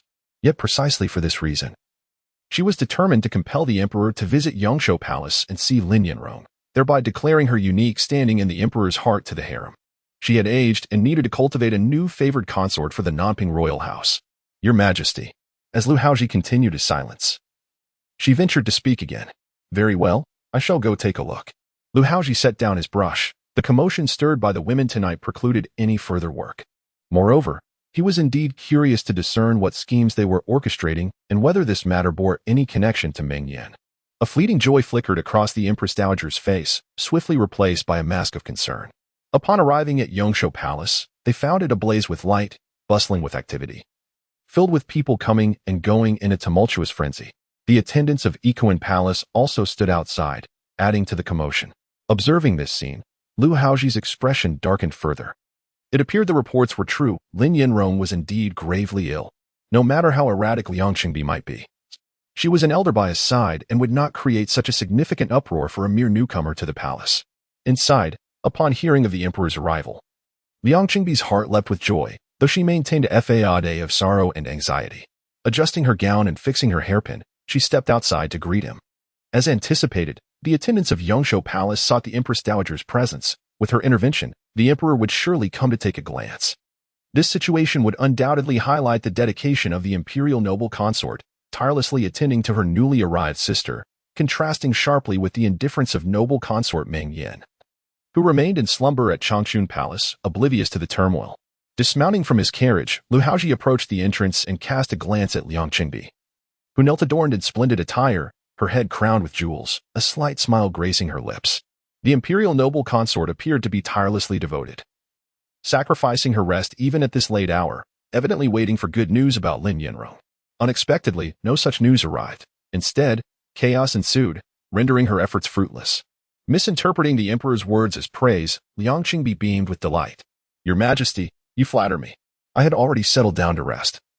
But upon learning of Lin Changzai's serious illness, I could not help but rush here. How could one not cherish such a dear person? It is truly heartbreaking to witness her misfortunes. In the face of such a significant matter, the absence of a guiding presence left me anxious about potential chaos. I hastily added that I had also dispatched someone to Changchun Palace to convey the message. But the messenger returned with word that the beloved consort had already retired for the night. The attendants at Changchun Palace informed me that the consort was unwell and required rest, thereby should not be disturbed. Upon hearing this, I reluctantly acquiesced. Truly, it seems she never misses an opportunity to undermine Meng Yan. Lu Haozhi discerned the underlying implication in her words. He initially contemplated making a caustic remark. Yet the coldness Meng Yan had shown him in recent days weighed heavily upon his chest, prompting him to refrain from further commentary. If she was indifferent to his affection and pity, then so be it. Just as Roman had said, once her inner turmoil reached a boiling point, she would inevitably come seeking him. Rise, he said softly as he stepped into Yongshou Palace. Upon reaching the main hall, he took his place at the head of the table. What is amiss? Speak. He did not rush to attend to Lin Yanrong. After all, what was there to see in a patient? The urgency of his summons was not for him to act as a physician. It was merely to discuss matters at hand. Liang Qingbi stepped forward, bowing her head as she gently recounted the events that had already been relayed twice, before adding a new detail. Upon my arrival at Yongshou Palace, I found the place in complete disarray and promptly summoned the imperial physician. Wang Taisher, please report to His Majesty. Wang Taisher, standing by, knelt and reported truthfully, Your Majesty. According to my diagnosis, the young lady has succumbed to a sudden illness, likely due to contact with some toxic substance. The extensive area affected, coupled with the persistent high fever, suggests that she has been in contact with this substance throughout her body. I surmise that it may have been something she used during her bath or perhaps an ointment she applied. Upon hearing this, Yin Xiao, standing at the doorway, turned pale. From the moment Lin Yanrong fell ill, she had suspected a connection to the jar of Yulu ointment. However, this ointment had been procured at the young lady's insistence. A decision made without proper authorization, which could be construed as illicit. While the young lady was indeed at fault, Yin Xiao, as the responsible maid, could not escape blame either. Moreover, since she had been the one to retrieve the ointment, any investigation would likely focus on her. And she had already made arrangements with the Ministry of Justice. No matter how one looked at it, she could not evade the consequences. The thought of the tortures at the ministry made her legs feel weak, and she silently lamented her fate. Having spent a significant amount of silver and devoted herself to such a mistress, she had not enjoyed a single day of fortune or glory, but rather found herself mired in disgrace. Now, it seemed she would have to face the punishments at the ministry. Oh, the misfortune of this young lady, Intrigue. As Lin Yanrong's faithful aide throughout the narrative, had devoted her life to her service, unwavering even through the ups and downs of her mistress's fortunes. Yet, at this moment, a deep-seated dissatisfaction had taken root within her, leading her to curse her silently in her heart. It is, in fact, a straightforward matter in the storyline. Intrigue had been at Lin Yanrong's side, fostering a bond of loyalty and companionship over time. In this life, Lin Yanrong has not suffered the torment and oppression from Meng Yan, and thus lacks the shared tribulations with Intrigue. Upon entering the palace, she took residence in Yongshou Palace, believing that a bright path lay before her. Intending to sit back and enjoy the fruits of her position without considering the cultivation of any master-servant bond, she presumed that Intrigue, as a mere supporting character, was destined to be utterly devoted to toil for her. Yet, even a supporting character is not inherently indebted to her. Suddenly, Intrigue knelt before her. Trembling as she said, "Your Majesty, I have something to report." Chapter 56. The divine maiden descends. Lu Hao gazed upon her, feeling an unsettling sense of familiarity. After a moment of contemplation, he remarked, "I recall now. You are the palace maid in charge beside Lin Chongzai. What was your name again?" "I am called Intrigue," the maid replied. Upon hearing the emperor's words, it was evident that he had little regard for Lin Chongzai. Despite the considerable uproar caused by Lin Xiaozhi's poisoning incident, he had failed to remember even those in her immediate circle. Liang Qingbi felt a pang of confusion. This unforeseen development was not part of her scheme. Could it be that Lin Yanrong had orchestrated something anew? A flicker of irritation brewed within her, for Lin's incessant presumptions were indeed irksome. Yet, if this situation could be leveraged to implicate Meng Yan, it would not be without merit. With this thought, she composed herself and donned a congenial demeanor, urging, "Please, speak at your own pace. Do not be flustered. Your master has endured such great injustice, and the emperor is most certainly aware of it. Whether it be a natural disaster or man-made calamity, there shall be a resolution." These words insinuated that Intrigue was to take action against those responsible. The Empress Dowager, possessing her own voice, required no guidance in her discourse. Lu Hao, noticing her repeated disquiet, could not help but admonish her. Liang Qingbi was taken aback by the chill in the emperor's tone, her body trembling slightly as she lowered her head, hands clasped before her, adopting a posture of humility and respect once more. The emperor still protected Meng Yan. Intrigue, however, resolved to speak candidly, recounting in detail how Lin Yanrong had forced her to procure the rose-dew ointment from the Imperial Medical Institute, her fortuitous encounter with the young physician, and the subsequent acquisition of the precious ointment. She elucidated how Lin Yanrong had applied it, and the unfortunate consequences that followed. Knowing that she was to attend to the emperor tonight, my master instructed me to prepare her a fragrant bath and apply the ointment all over her body. I advised her to adhere to the established customs, yet she was adamant in her decision. Within less than an hour of application, my master transformed into that ghastly state. "Your Majesty, I truly acted upon my master's commands, and I was unaware of any other matters. I beseech your forgiveness." Intrigue wept profusely, her head bowing low in earnest supplication. She calculated her chances, realizing that there was no escaping this predicament. It would be wiser to confess the truth and avoid the agonies of the judicial department, perhaps even securing leniency for her honesty. Her revelation stunned the assembly, causing nearly everyone, save for Emperor Lu Hao, to blanch in shock. While the others bore witness, the Dowager Empress nearly succumbed to rage. For she had laboriously summoned the emperor with hopes of casting blame upon Meng Yan, intending to evoke Lu Hao's compassion for Lin Yanrong. Yet, unexpectedly, this turmoil emerged. Not only was Lin Yanrong embroiled in her own misfortune, but now a treacherous maid had betrayed her. The allegations of private dealings and seducing the sovereign were sufficient to bring ruin upon Lin Yanrong, a recent entrant to the palace. "Your Majesty, Lin Chongzai is still." "Your Majesty, the rose-dew ointment is indeed peculiar. Though it is common for the palace's concubines to request beauty bombs from the Imperial Medical Institute, Lin Chongzai, as a newly arrived concubine, knows no one, and even if she ventured to the medical facility, no one would dare provide her with such a substance. How could she place such unwavering trust in a stranger, a mere medical officer? Could it be that this jade ointment has an ulterior origin? The esteemed Empress Dowager initially intended to speak a few words on behalf of Lin Yanrong to provide some cover, yet Liang Qingbi interjected, and upon hearing the layered meaning in her words, chose to remain silent and observe the unfolding events. In your opinion, where might this jade ointment originate?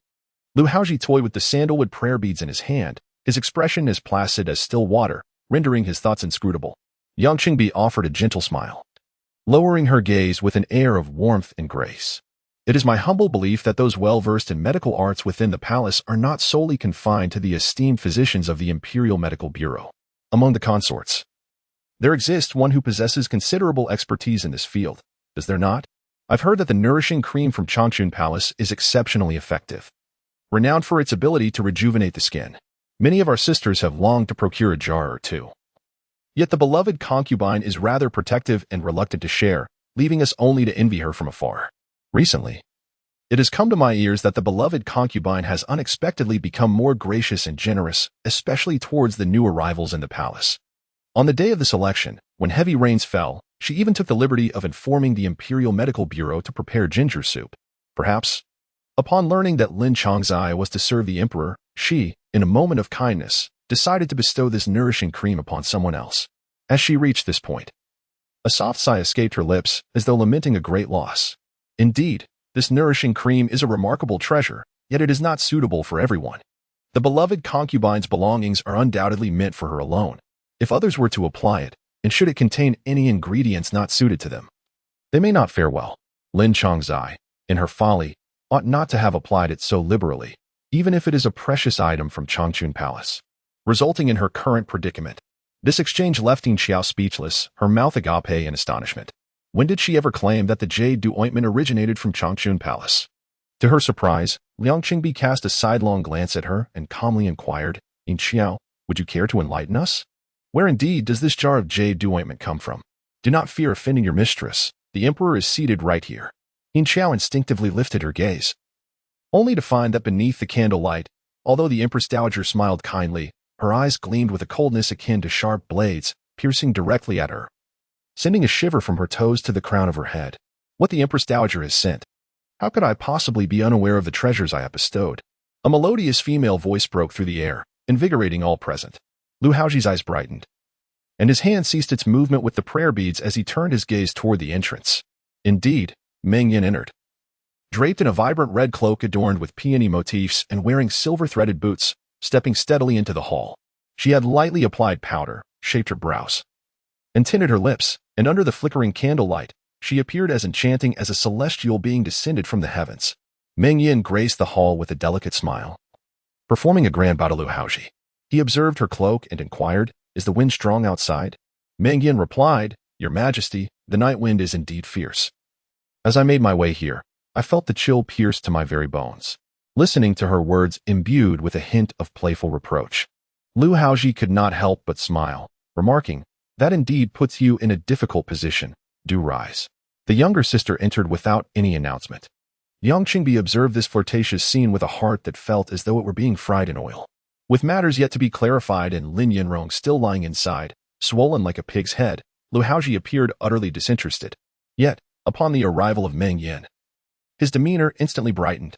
Were it not for this, the younger sister would have truly missed out on her sister's riveting tales. Meng Yan removed her cloak, entrusting it to Ruizhu, her gaze sharp as she fixed it upon Liang Qingbi. The storytelling prowess of this imperial consort was indeed unparalleled in her experience. If she did not pursue writing plays, it would be a true misallocation of her talents. Chapter 57. The woman he cherished for years is departing from him. Meng Yan was nearly driven to laughter by her anger. She had been resting in the Changchun Palace, cradling a delicate maiden in sleep, yet her heart felt anything but at ease. When her informants returned with news that the Dowager Empress Xuanhe had ventured into the Yangxin Palace late at night and insisted on summoning the emperor to the Yongshou Palace, she sensed that something was amiss. Hastily, she donned her attire and adorned herself before taking a palanquin to the palace. This elderly dowager was the aunt of Lin Yanrong, and in her past life, they had never seen eye to eye. According to the narrative, the Dowager Empress Xuanhe had once saved the emperor's life, and Lu Haozhi treated her with great respect and filial piety. In the hierarchy of the imperial harem, aside from the Empress Dowager, she was the most senior, Given the tumultuous situation surrounding Lin Yanrong, it was to be expected that she would intervene, yet the nature of her words before the emperor remained uncertain. As she approached the main hall of Yongshou Palace, Meng Yan overheard Liang Qingbi spinning a tale within, one that was most vividly embellished. It appeared that the plot had no intention of sparing her. Every conceivable accusation was being hurled in her direction, though she yearned for a tranquil existence. She would not retreat in the face of adversity. Duku, Bai Yusen, Rue Zhu, Yunxiang, and a multitude of others from the Changchun Palace depended upon her protection. Liang Qingbi, feeling the weight of Meng Yan's gaze, faltered and turned her face away. In the presence of the emperor, her sister still engaged in such frivolous banter. As for Meng Yan, she was far from the playful demeanor of the empress. The unfounded tales woven about her were becoming increasingly absurd. She genuinely did not comprehend how her supposed gifts to Lin Chongzai had led to such dire consequences, rendering her unable to attend to the emperor. Meng Yan fixed her gaze firmly on Liang Qingbi, pressing for answers. I truly do not understand where I have offended the esteemed empress. How could such fabrications arise to wrong me? Liang Qingbi's gentle features twisted under pressure. Her usual facade of insincerity and duplicity crumbled when confronted so directly by Meng Yan. Meng Guifei, as empress, naturally bore the responsibility of overseeing the harem. The mysterious illness of Lin Chongzai warranted thorough inquiry. To accuse the empress of unjustly targeting her was a gross misrepresentation. Observing Liang Qingbi rendered speechless by Meng Yan's relentless questioning, Dowager Empress Xuanhe could no longer remain silent.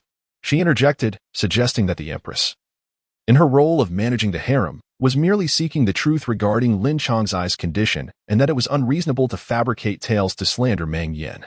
To defend oneself was seen as a slight against the empress. This remark from the dowager was decidedly biased. Meng Yan's retort was sharp and uncompromising, showing no regard for the dignity of the elder. This night, she was truly incensed. How could such an unrelated matter be thrust upon her, even as a supporting character? Was she to endure unjust treatment and be subject to bullying? What absurdity! Faced with Meng Yan's defiance, Dowager Empress Xuanhe's face flushed crimson as she sternly admonished, Meng Guifei. Are you speaking to me in such a manner? Esteemed Empress Dowager, I acknowledge your esteemed title as the Imperial concubine of Xuanhe, and I respectfully address you as your highness. However, as you are a senior, it is imperative that your words and actions embody fairness and justice. It is exceedingly difficult for me to acquiesce when you hastily chastise me without discernment. Meng Yan's gaze shifted from Liang Qingbi's countenance to that of the Empress Dowager. Observing the still enchanting matron tremble with indignation, akin to leaves quaking in the wind, she was acutely aware that her words might have grievously offended the elderly empress. Yet since they had initiated the attack, relentlessly seeking her downfall, why should she hold back? Perhaps her recent reticence had led them to forget the temperament of Meng Guifei, emboldening them to conjure this absurd farce. This night, she resolved to demonstrate to the entire court that she, Meng Yan, was no feeble figure to be trifled with, and that the Changchun Palace was not a domain to be so easily trampled upon. You. The Empress Dowager pointed accusingly at Meng Yan, her finger trembling uncontrollably, blood rushing to her head. Since ascending to her position, no junior in the harem had ever dared to speak to her in such a manner. Your Majesty, this is the concubine you have indulged. Faced with the impossibility of subduing Meng Yan, the Empress Dowager turned to Lu Haozhi, reproaching him for his lack of respect and the inversion of propriety. Lu Haozhi remained silent, his gaze fixed on Meng Yan, his brows furrowed and his phoenix eyes revealing a tempest of complex emotions. Tonight, Meng Yan appeared strikingly different from her usual self, standing beneath the lamp. Her dark eyes sparkled like two burning pieces of obsidian, radiating her indignation. Though she had occasionally exhibited capriciousness in the past, she had never been so forthright. As if the tempest of her pent-up fury had finally erupted this evening. Though the circumstances were absurd, the palace was rife with such trivial disputes, and she was no naive girl to be provoked to such extremes. Moreover, since her entrance, she had strived to defend herself without casting a glance his way. It seemed he held no significance for her. If not for necessity, she would rather not encounter him at all. As this thought surfaced, Lu Haozhi felt a flicker of unease. The radiant beauty before him, the woman he had cherished for years, appeared to be gradually distancing herself from him. Guifei. He wished to articulate something, yet found himself at a loss for words, ultimately only managing to call her name. His indifferent tone and the simplicity of those two syllables hinted at the emperor's displeasure. Meng Yan's eyes slightly lowered, her crimson lips curved into a cool, sardonic smile. Such impudent defiance of the Empress Dowager would undoubtedly incite the emperor's ire, yet she was indifferent to it. He could accuse her of filial disobedience. Meng Yan had always been one to accept the consequences of her actions, but she would not be held accountable for something she had not done. Your Majesty, before you hastily seek to reprimand your servant, let us first clarify the events of this evening.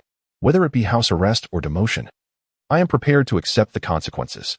Meng Yan's voice rang clear and resolute, stunning the Empress Dowager and Liang Qingbi into silence. Initially, Lu Haozhi remained quiet, but after a moment, he replied, "You may ask." His words were sufficient. She certainly did not dare to expect that the male protagonist, the Emperor, would immediately believe her. Meng Yan approached Yin Xiao, looking down from her elevated position, and casually inquired, "You mentioned that this ointment was obtained from the Imperial Medical Institute. As instructed by your young mistress?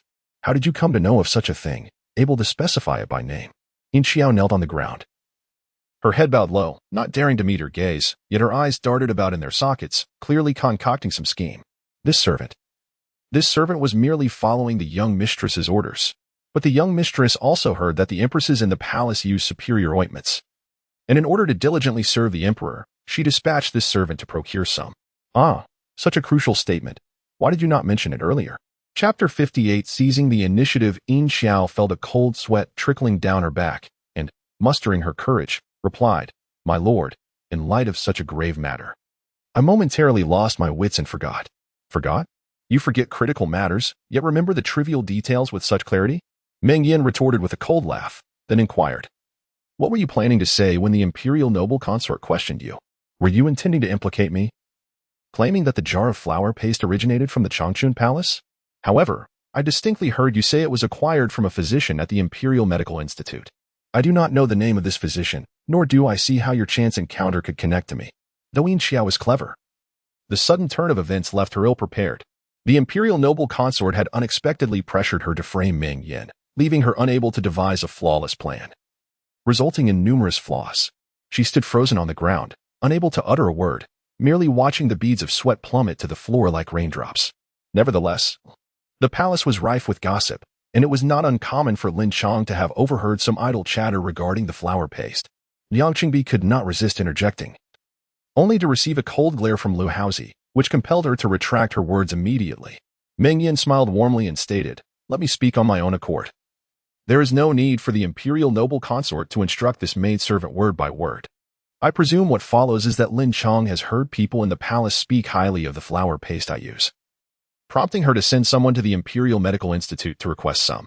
This is a rumor I intentionally circulated, and I even placed someone within the medical institute, preparing a jar of tampered flower paste beforehand, so that when Lin Chong came to ask for it, she would fall into my trap. I devised this cunning scheme out of jealousy for the favor Lin has garnered from the emperor, intending to ruin her chances of gaining prominence. Imperial noble consort.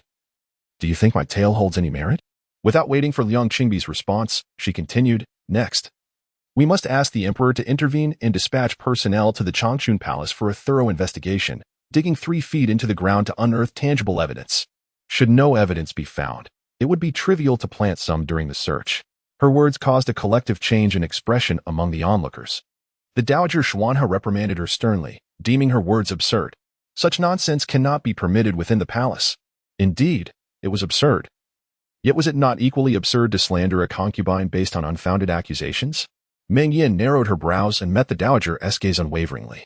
These statements were not merely spontaneous thoughts.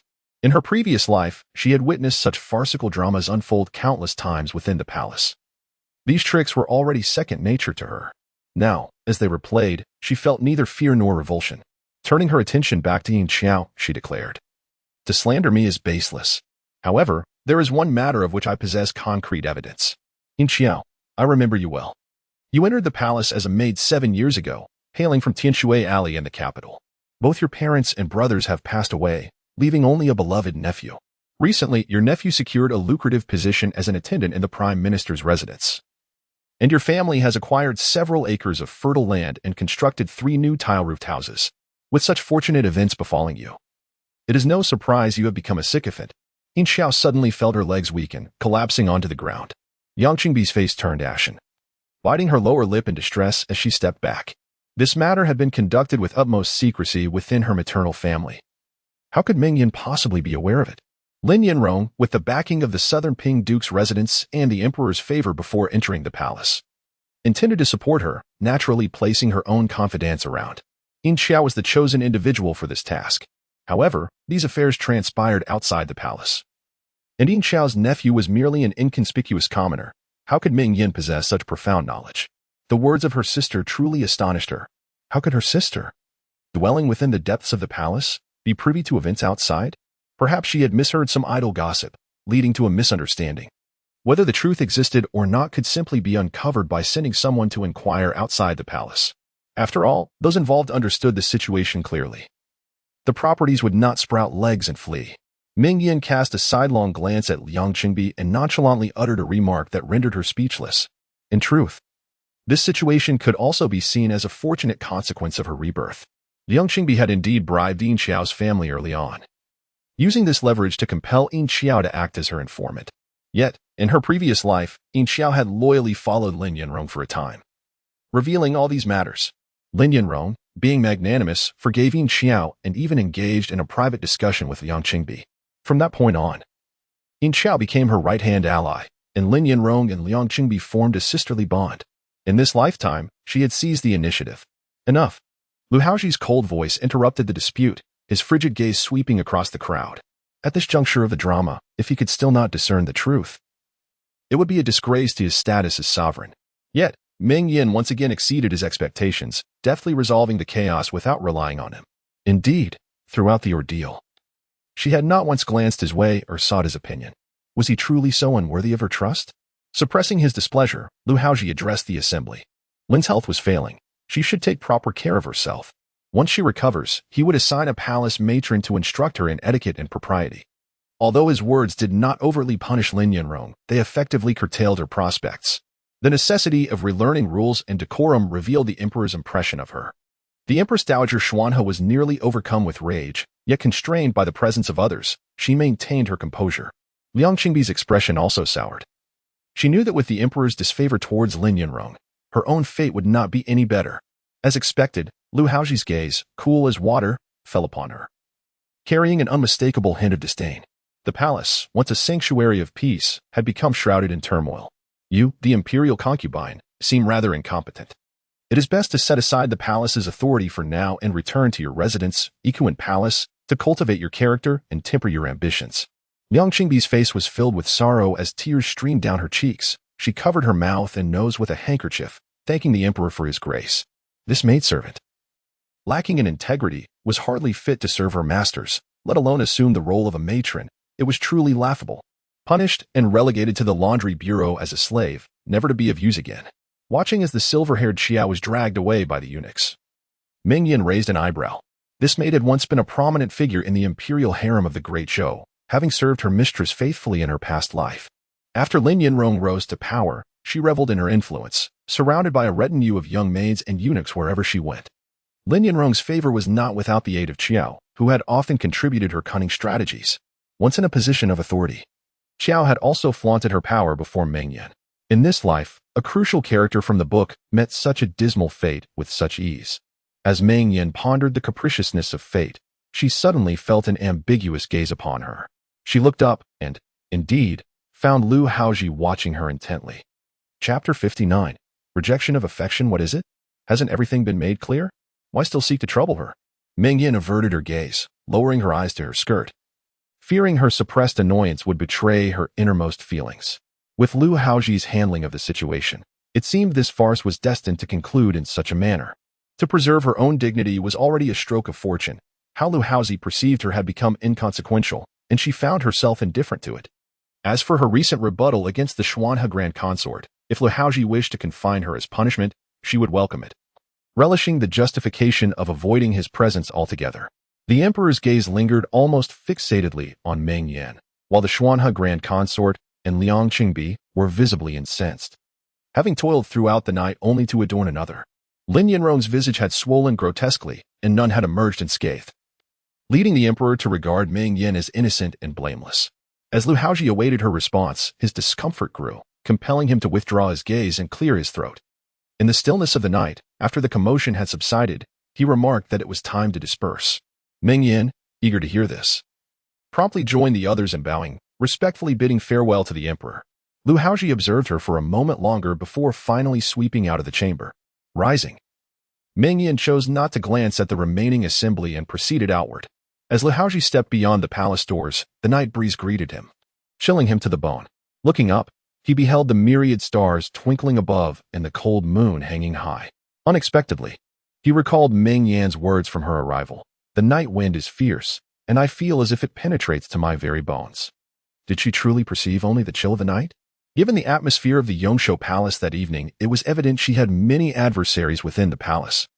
Facing overwhelming odds, Lu Haozhi suddenly remembered the night he welcomed her into his residence after their initial intimacy when he cradled her in his arms, vowing to cherish her for a lifetime. Over the years, he had indeed showered her with unparalleled favor, and she had always appeared joyful in his presence. Yet, he remained oblivious to her true self when he was not around. This was the first occasion that the heart of the Emperor of the Great Show felt weighed down by a woman. Your Majesty. A deep voice interrupted his reverie as the Xuanhe Grand Consort emerged from the hall, stepping to his side. Lu Haozhi, feeling irritable, thought that at his age, one should settle into a peaceful retirement rather than meddle in the chaotic affairs of the harem, disregarding one's status entirely. Grand Consort, it is late. You should retire for the night, he said, his tone laced with indifference. Perceiving the coldness in his words, the Grand Consort's heart sank further. Yet she steeled herself to continue. It is not my intention to utter tiresome admonitions, but for the harmony of the 6 palaces. It is essential that all are treated equitably. A garden in full bloom signifies true order. Those who grow arrogant from favor have strayed from the right path. A lesson the late emperor witnessed countless times during his reign. The young consorts in the palace, being impetuous, require guidance to temper their spirits. This is ultimately for their own benefit. I shall bestow affection upon whomever I choose, without needing others to cast judgment, Lu Haozhi retorted, his irritation mounting, lacking the patience to engage in further pleasantries. Grand Consort, you have many days ahead. Focus on nurturing your well-being in the Ningshou Palace, and concern yourself less with these matters. The Xuanhe Grand Consort's complexion paled slightly as she pressed her lips into a thin line, as she gazed at the child she had nurtured. It was the first time he spoke to her in such a manner. Lu Haozhi, intending to convey more, was suddenly drawn to the sight of Meng Yan emerging through a side door, clad in a cloak and descending the steps, ready to enter the palanquin. Your Highness, the Empress Dowager, I shall visit the Ningshou Palace to pay my respects when I have the leisure, he remarked, before striding purposefully towards Meng Yan. The Empress Dowager, standing beneath the eaves, observed the scene with a faint sigh and could only depart in silence. As Meng Yan approached the palanquin to give instructions, a voice called from behind, Your Highness, please hold. This was Rong-un, indicating that Lu Haozhi had arrived. She hesitated, turning to see that imposing figure striding through the night towards her. Lowering her gaze, she curtsied and acknowledged the emperor, yet she still refrained from meeting his eyes.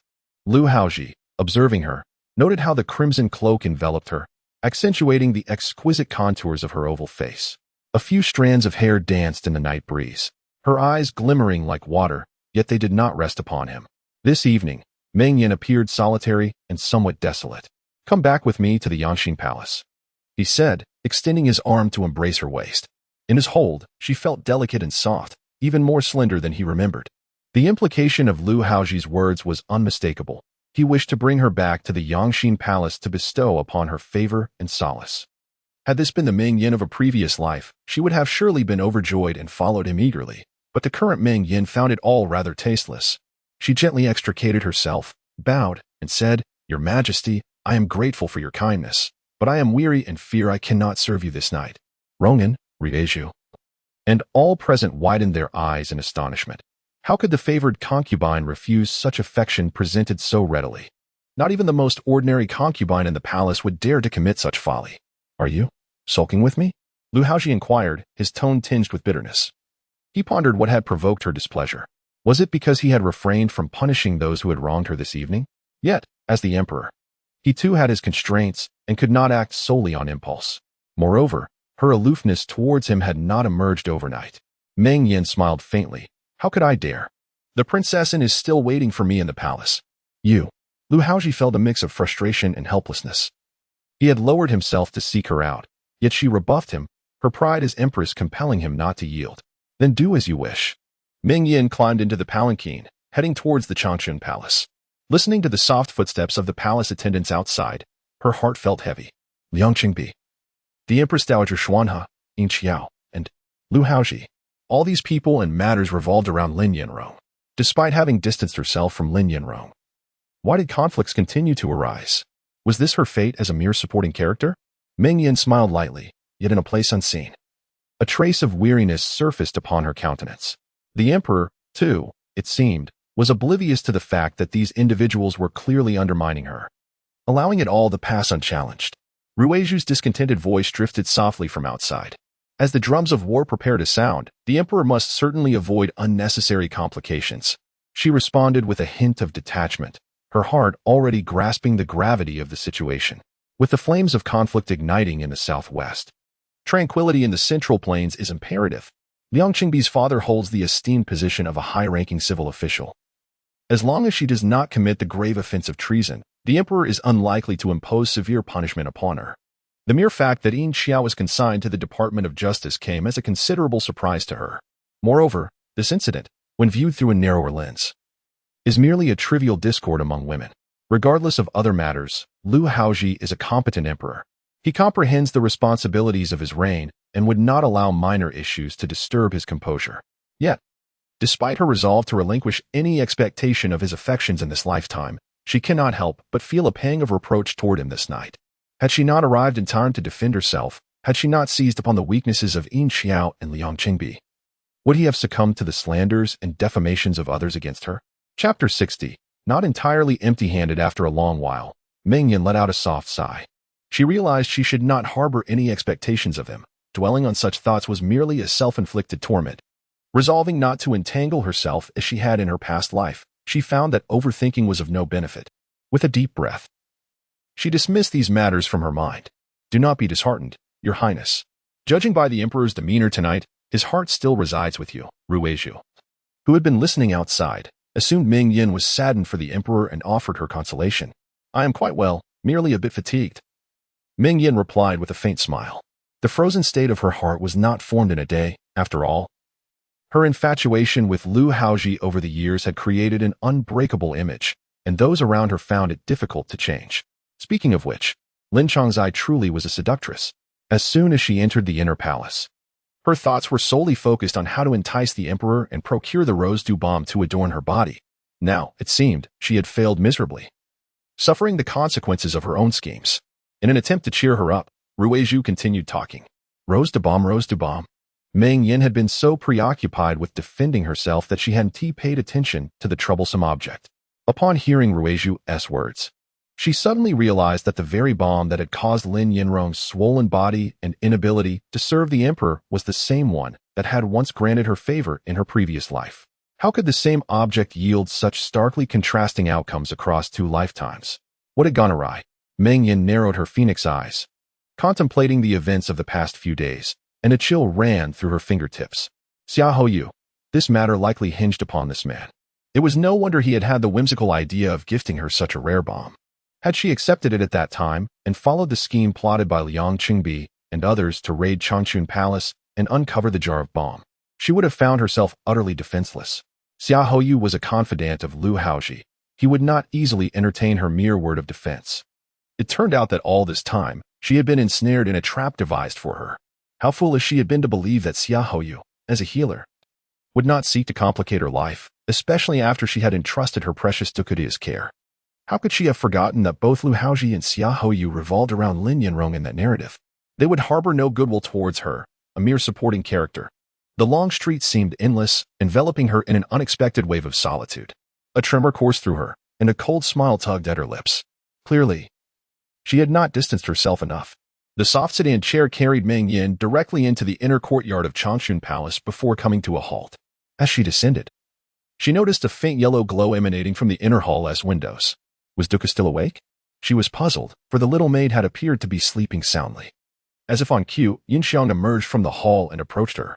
Your Highness, you may not know, but just as you left, the princess awoke, crying and insisting on finding you. Fortunately, Baidao agreed to listen at the partition and hurried over, which caused the princess to cease her wailing. Meng Yan, upon hearing this, nodded slightly and stepped into the inner chamber. Upon entering, she was greeted by the dim yellow light of the room, where Baiyusen, with her flowing hair cascading down, was clad only in a pale lotus-colored garment, seated by the bedside, cradling the little princess and gently soothing her. Seeing her return, Bai Yusin smiled tenderly. Sister has returned. Upon hearing the commotion, the originally closed eyes of Duku instantly fluttered open. Spotting her, she extended her arm like a lotus stem and called out, "Mother." In that moment, the sight before Meng Yan flowed over her heart like a warm stream, dissolving the lingering chill within. Unable to suppress her laughter, she realized she was not devoid of everything. She removed her hairpins, changed her attire, and freshened up before approaching to embrace Duku. The little girl leaped into her arms, clinging to her like sticky toffee, her small face pressed tightly against hers. "It must have been arduous for my little sister, coming here in the dead of night and disturbing your sweet dreams," Bai Yusin remarked with a gentle smile.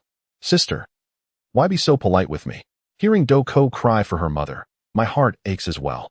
After exchanging a few pleasantries, Ruizhu entered to announce that it was past midnight, and the two mistresses should settle down for the night. Bai Yusin then rose to leave. Returning to her bedroom in Letsixuan, Bai Yusin lay beneath the embroidered quilt, tossing and turning, unable to find sleep. News of Meng Yan's circumstances at Yongshou Palace had already reached her ears, and she was fully aware of the developments. How could they be so brazen? They could attribute all manner of filth and disgrace to Meng Yan. And to think it was the Empress Dowager who could engage in such despicable acts. As for Lin Yanrong, although she had not mocked her origins during the selection process, the way she pretended to be aloof while harboring ulterior motives was truly distasteful. Bai Yusin had not intended to concern herself with such gossip. She had not entered the palace to become a favored concubine or to bring glory to her family. Yet, these individuals conspired together to harm her sister, which stirred her indignation. In her eyes, Meng Yan shone with integrity, as radiant as the bright moon. How could she allow these people to poison her spirit so freely? Moreover, regarding the emperor, while everyone claimed he favored her sister, she had yet to perceive any genuine affection from him towards Meng Yan. Initially, she had viewed Changchun Palace as grand and splendid, believing her sister, as a favored concubine, lived in luxury and ease, only to discover the hidden struggles beneath the facade.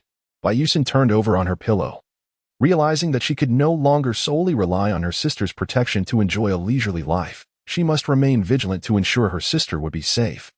Her thoughts swirled until dawn broke on the horizon, and she eventually drifted into a vague slumber.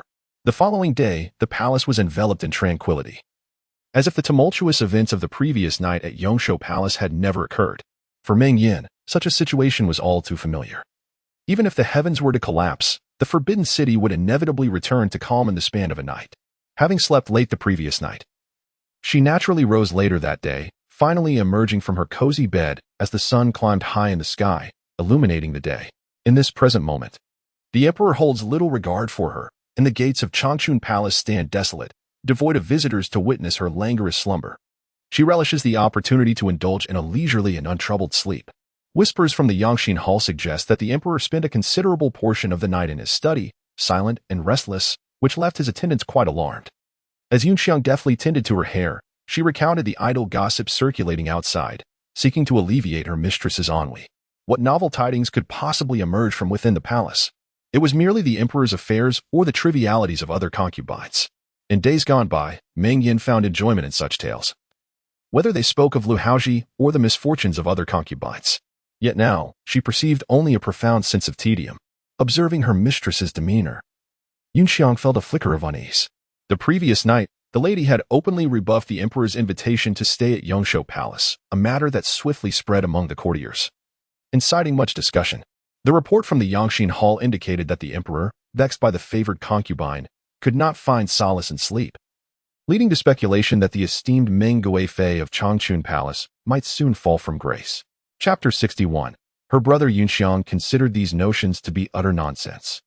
Ever since their mistress had entered the emperor's presence, who else had ever captured his attention? In the depths of the palace, the crown prince had spent every night in their mistress's chamber, once in the palace, whenever the emperor called for companionship. It was invariably their mistress's name that was summoned, even when the late empress was alive. The emperor did not visit on the 1st and 15th days of the month. How could a mere newcomer to the palace cause the emperor to distance himself from their mistress?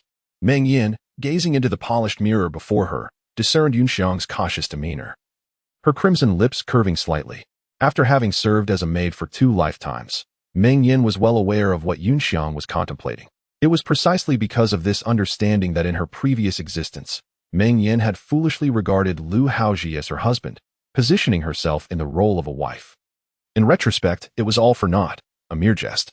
Meng Yan refrained from responding, instead reaching for her customary facial cream, taking a small amount in her palm to rub and press onto her face. Noticing the two peonies in the courtyard were not thriving, she would need someone to visit the flower house and send a gardener to take a look, lest this year's blooms be spoiled. She casually issued commands for some routine matters, not uttering a single word concerning the emperor. The outcome of the legal dispute from the previous night remained uncertain. Whether they would push a scapegoat forward or allow Lin Yanrong to suffer an unjust grievance, she could only endure, leaving it all to Liang Qingbi and the others to ponder. Ultimately, it was no longer her concern. Meng Yan understood that Lu Haozhi was undoubtedly preoccupied with matters beyond the inner court. After all, the devastating war that had raged for over half a year was now imminent. The victory in this war had secured nearly 50 years of peace along the borders for the Great Zhou, laying the foundation for the subsequent prosperous era of Qin Yuan. As a capable ruler, Lu Haozhi was acutely aware of the stakes involved. His focus and energy must be entirely devoted to the military campaign. As long as Lu Haozhi did not trouble her, she feared no one. What had she been doing during this period in her past life? Meng Yan pondered for a moment, recalling that Lin Yanrong had still been toiling in Jingfu Palace, while she had devoted all her affections to Lu Haozhi, meticulously attending to him every day, personally preparing medicinal dishes to relieve the fatigue and pressure stemming from his heavy governmental duties. Looking back, all those tender feelings had merely been wasted. In this lifetime, let whoever desires to engage in such endeavors do so. She welcomed the tranquility and freedom. With this newfound leisure, she could finally address a pressing matter that had long weighed on her heart. Her own blood brother, Meng Yuan, the heir of the Yiyang Marquisate, would also be leading troops into battle this time. In this conflict, her brother had achieved remarkable feats but had also suffered grave injuries, rendering him unable to walk for life.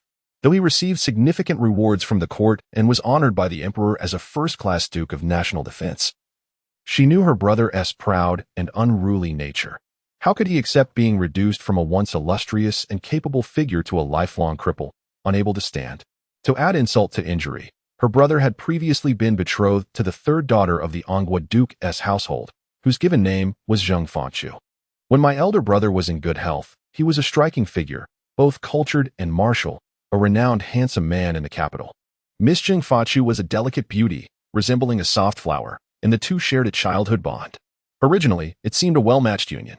However, after my brother injured his leg, Miss Zheng initially visited him, but seeing no hope for his recovery, she gradually disappeared from view, only for rumors to arise about her involvement with the heir of the Marquis of Anyang. In my previous life, upon hearing this news, I could hardly contain my fury. Enraged, I sent someone from the palace back to our residence to throw the exchanged tokens of affection in front of the Duke of an estate, publicly humiliating Zheng Fanchu and forcing her to retract the engagement. Following this incident, my brother grew increasingly despondent, his temperament becoming ever more erratic and uncontrollable, while I remained powerless to intervene from within the palace. One cannot help but wonder if my brother's subsequent reckless actions were related to this event. Reflecting on my brother, I felt a slight warmth in my eyes. If there were anyone in this world who could offer me familial warmth, it would be my brother, Meng Yuan. Our mother passed away when I was only 6, and my father, preoccupied with state affairs and being a man, entrusted his 2 children to the care of wet nurses. Thus, my brother and I grew up relying on each other for support. The Yiyang Marquisate was strict in its upbringing of children, and in my youth, I often faced reprimands from my female instructors. After being punished, I would wipe my tears as my brother led me to the backyard to pick mulberries. On a summer afternoon, sunlight filtered through the mulberry trees, casting golden flecks as I looked up at my brother, who nimbly climbed the tree to pluck the rich purple fruits and toss them to me. His radiant smile and the sweet taste of the mulberries lingered in my heart. Memories as vivid as ever across 2 lifetimes. This bond of kinship is irreplaceable. Thus, when my brother fell into distress, I could not contain my wrath, disregarding all propriety to avenge him. Yet, while it brought me momentary satisfaction, I earned the reputation of a favored and arrogant concubine in the court. I felt no regret. But did my brother truly find relief? After that, Meng Yuan became increasingly withdrawn, never marrying, ultimately succumbing to illness in prison. In this lifetime, I must ensure he does not tread the same tragic path. Recently, a multitude of matters has arisen, leaving me no time to spare. Yet, in the stillness of night, I pondered deeply, realizing that my brother's leg injury might be the root of it all. He was always a talented individual in the capital, a sought-after suitor by esteemed young ladies. How could he bear to live as a cripple? Moreover, in my eyes, if it were for the sake of the nation and its people, it would be worthwhile. But for Lu Haozhi's dominion over the world, it would not be. Yet, I am merely a woman of the inner palace, bound within these red walls, unable to step beyond, and the distant southwestern borders lie thousands of miles away. I know nothing of military campaigns. What could I possibly do?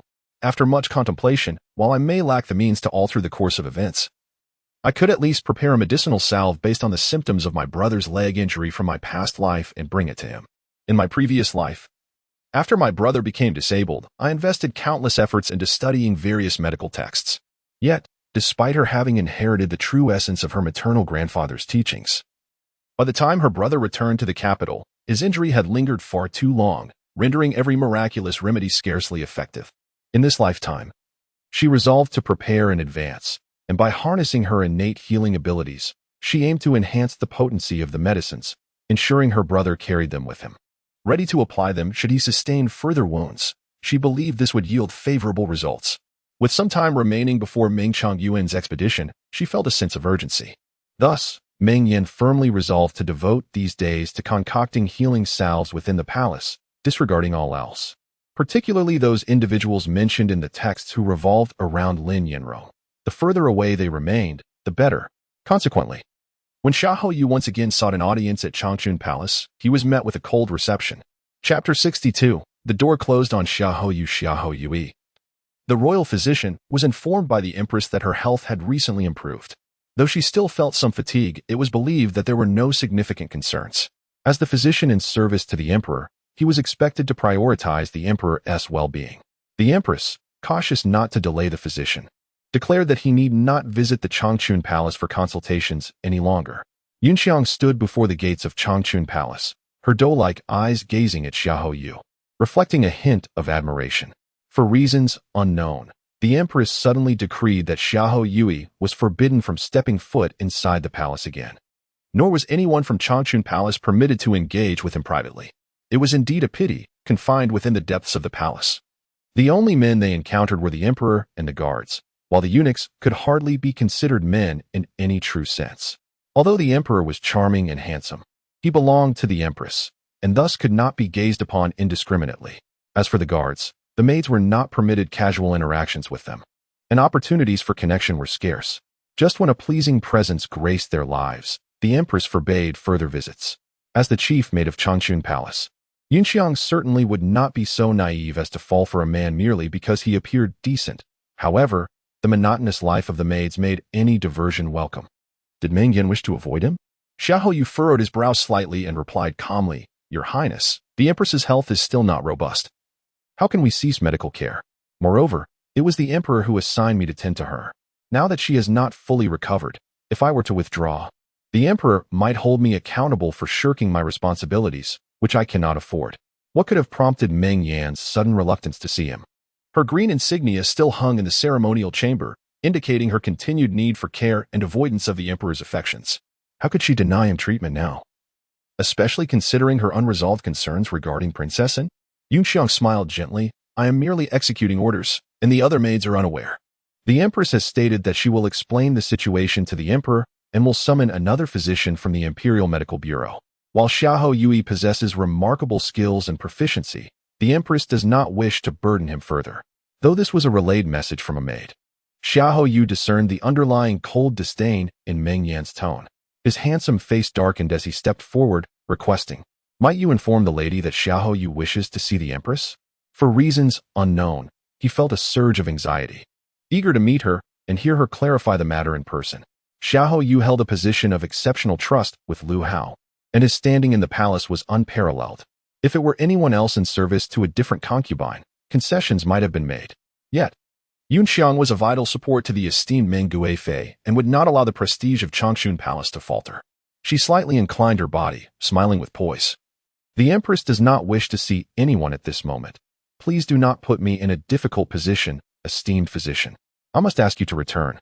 Gazing at the petite yet resolute maid before him, Xiaoyu found himself at a loss.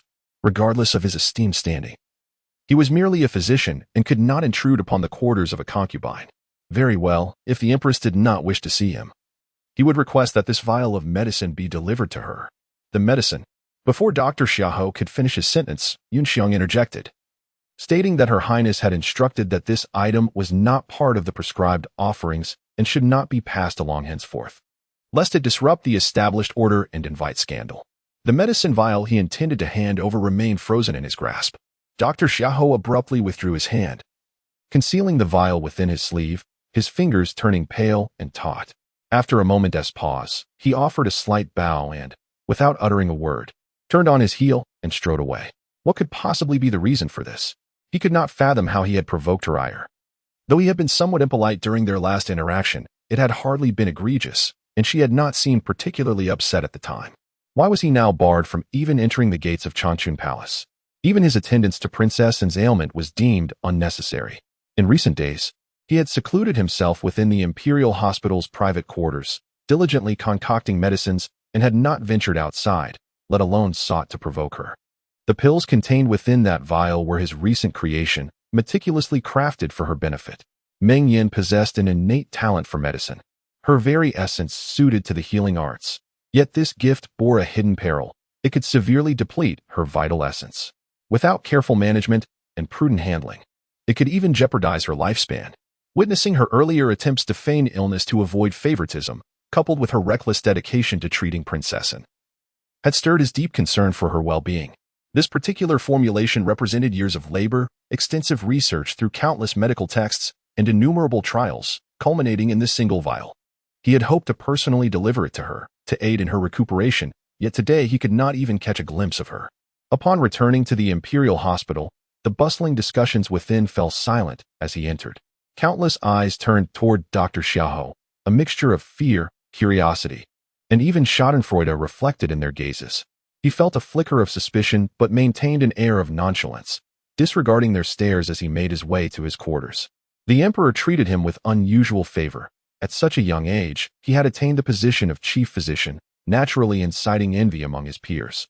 As he stepped into the courtyard, he noticed two officials from the Ministry of Justice standing at the foot of the steps, with his apprentice, Lu Xianming, standing nearby. His expression icy. "What brings you esteemed gentlemen here?" Dr. Xiaohou inquired coolly, his distaste evident. Few among the eunuchs could be regarded as virtuous in the Ministry of Justice. Under the hand of the imperial consort, Liang Qingbi had not shied away from causing turmoil. The recent incident involving a junior physician who had been scapegoated was but one example of their machinations. However, Dr. Xiaohou had always refrained from entangling himself in the intrigues of the harem, maintaining a respectful distance from their affairs. The portly official from the Ministry of Justice bowed slightly and addressed him. "Dr. Xiaohou, your esteemed apprentice has been implicated in the incident involving the palace attendant Lin. We are here under the orders of her imperial consort to summon him for questioning. We hope you will forgive any offense." Dr. Xiaohou's gaze fell on Lu Xianming, and he recalled the day he had seen him in hushed conversation with a palace maid. "My disciple has always served within the Imperial Medical Department, never once stepping beyond its threshold. How could he possibly be entangled with the concubines of the inner palace? It seems there has been a misunderstanding." The rotund man grinned broadly, his demeanor haughty. "Master Xiaohou, you jest. Our Department of Punishments operates with evidence and due process. Currently, a palace maid named Intrigue, who serves Lin Changzai, has testified against your esteemed pupil, claiming he received items from him. Thus, we must request his presence for a brief inquiry. Rest assured, we shall merely ask questions, and, for your sake, no harm shall come to him." Ordinarily, these imperial physicians and guards looked down upon their kind, privately deriding them as eunuchs. Yet today, they find themselves at the mercy of these very castrated officials. What if I refuse? Xiaohou Yu was not swayed by such empty threats. The Department of Punishments was notorious for devouring men without leaving a trace. Once ensnared, one would emerge only after shedding layers of skin. Although he sensed that something was amiss that day, it is a universal truth that no master fails to protect their own. Chapter 63. What kind of man is truly useful? You place us in a difficult position. We are well aware of your favored status with His Majesty, and as mere servants, we cannot afford to offend you. However, we have received orders from the Imperial Consort and must adhere to protocol. Perhaps it would be best if we each conceded a little. Your disciple may accompany us today. I, Eunuch Chui, assure you that he will not be harmed in the Ministry of Justice. Once we have clarified matters, he shall be returned to you in full. What do you think? Eunuch Chui spoke with a polite smile, careful not to offend. After all, the emperor treats Xia Houyu with particular favor. Even if he was in the right, should Xia Houyu whisper in the emperor's ear later, it could spell trouble for him. Xia Houyu remained silent, weighing his thoughts. Master, I shall go with them, Lu Xinming interjected, unwilling to place his master in a difficult situation. He turned to the two men and stated, This matter does not concern my master, do not involve others. Eunuch Chui was eager for this concession and proclaimed, Indeed, your reasoning is commendable. A testament to the teachings of Dr. Xiaohou. Thus, they prepared to take Lu Xinming away for questioning, promising to return him once matters were resolved. Left alone in the courtyard, Xiaohou gazed at the fading sunlight. After a moment, he returned to his chamber, opened his writing box, and retrieved a sealed letter. It was correspondence from an old friend in the southwest, detailing the merits of Lady Lin Yanjun from the Nanping Duke's residence. She was said to possess both beauty and wisdom, gentle and virtuous. And her pitiable background prompted the request for Xia Houyu to look after her during her time in the capital. Without hesitation, Xia Houyu cast the letter into the medicinal furnace, watching as the delicate pages were reduced to ash. He had always been a free spirit. Had it not been for his family's expectations, he would not have willingly entered the palace to serve the emperor. Of course, he acknowledged a hint of personal interest in the matter. Since his entry into the palace, several concubines had attempted to gain his favor. But he had always preferred to remain aloof from the intrigues and power struggles of the harem. The sender of the letter was a dear friend, and under normal circumstances, he would have been inclined to assist Lady Lin if she faced difficulties in the palace. However, given her conduct since her arrival, he felt it unnecessary to intervene. The Rose Jade Elixir was a recent creation born of inspiration, and he was aware that Lu Xinming had been learning the craft alongside him. However, he had not anticipated that, despite repeated counsel, his young disciple could not resist the temptation to intervene. This incident seemed to be a matter of reciprocity, after all. When Lady Lin had caused a scandal with her poisoning incident, it was Lu Xuanming's cousin who had been unjustly scapegoated. Did the lives of lesser individuals not hold value and could be so easily trampled upon?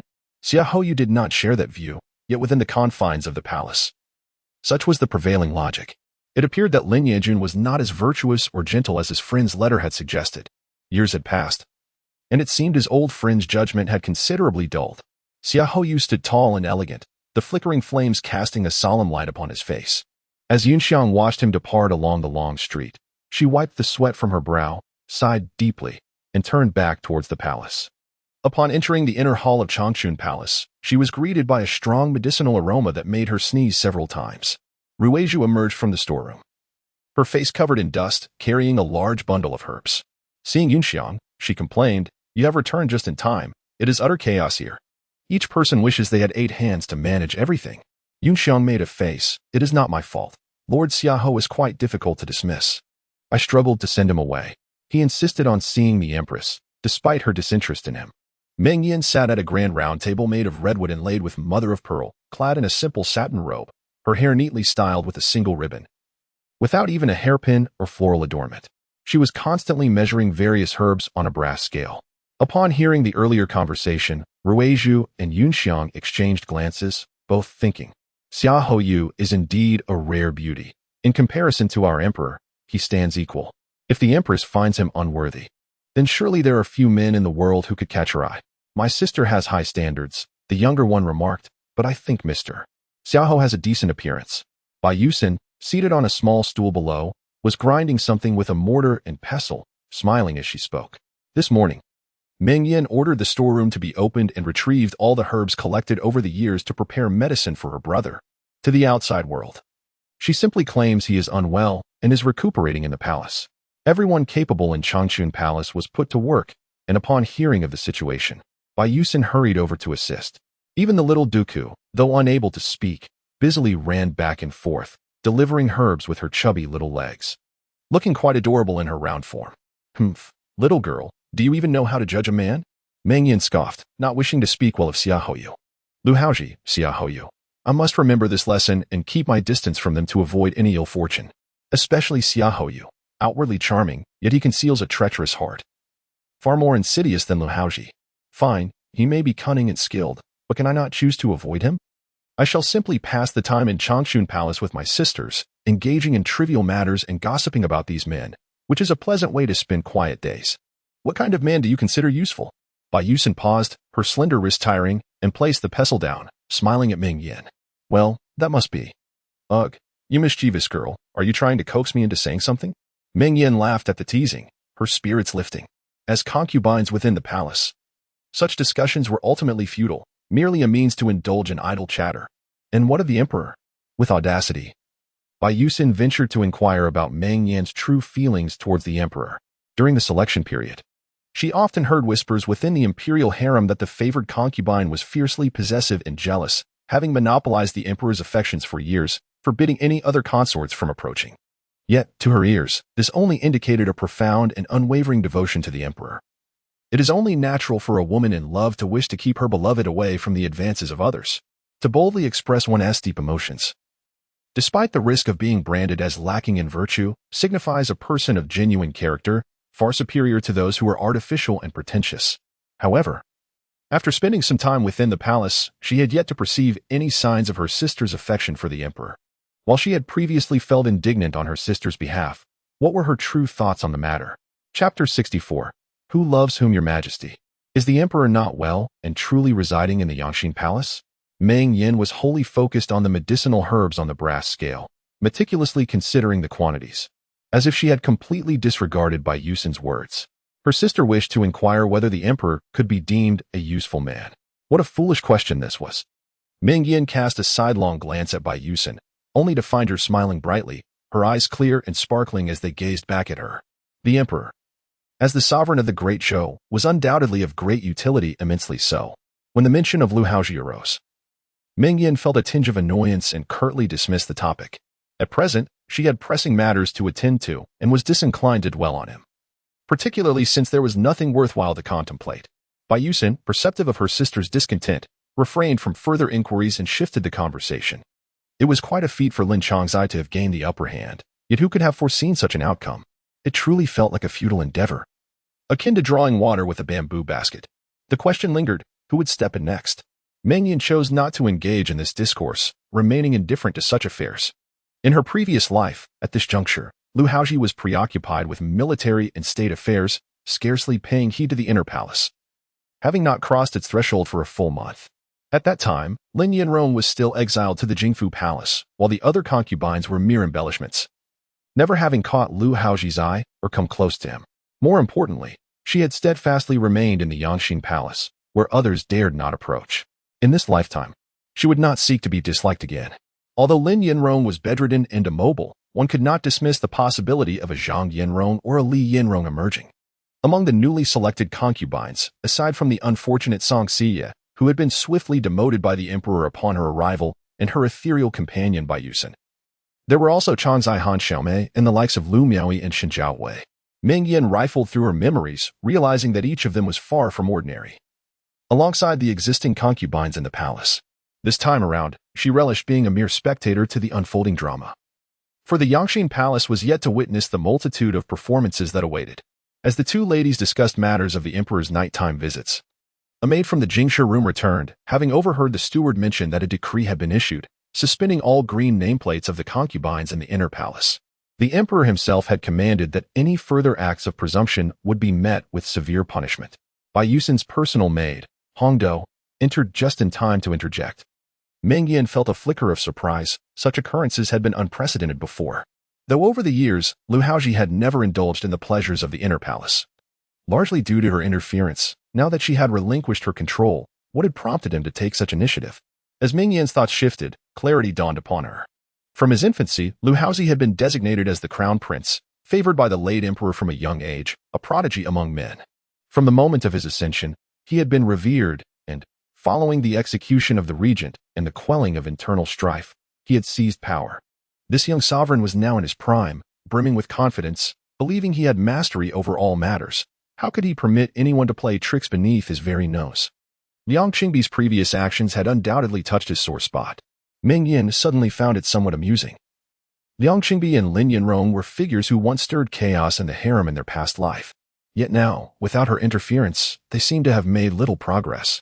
Ruizhu observed her expression and remarked, "Well, it appears that person has finally settled down. In these recent days, the emperor has shown no favoritism to anyone. With state affairs in such turmoil, it is only to be expected. Casually, Meng Yan responded and resumed her focus on the medicinal herbs. From that day forth, the gates of Changchun Palace were firmly shut, with only occasional messengers dispatched to the Tai hospital in search of medicinal supplies. The palace staff watched in astonishment as various precious herbs were continuously sent into Changchun Palace, each expressing their curiosity. Given that everyone knew the noble consort was adept in medicine, there were whispers that whenever the inhabitants of Changchun Palace fell ill, they did not need to summon a physician from the Tai hospital, leading to speculations that the noble consort's health was perhaps not improving. Meng Yan paid no heed to the external gossip, concentrating solely on concocting healing balms for her brother. According to the trajectory of her previous life, it would not be long, perhaps no more than 10 days, before Lu Haozhi would arrive at Changchun Palace to inform her of the situation. She needed to prepare the healing salve before that moment arrived. 2 days later, Ruizhu returned with news. The Xinqing division had uncovered the details concerning the rose dew ointment. Lu Xianming confessed to the Xinqing division that he had indeed crafted the ointment, and that when Yin Qiao came to inquire, he handed it over to her in pursuit of monetary gain. He claimed to possess no enmity with Lin Yanrong and that the ointment was merely an imitation of his master's work, with some ingredients perhaps mismeasured. He had not anticipated that Lin Yanrong would apply it all over her body, resulting in such a commotion. Despite extensive investigations, no further evidence could be uncovered. Initially, under the instructions of noble consort Liang Qingbi, they were tasked with linking the matter to Changchun Palace, yet after several days of effort, the eunuchs found no proof. As Lu Xianming was a disciple of Xia Houyu, they hesitated to escalate matters further and opted for a hasty conclusion. Although Lu Xianming had violated palace regulations, Lin Yanrong was also at fault, and the Xinqing division dared not administer equal punishment, instead presenting the case to Liang Qingbi. Overwhelmed with frustration, Liang Qingbi felt exasperated that Lin Yanrong had managed to create chaos without achieving anything of consequence, leaving her to clean up the mess. However, given the circumstances, they were all in the same boat. Her priority was to deal with Meng Yan. Reluctantly, she resolved to cover for Lin Yanrong once more. Fortunately, during this period, Lu Haozhi was preoccupied with state affairs and had no time to attend to the harem. Taking matters into her own hands, she penalized Lu Xianming by withholding 3 months of his salary and returning him to the Tai hospital under Xia Houyu's strict supervision. As for Lin Yanrong, she was merely confined for a month. After all, she was already recuperating, and her ability to emerge was not of consequence. This approach served to placate the situation on the surface, while also respecting Xia Houyu's reputation, and most importantly, it provided a cover for Lin Yanrong's past missteps. Liang Qingbi, believing herself to possess remarkable skills in the art of persuasion, commanded Chen Qing to select a few nourishing supplements for her, as she embarked on a palanquin towards Yangshuo Palace. Although Lu Hao had instructed her to reflect in solitude within Yikeng Palace, the absence of the emperor in the harem and the lack of stringent orders meant there were no repercussions to fear. Upon her arrival at Yangshuo Palace, after the palace maid announced her presence, Xiaozhi invited her inside. Silver Qiao had been sent to the Xinqing division for hard labor, and Lin Yan had no one to assist her, so she had no choice but to summon Xiaozhi. Having endured a beating earlier, Xiaozhi limped as she led Liang Qingbi into the inner chamber. Upon entering, Liang Qingbi was immediately struck by the pungent scent of medicinal herbs. Approaching the bedside, Xiaozhi lifted the curtain and whispered, "Your Highness, the Imperial noble consort has come to see you." Liang Qingbi gazed over and was met with the sight of Lin Yan. Her body covered in herbal poultices, her face swathed in bandages, and her lips swollen to an alarming degree, resembling a steamed rice cake atop a bamboo steamer. Chapter 65. Indeed, she bears a striking resemblance to that figure from the Changchun Palace. Although Liang Qingbi was somewhat prepared in her heart, upon witnessing the scene before her, she could not suppress the twitching of her lips. Lin Yanrong, reduced to this pitiful state, would be of no use in the near future.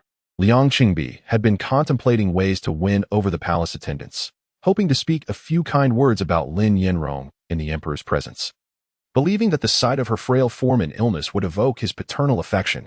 However, seeing her in such a condition today, she could hardly be described as a sick beauty. She resembled more of a wretched carcass. Liang Qingbi secretly resented Lin Yanrong, feeling increasingly that she was nothing but a burden, dragging her down. "My sister is unable to rise. I hope you will forgive me, dear sister." Lin Yanrong's soft, feeble voice emerged. After some time of treatment, her condition had improved slightly, allowing her to utter a few coherent words. Sister, there is no need for such formalities between us. Though Liang Qingbi felt impatient within, she maintained a facade of civility, exchanging a few pleasantries before steering the conversation towards the case at hand. I have come today not only to visit you, but also to inform you of a matter. Your case has indeed reached a conclusion. It is, in fact, a misunderstanding. Dr. Xiao's medical skills are renowned. Yet it is unexpected that one of his disciples could be so inept. A simple ointment was mismanaged. By a twist of fate, the ointment ended up in your possession. Despite all odds, you applied it all over, which led to this unfortunate incident. I have already punished that young physician by docking 3 months of his salary, and I have instructed Dr. Xiao to supervise him strictly. I have also requested the Imperial Hospital to provide the finest medicinal materials for your treatment. Rest assured, dear sister, it was merely a temporary calamity. In just a few words, Liang Qingbi elucidated the situation and smiled as she added, "It is regrettable that you are unwell, for otherwise you would have already garnered the Emperor's favor, and your status would likely have risen as well. As it stands, we must wait once more." As she spoke, noticing Lin Yanrong's eyes shift, revealing an unwillingness to accept her fate, Liang Qingbi quickly continued, "Sister, heed my counsel. Although you were confined to your bed, you must have been aware of the events outside. The Emperor holds Meng Guifei in high regard, even disregarding the words of the Empress Dowager, clearly indicating his reluctance to pursue the matter further. If you persist in clinging to this, the Emperor may perceive you as lacking in propriety. It would be wiser to let it go, thereby leaving a favorable impression of magnanimity in his heart. We have plenty of time ahead." Listening to Liang Qingbi's persuasive words, the hatred in Lin Yanrong's gaze gradually dimmed.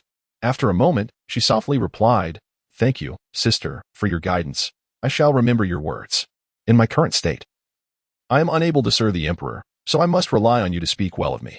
"Speak well of you? I cannot even see the Emperor's face, let alone speak on your behalf." Though such thoughts churned within her, Liang Qingbi maintained a gentle, comforting smile, offering a few more words of consolation before finally taking her leave. Once Liang Qingbi departed, Lin Yanrong lay in bed, seething with resentment and filled with suspicions. This matter, if one were to claim it has no connection to Meng Yan, they would be sorely mistaken. Meng Yan is the most prominent antagonist in the narrative, and as the protagonist who has usurped the Emperor's affection, she harbors an insatiable desire for vengeance. She has never suffered from any skin ailments. How could it be that at such a critical moment, while attending to the Emperor, she applies that infernal jade dew ointment and ends up in this wretched state? What sort of absurdity is this novel spinning? The miraculous elixir that was supposed to enhance the protagonist's beauty has now turned into a poison that threatens her very being. The text asserts that Meng Yan is well-versed in medical knowledge and could easily manipulate the situation to her advantage. This would be a trivial task for her. Yet, the jade dew ointment was crafted by Lu Xianming, who is a disciple of Xiaoyu. This gave her the confidence to apply it liberally, only to find herself in dire straits. After all, Xiaoyu is a trusted aide of Lin Yanrong. Perhaps, in hindsight, she acted too rashly. She should have secured Xiaoyu's allegiance first before proceeding.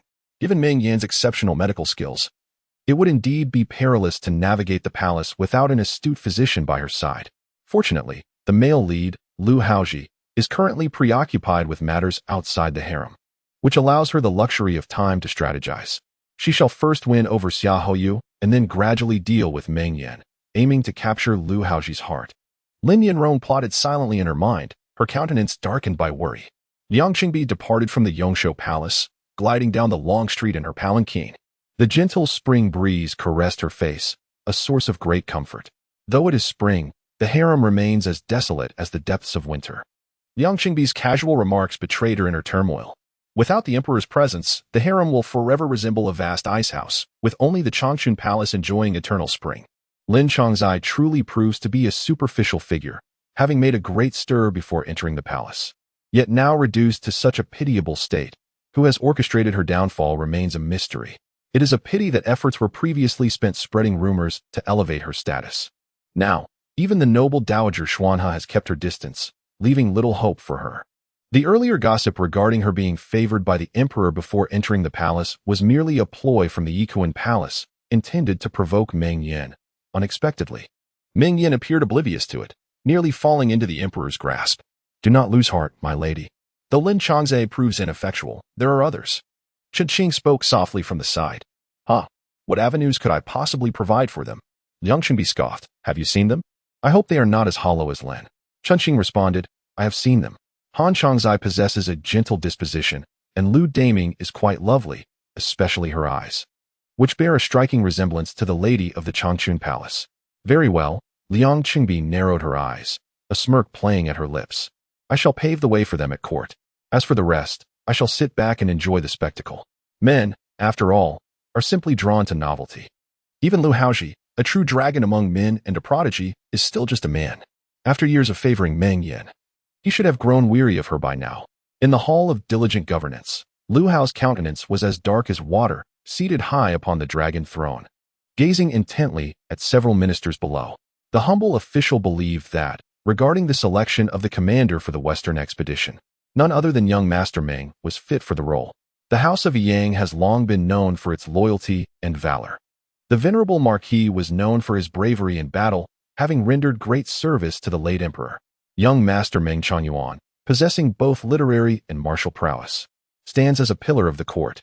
Furthermore, the favored consort enjoys the emperor's profound affection, making young Master Meng the unequivocal choice. The ministers echoed in agreement.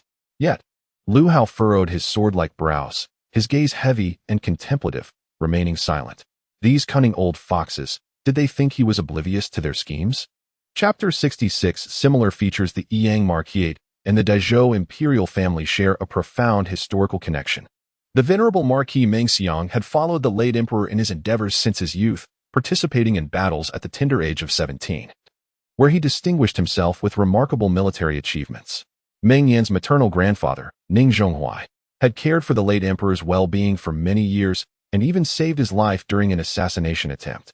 The Meng family is renowned for its loyalty and righteousness, earning the unwavering trust of the Zhou dynasty's royal family. The Yang Marquisate served as a steadfast ally during Lu Haozhi's elimination of the regent, consolidating power over the court.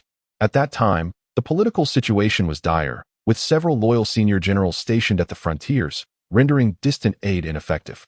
The leader of the Imperial Guards, Qin Hung, exhibited ambiguous loyalties, while the civil officials, despite their loyalty, were vocal in dissent but hesitant to resort to arms. In this critical moment, the elderly Marquis Meng drew his sword and executed Qin Hung in the court, seizing control of the Imperial Guards and stabilizing the situation. Thus, regardless of the nature of the relationship between Lu Haozhi and Meng Yan, the Yang Marquisate remained his indispensable ally. However, this very allegiance rendered the Meng family a thorn in the side of many influential figures, particularly the civil officials. The impending Western expedition posed significant risks, as the Zhou army lacked advantages in both timing and terrain, making the situation exceedingly perilous. Although Meng Changwei, the young heir of the Yang Marquisate, was talented, he lacked substantial experience in military campaigns, raising concerns about his deployment in combat. Yet, Lu Haozhi found himself unable to identify a more suitable candidate amidst the chaos. With the outbreak of conflict in the southwest, various factions were poised to seize the opportunity, and any misstep could lead to widespread turmoil. The capable generals under his command had been dispatched to various locations for defense, while the Imperial Guards safeguarding the capital were not to be recklessly mobilized. Previously chosen commanders had fallen ill with malaria, incapacitated to the point of being unable to leave their beds, let alone engage in battle. If Meng Changwei were to succeed, it would be a significant accomplishment, paving the way for future prominence. However, if he were to fail, it would be akin to losing a critical limb. Beyond these strategic considerations, another matter weighed heavily on his mind. Meng Changwei was, after all, Meng Yan's elder brother. Meng Yan had confided in him about the early demise of her mother, leaving her with only her father and brother as kin. Should any misfortune befall Meng Changwei, how would she cope? It is often said that compassion should not govern military matters, nor should benevolence dictate governance. As the sovereign of the Zhou, Lu Haozhi understood this principle all too well. Military and political affairs must remain devoid of emotional entanglements, particularly for the sake of a concubine. However, this matter could be deliberated at a later time. After much contemplation, Lu Haozhi slowly spoke. Your Majesty, the military situation is urgent and cannot be delayed any longer. A man dressed in a purple robe and adorned with a dragon belt hastily stepped forward, kneeling on the ground. Liang Binwu, are you attempting to coerce your sovereign? The tone was placid, yet it subtly conveyed the young emperor's ire. The gravity of the emperor's authority caused Liang Binwu to break into a cold sweat. burying his head to the ground and repeatedly asserting his lack of intent. Dismiss the court. Lu Haozhi scoffed, rising to sweep his sleeves and stride away. The Liang family's penchant for creating discomfort was evidently a hereditary trait, as both father and daughter seemed intent on causing him vexation. As the court adjourned, Liang Binwo rose from the ground, and a colleague whispered to him, "You are well aware of the emperor's favor towards the Meng family. Why persist in such obstinacy and invite unnecessary displeasure?" Liang Binwo's face bore an inscrutable smile, suggesting that if the emperor could not be persuaded, a visit to the Yiyang Marquis' residence would be in order. The Meng family has always proclaimed their loyalty to the great Zhou and the emperor, so at this juncture, they ought not to falter. In the Imperial garden, Bai Yusin, accompanied by several palace maids, was collecting the morning dew from beside a flower pond. Such tasks could easily be entrusted to the servants. Why should the young mistress trouble herself? Furthermore, the Imperial concubine surely had everything she could desire. So what was so special about this? As Hongdo busied herself, she chattered away. Bai Yusin, cradling a white porcelain goosenecked vase, gathered the dewdrops from the rose petals. Smiling gently as she listened to Ruizhu mention that her sister had been overworked lately, finding it difficult to sleep at night, yet refusing to take any soothing medicine. The remedy they had heard about back in their hometown, which their mother had used for many years, was known to nourish the spirit and promote restful sleep. And it was not a medicine per se. Indeed, the Imperial Palace possessed countless treasures, yet lacked this particular remedy. Bai Yusin had also heard of a Western concoction that could distill floral essence, fragrant and even more effective. When the opportunity arose, they could learn to create it for her sister's amusement. As the two conversed, a delicate yet somewhat acerbic voice interjected. "Oh, is that not Bai Yusin? Up early to toil in the garden?" Upon hearing this, Bai Yusin's heart sank, and she glanced over to see two lovely maidens standing by the flower pond. The taller one was clad in a lake green silk robe, adorned with a headpiece of silk flowers and a golden peony hairpin, her oval face framed by charming features, exuding an air of arrogance. The shorter one wore a simple outfit, her petite face and lively eyes standing in contrast to the taller woman's demeanor. As she stood beside her with a composed expression and a slight smile, Bai Yusin recognized the pair as newly selected concubines who had entered the palace alongside her. Particularly the taller one, Lu Miaoyi. It struck her as odd. During their time at the Chuxiu Palace learning the rules, Lu had not exhibited such arrogance. How could 2 days away have transformed her so? There was no news of her having gained favor either. Suppressing her thoughts, Bai Yusin maintained her composure and rose to greet them, offering a gentle smile. "Lu Miaoyi, you jest? I am merely collecting some floral essence to present to the Imperial concubine." Upon hearing the mention of the Imperial concubine, Lu Miaoyi's expression shifted to one of slight embarrassment, quickly replaced by a disdainful smile as she replied, "Bai Yusin, you have indeed ingratiated yourself well with the Imperial concubine. Yet, despite your flattery, why has she not elevated your status? You remain just a concubine. At this rate, the emperor may not even know who you are." Bai Yusin did not take offense at these impudent words. After entering the palace, she had been assigned to the Changchun Palace, which had stirred envy among the other newcomers, a fact she was well aware of. However, she had not previously perceived the depth of Lu Miaoyi's envy until now, having spent considerable time in the company of the Imperial concubine, where she had learned much from her grace and poise. As for her future, that lay in the emperor's hands, not subject to the whims of the concubines. Upon our entrance into the palace, we are bound to adhere to the imperial regulations, remaining dutiful and compliant. Lu's words undoubtedly reflect her lofty aspirations. She must possess remarkable talents, capable of leaving an indelible impression on the emperor, a feat we cannot claim to match. However, I overheard the eunuch from the mentioning that the emperor has commanded the display of the green tokens in the inner court. It leaves one pondering the origins of Lu's esteemed favor. Bai Yusin's smile brimmed with delight, yet she did not direct her gaze towards Lu Miaoyi, but rather fixated on the golden hairpin adorning her head. Lu Miaoyi discerned the insinuation of Bai Yusin's mockery regarding her unbridled arrogance due to her lack of favor. Her face momentarily flushed with anger. Yet, she quickly composed herself, returning the smile with a cold laugh. "I may not possess your eloquence, but you are left with naught but mere words for now." Chapter 67. Embroidering a sachet for my sister. Bai Yusin smiled, but remained silent. After a moment, she turned to Hongdo and remarked, "I recently heard from the empress that whenever the emperor is troubled by state affairs, she always personally prepares lotus leaf and lotus seed heart soup to soothe him. Unfortunately, it is now spring, and fresh lotus leaves and seeds are hard to come by." Hongdo's mouth slightly parted. She was perplexed by her mistress's words. When had the noble consort mentioned the emperor? These tidings were merely gossip from the kitchen maid, Awan, who lamented the quietness in the little kitchen of Changchun Palace. During this season, the kitchen would usually be bustling, with the noble consort personally preparing various nourishing dishes to send to the Yangshin Hall. Now, however, it was remarkably tranquil. Bai Yusin did not wait for her to respond and continued with a smile, speaking of which. The emperor and the empress indeed have many delightful anecdotes of their past affection. The empress used to enjoy donning the attire of a mermaid, adorned with gold leaf and blue fish bones on her forehead, which was both elegant and enchanting. The emperor was quite taken with it and often requested her to dress that way. Eventually, it was the empress herself who grew weary of it and ceased. I pleaded with her to adorn herself just once more, but she steadfastly refused. It is truly a pity not to witness her former beauty. Indeed, the empress must have been stunning, Hong Do murmured, her heart clouded with thoughts, yet she echoed her mistress's sentiments. These tales were also shared privately by Ruizhu, and her mistress had never sought the noble consort to dress up. What was her mistress truly contemplating? Bai Yusin cast a glance at Lu Miaoyi and noticed a flicker of emotion in her eyes, which darted about restlessly. She chuckled softly. The emperor has been exceedingly busy lately and has summoned all the palace ladies to refrain from visiting him. It seems he wishes to avoid disturbances. It would be wise not to intrude and risk incurring his displeasure. One could easily attract punishment. Having said this, she took her leave from the two and departed with Hong Do. Lu Miaoyi stood in place, silent and contemplative. Han Xiaomei, observing her, quietly cautioned, "Sister Lu, do not be swayed by her words. Bai Yusin may be intentionally sharing these tales with you. Do not fall into her trap and allow Changchun Palace to revel in your misfortune." Lu Miaoyi, absorbed in her thoughts, casually replied, "Rest assured, sister, I am not foolish." She then turned away from Han Xiaomei and hurried off. Han Xiaomei sighed as she watched her retreating figure. Once outside the Imperial garden, Hong Do glanced back and, seeing no one around, softly remarked, "Little mistress, that Lu Diying's golden hairpin is quite striking." Bai Yusin chuckled lightly.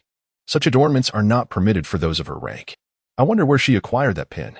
Upon our return, be sure to inquire about Lu Diying's recent acquaintances. After instructing Hong Do, she fell silent, a smile playing on her lips as they made their way back. She was genuinely curious to discern her sister's standing in the emperor's heart. Upon returning to her quarters, Lu Miaoyi settled before her vanity, gazing into the bronze mirror reflecting her visage. She had been praised for her beauty since childhood, particularly for her striking eyes, which were the most captivating feature of her face. Yet, she had not anticipated that her eyes would so closely resemble those of the palace's esteemed ladies. According to the words of the Empress Dowager, this is her fortunate destiny.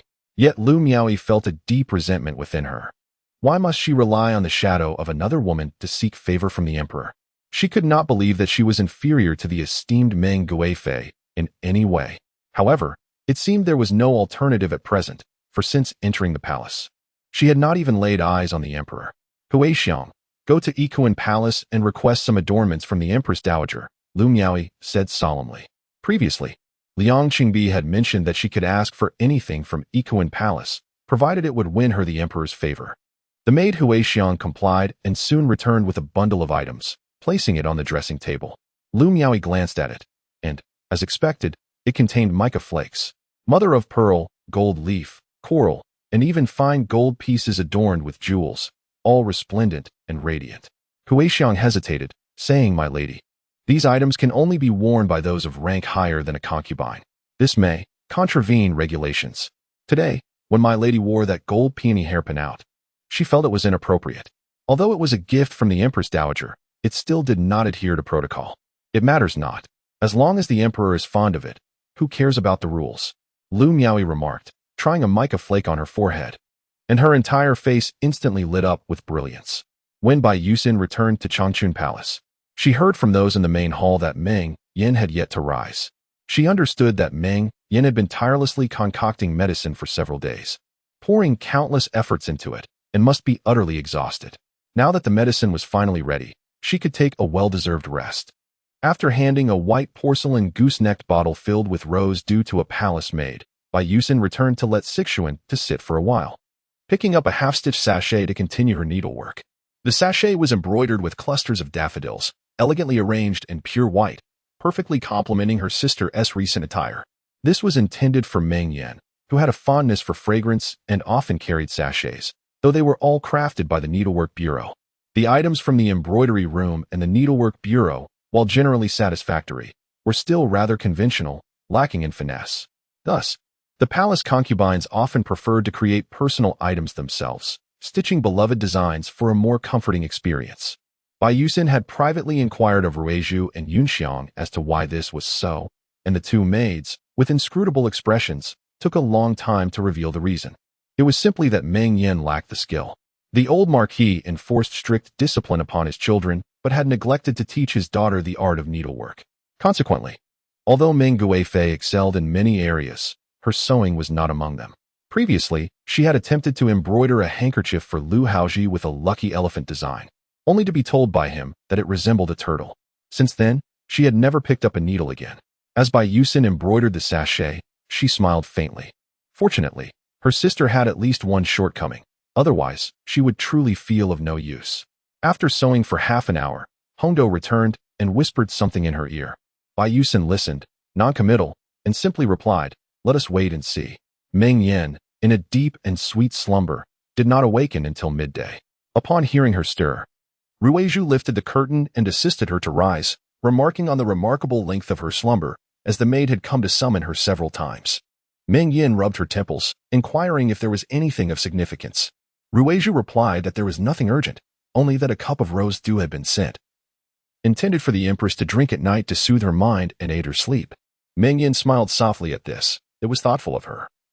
Though accepting such a gift required rising at the crack of dawn, it was considerate of the empress to care for her, and she regarded herself as someone who was grateful and aware of kindness. As Ruizhu knelt to help her with her shoes, she mentioned another matter. Dr. Xiahou had come again, insisting that there was something that must be delivered to the empress. Without the empress's directive, the servants dared not accept it. Chapter 68. Does Xiahou dislike women? Once again, it is Xiahou. Is he unwell? Is he not a physician? Shouldn't he prescribe himself some medicine? Upon hearing Ruizhu's report, the first thoughts that sprang to Meng Yan's mind were these 3 lines. Previously, when the emperor had summoned him to treat her, she had already sent word to Yangxin Palace, stating that there was no need for him to attend to her any further. So why did he come again? She distinctly recalled that the book mentioned Xiahou. The physician held a strong disdain for Meng Guifei's mannerisms.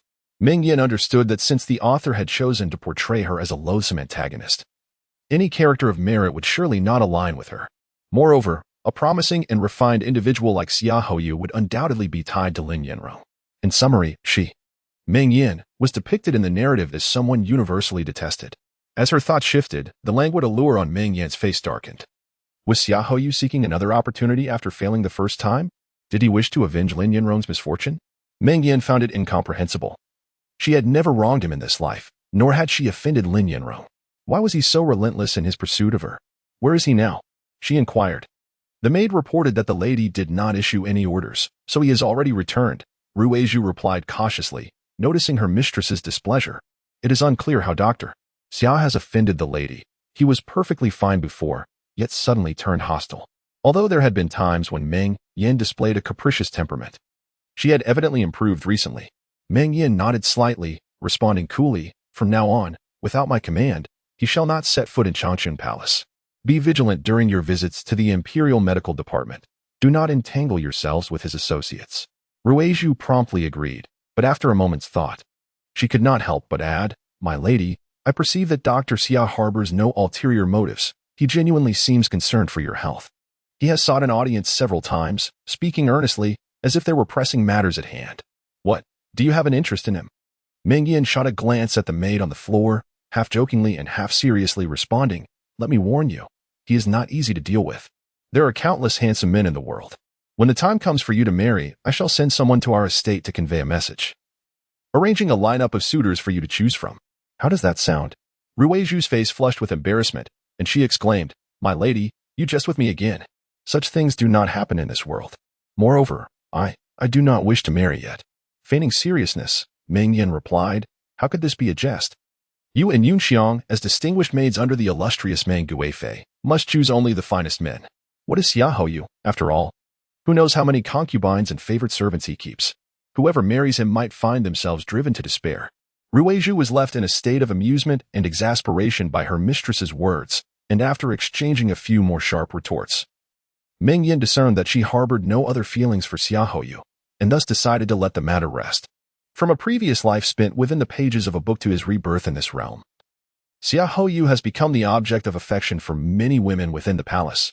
The palace maids, needless to say, are eager to become his concubines, while even the imperial consorts find themselves captivated when his name is mentioned. Having frequented the Changchun Palace for some time, it is inevitable that these youthful maids harbor romantic inclinations. Meng Yan, however, does not wish for any of her companions to encounter complications arising from matters of the heart, particularly regarding Ruizhu and Yun Xiang, who are almost always at her side. As the two of them engaged in light-hearted banter, word arrived that Bai Duran had come. Upon hearing this, Bai Yusin entered with a smile, inquiring, "Sister, what brings you such joy?"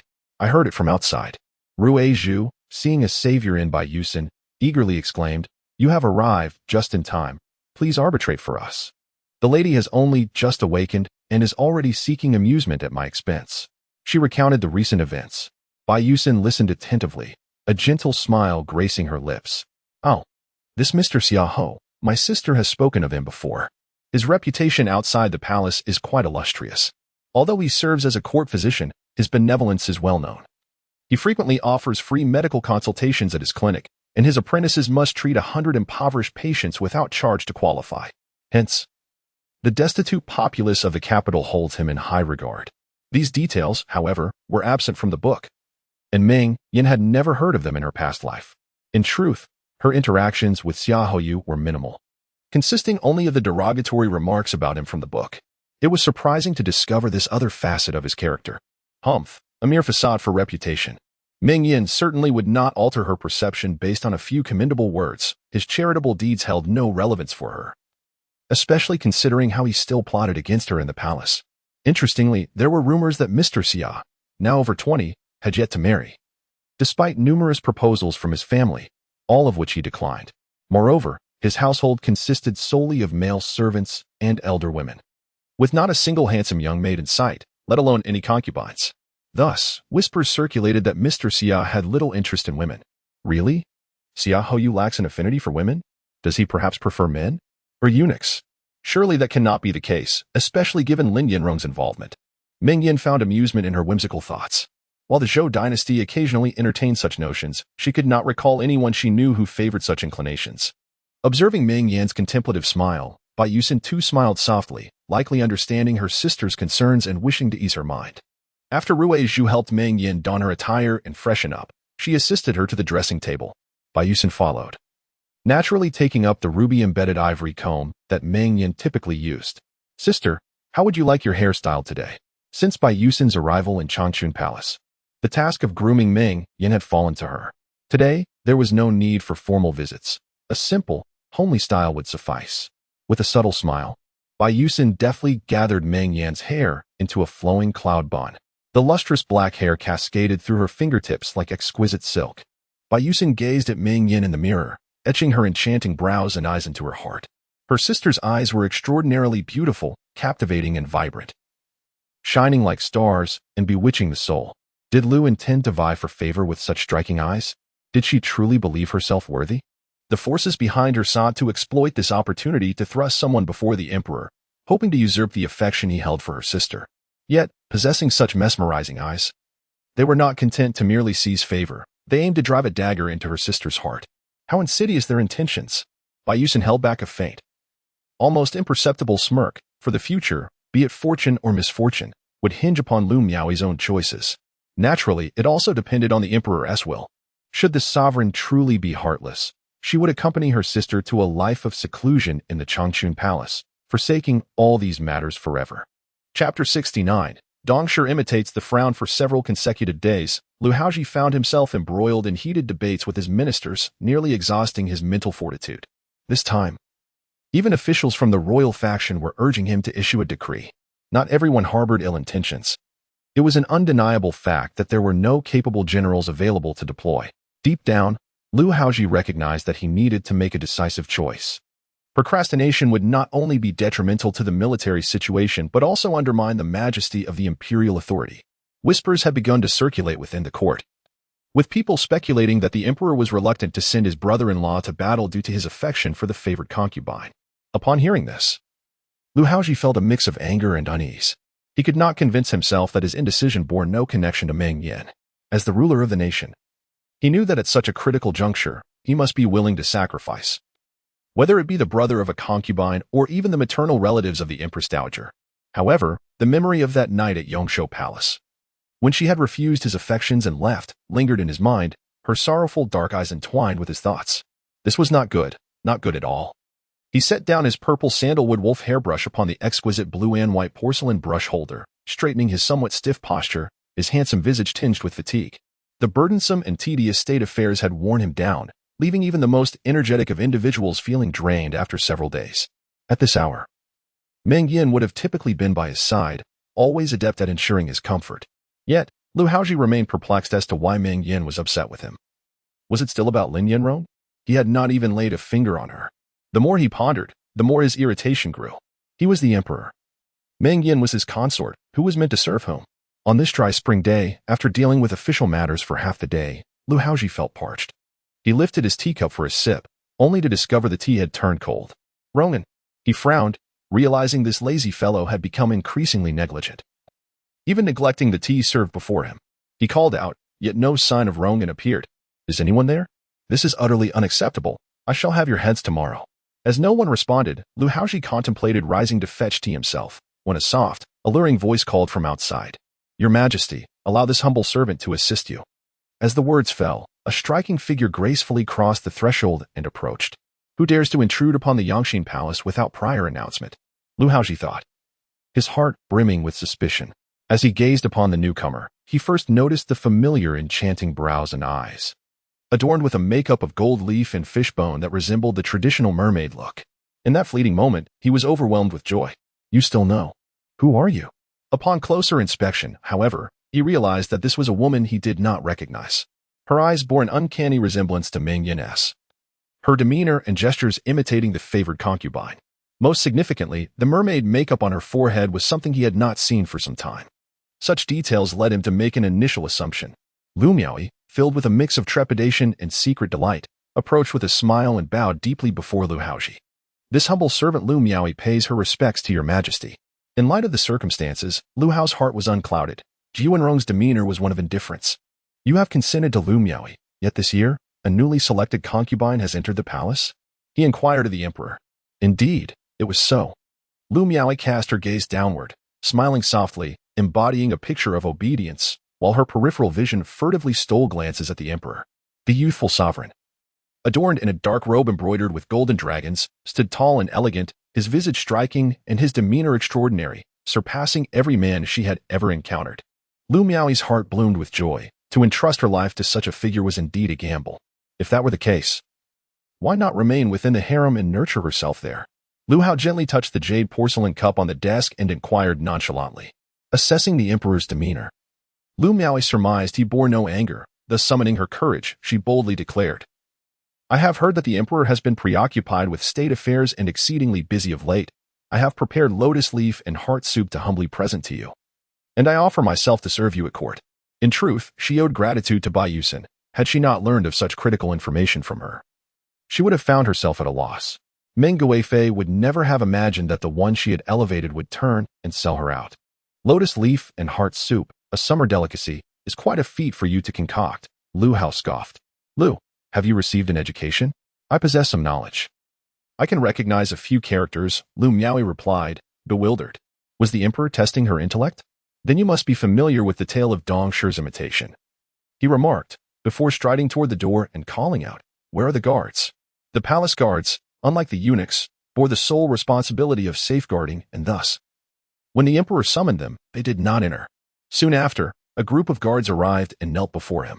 Lu Hao, with hands clasped behind his back, declared in a resonant voice, seize this woman and deliver her to the Ministry of Punishments. Lu Miaoyi's eyes widened in disbelief as she gazed at the towering figure of the man at the door. How could the man she had entrusted her life to, her dreams of wealth and nobility, dissipate in an instant?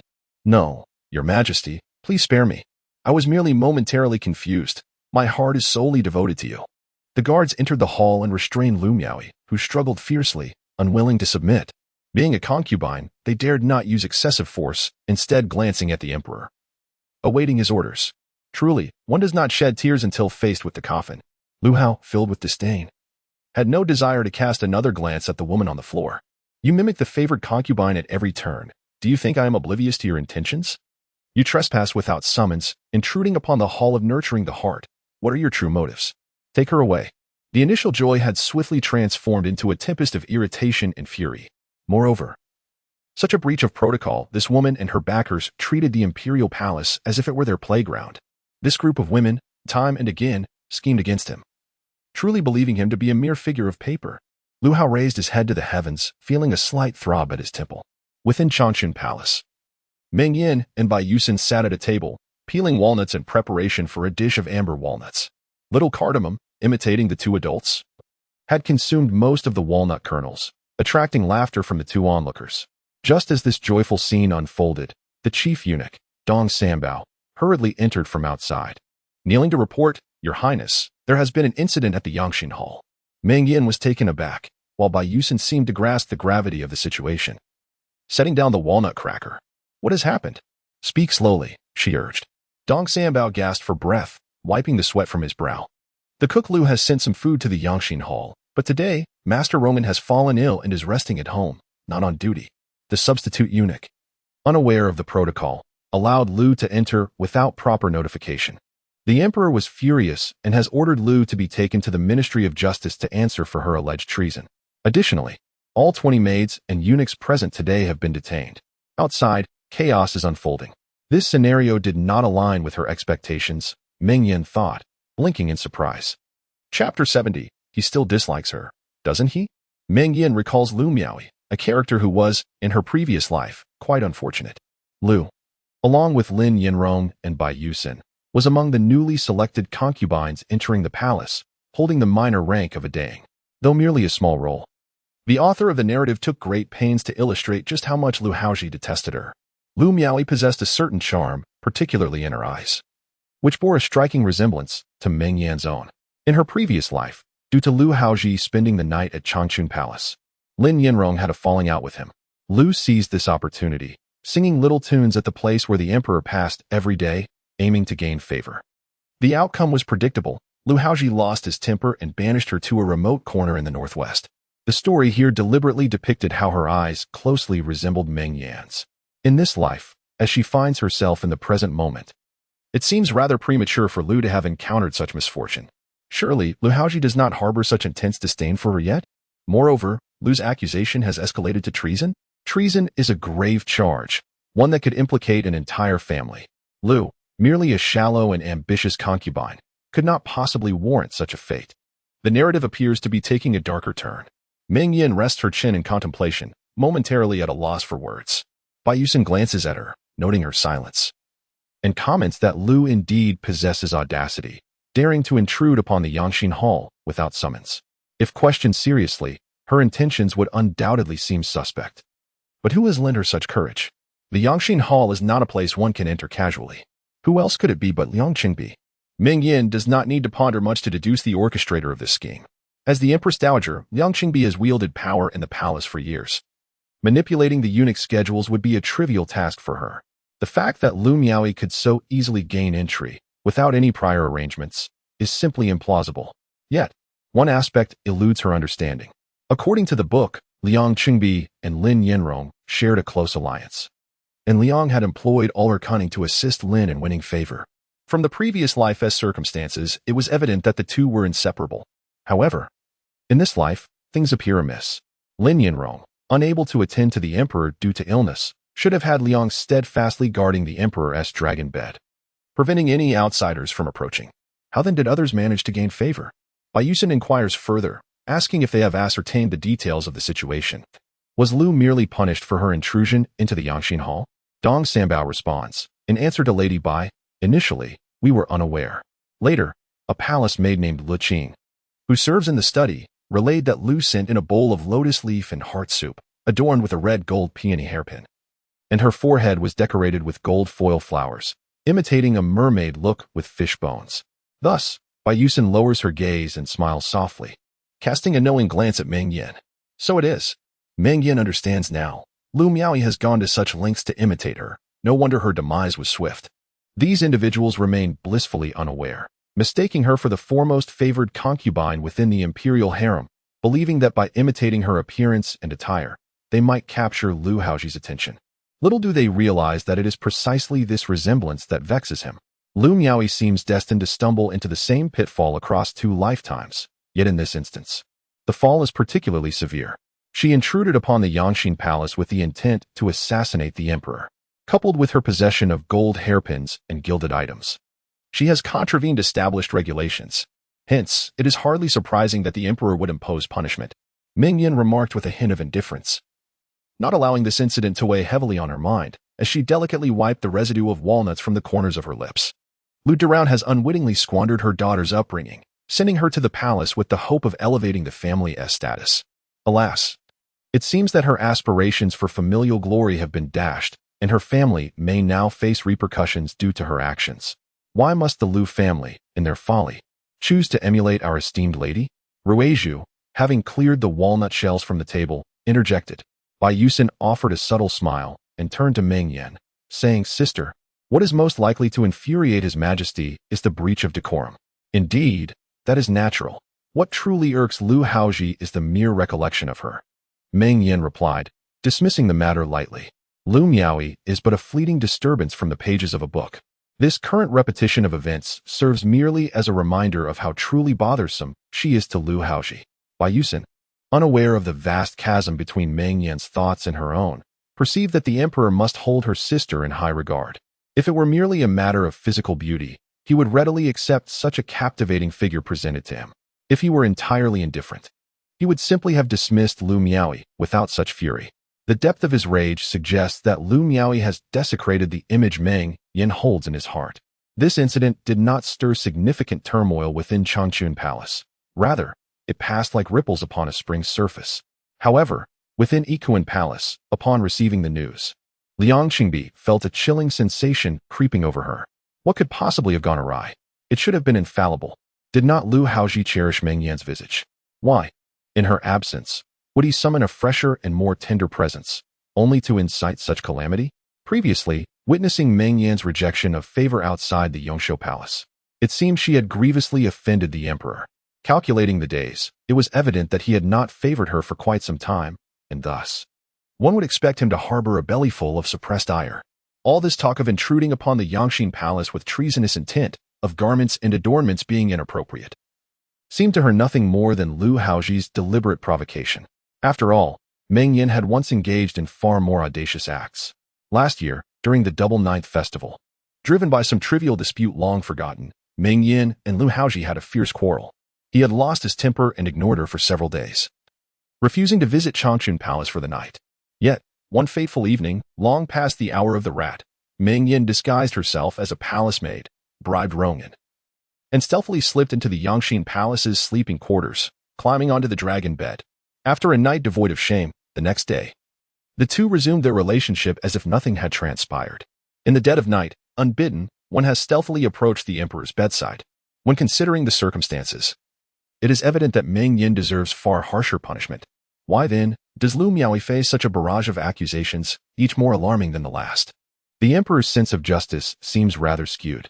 What enchantment has this cunning vixen Meng Yan cast upon His Majesty? Liang Qingbi, unable to contain her anger, erupted in vehement curses. "Your Highness, be silent.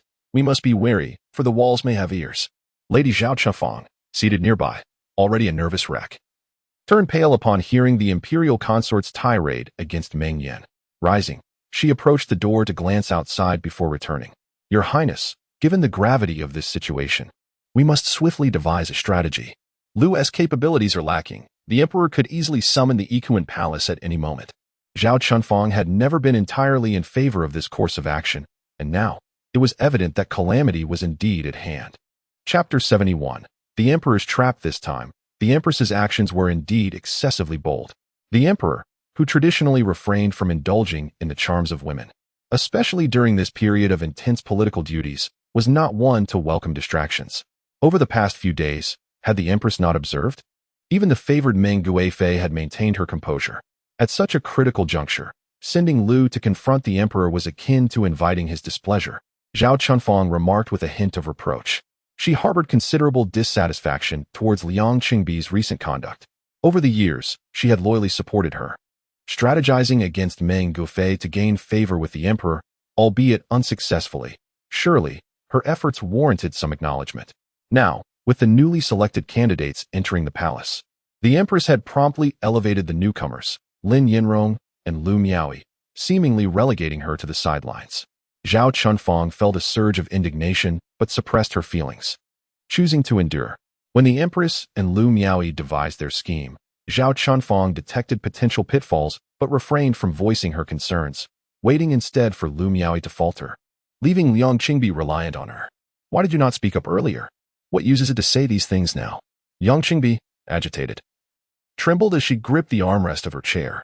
The crime of treason was not one that just anyone could bear. While Lu's demise was inconsequential, should she implicate herself? How would she justify it to the emperor? What punishment awaited her?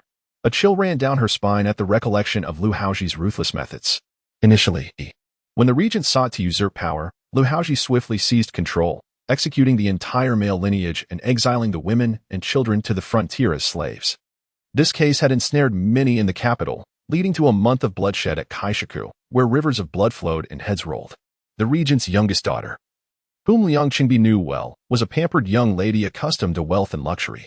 On the day of her exile, however, she appeared disheveled, clad in rough clothing, shackled by soldiers, weeping as she exited the capital. Could this be Liang Qingbi's fate as well? There's no need for alarm, Your Highness. The emperor will indeed impose punishment this time, Zhao Chunfang continued, noting Liang Qingbi's anxious demeanor. Your Highness has erred and must accept the consequences.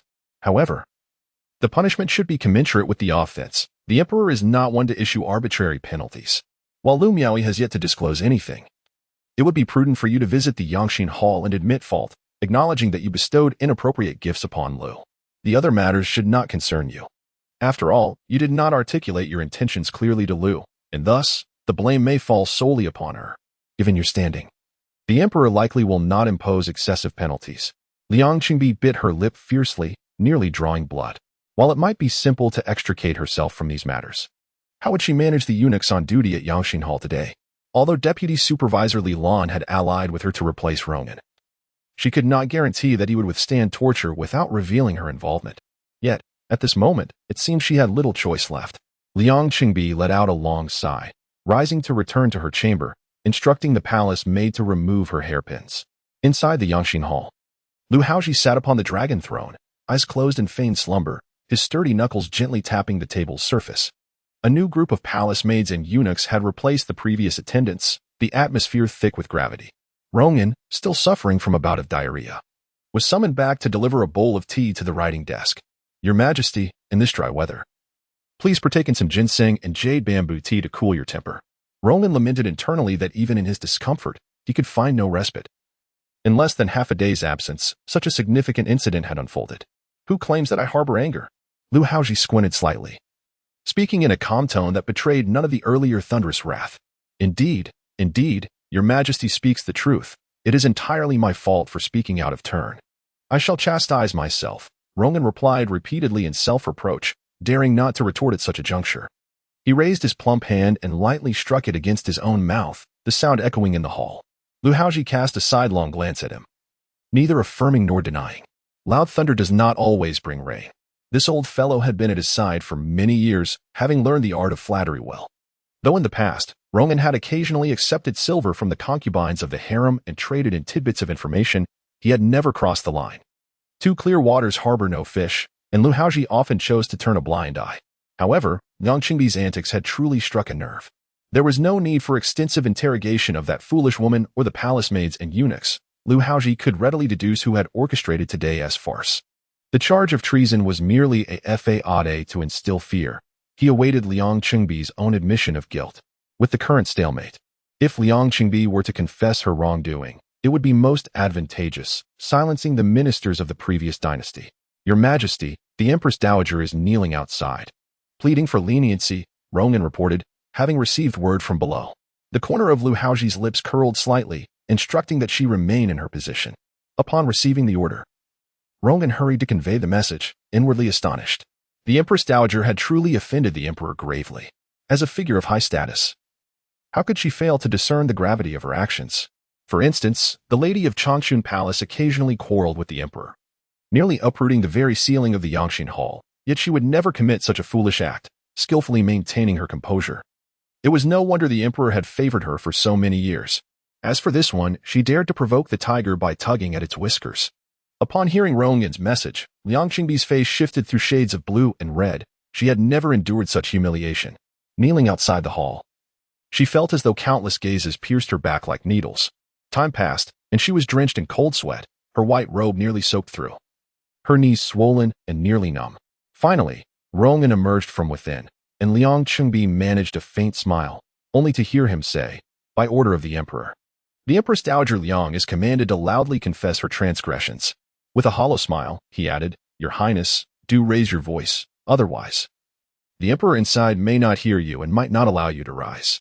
Li Lan, that wretched cur, believed that by aligning with the Empress Dowager, he could usurp his position? Such a delusion. The imperial concubine's audacity is truly astonishing. Despite wielding considerable power within the inner court, she remains insatiable, even extending her reach to the Hall of Nurturing Hearts. Look at concubine Meng, who has never meddled in such trifles. Liang Qingbi felt a sudden flush of heat on her face. Could Lu Haozhi truly stoop to such humiliation? She clenched her silver teeth, steeling her resolve, and cried out loudly, "I, Liang, have been accused of bestowing prohibited adornments upon lower-ranking concubines, a violation of palace regulations. I humbly beseech His Majesty to impose punishment." Rongyan, with a sly grin, interjected, "Oh, Your Highness, this is quite inappropriate. Today, this matter is far more significant than it appears. If you cannot clarify your stance, His Majesty may not release you. Would you not be kneeling in vain?" Liang Qingbi felt a sharp constriction in her chest. Had Lu Haozhi already discerned her intentions? It was as if she had fallen into the clutches of a ferocious beast, completely at its mercy. Chapter 72. The collapse of persona. Liang Qingbi's complexion darkened, her body swaying precariously. At this moment, she had come to the grim realization that she had fallen into Lu Haozhi's trap. Yet, she found herself in a precarious situation, unable to retreat. Should she admit to instigating Lu Miaoyi, her position as a high-ranking concubine and her authority over palace affairs would only amplify her transgressions, for she would be the first to violate palace rules. Conversely, if she chose to deny it, she could not simply declare, "I am innocent," and walk away. Moreover, she was uncertain how much Lu Haozhi truly knew. In an instant, Liang Qingbi felt her heart racing, as if a multitude of claws were raking at her insides. Rongyan did not rush her, instead standing at the entrance of Yangxin Hall, holding a dusting brush, gazing skyward. Liang Qingbi knelt on the ground, beads of sweat trickling from her forehead to the floor. In the span of a single incense stick burning, she felt as though an entire autumn had passed. "Your servant." The cold wind relentlessly blew against her back, seeping through her thin garments, leaving her chilled to the bone. The two carved dragons beneath the eaves appeared almost alive, baring their fangs and claws, as if they intended to swallow her whole. Perhaps it was the biting wind, or perhaps it was the fear and anxiety that made Liang Qingbi feel dizzy. "Your servant has instigated Lu to trespass into Yangxin Hall. I beseech Your Majesty to bestow punishment." Ultimately, she could no longer withstand the immense pressure and uttered the confession. Her hoarse voice, carried by the wind, reached Lu Haozhi's ears within Yangxin Hall. It seemed Liang Qingbi was truly fragile under duress. Lu Haozhi toyed with a delicate white porcelain ewer, a faint smile playing on his lips. With merely a hint of pressure, she crumbled and divulged everything. In truth, Lu was merely detained in the Ministry of Justice and had not yet been formally interrogated. The rumors were simply meant to disconcert Liang Qingbi. Now that she had confessed, the remaining matters would be easily resolved. Her father, Liang Binwu, had been quite restless in court recently, and his faction had been stirring trouble. It was time to bring him to heel. Although all the ministers in this hall had once contributed to the rise of the current emperor, their ambitions varied greatly. Rongyan, just as Lu Haozhi was about to issue a decree, he heard a commotion outside, accompanied by the sounds of a maid crying for help. He furrowed his brow slightly. Rongyan rushed in, reporting, "Your Majesty, the Imperial noble consort has suddenly fainted outside the hall." Liang Qingbi's swoon was indeed well-timed. Lu Haozhi remained unfazed, proclaiming, "Let it be decreed that the Imperial noble consort, Liang, has acted immorally, violating palace regulations. Despite enjoying the emperor's favor, she has failed to show gratitude, instigating chaos among the concubines. Considering her self-admittance of guilt and her desire for reform, she shall be demoted to consort." What? The emperor? with such casual words, has demoted the imperial noble consort? Ronan inwardly marveled at the emperor's swift decisiveness and the depths of his cunning. He detained Lu but refrained from issuing a verdict, allowing Liang Qingbi to confess of her own accord, treating her as a mere plaything. You say she has fainted. Just as Ronan sighed internally, she suddenly heard Lu Haozhi's cold and indifferent voice once more, prompting her to listen intently. Summon a few attendants to escort her back to Ikuan Palace, and summon an imperial physician to examine her, suggested Lu Hao in a tone devoid of any concern. Ronan complied with the command and inquired, Your Majesty, shall this decree be conveyed only once the empress has regained consciousness? Without lifting his gaze, Lu Hao instructed that it be announced immediately to prevent further chaos upon her awakening. Observing the emperor once more engrossed in his documents, Ronan could not help but feel a surge of emotions. Why did the Liang consort orchestrate such a scene? The emperor had never held her in regard. She had brought ruin upon herself. What a pity. As Liang Qingbi was escorted back to Ikuan Palace, the decree of her demotion swiftly followed. The palace was initially stunned into silence, unable to comprehend this unforeseen calamity, only to erupt into wails of despair shortly thereafter. Having served in the imperial court for many years, Ronan had witnessed countless tribulations and paid little heed to the commotion. Commanding the servants to remove the ceremonial items associated with the imperial consort status, while insisting that the head maid, Chunqing, surrender the gold tablets and treasures belonging to the consort. With tear-filled eyes and a pale face, Chunqing reluctantly complied, fully aware that resistance was futile. After Ronan departed, the noblewoman Zhao Chunfang arrived, witnessing the desolation within the main hall of Ikuan Palace. In a state of disbelief, she questioned, Is it true? How is the empress faring? Chunqing, seething with indignation, retorted through gritted teeth, This is all you're doing. The empress visited the Yangxin Hall and was demoted to consort by the emperor. Zhao Chunfang was rendered speechless. Logically, the emperor should have shown leniency given that Liang Qingbi had admitted her faults. Why did he not adhere to convention? Seeing Zhao's bewildered expression, Chunqing's frustration boiled over, and she boldly pushed her, exclaiming, Zhao Guoran, the empress acted upon your advice. Now that misfortune has befallen her. What do you propose we do? If you do not provide an explanation, I fear our families will not remain unscathed. A mere palace maid daring to confront her. Zhao Chunfang felt a surge of anger rise within her yet managed to suppress it. After all, she was a consort with little favor. And the Zhao family was merely a fifth-rank official, reliant on Liang Qingbi and the protection of her family to secure their position. Under such circumstances, she had no choice but to swallow her pride and force a smile. Miss Chunqing, do not panic in times of crisis. Now that matters have come to this, we must send word to the empress's family, so that Lord Liang may be informed and can devise a strategy. The intricate connections between the inner and outer courts were a critical concern for the ruler, yet Zhao Chunfang, as a woman of the inner palace, was oblivious to such intricacies. In her own flustered state, Chunqing found merit in Zhao's suggestion and hastily arranged for a message to be sent. The demotion of imperial consort Liang Qingbi sparked a considerable uproar within the palace. Renowned for her virtuous reputation, she had served loyally since the crown prince's residence and was held in high esteem by the emperor. This was the long-standing perception of her among the palace denizens. At present, she has been accused of violating palace regulations and inciting concubines to disrupt the sanctity of the inner court, leading to her demotion by the emperor to the rank of concubine, a scandal that has sent ripples throughout the 6 palaces. There are whispers among the courtiers, recalling that just a month ago, the noble consort fainted in the hall of mental cultivation, and now the empress has also succumbed to unconsciousness in the same chamber. Within the span of a month, 2 consorts have collapsed in the hall of mental cultivation. Following the noble consort's fainting, the emperor's favor towards her remained undiminished. However, after the empress's collapse, she faced a demotion from the emperor. Both consorts had fainted in the same hall, yet the disparity in their fates is striking. When this news reached Meng Yan's ears, she was equally astonished. Liang Qingbi's virtuous persona has been thoroughly shattered.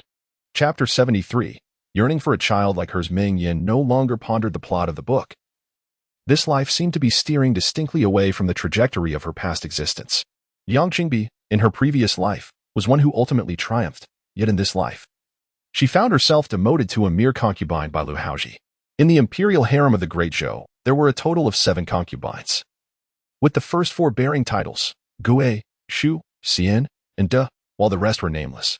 Liang Qingbi had plummeted from the esteemed position of the empress to a status devoid of title, now ranked even below Meng Yan, an unprecedented occurrence in her prior life. For a moment, Meng Yan was uncertain whether this was a good omen or perhaps a more ominous portent. Fortune often conceals itself within misfortune. She still remembered the tale of the old man who lost his horse. "Sister, do you think Duku looks lovely in this fabric?" Bayusin asked, holding up a piece of cloth to assess against Doku's figure, as if the matter bore no relevance to her. Meng Yan returned to her senses. Casting a glance at the water-red silk embroidered with floral patterns, which appeared resplendent on the young girl, accentuating her delicate features, Bayusin, smiling gently like flowing water, held the satin with fingers as tender as spring onions. The warm sunlight of spring poured into the room, infusing it with a comforting serenity, prompting Meng Yan to smile softly as well. It was indeed pleasant, but regrettably, her skills in needlework were lacking, and she had to rely on her sister's assistance. Perhaps due to her southern origins, Bayusin's embroidery was exceptionally exquisite, crafting a delicate and elegant sachet that resonated with Meng Yan's tastes. As soon as the sachet was presented, Meng Yan cherished it dearly, promptly filling it with a fragrant powder and adorning herself with it. "What is there to discuss? Sisters should not be so formal with me," Bayusin remarked, her gaze lingering on Meng Yan's enchanting features, smiling gently. The emperor's decision to demote Liang Qingbi from her position as empress truly caught her by surprise. Yet, with this demotion, Liang could no longer wreak havoc in the palace nor bully her sister, could she? Her gaze turned cold as she lowered her eyes. "Yusin, there is something I must entrust to you." Meng Yan's melodious voice interrupted Bayusin's musings. Bayusin looked up, meeting her sister's gaze. "What does sister command?" Meng Yan smiled lightly. "In 3 days, the emperor will dine at Changchun Palace. I would like you to assist me." Bayusin felt a tinge of surprise. Although somewhat perplexed, she readily agreed. Were this any other noble lady, she might suspect that this was a ploy to secure her favor and consolidate her position. However, she knew her sister would not engage in such machinations. Yet, how could sister be certain that the emperor would come in 3 days? Recently, the emperor had been preoccupied with state affairs. Just today, Lu had encountered misfortune while delivering soup to the Yangxin Palace, suggesting he was reluctant to enter the harem. Meng Yan smiled softly, her gaze distant, and spoke gently. "I am certain the emperor will come. Indeed, in 3 days, Lu Haozhi would grace Changchun Palace with his presence." This date was firmly etched in her memory, for it was during this dinner that Lu Haozhi had broached the subject of sending her elder brother, Meng Changyuan, off to war. After a long absence from the inner palace, Lu Haozhi unexpectedly chose to stay overnight in the Changchun Palace. Dining together and sharing a night's rest symbolized the grace and comfort bestowed upon him, a reward for his loyalty to the Ming family. As a consort and a subject, there were duties to uphold. Although she wished to sever any romantic ties with Lu Haozhi, as the daughter of the Yang Marquis house, she could not afford to be overly willful. She could join him for dinner, yet as night fell, she did not wish to serve in bed. Even though Lu Haozhi might have long lost interest in her, Bayusin observed her sister with a hint of confusion, despite her seemingly carefree demeanor. A faint sorrow occasionally clouded her strikingly beautiful face. At this moment, her delicately furrowed brows hinted at an ineffable melancholy. She was not happy, not in the least. Bayusin instinctively sensed that this turmoil must be related to the emperor. As the day waned without incident, dusk enveloped the palace, and the gates were locked. After Lu Haozhi finished reviewing the final memorial, he was attended to by palace servants for his evening ablutions before retreating to his chamber to prepare for sleep. The candlelight in the hall flickered dimly, and he sat alone by the bedside, the solitary lamp casting shadows on the wall, amplifying his sense of isolation. The nights in the palace were perpetually tranquil, especially within the Yangxin Palace. Glancing at the bed, he noticed, for the first time, that it seemed excessively spacious. Since he had taken Meng Yan as his consort, he had seldom slept alone. Even when neglecting the harem, she would find various reasons to visit him. His fingers brushed the soft bedding, as if searching for the lingering warmth of past moments. Realizing what he was doing, Lu Haozhi abruptly withdrew his hand, placing one on his forehead, a bitter smile escaping as his hair fell disheveled around him. She was his concubine, rightfully his woman. If he desired her, he should have summoned her as indecision lingered. He called for a eunuch. Rongan, hearing the summons, hurried inside. "Your Majesty, did you call for me?" he asked. Noticing the young emperor clad in a bright yellow robe, seated by the bedside, silent for a long while before waving his hand dismissively. Rongan, perplexed, bowed and exited. Outside, the crescent moon hung like a bow, with a few scattered stars adorning the night sky. Rongan slapped his forehead as realization dawned upon him. The emperor had not summoned the noble consort for some time, and it seemed he could no longer bear the absence. Contemplating this, Ronan couldn't help but glance back. The tall figure of the emperor was silhouetted against the paper window, evoking a sense of loneliness. Indeed, the emperor was in his prime, brimming with vigor. And after days without a woman's company, his temper was understandably frayed. Ronan clicked his tongue. You are the emperor. If you truly feel this way, simply send for her. Why endure such self-inflicted torment? This demeanor resembled that of a forsaken common man. Lu Haozhi remained seated by the bedside for a long time, until the wax from the candle had pooled into tears. It was only when Ronan returned to urge him to retire for the night that he realized it was already past midnight. With a self-deprecating smile, he pondered what he had been waiting for. She would not come. Lu Haozhi lay down, gazing at the cloud-patterned canopy above, and soon succumbed to a deep slumber. This slumber was far from tranquil. In the liminal space between sleep and wakefulness, he faintly discerned the sound of soft weeping. Haozhi, our child is gone, I am sorry. I could not keep him. A pair of tear-filled, obsidian eyes gazed mournfully at him, tightening around his heart with an unbearable grip. A sharp pain surged through his chest, jolting Lu Haozhi awake. Yan. The tent remained shrouded in darkness, clearly still far from dawn. Lu Haozhi wiped the sweat from his brow and gradually sat up. The eyes from his dream belonged to Meng Yan. She seemed to mourn the loss of a child, weeping inconsolably. Yet, since she had come to his side, she had never been with child. How peculiar this dream was. Was his yearning for a child with her so profound? Chapter 74. A night visit to the Changchun Palace. Your Majesty, is the dragon body unwell? Ronan's voice drifted in from outside the tent. It is nothing, Lu Haozhi replied, yet he lifted the curtain and got out of bed. Ronan, who had been vigilantly waiting at the bedside, was startled by his sudden movement and quickly followed as the emperor walked toward the table. Your Majesty, do you have any commands? Lu Haozhi shook his head, approached the table, and poured himself a cup of cold tea from the golden rooster-shaped teapot, draining it in one go.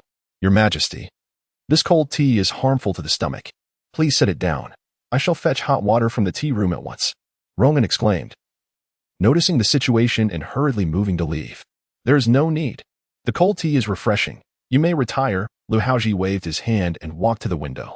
Ronan, though puzzled, could discern the emperor's displeasure. Considering the day's numerous events, he dared not linger, bowing as he exited.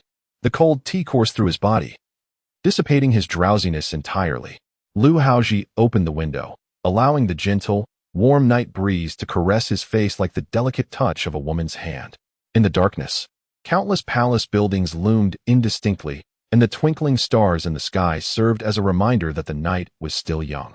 He gazed into the distance, toward the direction of the Changchun Palace. On such a tranquil and gentle spring night, what could Meng Yan be doing? The thought crossed his mind, and Lu Haozhi pulled at the corner of his lips. It was indeed late, and she must have already retired for the night. But, without me by your side, my dear Yan, can you truly sleep soundly? Only in my embrace do you find peace. Is that not what you have often told me? Could it be that those sweet whispers were mere fabrications to soothe me? Recalling the strange dream he had just experienced, a dull pain surged in Lu Haozhi's chest, and his dark brows involuntarily knitted together. It was merely a dream. How could it feel so real, so painfully tangible? A sharp pang throbbed at his temple, and he could not help but let out a deep sigh. Perhaps it was due to his years without offspring. From the time he designated a crown prince to the present, now 5 years since ascending the throne, the emperor of the Great Zhou had experienced a desolate emptiness at his knees, devoid of sons or daughters. The ministers had long voiced their discontent with his favoritism toward consort Meng, and in recent years, the complaints had only intensified, accusing the consort of lacking virtue and bearing. Numerous memorials imploring the emperor to prioritize the state over personal desires had flooded into the Yangxin Hall, piling high upon his desk like a mountain of snow. Though he had suppressed them all, as an emperor, he must navigate the delicate balance of power among various factions, a burden unimaginable to the common man. He could not simply suppress every dissent. Yet, these courtiers who believed they could manipulate him were sorely mistaken.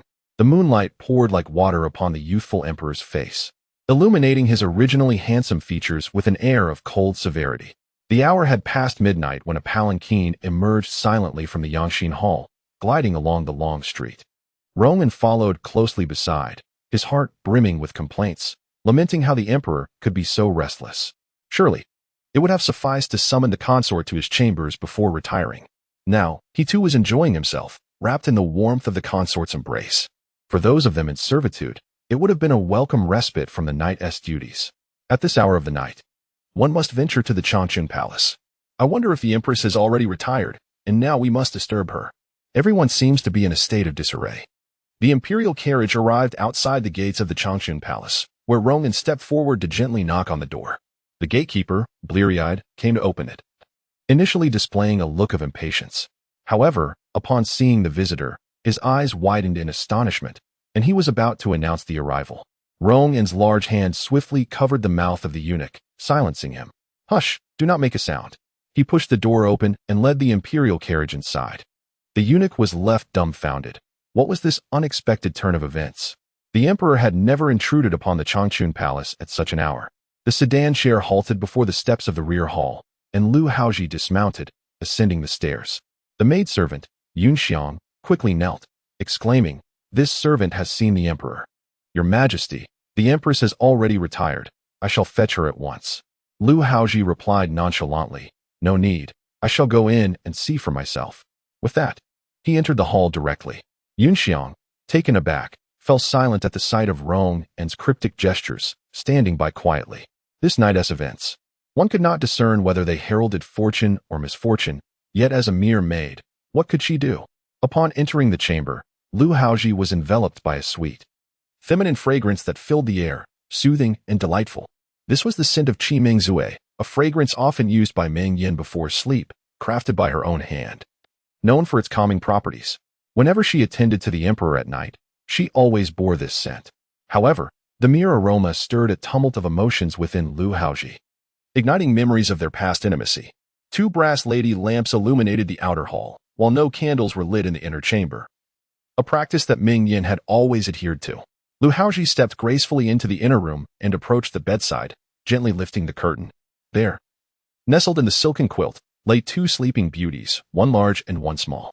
Meng Yan cradled Duku, lost in a deep slumber, her lustrous hair cascading over the pillow like a waterfall. A delicate arm rested across Duku, revealing her fair skin, which contrasted beautifully against the vibrant red silk. Her complexion as pale as snow, exuding warmth and softness.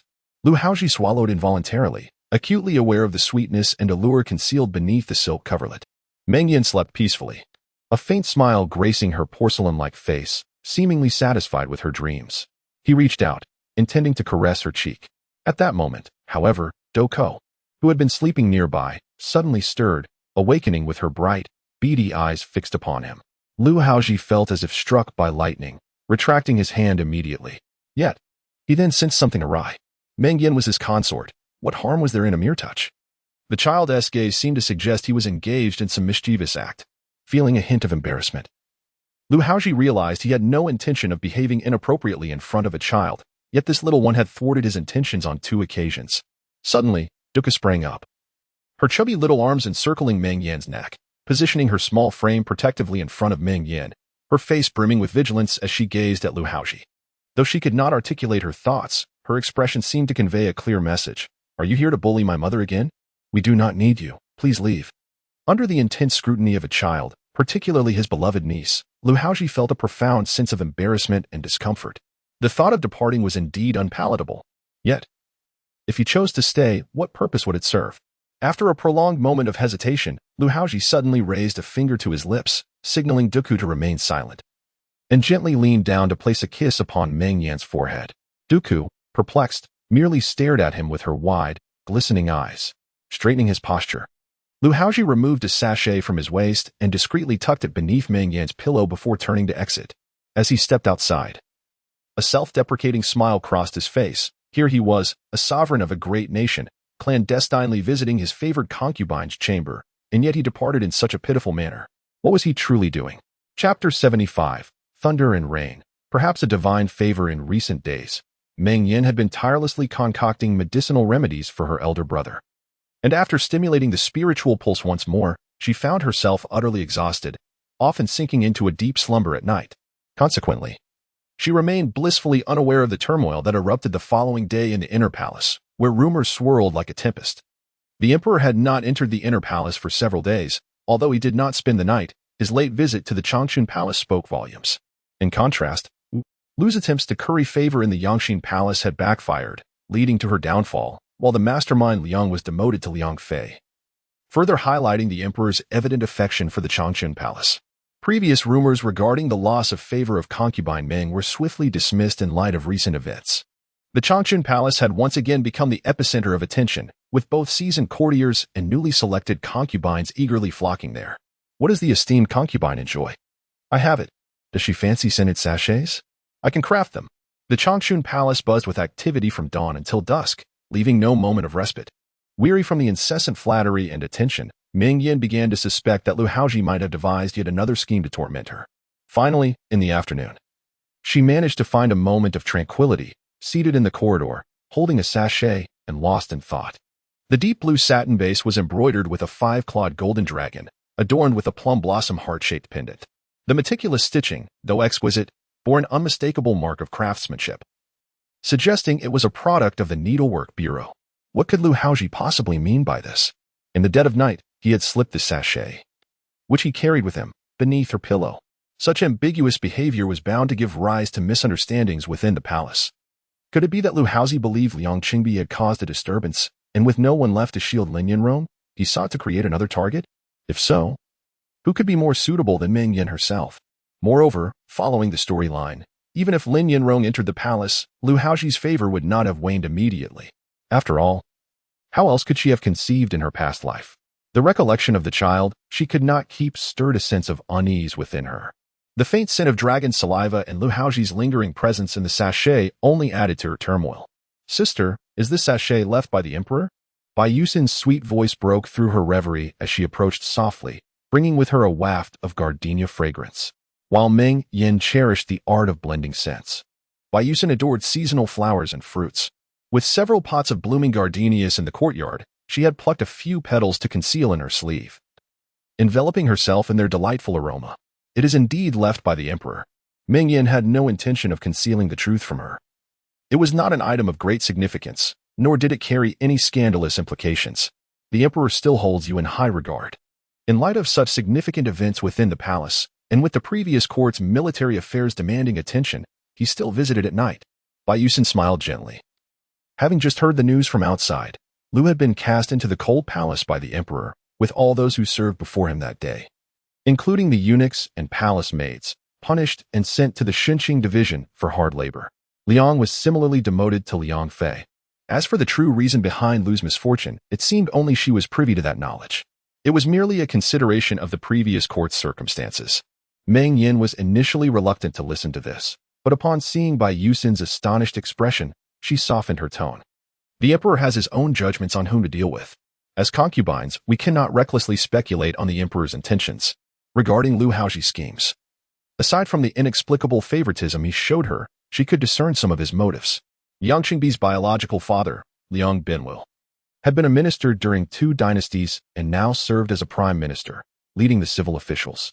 He often exhibited a certain arrogance in the court, commanding respect from his peers, leading to an overwhelming influence.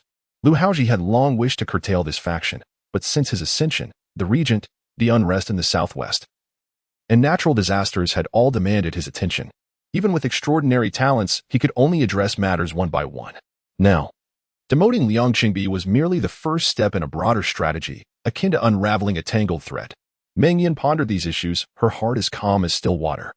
Growing up in a marquis's household and later marrying into the royal family, such matters had long since become second nature to her.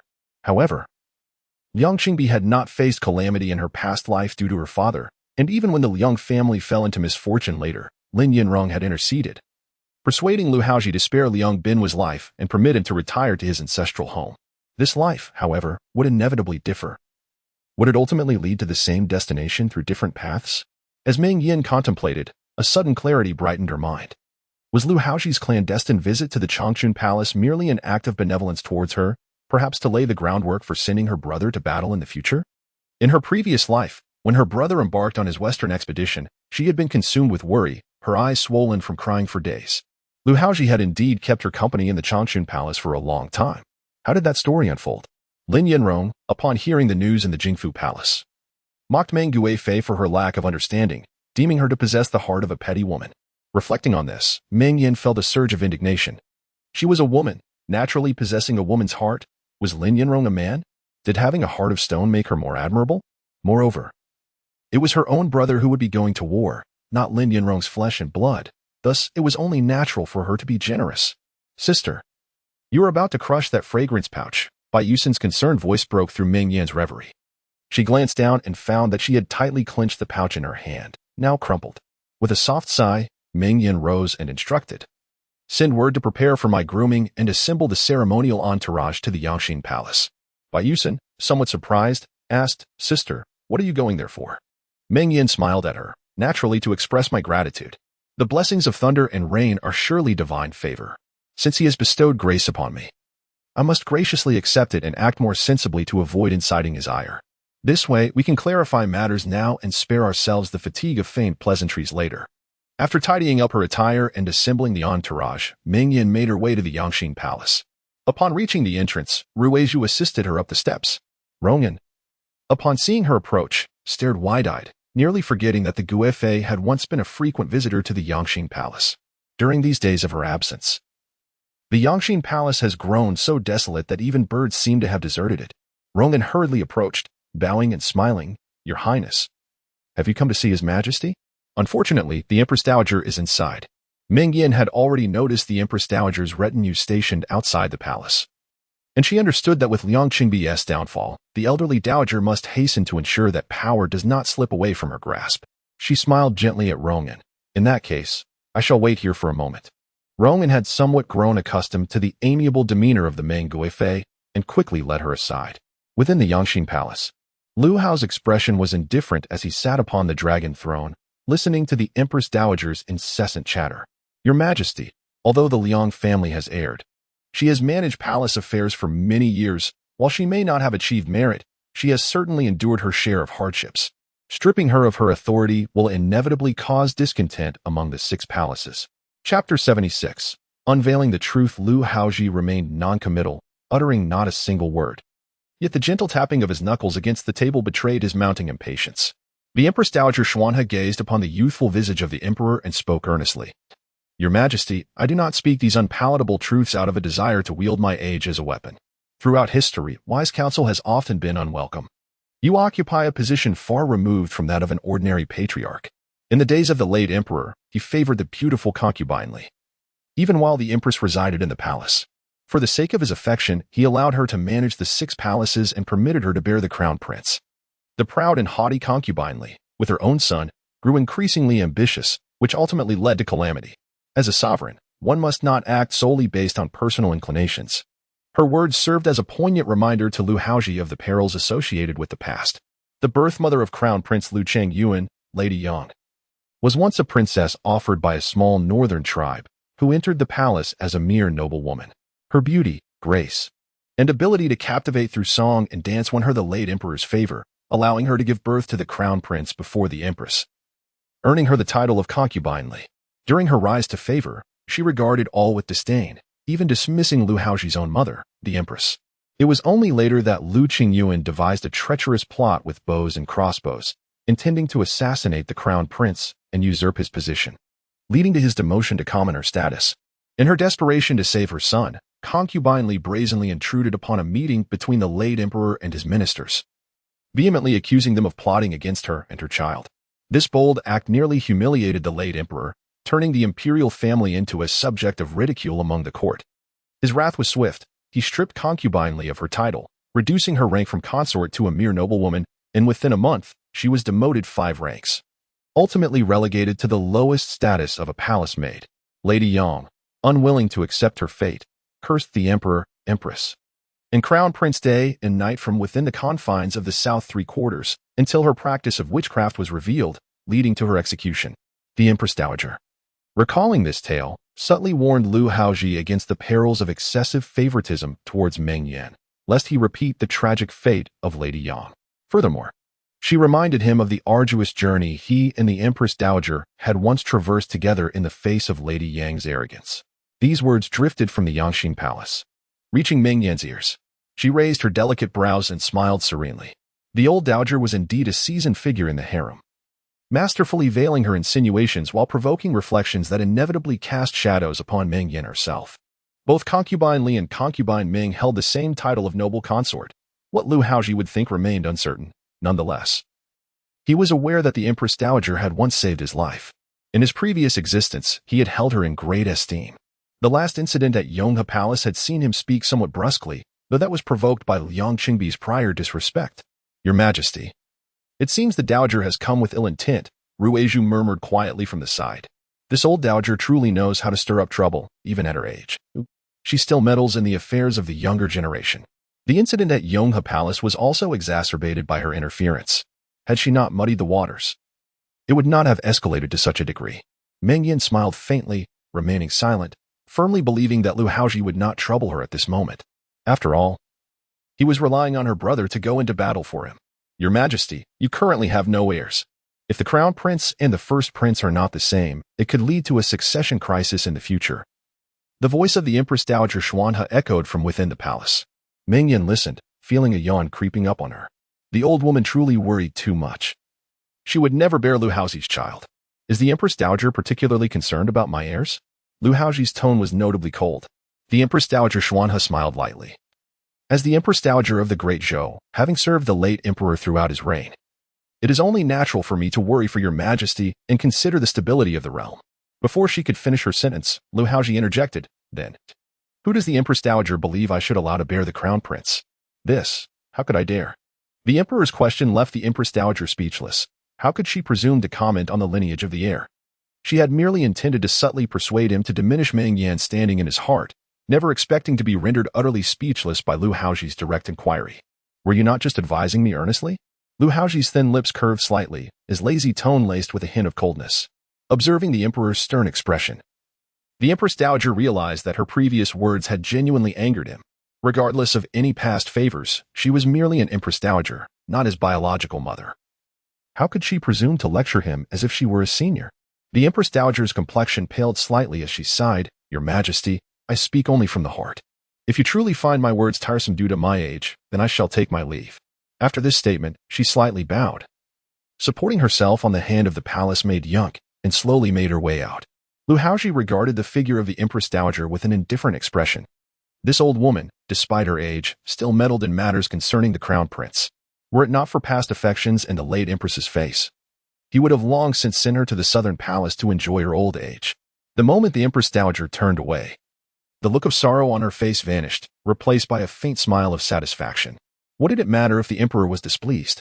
Ultimately, he had taken her words to heart. The earlier succession conflict had nearly cost him his life, and the Imperial family was deeply wary of it. Considering the current situation in the harem, he would need to think carefully about his affections for Meng Yan from now on. This was indeed the purpose of the Empress Dowager's visit.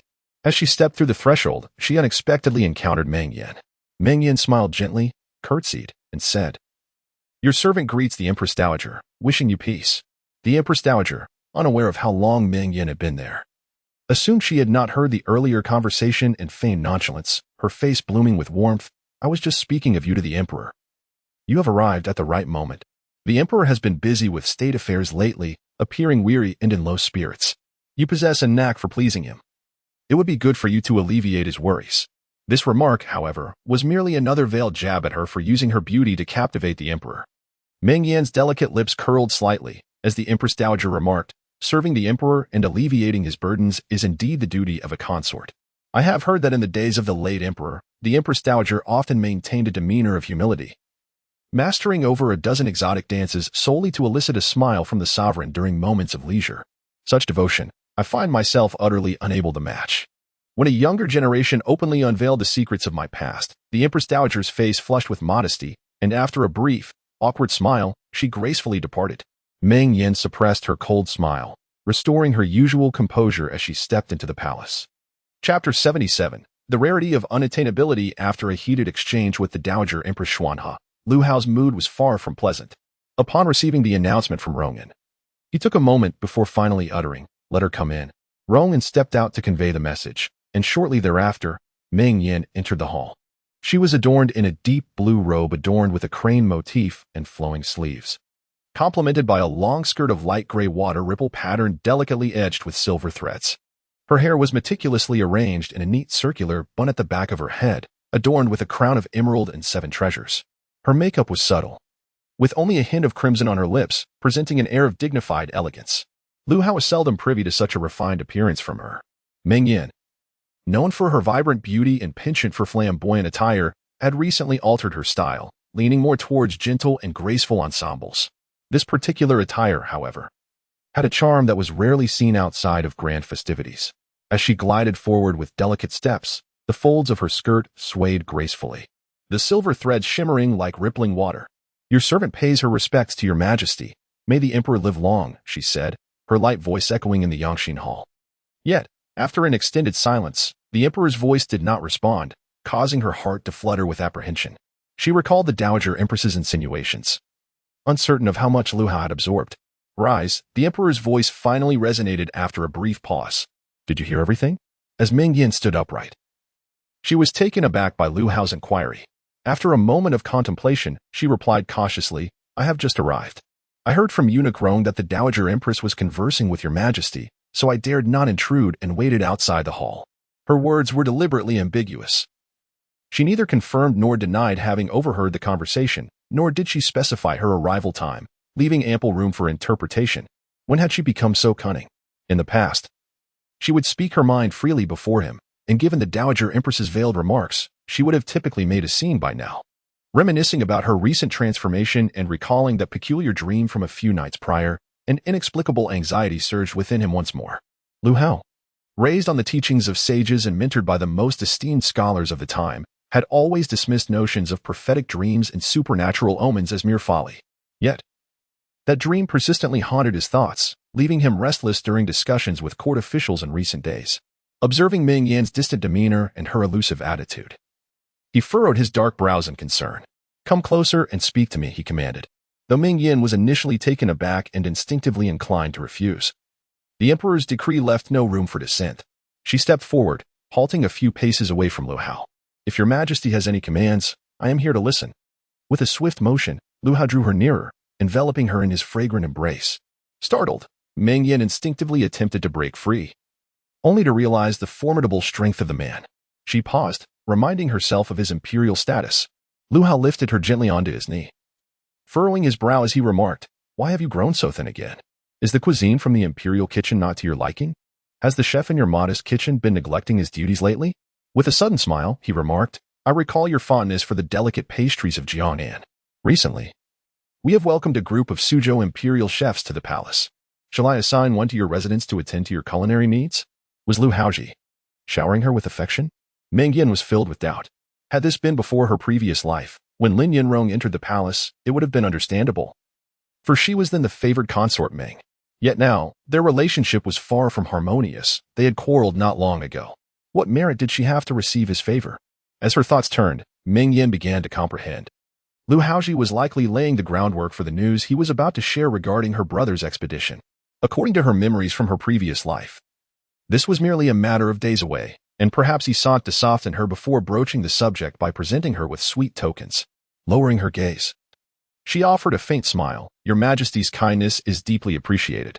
The two chefs currently in my service are quite satisfactory. However, as I am but one person, there is no need to trouble so many, lest it provoke gossip among the court. Why be so polite with me? When have you ever cared for the opinions of those outside?" Meng Yan turned her face away, and Lu Haozhi's gaze fell upon the delicate curve of her exposed neck, a tantalizing sight that stirred something within him. He could not shake the feeling that Meng Yan might evaporate into thin air at any moment. If he did not hold her tightly, he feared losing her. In the past, she had indeed acted thoughtlessly. Meng Yan's eyes darkened as she spoke softly. "As the esteemed consort of Dezhou, I must adhere to the palace's regulations and cultivate my virtues. I can no longer afford to behave as I once did." The memories of the past drifted away like water. "Your Majesty, please forgive my previous indiscretions." Yet, these words carried a tinge of discomfort for Lu Haozhi. Their relationship seemed to be reduced to that of sovereign and subject. She would no longer share intimate laughter with him, nor would she affectionately call him Haozhi. To address the emperor by name was a grave disrespect. Yet, this was a privilege granted to Meng Yan alone, aside from the late Empress Dowager. Especially in their moments of intimacy, he found himself yearning to hear her utter it now. "Are you feeling better? I have heard that you declined Xiaohoyu's advances." He pressed his face against her soft back, inhaling the sweet fragrance that enveloped her. Meng Yan stiffened. She was unaccustomed to Lu Haozhi's affection. His scent, A blend of dragon saliva and his unique essence stirred long-buried memories within her, akin to the sachet tucked beneath her pillow, leaving her in disarray. Your Majesty, in your diligence to govern, you have suspended the green tokens of the 6 palatial consorts, both as a reminder to yourself and as an example to the court. We, the concubines of the rear palace, hold you in the highest regard, each of us retreating to our quarters to cultivate our inner selves. As the esteemed consort of Dezhou, I aspire to emulate the virtuous women of antiquity, and I would never wish to disturb your focus on state affairs. Meng Yan sensed the underlying meaning in his words and quickly devised a response. This time, her words were carefully crafted, leaving no room for error. Yet, he simply stated, "But I miss you." Lu Haozhi gradually tightened his embrace, drawing her ever closer to him. By feeling the softness of her delicate form, he could confirm that he had not yet lost her. The emperor's favor was vast, with countless beauties in the imperial harem, and she was merely one among them. Meng Yan struggled against his hold, but ultimately surrendered, her heart as still as water, her expression calm. Perhaps it was only the unattainable that made her feel rare and precious. When she was 8 years old, visiting a relative's home, she had longed for the rice candy that a little girl at the table was enjoying. The strictly controlled its children and would not allow her to indulge in such tooth-rotting treats, and she pined for it for quite some time. Finally, her brother Meng Yuan, while out on an errand, secretly brought some back for her. Yet, when she tasted the long-desired rice candy, it was nothing more than an ordinary flavor, far inferior to the exquisite delicacies crafted by the chef in her own household. In Lu Haozhi's eyes now, she was perhaps akin to that piece of rice candy. Chapter 78. How could such sweetness linger in his thoughts? Meng Yan's indifference caused a sense of unease to spread within Lu Hao's heart. It seemed she was no longer his beloved Yenner, but merely the decorous and virtuous grand consort of the Dezhou dynasty. You are unlike the others. I wish to cherish only you.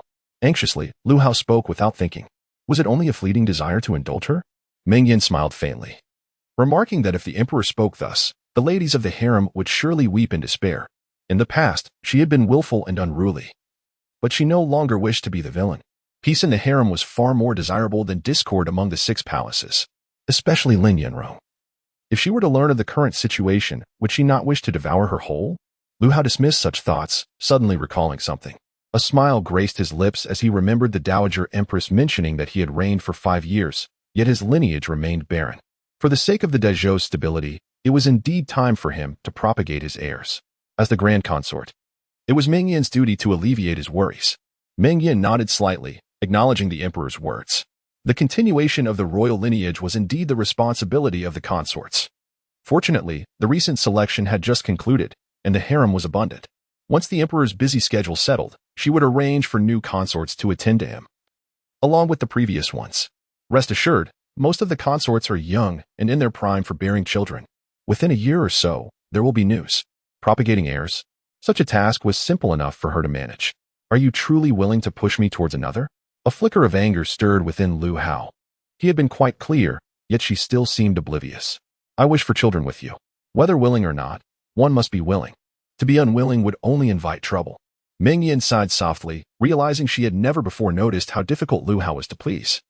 Was this yet another test of his? I am unworthy and fear I cannot bear such a heavy responsibility. Currently, I have the Princess Hien to care for. And as her foster mother, I am content. I do not dare to aspire for more. Meng Yan spoke gently, attempting to assuage all concerns. The Dowager Empress had indeed worried unnecessarily. She would never bear the emperor's offspring. In truth, in her previous life, until her last moments, Lu Hao had not sired a son. The position of heir had been a matter of endless debate among the court officials, and the resolution of that issue remained a mystery.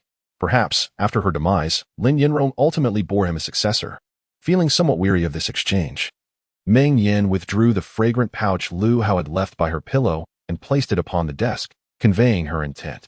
Your Majesty's belongings that have found their way into my palace, I return them today. She did not mention the night Lu Hao had clandestinely visited the Changchun Palace, nor did she inquire about his intentions. Lu Hao's gaze fell upon the pouch, its fabric slightly faded, evidently washed. It was a gift for you. Why do you not keep it? He felt a sense of frustration, as if something lodged within his chest, unable to articulate his feelings.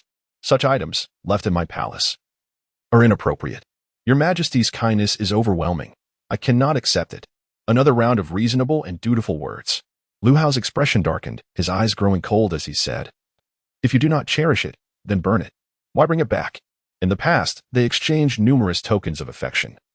Yet she never mentioned those antiquated and odious customs, clearly out of intent. What kind of remark is that? Why does Lu Haozhi behave like a child today? Meng Yan rarely turned to glance at him, saying, "Your Majesty, that would be a breach of decorum." Lu Haozhi gazed into her crystalline eyes and inquired, "Do you not wish to ask why I visited that day?" Meng Yan smiled gently. "Your Majesty jests. You are the sovereign of the 6 palaces. There is no place in the harem you cannot go. Wherever you may venture, your intentions are undoubtedly profound, and I would never presume to speculate." Observing the enchanting smile of the lady before him, Lu Haozhi felt an itch at the back of his teeth, his words stifled by her presence, leaving him utterly at a loss. "Very well," he resolved, "I shall cease to dance around the subject. With such virtue, the empress brings me great solace."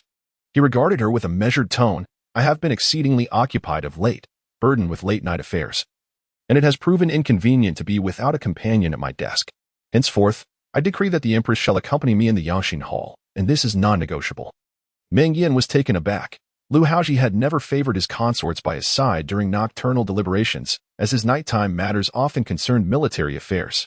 Even during her favored days, she had remained obedient, spending her days in the Yangxin Hall and returning to Changchun Palace by night. Did Lu Haozhi fear her gaze upon sensitive matters? Or was this yet another test? "Your Majesty values me, and I shall not decline. However, I am unable to part from Princess, and at night, perhaps you could summon another sister. Those who do not align with my wishes are of little consequence. And besides, they seldom attend to my side, thus unaware of my habits and preferences. As for Princess, I have heard that by Durong from your palace is also capable of attending to her needs, and trusting her would suffice." Lu Haozhi interrupted her, fixing her with a steady gaze, concluding with, "This evening, I shall send Rong in to escort you." His decree left Meng Yan no room for retreat. She could only bow her head in acceptance.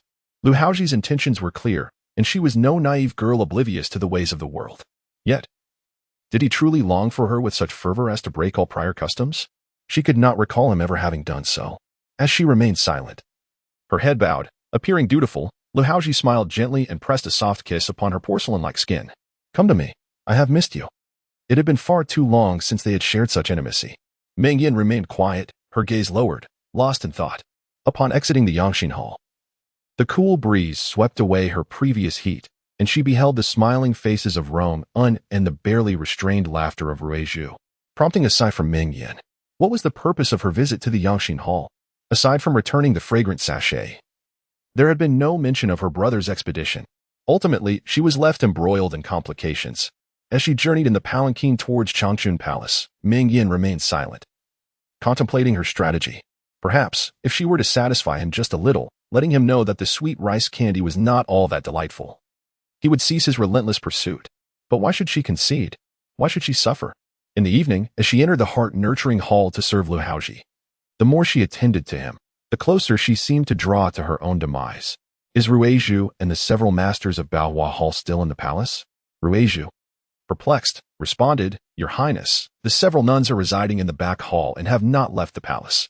Meng Yan nodded slightly and then instructed to head towards Baohua Hall. By evening, Lu Haozhi was dining alone, his spirits notably high. As the lanterns were lit, Meng Yan intended to join him, for he had quite the account to settle with her regarding the days that had passed. Just as he was delighting in his pleasant calculations, Ronan hurried in from outside, reporting, "Your Majesty, the Imperial concubine went to Baohua Hall this afternoon to recite scriptures and pray for the soldiers on the front lines. It seems she will not be coming today." Chapter 79. On how to legally resist imperial edicts with a resounding clap, Lu Haozhi slammed the ivory chopsticks, wrapped in silver, onto the table. The Baohua Hall? Chanting sutras and seeking blessings? Since when did she embrace Buddhism? When did she visit Baohua Hall? The emperor's indifferent tone was laced with an impending storm of anger. Rangan hastily replied, "Before dinner, I was commanded by your Majesty to go to Changchun Palace to welcome the imperial concubine. Upon arrival at the entrance, I encountered the chief palace maid, Yunxiang, who informed me that the concubine had already gone to Baohua Hall and instructed me to relay a message to your Majesty." At this point, he fell silent, cautiously glancing at Lu Haozhi. "Why have you become mute? Where did you learn this wretched habit of speaking half-truths?" Rangan could only brace himself to continue. The concubine said that due to the urgent situation in the southwest, the frontline soldiers are valiantly fighting against the enemies. As the imperial concubine of the great Zhou, she cannot remain in the harem enjoying peace. Hence, she has decided to go to Baohua Hall from today onwards to chant sutras and pray for the frontline soldiers. She also mentioned that, as the sovereign of the Great Zhou, Your Majesty should prioritize state affairs. At such a critical juncture, one must not indulge in pleasures. Trembling as he uttered the last few words, Ronan buried his head in the ground, no longer daring to meet the emperor's gaze. Oh, Imperial concubine. You have truly put me in a dire predicament. Who would dare to convey such rebellious words to Your Majesty? He had been eagerly awaiting her arrival. Yet she not only neglected the emperor but also sent him with these defiant messages. Lu Haozhi felt a slight twitch at his temple. Meng Yan had indeed grown bold. Daring not to confront him directly, yet resorting to this tactic behind his back. Moments later, Lu Haozhi rose abruptly, striding purposefully towards the exit, neglecting even the customary retinue. Ronan scrambled to his feet, hastily pursuing him, while urgently beckoning the eunuchs serving in the hall to prepare the palanquin. Do not just stand there, follow and attend. Oh, Your Majesty, please wait for me. My short legs cannot keep up. Lu Haozhi marched swiftly towards Baohua Hall, determined to discern Meng Yan's true intentions. Along the way, he encountered numerous concubines and palace maids, all of whom recoiled, astonished by the emperor's dark countenance. Baohua Hall, nestled behind the Rain Blossom Pavilion within the Zhaofu Gate, had originally served as the retreat for the last emperor of the previous dynasty. In the Zhou dynasty, it was repurposed as a Buddhist hall for the devout empresses and concubines of the palace. The late Empress Dowager Jiang and the former Empress Wang were both adherents of Buddhism and frequently visited this serene and tranquil location. Upon reaching Baohua Hall, Lu Haozhi saw two middle-aged nuns standing outside. As he approached, they joined their hands in prayer and bowed. Your Majesty, we greet you humbly, they said. Lu Haozhi nodded slightly. Master Huixin, is the concubine inside? Last year, due to her devotion, Empress Dowager Jiang had invited 4 experienced nuns from the Beisai Mountain Guanyin Temple into the palace to preach and expound teachings, and they were still residing in Baohua Hall. Master Huixin was the leader of these 4. With a smile, Master Huixin replied, Your Majesty, the concubine is currently inside chanting sutras and paying homage. She has made a grand vow before the Buddha to pray for the soldiers of the Great Zhou, intending to recite the Ksitigarbha Sutra 99 times and transcribe the scripture 100 times for offerings before the Buddha. She will not leave Baohua Hall until she completes the recitation. Reciting the Ksitigarbha Sutra 99 times and copying it 100 times? Does she intend to reside in the Baohua Hall indefinitely?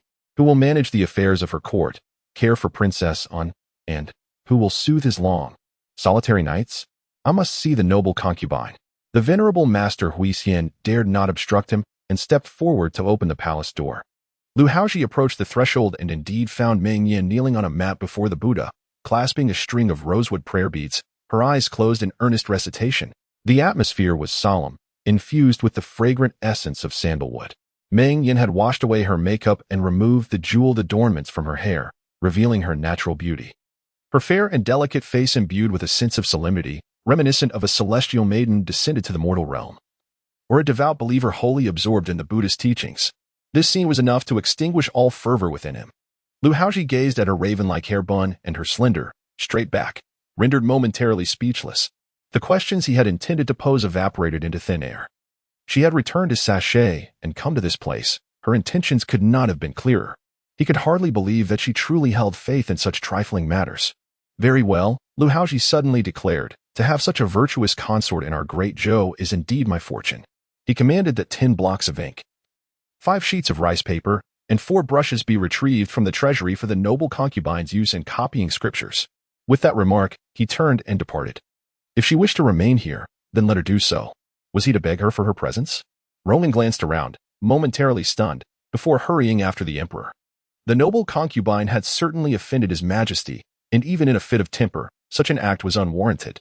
Displaying the banner meant for the blessings of Great Zhou's soldiers had left the emperor at a loss for words. It was no wonder that he was incensed. As Lu Haozhi's footsteps receded, Meng Yan finally exhaled the breath she had been holding. She understood that her actions were indeed overly deliberate. Yet having been driven to this point, she had no alternative. Nevertheless, she had undeniably provoked him. Meng Yan sighed softly, completing the recitation of a scroll of scriptures before opening her eyes. The attendant, Ruizhu, hurriedly brought her a cup of tea, saying, Your Highness, please soothe your throat.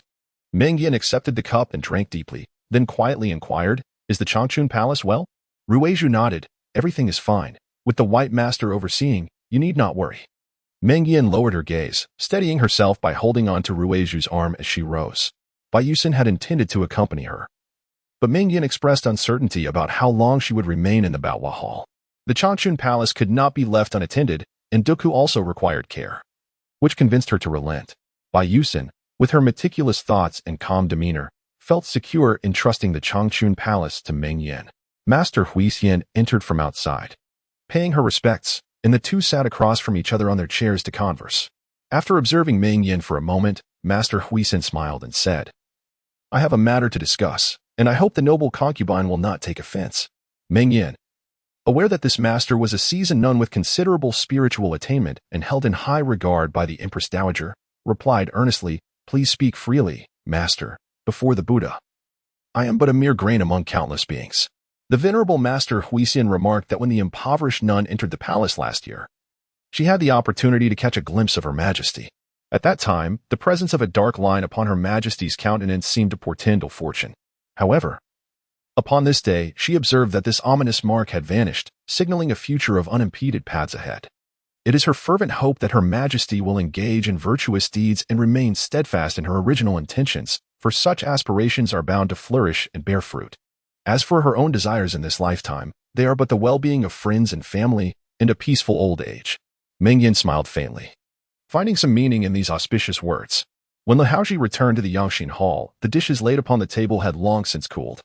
A palace attendant approached to inquire if he wished to have dinner prepared anew. However, he had lost his appetite and merely waved a hand to dismiss the notion. As night fell, this emperor of the great show found himself devoid of the will to attend to state affairs, instead merely sitting in silence before the lamp. Chapter 80.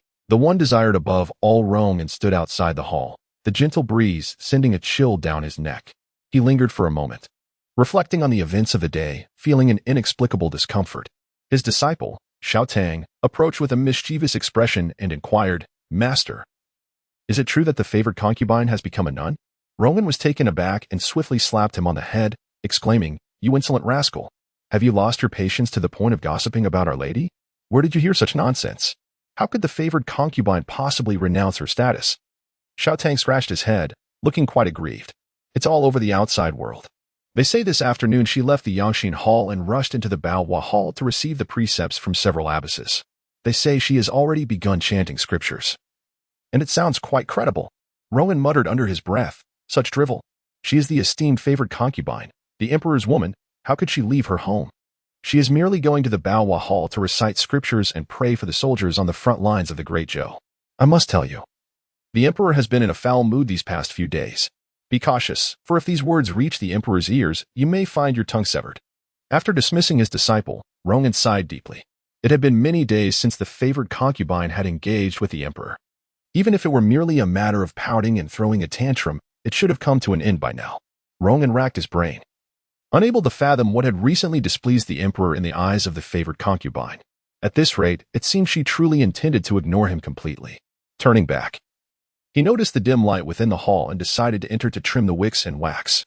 Upon entering, he was startled to see Lu Haozhi sitting with his head bowed on a spring bench beneath the western window, hands resting on his knees. The usually composed and serene visage of the Great Zhou's sovereign bore an unusual hint of desolation. The flickering candlelight cast a melancholic shadow over him. Rowan approached and softly advised, "Your Majesty, the night is windy, and your health is paramount. It would be best not to linger by the window." "Rowan." Lu Haozhi responded softly, "Where have I erred of late?" Rowan was at a loss, pondering how the emperor could be at fault. Even if there were mistakes, he was hardly in a position to point them out. "Your Majesty, you have been diligent in governance. Even Lord Lin, the censors, cannot find fault with your actions. What could possibly be amiss?" Lu Haozhi's expression darkened as he murmured, "If I have done nothing wrong, why must you punish me so? To ignore me, to evade me at every turn, and ultimately, to retreat to the Buddha's side. What have I done to displease her? She refuses to voice her grievances, instead tormenting me in silence." Rowan observed the emperor, feeling a pang of sorrow. From the time the emperor was a prince, Rowan had served him, witnessing the depth of his suffering. In this vast realm, who would dare to inflict such distress upon him? Yet she alone had the audacity. The emperor bore the weight of his grievances in silence, unable to unleash his frustrations. In the past, when the esteemed concubine visited the Yangxin Palace for the emperor's company, the palace would be filled with laughter and vibrancy, bustling with activity. It was a far cry from the current desolation that resembled an icy cavern. Your Majesty, please do not harbor such thoughts. The concubine, she genuinely cares for your well-being. You are preoccupied with urgent military affairs, and how could she, witnessing your distress, not feel anxious? As a consort of the harem, her power is limited. All she can do is chant prayers and seek blessings from the Buddha. Rangan pondered for a long time before managing to articulate these few words. Such clumsy attempts at comfort could hardly placate the Emperor of the Great Zhou. Lu Haozhi tugged at the corner of his mouth and remarked, "Is that so?" I fail to see her concern. Ascending to the throne at a young age, he wielded great power and was brimming with vigor. However, in the absence of Meng Yan's companionship, he suddenly grasped the true meaning of solitude. As a royal heir and the crown prince of the Great Zhou, his marital affairs were never within his own discretion. To demonstrate benevolence, the Zhou royal family accepted the allegiance of various clans, necessitating that he grant status to the women sent from those families, allowing them into his harem, a responsibility he bore as the crown prince. His preferences and emotions were of little consequence. Yet, at the very least, he could choose not to engage with those he did not favor. This was his sole insistence, and no one could compel him otherwise. Lu Haozhi did not consider himself deserving of the praise bestowed by his mentors, being likened to a refined gentleman, maintaining his integrity. He simply found it intolerable to embrace a woman he did not desire merely to produce heirs. Such an act felt like a violation of his dignity. He had never contemplated what kind of woman he would wish to be bound to by blood until the day he met Meng Yan. The Empress Dowager's birthday celebration was not their first encounter. Previously, the late emperor had tasked him with inspecting the charitable institutions in the capital. As he passed by the Ning family's medical hall, he saw her standing at the threshold, distributing medicine to the impoverished who sought treatment. She was strikingly beautiful, her radiant smile illuminating the crowd, standing out like a crane among chickens. In that fleeting moment, Lu Haozhi understood that he desired her. Upon returning to the palace, he could no longer contain his curiosity and instructed his subordinates to investigate her family background and marital status. Despite knowing that the legitimate daughter of the Yang Marquis would inevitably be sent to the Zhou royal family, he remained uneasy and approached the Empress Dowager. This matter was known only to him and the Empress Dowager. It was the sole instance in which he actively sought a woman. Later, during the Imperial selection, she was indeed chosen and brought to the Crown Prince's residence. Meng Yan was the only woman Lu Haozhi truly yearned for over the years. He felt as though something within him was clawing at his heart, yearning to emerge. Alone in the vast emptiness of the Yangxin Palace, he recognized his desperate longing, yet he could not articulate its essence. Nevertheless, he was acutely aware that only Meng Yan could fill this void. Just then, he was suddenly struck by an excruciating pain in his chest. His handsome face turned pale, and beads of sweat began to cascade down his forehead. He clutched his chest, unable to suppress a low moan of anguish. Rangan gazed in horror and hastily rushed out, urgently summoning the imperial physician and requesting the presence of Dr. Xiao. The news of the emperor's sudden illness swiftly spread throughout the palace. Matters concerning the emperor have always been of paramount concern in the six palaces, and within moments, this revelation overshadowed Meng Yan's visit to the Baohua Hall for prayers. The concubines in the various palaces pondered how best to attend to the ailing sovereign, with no one paying heed to whether concubine Meng had truly renounced the world. In the Baohua Hall, Meng Yan had just completed reciting a sutra and was pouring pure water into a cleansing vessel before the Buddha, when she overheard Ruizhu's report behind her. Last night, the Yangxin Hall had urgently summoned Dr. Xiao, and this morning, news had spread that the emperor had experienced a sudden palpitation. As Ruizhu spoke, she noticed that the water in Meng Yan's vessel had already begun to overflow. Chapter 81. Attending to the illness, Meng Yan regained her composure, setting the water bottle aside, and turned around with an expression of calmness. Sudden heart palpitations? The emperor has always been in robust health. How could such an ailment arise unexpectedly? Lu Haozhi, having practiced martial arts since childhood, possessed a strong physique and had scarcely suffered from any illness in his past life, let alone heart palpitations. Indeed, it seemed that the empress was concerned for the emperor's well-being.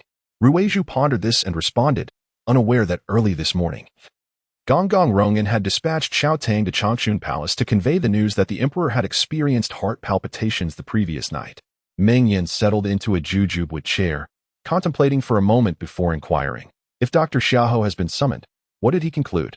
Ruizhu replied, "Your Highness, it appears that Dr. Xiao could not diagnose any specific symptoms. He merely suggested that perhaps the emperor's recent fatigue was the cause. The fact that Xiahou Yu could not discern the ailment was rather peculiar. The Xiahou family is renowned for their medical expertise, rivaling that of the Ning family. And Xiahou Yu is esteemed as a prodigy of his generation. Had it not been for his exceptional skills, he would not have been favored by the Zhou royal family. It was indeed unusual that he could not identify the underlying issue. Observing Meng Yan's expression, Ruizhu cautiously added, "Your Highness." Xiao Tang conveyed that Gonggong Rongyan has specifically requested you to visit the Yangxin Hall to see the emperor.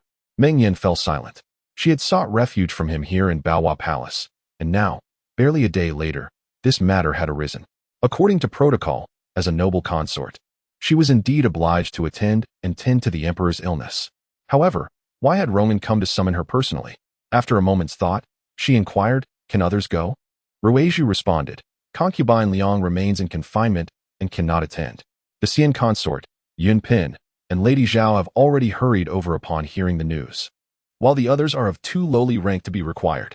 Meng Yan nodded gently. If that were the case, her presence would likely not draw undue attention.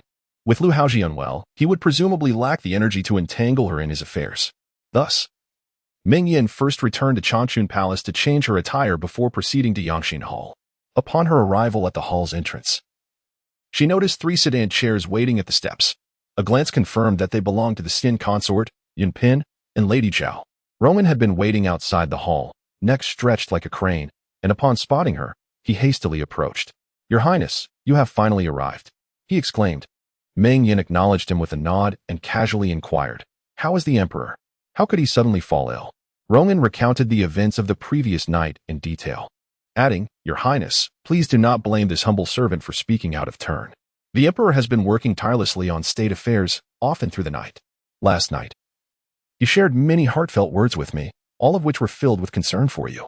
Rong Gonggong, Meng Yan interjected, "What is the emperor's current condition?" With a sigh, Roman replied, "The emperor's illness came on suddenly, but fortunately, he rested through the night and took the calming tonic prescribed by Dr. Xiao. He is now awake." As they spoke, Meng Yan reached the entrance of Yangxin Hall, where she encountered the Xian consort Ren Shudi, Yun Pin, and Lady Zhao emerging in succession from within. Upon her arrival, a subtle awkwardness enveloped the 3 individuals present. The virtuous consort Ren, whose health had always been delicate, was recuperating in Jingong Palace, seldom venturing outside, and was only seen during festive banquets throughout the year. She possessed an elongated visage, a moderate stature, and exquisite beauty. Although it was already spring, she donned an autumn-hued jacket, and the smile upon her face appeared somewhat insincere. "The esteemed consort has arrived. His Majesty awaits you inside. Please, do enter," Meng Yan remarked, momentarily taken aback.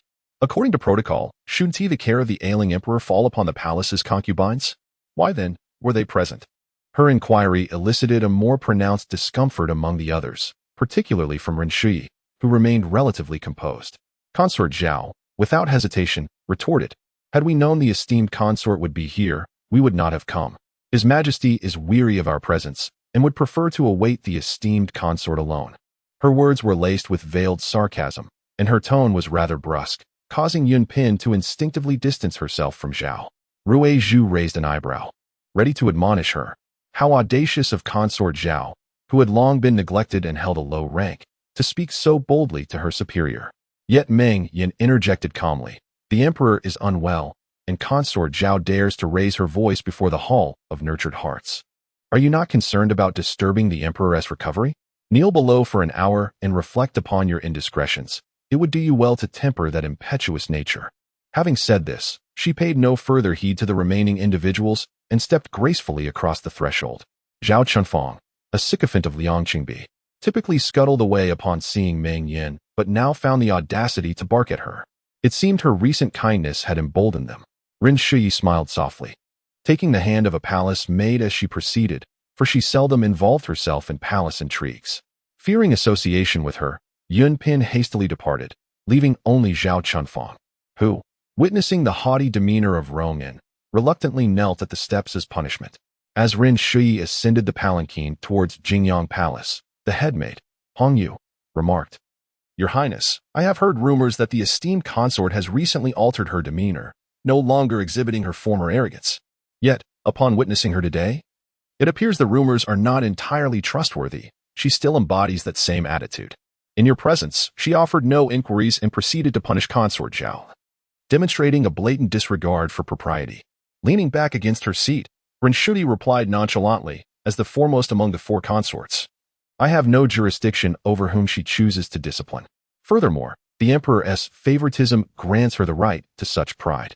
Before she could finish her thought, she cast a glance at Hong Yu. Do you truly believe consort Zhao acted impulsively in confronting Meng Guifei? If she seeks to provoke Meng Guifei in my presence, it is surely to instigate animosity between Changchun Palace and Jingyang Palace, allowing Liang Fei to reap the benefits from their strife.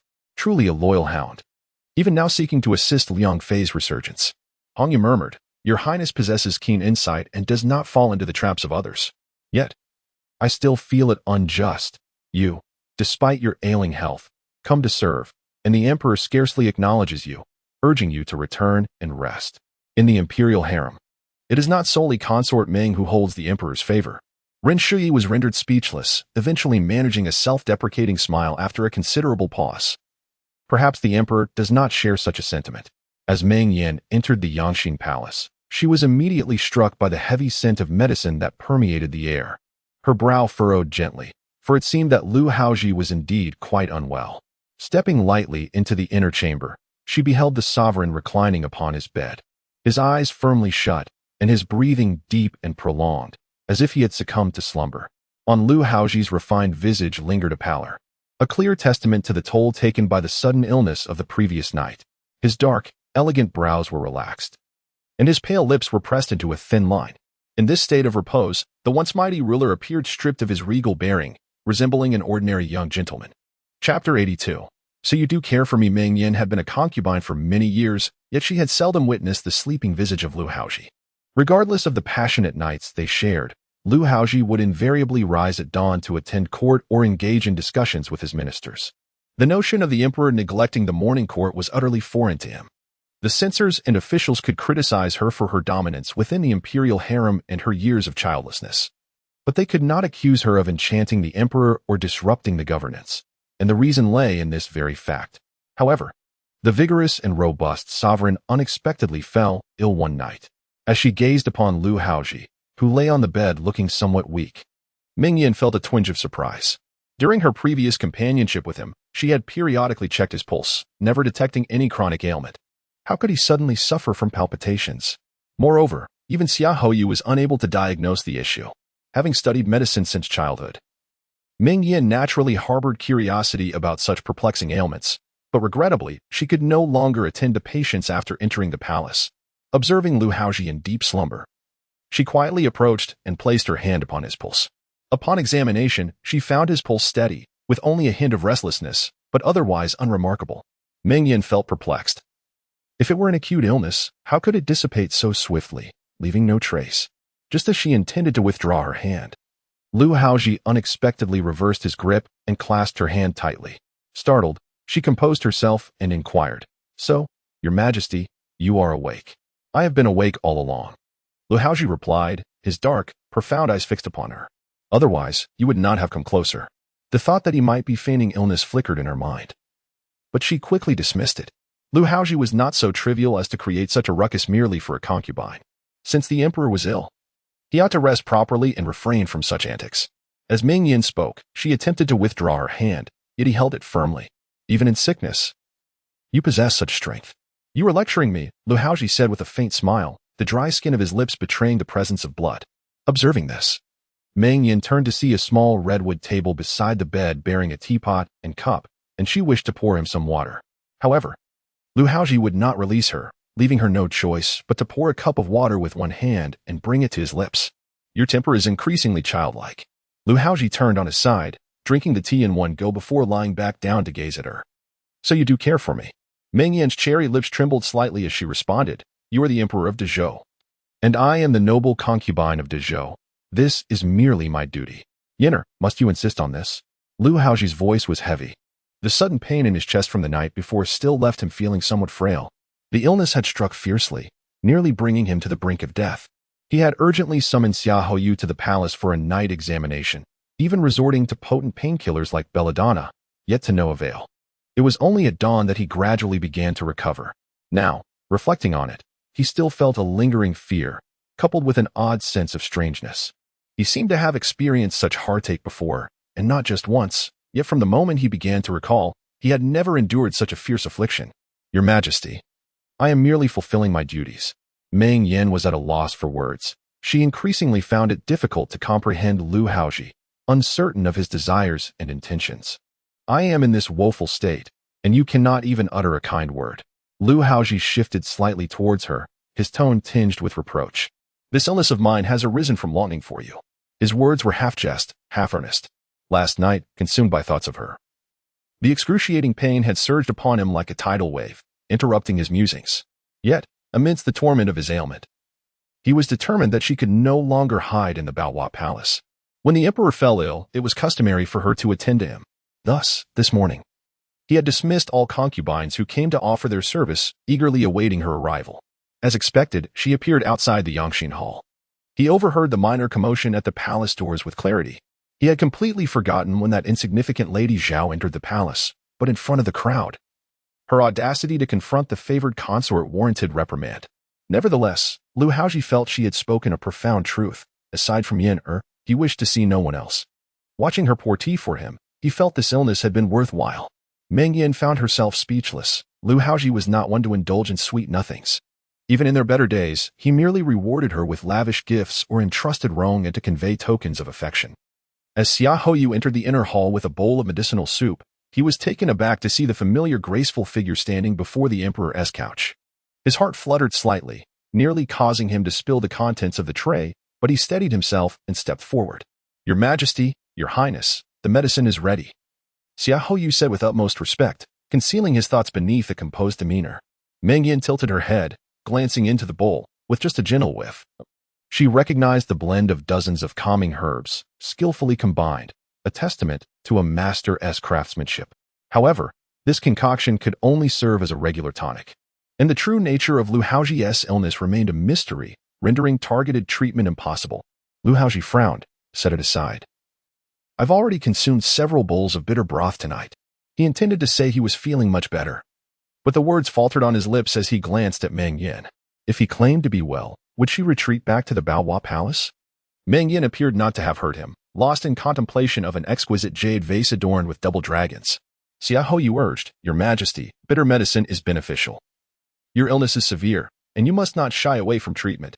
He then turned to Meng Yan, requesting her assistance. I implore your highness to persuade the emperor. Meng Yan paused in surprise, gazing at Lu Haozhi. Your Majesty, Dr. Xia is correct. You should take the medicine while it is warm. Although she was unaware of the root cause of his ailment, the medicine prescribed by Xia Houyu was excellent. If he took it promptly, perhaps he would recover sooner, enabling her to leave this place of turmoil. Lu Haozhi gazed at her with a gentle smile and said, Then you shall serve. Meng Yan's eyes darkened slightly as she turned to the palace maid standing nearby, instructing her to fetch a spoon. The maid presented a gilded and colorful porcelain spoon, wrapped delicately in a handkerchief. Meng Yan then took the bowl of medicine and attended to Lu Haozhi as he consumed it. Xia Houyu observed the scene before him, his heart feeling as if it were being tugged painfully, his gaze dimming as he quietly withdrew. Stepping outside the Yangxin Hall, he inhaled deeply, releasing the breath slowly, as if expelling the pent-up frustration within him. She is the Imperial concubine, enjoying the Emperor's affection, which is only natural. This, he should have understood when he first received the news. Chapter 83, You shall not depart. In a brief moment, Meng Yan diligently attended to Lu Haozhi, ensuring he consumed an entire bowl of medicinal soup. A palace maid brought over a spittoon filled with clean water, and Meng Yan assisted him in rinsing his mouth. Once the task was completed, they found themselves once again in a silence that enveloped them. Lu Haozhi, unable to tolerate the stillness any longer, finally broke the silence. You have nothing to say to me? After a long pause, Meng Yan lowered her gaze and smiled gently. Your Majesty, if you have any commands, I shall obey. Lu Haozhi felt a wave of frustration wash over him. He sighed softly. Yenner, have I done something to upset you? Please, tell me. The sun outside streamed through the window, casting a light upon Meng Yan's back, obscuring her expression from view. Your Majesty jest, for you are the sovereign of the realm. Who would dare to incur your displeasure? I merely wish to comprehend certain truths. Suddenly, she lifted her head, her smile radiant. All the past grievances were mine to bear. It was I who overstepped my bounds. Henceforth, I shall certainly remember my place and adhere to the rules. If, perchance, Your Majesty wishes to see less of me, I can request permission to relocate to the Shanga Garden. The Shanga Garden, a royal retreat established in a bygone era, lies 40 miles west of the capital. It has been refurbished several times since the establishment of the Great Zhou dynasty and remains a favored destination for summer respite.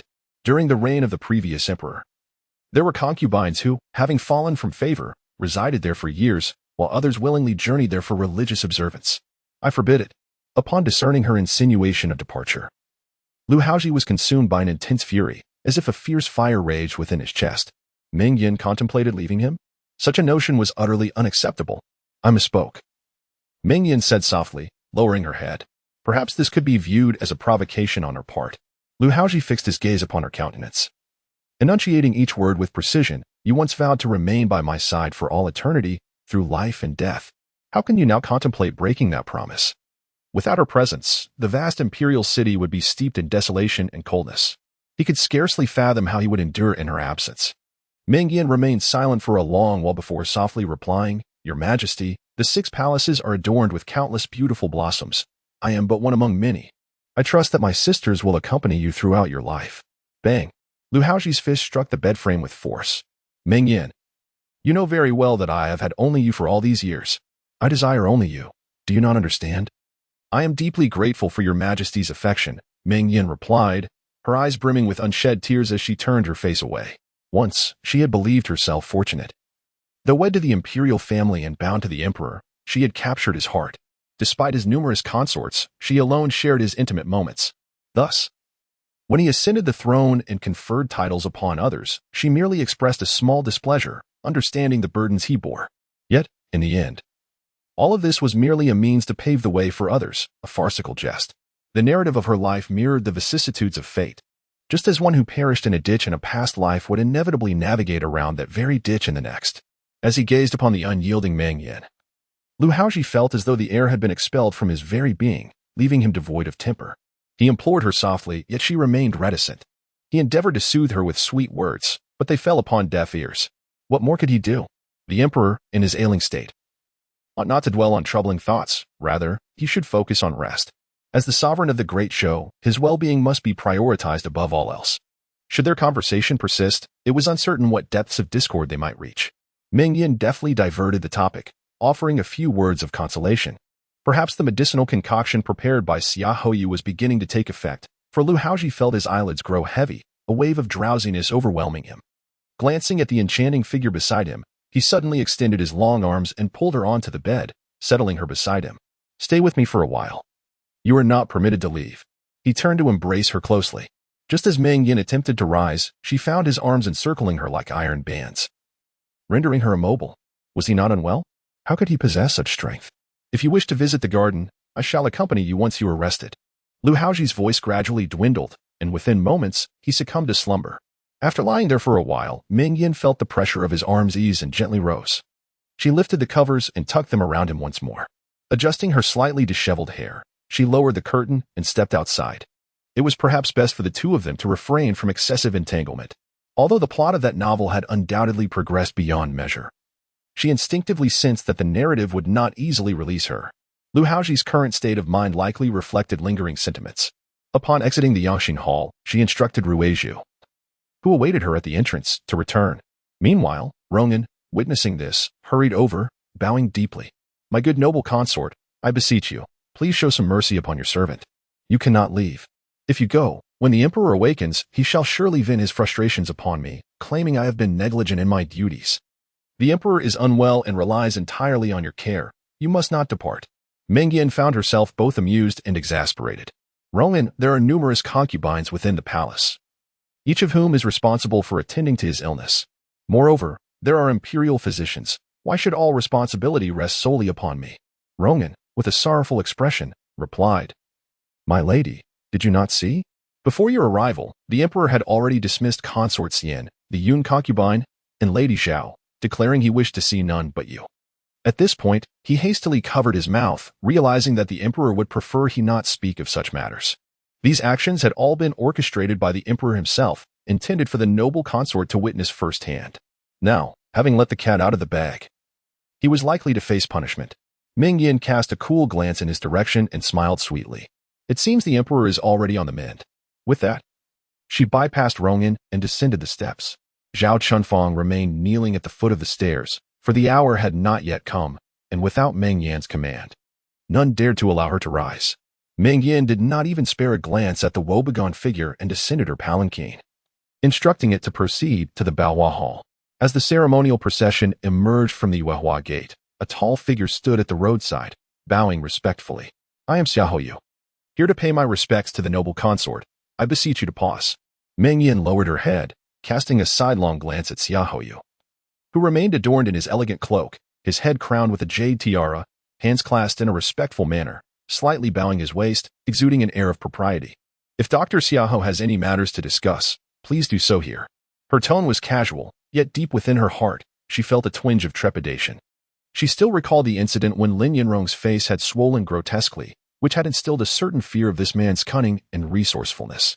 Xiaoyu lifted his gaze slightly, directing it towards the exquisite woman seated regally upon her palanquin, and in a low voice, he inquired, Your humble servant dares to ask, esteemed empress.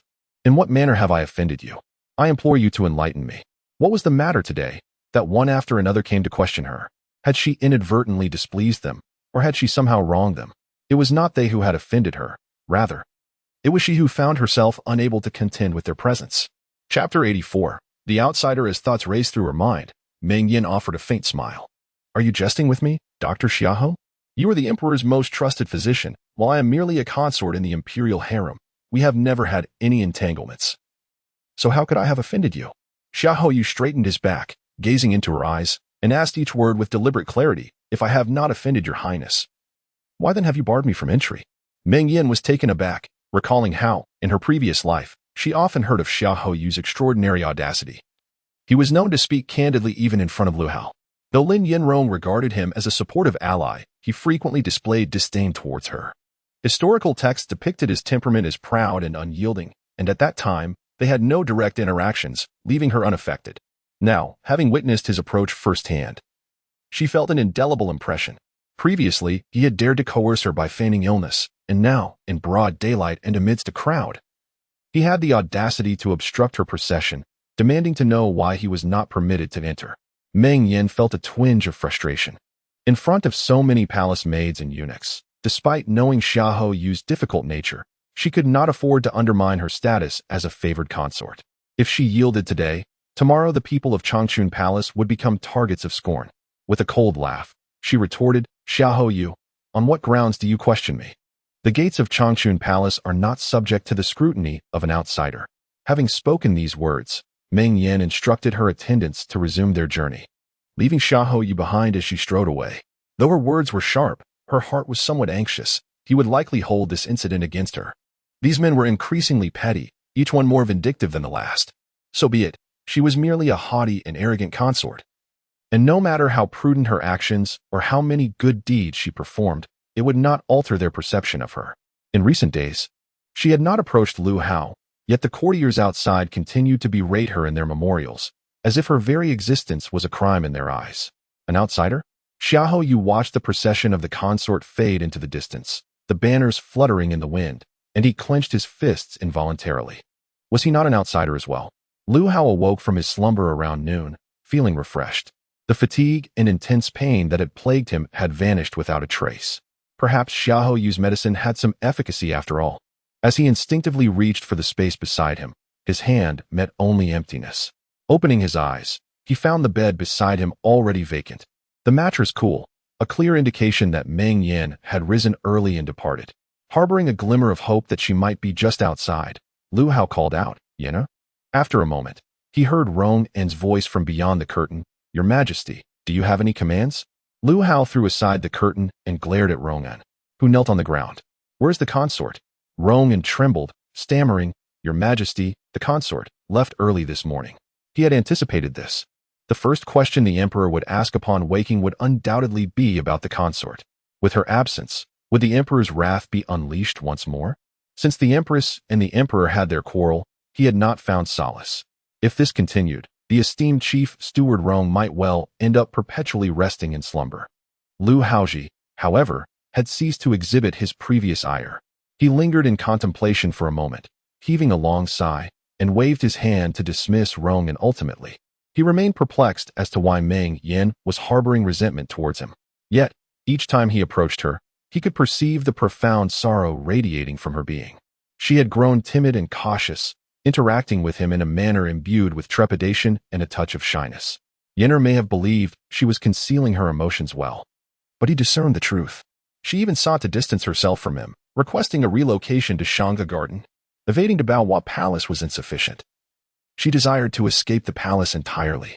Yenner, such a notion is impossible. You are bound to me for life, sharing both existence and demise. A chill swept across Lu Haozhi's handsome visage as he recalled the haunting, tear-filled eyes that had appeared in his dreams. The emperor's illness had become an intriguing topic for the ladies of the harem, providing a diversion from their mundane lives. Within Ningxiu Palace, the Dowager Empress Xuanhe sat by the western window, listening impassively to the idle chatter of the concubines below. Leading the assembly was, of course, Lin Yanrong. After a period of recuperation, her countenance had finally begun to restore, yet the recent turmoil had left her greatly weakened. She leaned against a soft pillow. Her once fair features now diminished in color. After enduring her punishment of kneeling, concubine Zhao was assisted back by palace maids, limping slightly. Consort Yang was confined in Ikuan Palace, devoid of anyone to converse with, and thus had also come to this gathering. Additionally, a few other inconsequential concubines were present. Concubine Zhao animatedly recounted her encounter with Meng Yan outside the Yangxin Hall, her voice rising in indignation. Dowager Empress, esteemed sisters, did you not witness the arrogance of concubine Meng? Though all are emperor's consorts, with his majesty ailing, it is incumbent upon everyone to attend to him. Yet she, upon arriving at Yangxin Hall, dismissed everyone, monopolizing the emperor's attention. I could no longer tolerate it and dared to advise her, only to be met with her vitriol.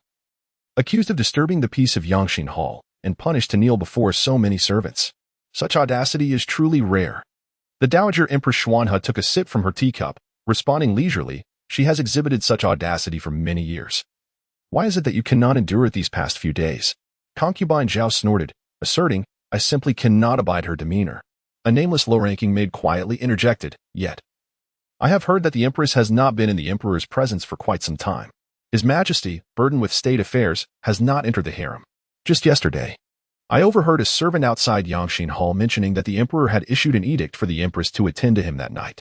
However, she promptly went to Baohua Palace to pray instead, sending Rongan to convey that the emperor should focus on governmental matters. Although the emperor was greatly displeased, he found himself powerless. I feel that the empress is not quite as she used to be. Concubine Zhao scoffed, let us not be naive. This is merely a tactic of retreating to advance, a feigned capture to elicit desire. I observe her demeanor, and it strikes me as utterly affected. Merely a means to tantalize the emperor. If she were truly resolute, she would refrain from attending to the emperor's malady. One must remain steadfast to the end. Upon uttering these words, those present in the chamber regarded her assertions as somewhat specious. The emperor's illness necessitates the attendance of the concubines. As this is a protocol of the palace, who would dare contravene it? Meng Guifei, with her inflated sense of self-importance, dares to defy such customs. Zhao Guiran then remarked, you are unaware that Meng Guifei has been within the Yangxin Hall for nearly half an hour without emerging. When she finally did, I noticed her hair was disheveled and her attire far from orderly. Is this what it means to attend to the emperor's ailment? Ha, how shameless. Chapter 85, the emperor indulges her whims. Lady Zhao, with a formidable tone, fiercely chastised Meng Yan, leaving the room in stunned silence. Although the emperor's favoritism had rendered the other consorts indifferent towards Meng Yan, few dared to confront her directly. One bold individual jested, Lady Zhao, where were you at that moment that you could observe the concubine's hair so distinctly? Lady Zhao replied, I was kneeling in punishment outside the Yangxin Hall. I saw it clearly as concubine Meng passed by. Upon uttering these words, she suddenly felt embarrassed. Had she not just revealed her own embarrassing predicament to everyone? A glance around the room confirmed that several were stifling laughter. Enough. The Dowager Empress Xuanhe forcefully set her teacup down upon the table, her gaze sweeping over the consorts before settling on Lady Zhao. Her pretentiousness is tolerated because the emperor allows it. Why don't you try being pretentious yourself? Lady Zhao, chastised, turned pale, mumbling under her breath, the emperor doesn't he even see me? Who am I being pretentious for? What does it mean to be a favored consort? The Dowager Empress Xuanhe sharply reprimanded the group. Look into the annals of history and see what favored consorts have been like throughout the ages. They lack education and skill. Yet they expect the emperor to notice them, only to languish in obscurity while uttering such unworthy words. Lady Zhao stubbornly retorted that that's merely her skill in charming men. Others cannot replicate it. The Dowager Empress, visibly annoyed, replied, if you're outmatched, what grounds do you have to complain? This is the Imperial harem, not your backyard. The successful are revered, while the unsuccessful are scorned. If you have become a consort yet fail to win the Emperor's favor, who can you blame? With that, she resumed sipping her tea. Observing this, the attendant Yonk understood the cue and addressed the assembly. Esteemed ladies, the Dowager Empress is fatigued. Let us reconvene another day. The gathering promptly rose, each taking their leave. As Lady Zhao stepped out, her Meiji Hua whispered, My lady, why endure this? Should these words reach the Yangxin Palace? Concubine Ming is likely to hold a grudge against you. Lady Zhao sighed softly, well aware of the implications. Yet, what could she do? The Zhao family was ensnared by the Liang clan, and she could only exert all her efforts to assist consort Liang's restoration. As Lin Yanrong exited the gates of Ningshou Palace, a young palace maid hurried out, informing her, the Dowager Empress left something behind that she asked you to bring. Reluctantly, she turned back and entered the inner chamber, timidly addressing the Dowager Empress, Ent. The Dowager Empress glanced at her, irritated by her submissive demeanor. Has your brother lost his senses or his sight? If the eldest daughter is unfit, he should select another suitable woman from the family. How could he send this inconsequential illegitimate daughter here? Such a timid, pitiful demeanor might suffice as a concubine in a noble family. But how could it ever qualify her to be the empress of the Great Zhou? Not to mention future ambitions. She cannot even secure favor. Observing Lu Haozhi's long-standing affection for Meng Yan, it was evident that he held no regard for such a small-minded woman. The more she contemplated, the more her anger simmered, causing the expression on the face of the dowager consort Xuanhe to grow increasingly frigid. After a prolonged silence, she finally spoke. You have been in the palace for some time now. Have you ever considered how to win the emperor's favor? Lin Yanrong bit her lip and quietly replied, Niece. This is the palace. Do not mention any relatives. She quickly corrected herself, concubine. Unfortunately, since entering the palace, I have faced one misfortune after another. Now, the emperor does not visit the inner court, and I am left with no options. Although she was not of this era, her years of reading palace intrigue novels and inheriting the original owner's memories allowed her to articulate these sentiments with ease. The dowager consort Xuanhe scoffed. Lin Yanrong, do you truly believe that the favor in this palace simply falls from the heavens? Are you waiting for someone to deliver the emperor to your doorstep? To sit idly by, hoping for the emperor's favor, you might as well shave your head and become a nun. Do you think my esteemed position today was achieved merely through the emperor's favor? Lin Yanrong bit her lip tightly, remaining silent. The dowager consort continued, look at these days. Even if the emperor does not visit the inner court, Meng Guifei possesses the ability to keep the emperor's thoughts on her. She nurtures and comforts princess and while also visiting the Baohua Hall to chant prayers for blessings. This is the demeanor of a favored concubine. Reflect on it yourself. Since your arrival in the capital, every encounter in the Imperial garden, every rumor in the palace, from poisoned ginger soup to rose dew ointment, each incident has been orchestrated by others for your benefit. What have you done on your own? After a long pause, Lin Yanrong finally murmured, this concubine is incompetent, causing concern for the esteemed dowager. The dowager's eyelids drooped slightly, tinged with irritation as she replied, I have no worries. Remember this clearly. Your standing here, receiving assistance from the Ningshou Palace, is solely due to your surname, Lin.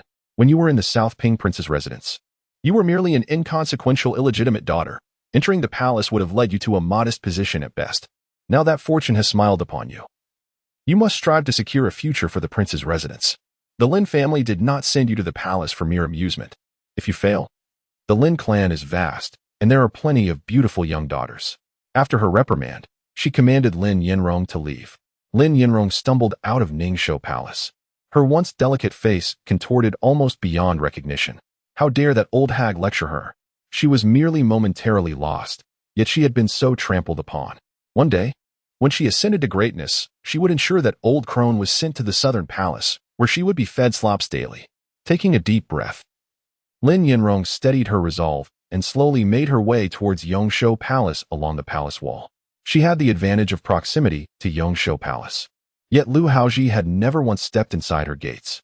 Initially, she had considered whether she could use this advantage for a clandestine encounter or perhaps a midnight serenade, as so many favored characters in novels had experienced. However, Lu Miaoi's fate had genuinely frightened her, compelling her to remain obediently hidden within Yongshou Palace. Lin Yinrong lowered her head in contemplation. Although the plot had advanced considerably, she was still the protagonist, and that fact remained undeniable. In the original narrative, the female protagonist did not immediately garner the emperor's favor upon entering the palace. Rather, she endured prolonged oppression from Meng Yan. It was only when Meng Yan, accompanied by her followers, came to bully her and was fortuitously encountered by Lu Haozhi that her fortunes began to shift. It appears that the trajectory of events remains unchanged, merely manifesting in a different guise. The question now arises, how might she orchestrate a moment of bullying by Meng Yan that conveniently captures Lu Haozhi's attention? Lu Haozhi's recent illness was akin to a tempest, fleeting and transient. His royal constitution showed no signs of ailment, although he remained preoccupied with his discord with Meng Yan. As the sovereign, he could not afford to be perpetually ensnared in personal entanglements. Thus, he promptly immersed himself once more in the affairs of state. The situation in the southwest was dire, with the Zhou army suffering successive defeats. The commander, Zhang Huaigu, even faltered in the face of battle, leading to his capture and subsequent escort back to the capital. The urgent need for a change in leadership at the front was palpable. In response, a coalition of civil officials, led by Liang Benwu, submitted a memorial, collectively urging the emperor to issue an order for Meng Chuanyuan, the heir of the Yang Marquis, to take up arms. Even among the military faction, opinions were far from unified. The crux of the matter lay in the stark reality. There was simply no one else to dispatch. Chapter 85. The ill-fated scheme of eunuch Rong. Despite Lu Haozhi's reservations concerning Meng Yan, he found himself unable to maintain his composure at this juncture. Thus, an imperial decree was dispatched to the Ho residence, and the edict was conveyed by Rong into the Changchun Palace. During this period, Meng Yan had been diligently reciting scriptures and praying for blessings in the Baohua Hall. Initially, she held little faith in such practices, merely seeking refuge from Lu Haozhi. However, as time passed, she discovered that the act of reciting and transcribing scriptures brought her a sense of tranquility. Perhaps this was the reason why many consorts throughout history found solace in religious devotion. On this particular day, having just completed a volume of scriptures, she entrusted it to Master Huixian for presentation at the Buddhist altar when Ruizhu entered, her face aglow with joy. Your Highness, the Emperor has graciously permitted your elder brother to visit you in the palace.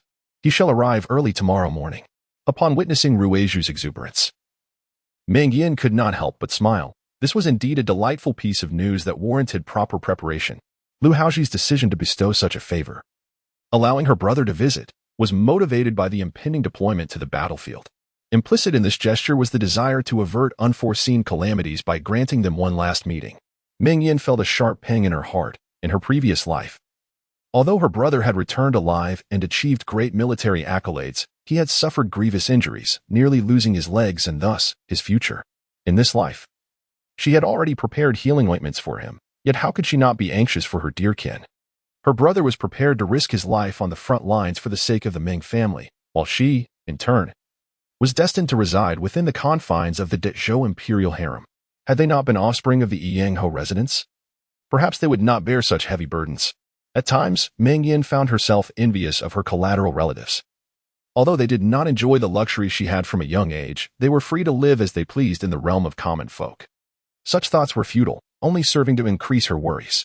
Shaking off these unproductive musings, she declared, since it is the Emperor's grace, I shall go express my gratitude.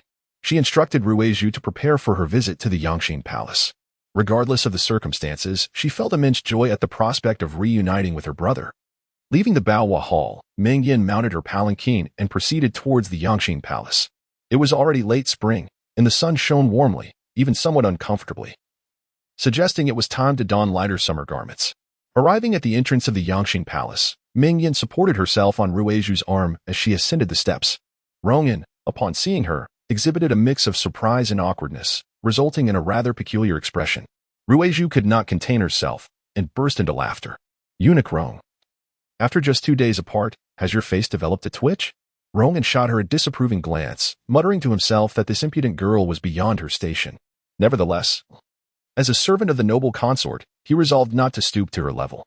Meng Yan smiled warmly, addressing Rongyan, Eunuch Rong. I have come to express my gratitude. May I enter and announce my presence? Just as Rongyan was about to respond, a figure emerged from within the Yangqing Palace. The individual approached directly, bowing respectfully to Meng Yan. This humble servant, Xinjiao Wei, pays her respects to the esteemed consort. May you enjoy peace and prosperity. Meng Yan scrutinized her for a moment, noting her delicate and graceful demeanor, fair complexion, and a certain charm about her. With her eyes slightly downcast, she appeared to be a person of decorum and reverence. After a brief contemplation, Meng Yan recalled that this young woman was Xinjiao Wei, a talented maiden who had entered the palace alongside Lin Yanrong, now bestowed with the title of concubine. In her previous life, Xinjiang remained perpetually inconsequential, ultimately relying on her seniority to gain favor, much like a mere filler in the grand narrative. And there was no notable account of her ever seeking the emperor's affection. Nevertheless, as a consort of the Imperial harem, it was not surprising that she had made attempts to win the emperor's heart. Meng Yan mused to herself, smiling gently, urging Xin to rise. It was a splendid day, perfect for a stroll. This casual remark caused Xinjiao Wei to blush, and she nodded shyly. Rongan had already entered to convey the message and soon emerged to invite Meng Yan inside. Disregarding the Xin family, Meng Yan stepped into the inner sanctum. Upon entering the Yangxin Hall, she found Lu Haozhi seated behind the imperial desk, with what appeared to be a sheet of paper before him. Observing closely, Meng Yan realized it was not an edict. She approached, gracefully bowed, and expressed her gratitude. Your servant humbly thanks your majesty. May the emperor live for eternity. Lu Haozhi commanded her to rise, stating, Your brother is a capable general, and I entrust this military campaign to him. I have full confidence. Such words were mere formalities. Circumstances had reached a critical juncture, leaving little room for alternatives. Meng Yan did not dwell on this, recalling that in her past life, Lu Haozhi had exerted considerable effort to placate her. In this life, however, she would not allow him such exertions again. It was indeed a blessing for the Ming family to be valued by the emperor, and serving him was the duty of a loyal subject. After exchanging a few conventional pleasantries, a silence enveloped them. Just as Meng Yan felt it was time to take her leave, Lu Haozhi suddenly hesitated, stammering, Xinjiang has come to inform me that she wishes to donate her recent embroidery work to the front lines. Though her family hails from the southwest, she has since relocated to the capital, and thus retains a sense of nostalgia for her homeland. Meng Yan was taken aback. Why would Lu Haozhi share this with her? Yet, upon reflection, it was likely due to her eldest brother preparing to serve the nation. And Lu Haozhi feared she might feel displeased upon seeing Xinjiang leaving the Yangxin Hall. It turned out that the paper on his desk contained a record of transactions. The palace maids and lower-ranking consorts often engaged in embroidery during their leisure, entrusting eunuchs to sell their creations outside the palace to supplement their expenses. The embroidered pieces from the palace were quite popular among the nobility and the capital, yielding considerable profits. Meng Yan, lacking skill in needlework and holding a high position with a prominent family backing her, had never needed to engage in such endeavors. Though she had heard of them in passing, Xinjiang's actions were merely a common tactic among consorts vying for favor, nothing particularly remarkable. A slight smile curved Meng Yan's rosy lips. It was indeed commendable that the consorts of the imperial harem could consider the stability of the great Zhou dynasty. I am but an incompetent servant, thus I can only recite scriptures day and night in the Baowa Hall, praying for the Buddha's protection over the warriors at the front, doing my modest part. With the emperor engrossed in state affairs, she dared not impose further and took her leave. Lu Haozhi did not stop her, but once Meng Yan exited, he promptly summoned Rongan back in. Foolish notion. Lu Haozhi scolded irritably, having followed him for years, finding the old man increasingly foolish. Having grown up within the royal confines, his experiences had always revolved around the intrigues of the harem, and his education had been solely in the ways of emperors. No one had ever taught him how to pursue a woman. After much contemplation, Rongan, having served in the imperial harem for a considerable duration, had more interactions with the concubines than anyone else, and ought to possess some clever ideas. However, to his dismay, he found himself utterly lacking in useful strategies, only exacerbating the situation. With a face as glum as a bitter melon, he realized that the servants remained oblivious to his plight. Before he could continue his thoughts, he was silenced by the emperor's icy gaze. Suddenly, a spark of inspiration flickered in his mind, reminding him that the Empress Dowager would soon return to the palace. Perhaps, once she arrived, he could implore her for assistance, and everything would be resolved. Chapter 86. The Thoughts of Other Women. He is reluctant to ponder after this election. Empress Jiang departed the palace to offer incense and pray for blessings at Mount Tai, and has not yet returned. By the end of last month, the palace finally received word that the empress had completed her offerings and was en route back to the capital. Preoccupied with various matters, Lu Haozhi had momentarily set this aside until Rongan reminded him. Lu Haozhi found himself in a quandary, uncertain whether to feel joy or concern. The empress had previously favored Meng Yan, and her elevation to concubine had been greatly facilitated by the empress's intervention. However, after Meng Yan entered the palace, the empress had expressed discontent over her long-standing favoritism towards her, especially since Meng Yan had borne no offspring over the years. Additionally, Meng Yan's overly blunt demeanor often clashed with the empress's teachings of grace and composure, leading to frequent disagreements that ended in discord. The incident where Meng Yan obstructed the favored concubine during the empress's night visit had infuriated the empress, resulting in a stern punishment, and since then, she had received little warmth from her. Rumors circulated in the court suggesting that the empress had been driven away by the favored consort. With her imminent return, Lu Haozhi pondered whether the situation might take a turn for the better. Contemplating his concerns, he inquired, "How long until mother arrives in the capital?" Roman responded, "Your Majesty, considering the journey, it should be about 4 or 5 days." Lu Haozhi nodded slightly and instructed the Internal Affairs Bureau to meticulously prepare Shokong Palace in anticipation of her return and to organize a banquet to celebrate her homecoming. Roman assured him, "Your Majesty, rest assured, we are well aware of our duties." Lu Haozhi then glanced at the account ledger on his desk. While the small profit from a piece of embroidery was negligible, the sentiment behind it was indeed rare. Recalling how Shin had implored Roman to intercede on her behalf, it seemed she had something to request, but upon entering, she had scarcely uttered a word before being frightened off by Meng Guifei's request to meet, hastily retreating. Such thoughts of these women, he found, were hardly worth his contemplation. He handed the ledger to Roman and returned to reviewing the memorials. Meng Yan emerged from the Yangxin Palace, not returning to Baohua Palace, but instead instructed the retinue to take her back to Changchun Palace. With her brother's impending visit, she wished to make preparations, at the very least, instructing the small kitchen to prepare a few of his favorite dishes and snacks. While it was generally inappropriate for male officials to linger in the inner palace, Ming Changyuan was granted the honor of dining with her, a privilege bestowed by the emperor. Throughout the journey, Ruizhu, who accompanied her, remained unusually silent, keeping her gaze lowered, offering no commentary on Shin's earlier display of seeking favor. Meng Yan glanced at her, a satisfied smile gracing her lips. After this period of adjustment, her attendants had become much more composed, no longer exhibiting their previous arrogance. Had it been her old temperament, she would have certainly sent 100 taels of silver to Shin's quarters, throwing it at her feet. Reflecting on this now, she found herself somewhat amused. Upon reaching Changchun Palace and changing into fresh attire, Bai Yusen arrived with Duku upon hearing the news. The two had not enjoyed such a cheerful reunion in quite some time, and their meeting was filled with joy. Duku nestled close, resting her head on Meng Yan's lap, quietly listening to the adults converse. Meng Yan expressed gratitude for the small mat her sister had made for her, as the cushions in Baohua Palace were quite hard, causing her knees to ache from prolonged kneeling.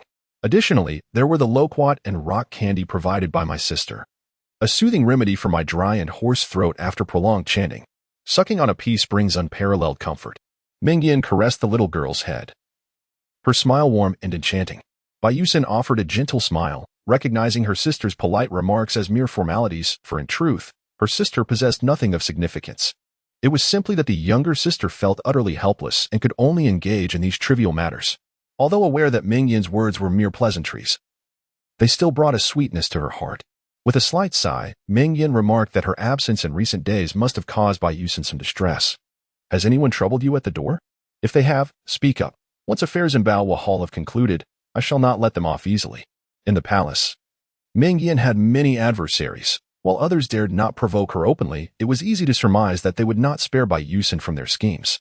Bai Yusen, however, shook her head with a warm smile, stating that things had been peaceful lately. The younger sister had merely been teaching Duku to read in Changchun Palace, and no one dared to act recklessly there. In truth, during Meng Yan's absence, a few individuals, who were either at odds with Changchun Palace or simply envious, had sought her out by name. Most of them held higher ranks than Bai Yusen, and they relied on their status to speak harshly and even bully her. Bai Yusen had initially paid little heed to such matters, but now that she was tasked with guarding Changchun Palace, entrusted by her sister, she felt compelled to uphold its dignity and not let Meng Guifei's influence wane.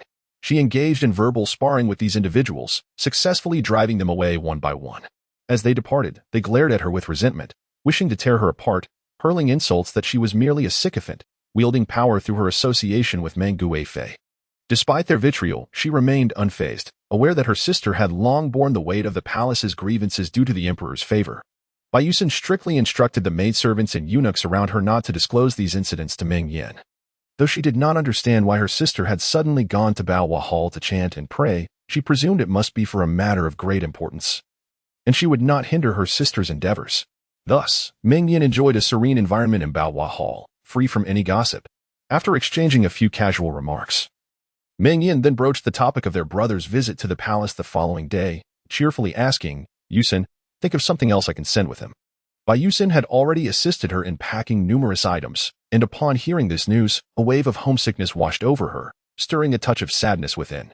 Yet, seeing Meng Yan's joyful demeanor, she was genuinely happy for her sister and pondered earnestly, recalling that the southwestern region was humid and plagued with serpents and insects. She thought it prudent to create a charm for the general to carry, filled with medicinal herbs, an idea both practical and thoughtful. Meng Yan considered this a splendid notion but hesitated, recalling that her brother had never favored such pouches, deeming them trivial feminine trinkets. Even if forced upon him, he would surely refuse to use it. Bayusin, however, smiled confidently, assuring her sister, "Do not worry, this matter shall be handled by me. Tomorrow, my sister shall deliver the items, undoubtedly to be of use to the general."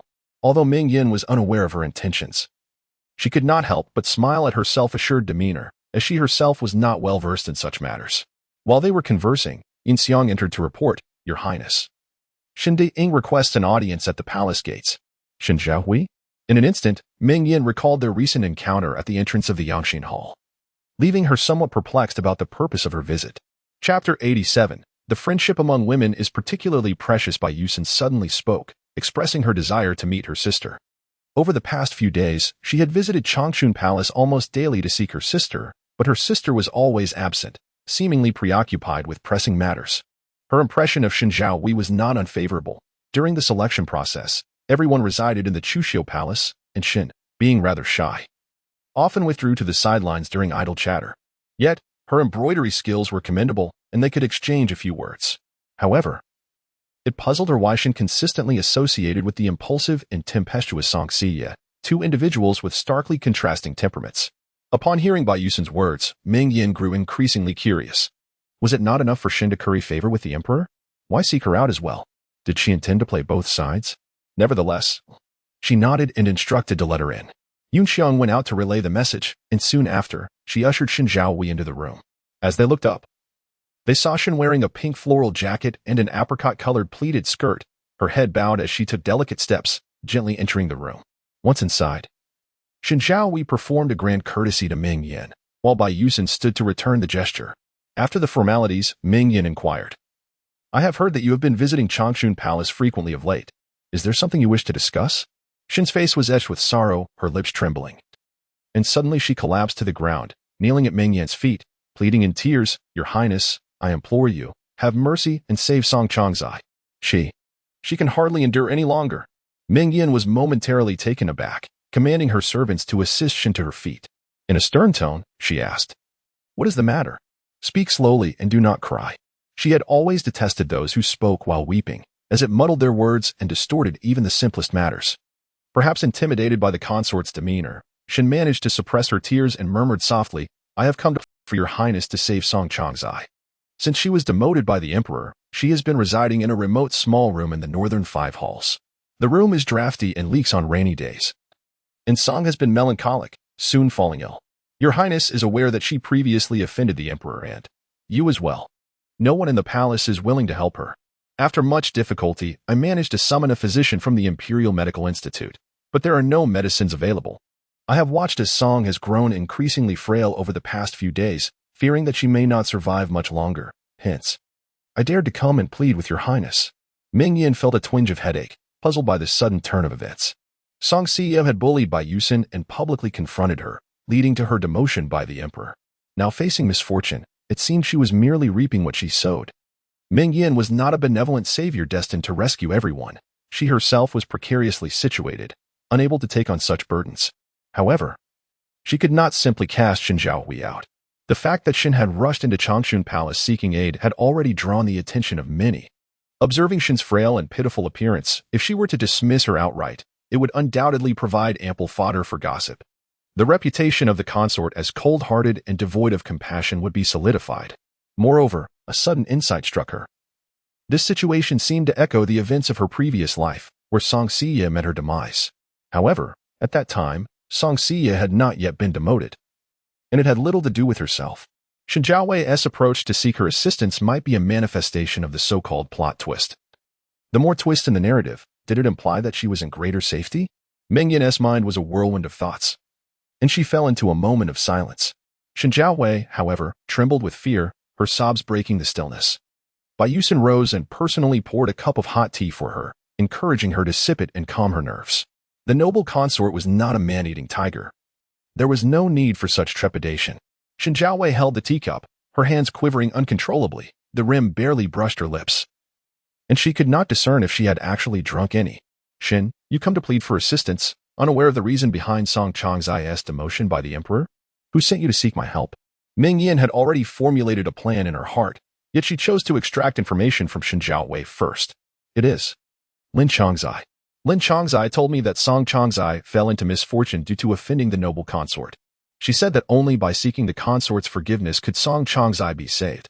Shen Jiawei spoke candidly, revealing everything in one breath. Lin Yanrong, it is you again. Throughout this lifetime, I have not provoked you, yet you incessantly bring trouble upon me.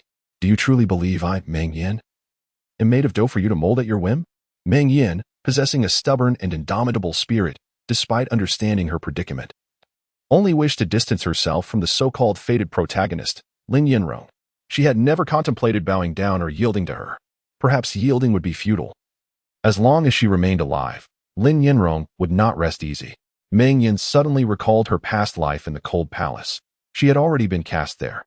Yet Lin Yanrong still refused to let her be, sending people daily to torment her until she could bear it no longer and was driven to a desperate end. She gently closed her eyes, exhaled deeply, suppressing the rising tide of fury within her. After a moment, she opened her eyes and offered a gentle smile to the already disoriented Shen Jiawei. Shin, you visited the Yangxin Palace to see the emperor.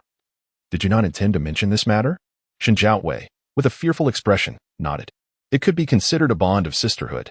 Meng Yan sighed and pointed her a direction. Since you have come to the gates of Changchun Palace, if I were to disregard you, it would seem lacking in compassion. However, all affairs within the palace are currently managed by the virtuous consort. Seeking me is misguided. Go to Jing'an Palace, and without unnecessary words, simply inform the virtuous consort about Song Changzai's recent circumstances. I trust that the virtuous consort will make a wise decision. Having power in the palace certainly brings numerous conveniences, yet it also invites peril.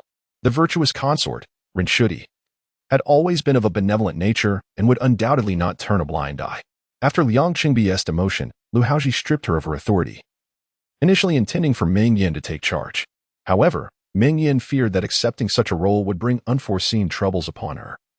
Recalling the lessons learned from the past concerning ginger soup and rose dew, thus, she declined, citing prayers and blessings as her reason.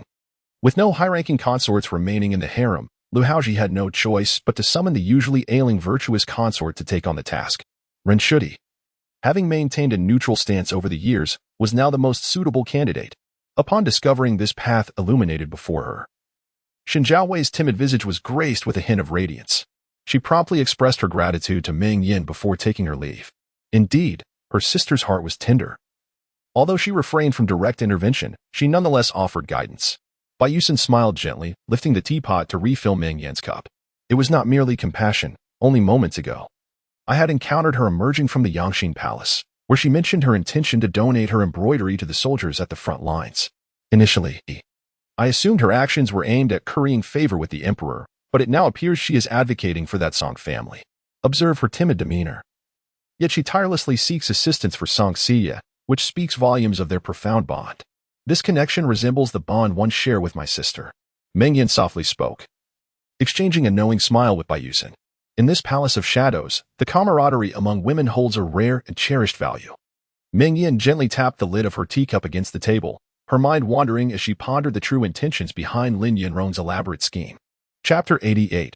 The subtlety of deception. Meng Yan pondered for a moment and soon grasped the underlying truth. The reasoning was not particularly difficult to discern. Drawing from her past life experiences, she recalled that Lin Yanrong's rise to prominence was precipitated by her own bullyings.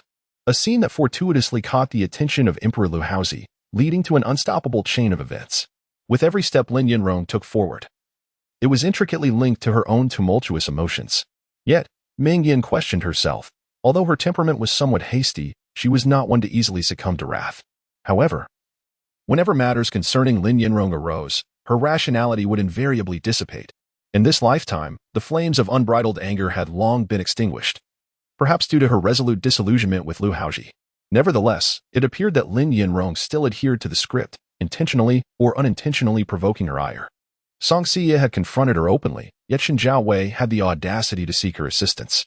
Even the most docile of beings would feel a flicker of indignation in such circumstances. Shen Jiawei's betrayal of Lin Yinrong was likely a scheme meticulously orchestrated by Lin Yinrong herself. Meng Yan had observed her demeanor and speech, revealing her inability to resist inquiry.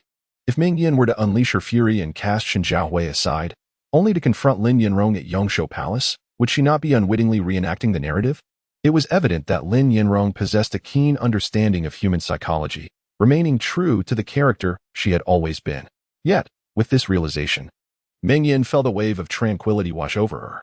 The trap Lin Yinrong had set was merely a reflection of her arrogance in presuming to know Meng Yan's disposition, a trait reminiscent of the Meng Yan of yore. Her tactics, it seemed, were rather rudimentary.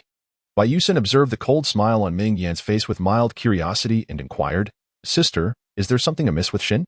Meng Yan chose not to engage with this line of questioning, instead replying with a smile, "Yusen, there is a matter I wish to entrust to you. The storeroom of Changchun Palace contains some exquisite Showu ginseng. Shortly, I will instruct Ruizhu to select a few items for you to deliver to Song Changzai. However, it is imperative that you bear in mind, the virtuous consort will undoubtedly send a physician to attend to Song Siya. You must enter at the opportune moment and ensure that the physician examines the medicinal herbs before handing them over to the Song family. Convey that I have not taken the events of that day to heart, allowing her to recuperate in peace. In doing so, even if Lin Yinrong were to meddle in this affair, it would reflect poorly on the virtuous consort. Since her rebirth, Meng Yan had navigated around Lin Yinrong. Whether through the unfolding narrative or the ensuing controversies, it seemed Lin Yinrong was relentless in her pursuit of her. Given this reality, Meng Yan resolved not to be perpetually ensnared in passive schemes, but rather seek ways to instigate some discomfort for Lin Yinrong, a welcome diversion. Despite the so-called narrative being her predetermined fate, Meng Yan was determined to contest it. Bai Yusen, possessing sharp wit, though new to the palace, had already grasped much of the intricacies of court life. Meng Yan had only subtly hinted at her intentions, and Bai Yusen immediately comprehended, responding with a gentle smile and a nod. "Rest assured, sister." Thus, Meng Yan instructed Ruizhu to prepare several medicinal items, entrusted them to Bai Yusen, and dispatched Dong Sanbao to gather intelligence. After a brief interval, Dong Sanbao returned with news that the virtuous consort had personally accompanied a physician to the northern 5 courtyards. "Oh, she has taken it upon herself to go?" Meng Yan raised her delicate brows slightly, and the virtuous consort indeed took her duty seriously. Liang Xingbi had been in charge of the palace for many years, yet she had never seen her act in such a manner.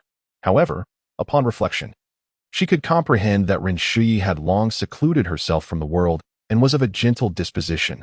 Now, with such a heavy responsibility upon her shoulders, it was only natural for her to ensure that everything was meticulously arranged.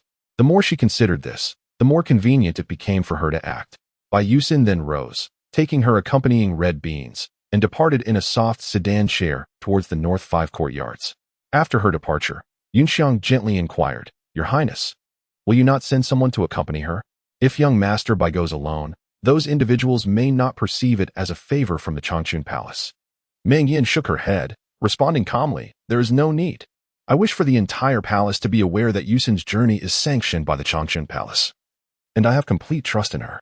Yunxiang was momentarily speechless before breaking into a smile, acknowledging the serendipitous connection between the princess and young Master Bai. Meng Yan maintained a serene expression, offering a gentle smile. This so-called plot had indeed once ruined her life, yet it had also brought her moments of beauty, such as her acquaintance with Bai Yusen. Despite the malicious intent that had initially crafted this bond, one must always strive to contemplate the brighter side of life. Otherwise, existence would be unbearably grim. After a brief interval, Dong Sanbao returned to report, "Your Highness, Bai has entered the north 5 courtyards." Meng Yan nodded and instructed the preparations for the ceremonial procession, as she intended to pay her respects at the Yinghua Hall for the late empress. Since the passing of both emperors, Their divine images had been enshrined in the Yinghua Hall, receiving offerings of incense. When Meng Yan first entered the prince's residence, she was forthright in nature and favored by Lu Hao, often causing quite a stir. During that time, the then-prince consort Wang had tirelessly mediated many disputes within the inner palace on her behalf. Wang, a lady of a prestigious family from the Jianghuai region, had been connected to the late emperor through marital alliances established during his military campaigns. Her character was virtuous and compassionate, and though there was no romantic involvement with Lu Hao, she managed the harem with remarkable order. Thanks to her, Meng Yan and Liang Qingbi maintained a relatively peaceful coexistence during the years when she and Lu Hao were inseparable, as Wang suppressed the gossip and jealousy from the other consorts. Thus, Meng Yan held the late empress in great esteem, visiting the Yinghua Hall to offer incense and pay homage on the 1st and 15th of each month. Although today was not a designated day for such observances, her desire to go was met with no objections from those below. In a short while, the ceremonial procession exited the Changchun Palace, traversing the long street towards the Yinghua Hall. The route to the Yinghua Hall necessitated passing by the gates of the Yongshou Palace. Ruizhu caught sight from a distance of a young palace maid peeking out from the Yongshou Palace, and upon noticing the procession of the noble consort, she quickly withdrew her head. She pointed and whispered to Meng Yan, "Your Highness, look, that seems to be Xiaozhi, a maid serving Lin Chong. That little rascal is acting all sneaky. Seeing us, she hides as if she were a thief." Seated high upon the palanquin, Meng Yan had already observed Xiaozhi's furtive behavior. Understanding the situation, she smiled knowingly. Indeed, a guilty conscience breeds fear of exposure. As expected, when the procession passed before the gates of the Yongshou Palace, Lin Yinrong emerged from within, performing a grand bow, saying, "This humble servant pays her respects to the noble consort.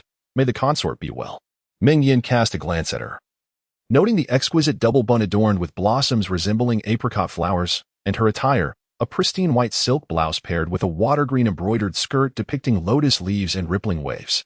The simplicity and elegance of her ensemble accentuated her delicate features, rendering her all the more pitiable. Lin Yinrong kept her head bowed low, feigning humility. Yet Meng Yan discerned the faint, almost imperceptible smile of satisfaction at the corner of her lips. Meng Yan returned the smile, inquiring about Lin Chongzai's well-being.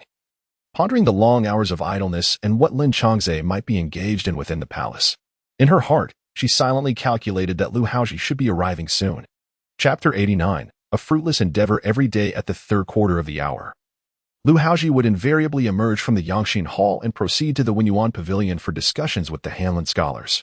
At this moment, it was precisely that time. The Yangxin Hall was situated directly in front of the Yongshou Palace, and as Lu Haozhi departed, he would inevitably pass through this location. Meng Yan smiled, her eyes sparkling with intrigue. She was uncertain whether Lin Yinrong was being swept along by the unfolding narrative or had meticulously orchestrated her inquiries. Yet she was eager to observe how, after so many upheavals in this life, the plot would evolve. After all, this marked a significant turning point for Lin Yinrong. Akin to the first gentle breeze of spring. "Your Majesty, since falling ill, I have been confined to the palace for recuperation, spending my leisure time perusing poetry or engaging in needlework." Lin Yinrong replied demurely, though a hint of skepticism lingered in her heart. Why was Meng Yan not enraged? According to the text, she was known for her haughty and tempestuous nature, often domineering. After all, Song Siya had openly confronted her, and one would expect her to harbor a deep-seated animosity towards Song Siya, wishing her nothing short of demise. Yet, after Shen Zhaohui's plea, there had been no news of misfortune befalling the Shen family, nor had Meng Yan sought her out for retribution. Instead, she appeared congenial, engaging in casual conversation. Lin Yinrong felt a pang of urgency. She had meticulously calculated the timing, and if Lu Haozhi were to pass by only to find Meng Yan already departed, it would render her efforts utterly futile. "Your Grace, given the oppressive summer heat, might you consider taking a brief respite in my quarters? I have the Emperor's treasured Bishui Hanqing tea, which is the perfect antidote to the summer-s swelter. I would be delighted to serve you a cup personally," Lin Yinrong suggested warmly. "I suspect you wish to poison me." Meng Yan silently scoffed, yet she understood the underlying intent of Lin Yinrong's words. The Bishui Hanqing tea, sourced from the peaks of the Yugui Snow Mountains, yielded a mere few pounds annually, all of which were allocated to the Imperial Palace. The Empress Dowager held no fondness for it, leaving its distribution solely to the Emperor. Among the esteemed concubines of the palace, only a couple of taels were shared. While the Changchun Palace consistently received half a pound, or more. Meng Yan herself did not particularly relish the tea. It was merely stocked for Lu Haozhi's frequent visits. In the narrative, this tea was also a source of her ire. Lin Yanrong, being a mere regular attendant with a lower rank, had no rightful claim to such a delicacy unless it had been bestowed by the emperor. A faint smile of derision graced Meng Yan's lips as she realized Lin Yanrong was deliberately attempting to provoke her, though she was unaware of the tea's origins. Lin Yanrong's intentional mention spoke volumes about her intentions. With her brows elegantly arched and a radiant smile, Meng Yan remarked, "Ah, so Lin Changzai enjoys this tea. How delightful. I happen to have an abundance of the Bishua Hanqing that has accumulated over the years. Since you are fond of it, I shall have a maid deliver some to you tomorrow.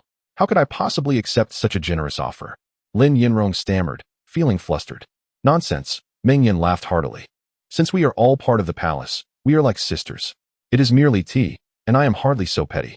Besides, the emperor has sent it to the Changchun Palace for years along with other tribute teas that I cannot possibly consume all at once. It would be a shame to let it go to waste." Lin Yanrong was taken aback. Meng Yan's lack of jealousy and anger, along with her willingness to engage in casual conversation, was truly unexpected. Her knowledge and actions were merely reliant on her thorough familiarity with the plot within the pages. Yet when the characters deviated from their scripted behaviors, she found herself at a loss. Moreover, within the palace of Changchun, there existed an endless supply of the rare and exquisite Bishua Hanqing, a treasure sought after by others but freely bestowed upon Meng Yan, reflecting her immense pride and favor. Lin Yanrong's lips twitched slightly, forcing a somewhat distorted smile, as jealousy ignited fiercely within her heart. This glory, the affection of Lu Haozhi, should rightfully belong to her, and she ought to be the one envied. "Ah, your majesty, look over there. Isn't that the procession of the noble consort?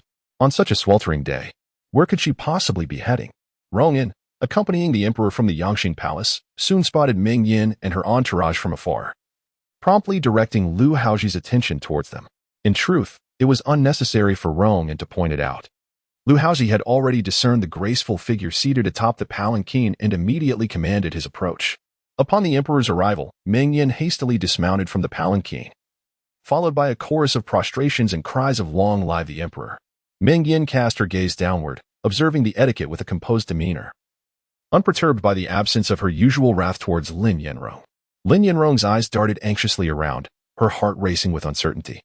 She pondered whether events would unfold as they did in the narrative. On the long street, silence enveloped the scene, the air thick with anticipation.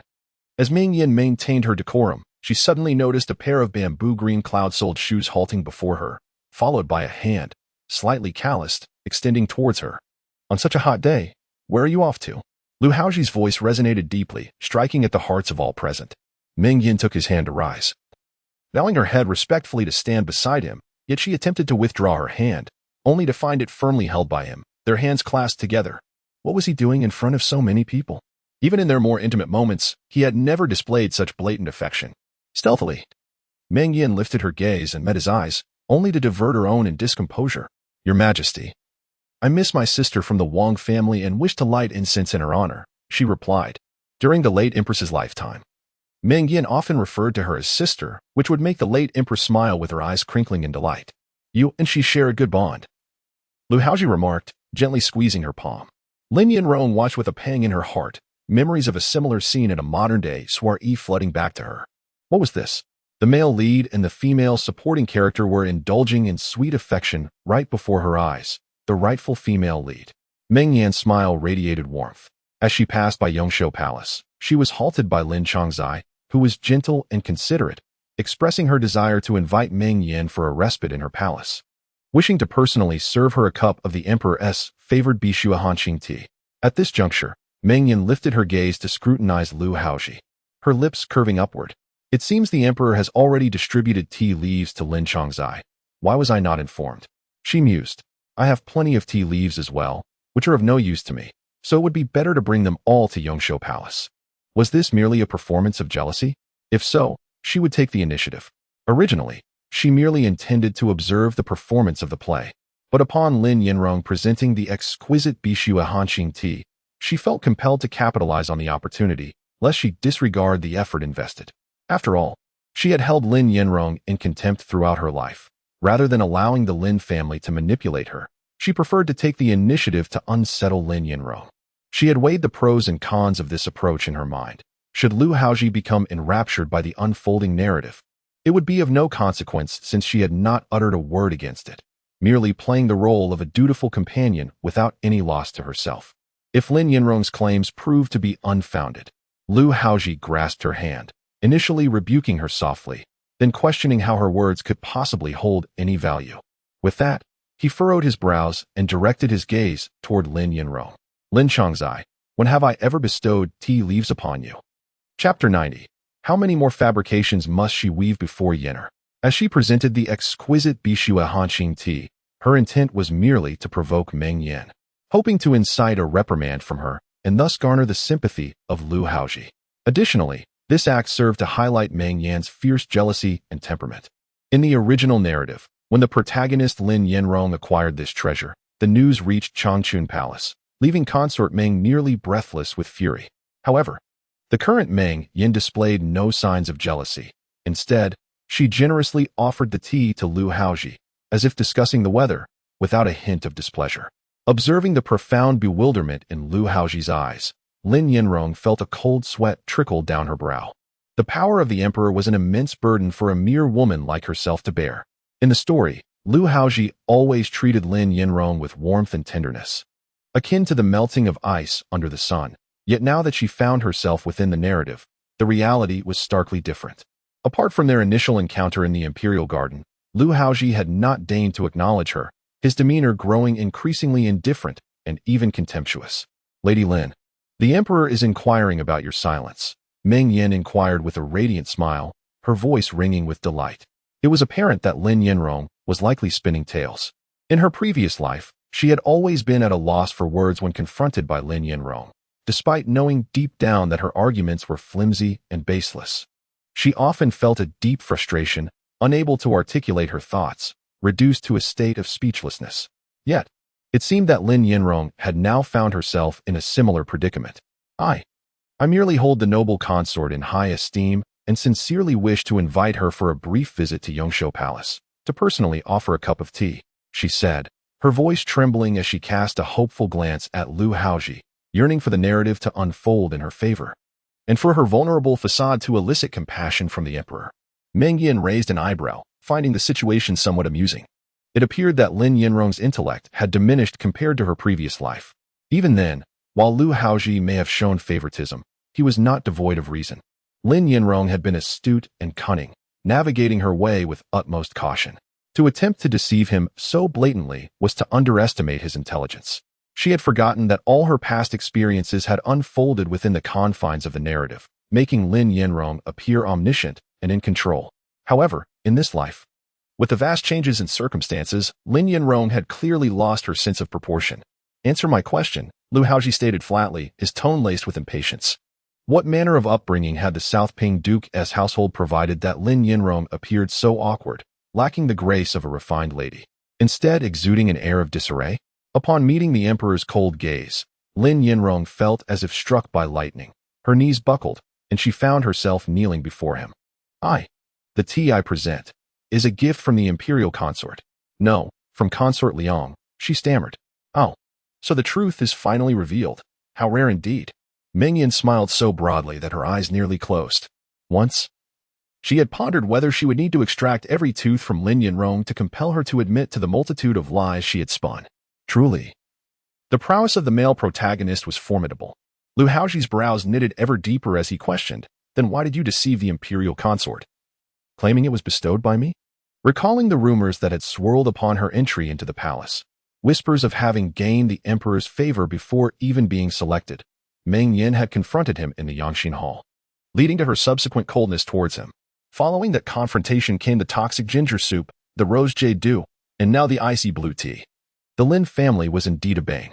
Had he not arrived in time, how many more falsehoods would this woman have concocted before Yenner? Lin Yu Just as Lu Haozhi was about to punish Lin Yinrong, the excruciating pain that had previously beset him returned with a vengeance, nearly bringing him to his knees. He struggled to remain upright, his handsome visage paling, beads of cold sweat cascading from his brow. Your Majesty? Quickly, assist the Emperor to the palanquin, to the Imperial Hospital. Summon Xiahou Yu to the Yangxin Hall. Meng Yan was the first to notice, her voice sharp as she commanded the others, stepping forward to grasp Lu Haozhi's wrist. Once again, there were no symptoms. She bit her lip, perplexed. Whether it was illness or poison, there should have been some indication in his pulse. This recurrence had surpassed her lifetime of learning. The palace attendants, chastened by the Imperial consort's rebuke, awoke from their stupor and hurriedly assisted Lu Haozhi to the palanquin. Your Highness, the Emperor has suddenly fallen ill. Returning to the Yangxin Hall may prove tumultuous, though it may seem inappropriate. It would be prudent to first take the Emperor to the Yangshuo Palace to rest while awaiting the physician's arrival. Lu Haozhi's sudden collapse was an unforeseen turn for Lin Yanrong, an occurrence absent from the original narrative. However, perhaps she might find fortune amidst this misfortune? Meng Yan cast a glance at her, pondering in silence. To be fair, she did not wish to engage with Lin Yanrong, yet Lu Haozhi's sudden ailment was utterly unexpected, and she was the only high-ranking consort present capable of taking charge. No. Lu Haozhi clutched his chest tightly, forcing the words through gritted teeth. Yenner. Take me back to the Yangxin Hall. Unbeknownst to the others, he noticed the barely perceptible smile at the corner of Lin Yanrong's lips, and in that instant, a chill washed over him, as if he were gradually falling into this woman's clutches.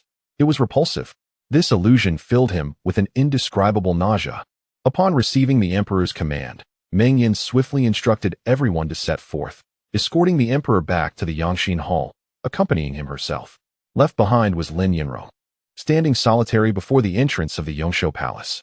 Her complexion was pale, her lips quivering with barely contained rage as she glared at the retreating forms of Lu Haozhi and Meng Yan. Little mistress.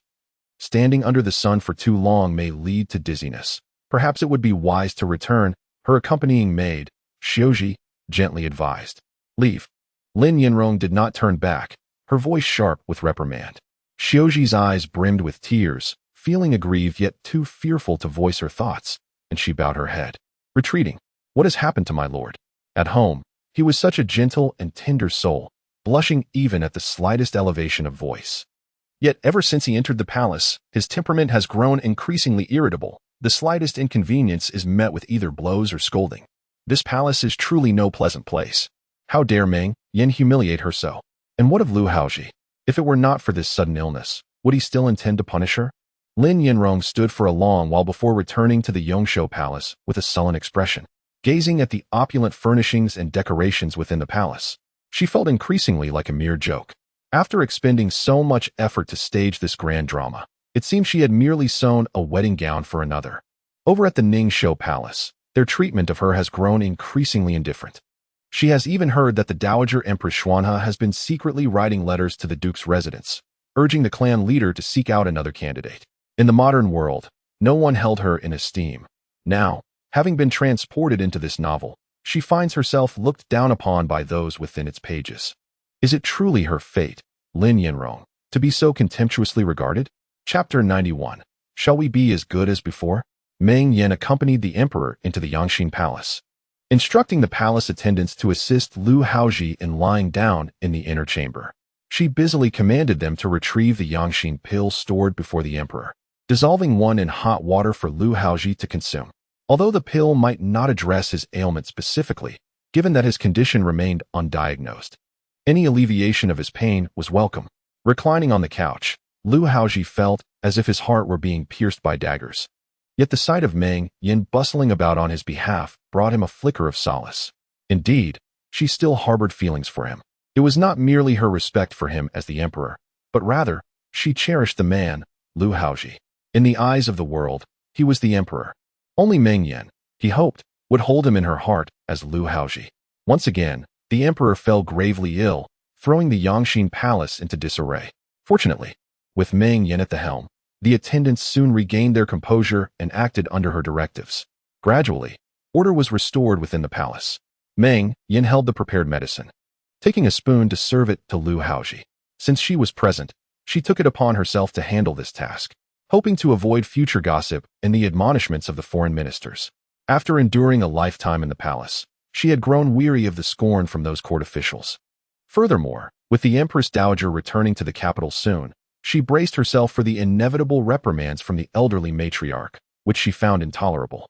Meng Yan maintained a sense of respect and gratitude towards the Empress Dowager, as she had received considerable kindness from her in her past life. The two shared a tranquil silence, with Meng Yan feeding Lu Haozhi the medicine, creating an atmosphere of harmony. Lu Haozhi gazed at her, his eyes radiating warmth akin to the scorching summer sun, making Meng Yan feel somewhat uncomfortable. Your Majesty, is there something amiss with my conduct that you are observing so intently? Unable to bear his penetrating gaze, Meng Yan finally inquired. Lu Haozhi tugged at his lips, revealing a faint, fragile smile. My Yinner, you are extraordinarily beautiful. As she heard this, Meng Yan felt a shiver run down her spine. Was this man's infatuation with her now manifesting as something else entirely? After all these years, I presumed your Majesty had grown weary of me. As soon as the words left her lips, Meng Yan felt a pang of regret, realizing her tone implied a hint of complaint. I misspoke. Please do not take offense. Your Majesty. Yet, a glimmer of light sparkled in Lu Haozhi's eyes as he smiled gently. I do not hold it against you, Yenner. In the future, continue to speak to me as you do now. Shall we be as good as we once were? As we once were? Did he mean as they were when they first married, when he cherished her in the palm of his hand? Or as they had been in their past life, when they were enemies? Lu Haozhi remained oblivious to the deeper meanings, but for Meng Yan, those were memories of a different time. Lost in contemplation, Meng Yan recalled the Imperial edict that had stripped her of her status in her previous life. Her thoughts swirled in a tempest, and eventually, she lowered her gaze. Your Majesty, I believe the present moment is quite satisfactory. Time cannot be reversed, and we cannot return to the past. The charade she had maintained during these days had worn her thin. Perhaps it was best to clarify her feelings openly.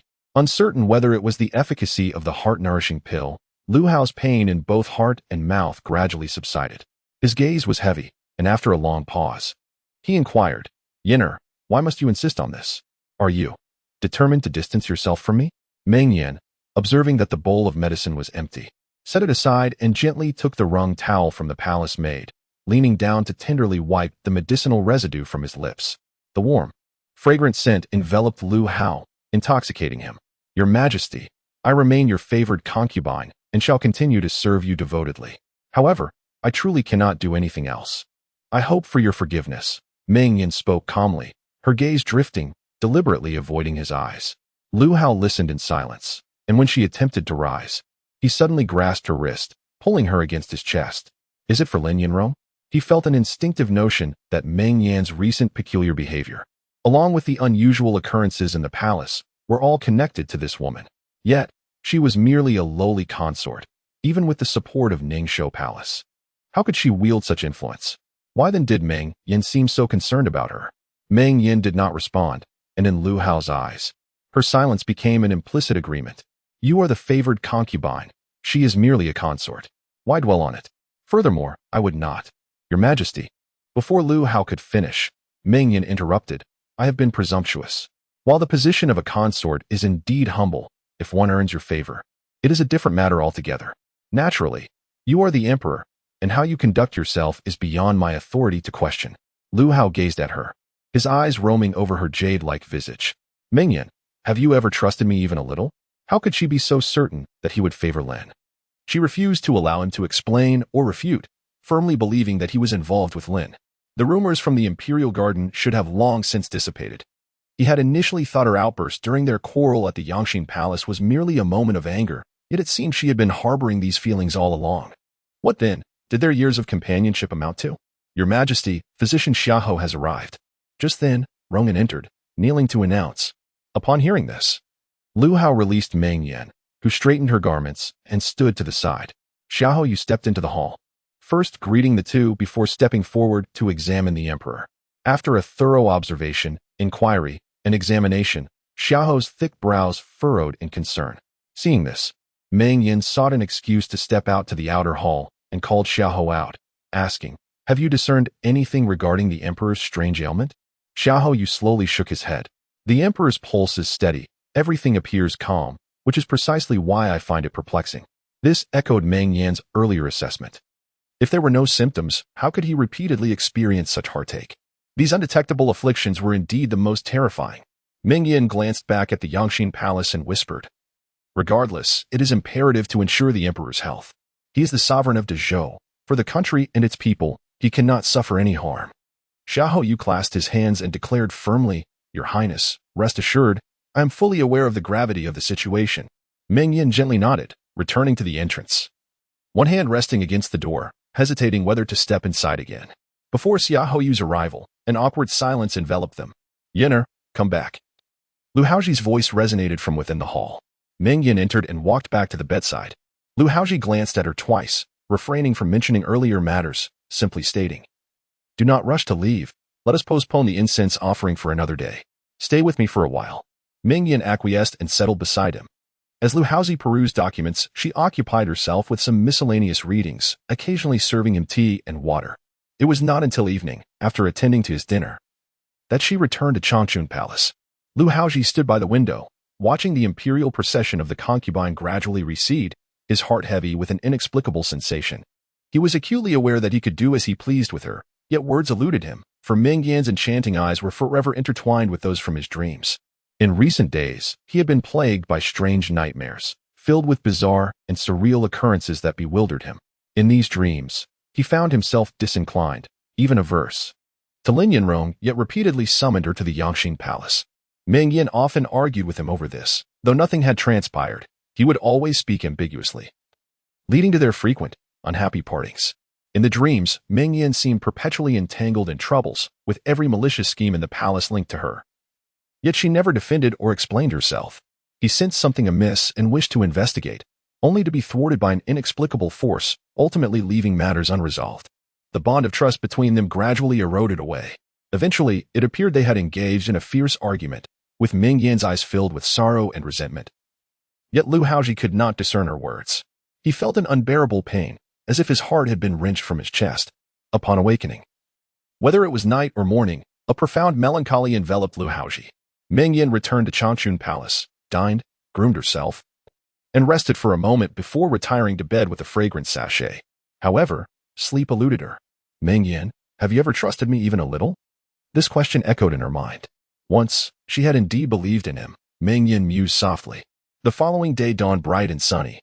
Meng Yan meticulously adorned herself and instructed the palace staff to prepare meals in the kitchen, requesting Ruizhu and Yunxiang to fetch the long-stored snow water in anticipation of brewing tea. Her elder brother, Meng Changyuan, heir of the Yiyang Marquisate, was set to enter the palace today. Chapter 92, A Brother's Honor on this day, by Yusin rose early to assist Meng Yan in her preparations, bringing along the items they had discussed the previous day for her to examine. Upon seeing the object, Meng Yan's face brightened. It was indeed a leather belt. This item was essential for the warriors of the Great Zhou, serving to suspend swords and knives while also providing a convenient place for coins and small trinkets. It was a common necessity for those in military service, from high-ranking generals to foot soldiers. Meng Changyuan, too, was no exception. Yet since the passing of the Yiyang Marquis's wife, the care of garments and shoes had been entrusted to the nanny overseeing the two. Meng Yan, lacking in needlework skills, had not considered this matter at all. Last night, she had fretted over whether Yusin had crafted some embroidery that her brother, a mere foreign minister, would find inconvenient to carry, fearing it might lead to trouble in the future. However, their deep friendship made it difficult for her to voice her concerns. Now, upon seeing the leather belt, her worries dissipated. Such an item was commonplace and would not betray its royal origins. This alone spoke volumes of Yusin's thoughtful nature, her meticulous and adaptable character. Meng Yan gently caressed the leather belt, nodding with a sigh. "It is remarkable. How could a girl like you think of such an item? Judging by the craftsmanship, it must have taken considerable effort. Did you not sleep well last night?" Yusin's eyes glistened with a hint of redness. Despite the fine jasmine powder she had applied, it could not conceal the shadows beneath her eyes. She smiled softly. "Sister, you forget, my birth father was a warrior. This item is something I have been accustomed to since childhood." As she spoke, her head bowed slightly, her voice gentle. "I do not fear the disdain of the noble consort. I regard you as my elder sister. Seeing you busy, I merely wish to lend a hand. This is the only skill I possess." Meng Yan gazed at her with tender eyes, a hint of melancholy reflected in her gaze. It was evident that this young girl, barely in her teens, had been offered as a sacrifice by her family, journeying alone to the palace, and the loneliness and fear she must feel were palpable. With a gentle smile, Meng Yan suddenly reached out and pinched her cheek. "Silly girl, I have already told you. Once you enter Changchun Palace, we are family." As noon approached, the palace steward, Dong Sanbao, hurriedly entered the main hall, his face beaming with joy as he reported to the two ladies, "Your Highness, the young master has left Qinqing Palace and is now on Chang Street, heading towards Changchun Palace. Upon hearing this news, Meng Yan could not help but smile. Rising to her feet, only to remember that her brother had yet to arrive, causing her to sit down again, feeling somewhat flustered. In her previous life, she had been cast into the cold palace, and the Meng family had been seized. She had not seen her brother again before her eyes closed for the last time. Bai Yusen, however, quickly stood and addressed Meng Yan. "Sister, the young master is on his way. I should not remain here. I will take my leave." Acknowledging the distinction between their statuses, Meng Yan did not stop her. Bai Yusen then departed the main hall, returning to let Sixuan. Hong Do brought over a cup of jasmine tea, remarking, "Little mistress, you toiled all night just to create that item." The Imperial concubine took it over. Carefully avoiding mentioning her master, Bai Yusen lifted the tea bowl, took a delicate sip, and remarked lightly, "I am more than willing to assist my sister." As the heir of the Yang Marquis came to pay his respects to the Imperial concubine, Bai Yusen found herself with little to occupy her time. So she picked up a shoe upper she had started embroidering earlier. After a brief moment, she was startled by a commotion outside, as a palace maid called out that the heir had arrived. Hearing this, Bai Yusen mused to herself about the appearance of her sister's brother. Curiosity piqued. She set aside the shoe upper and moved to the window, peering out through the crack. She saw Dong Sanbao leading a tall man, striding confidently through the palace gates. This man's prominent brows and large eyes, coupled with features that seemed sculpted, presented a striking visage, with a slightly darker complexion and an imposing demeanor. Upon entering the Changchun Palace courtyard, Meng Changyuan sensed an unfamiliar gaze and turned towards Lu Zhixian. Bai Yusen, caught off guard, quickly returned to her seat. Chuckling to herself, how could the heir know there was someone inside? Meng Changyuan cast a glance in her direction and then inquired of Dong Sanbao. "Sanbao, ever since Meipin's departure, who occupies Lu Zhixian now?" He had learned of Meipin's circumstances from Meng Yan's letters. Dong Sanbao replied with a respectful bow, "Currently, it is by Da Ying, the newly selected young master of this year." Meng Changyuan acknowledged this and further questioned, "Is this by family member well-behaved?" The previous Meipin had proven to be an ungrateful wolf, relying on her sister's protection to attain her status, only to turn against them. Since entering the palace, Meng Yan had seldom relied on her maternal family, assuring her father and brothers through her letters that all was well. However, should any villain arise, the Yang Marquis would not stand idly by while their daughter faced oppression.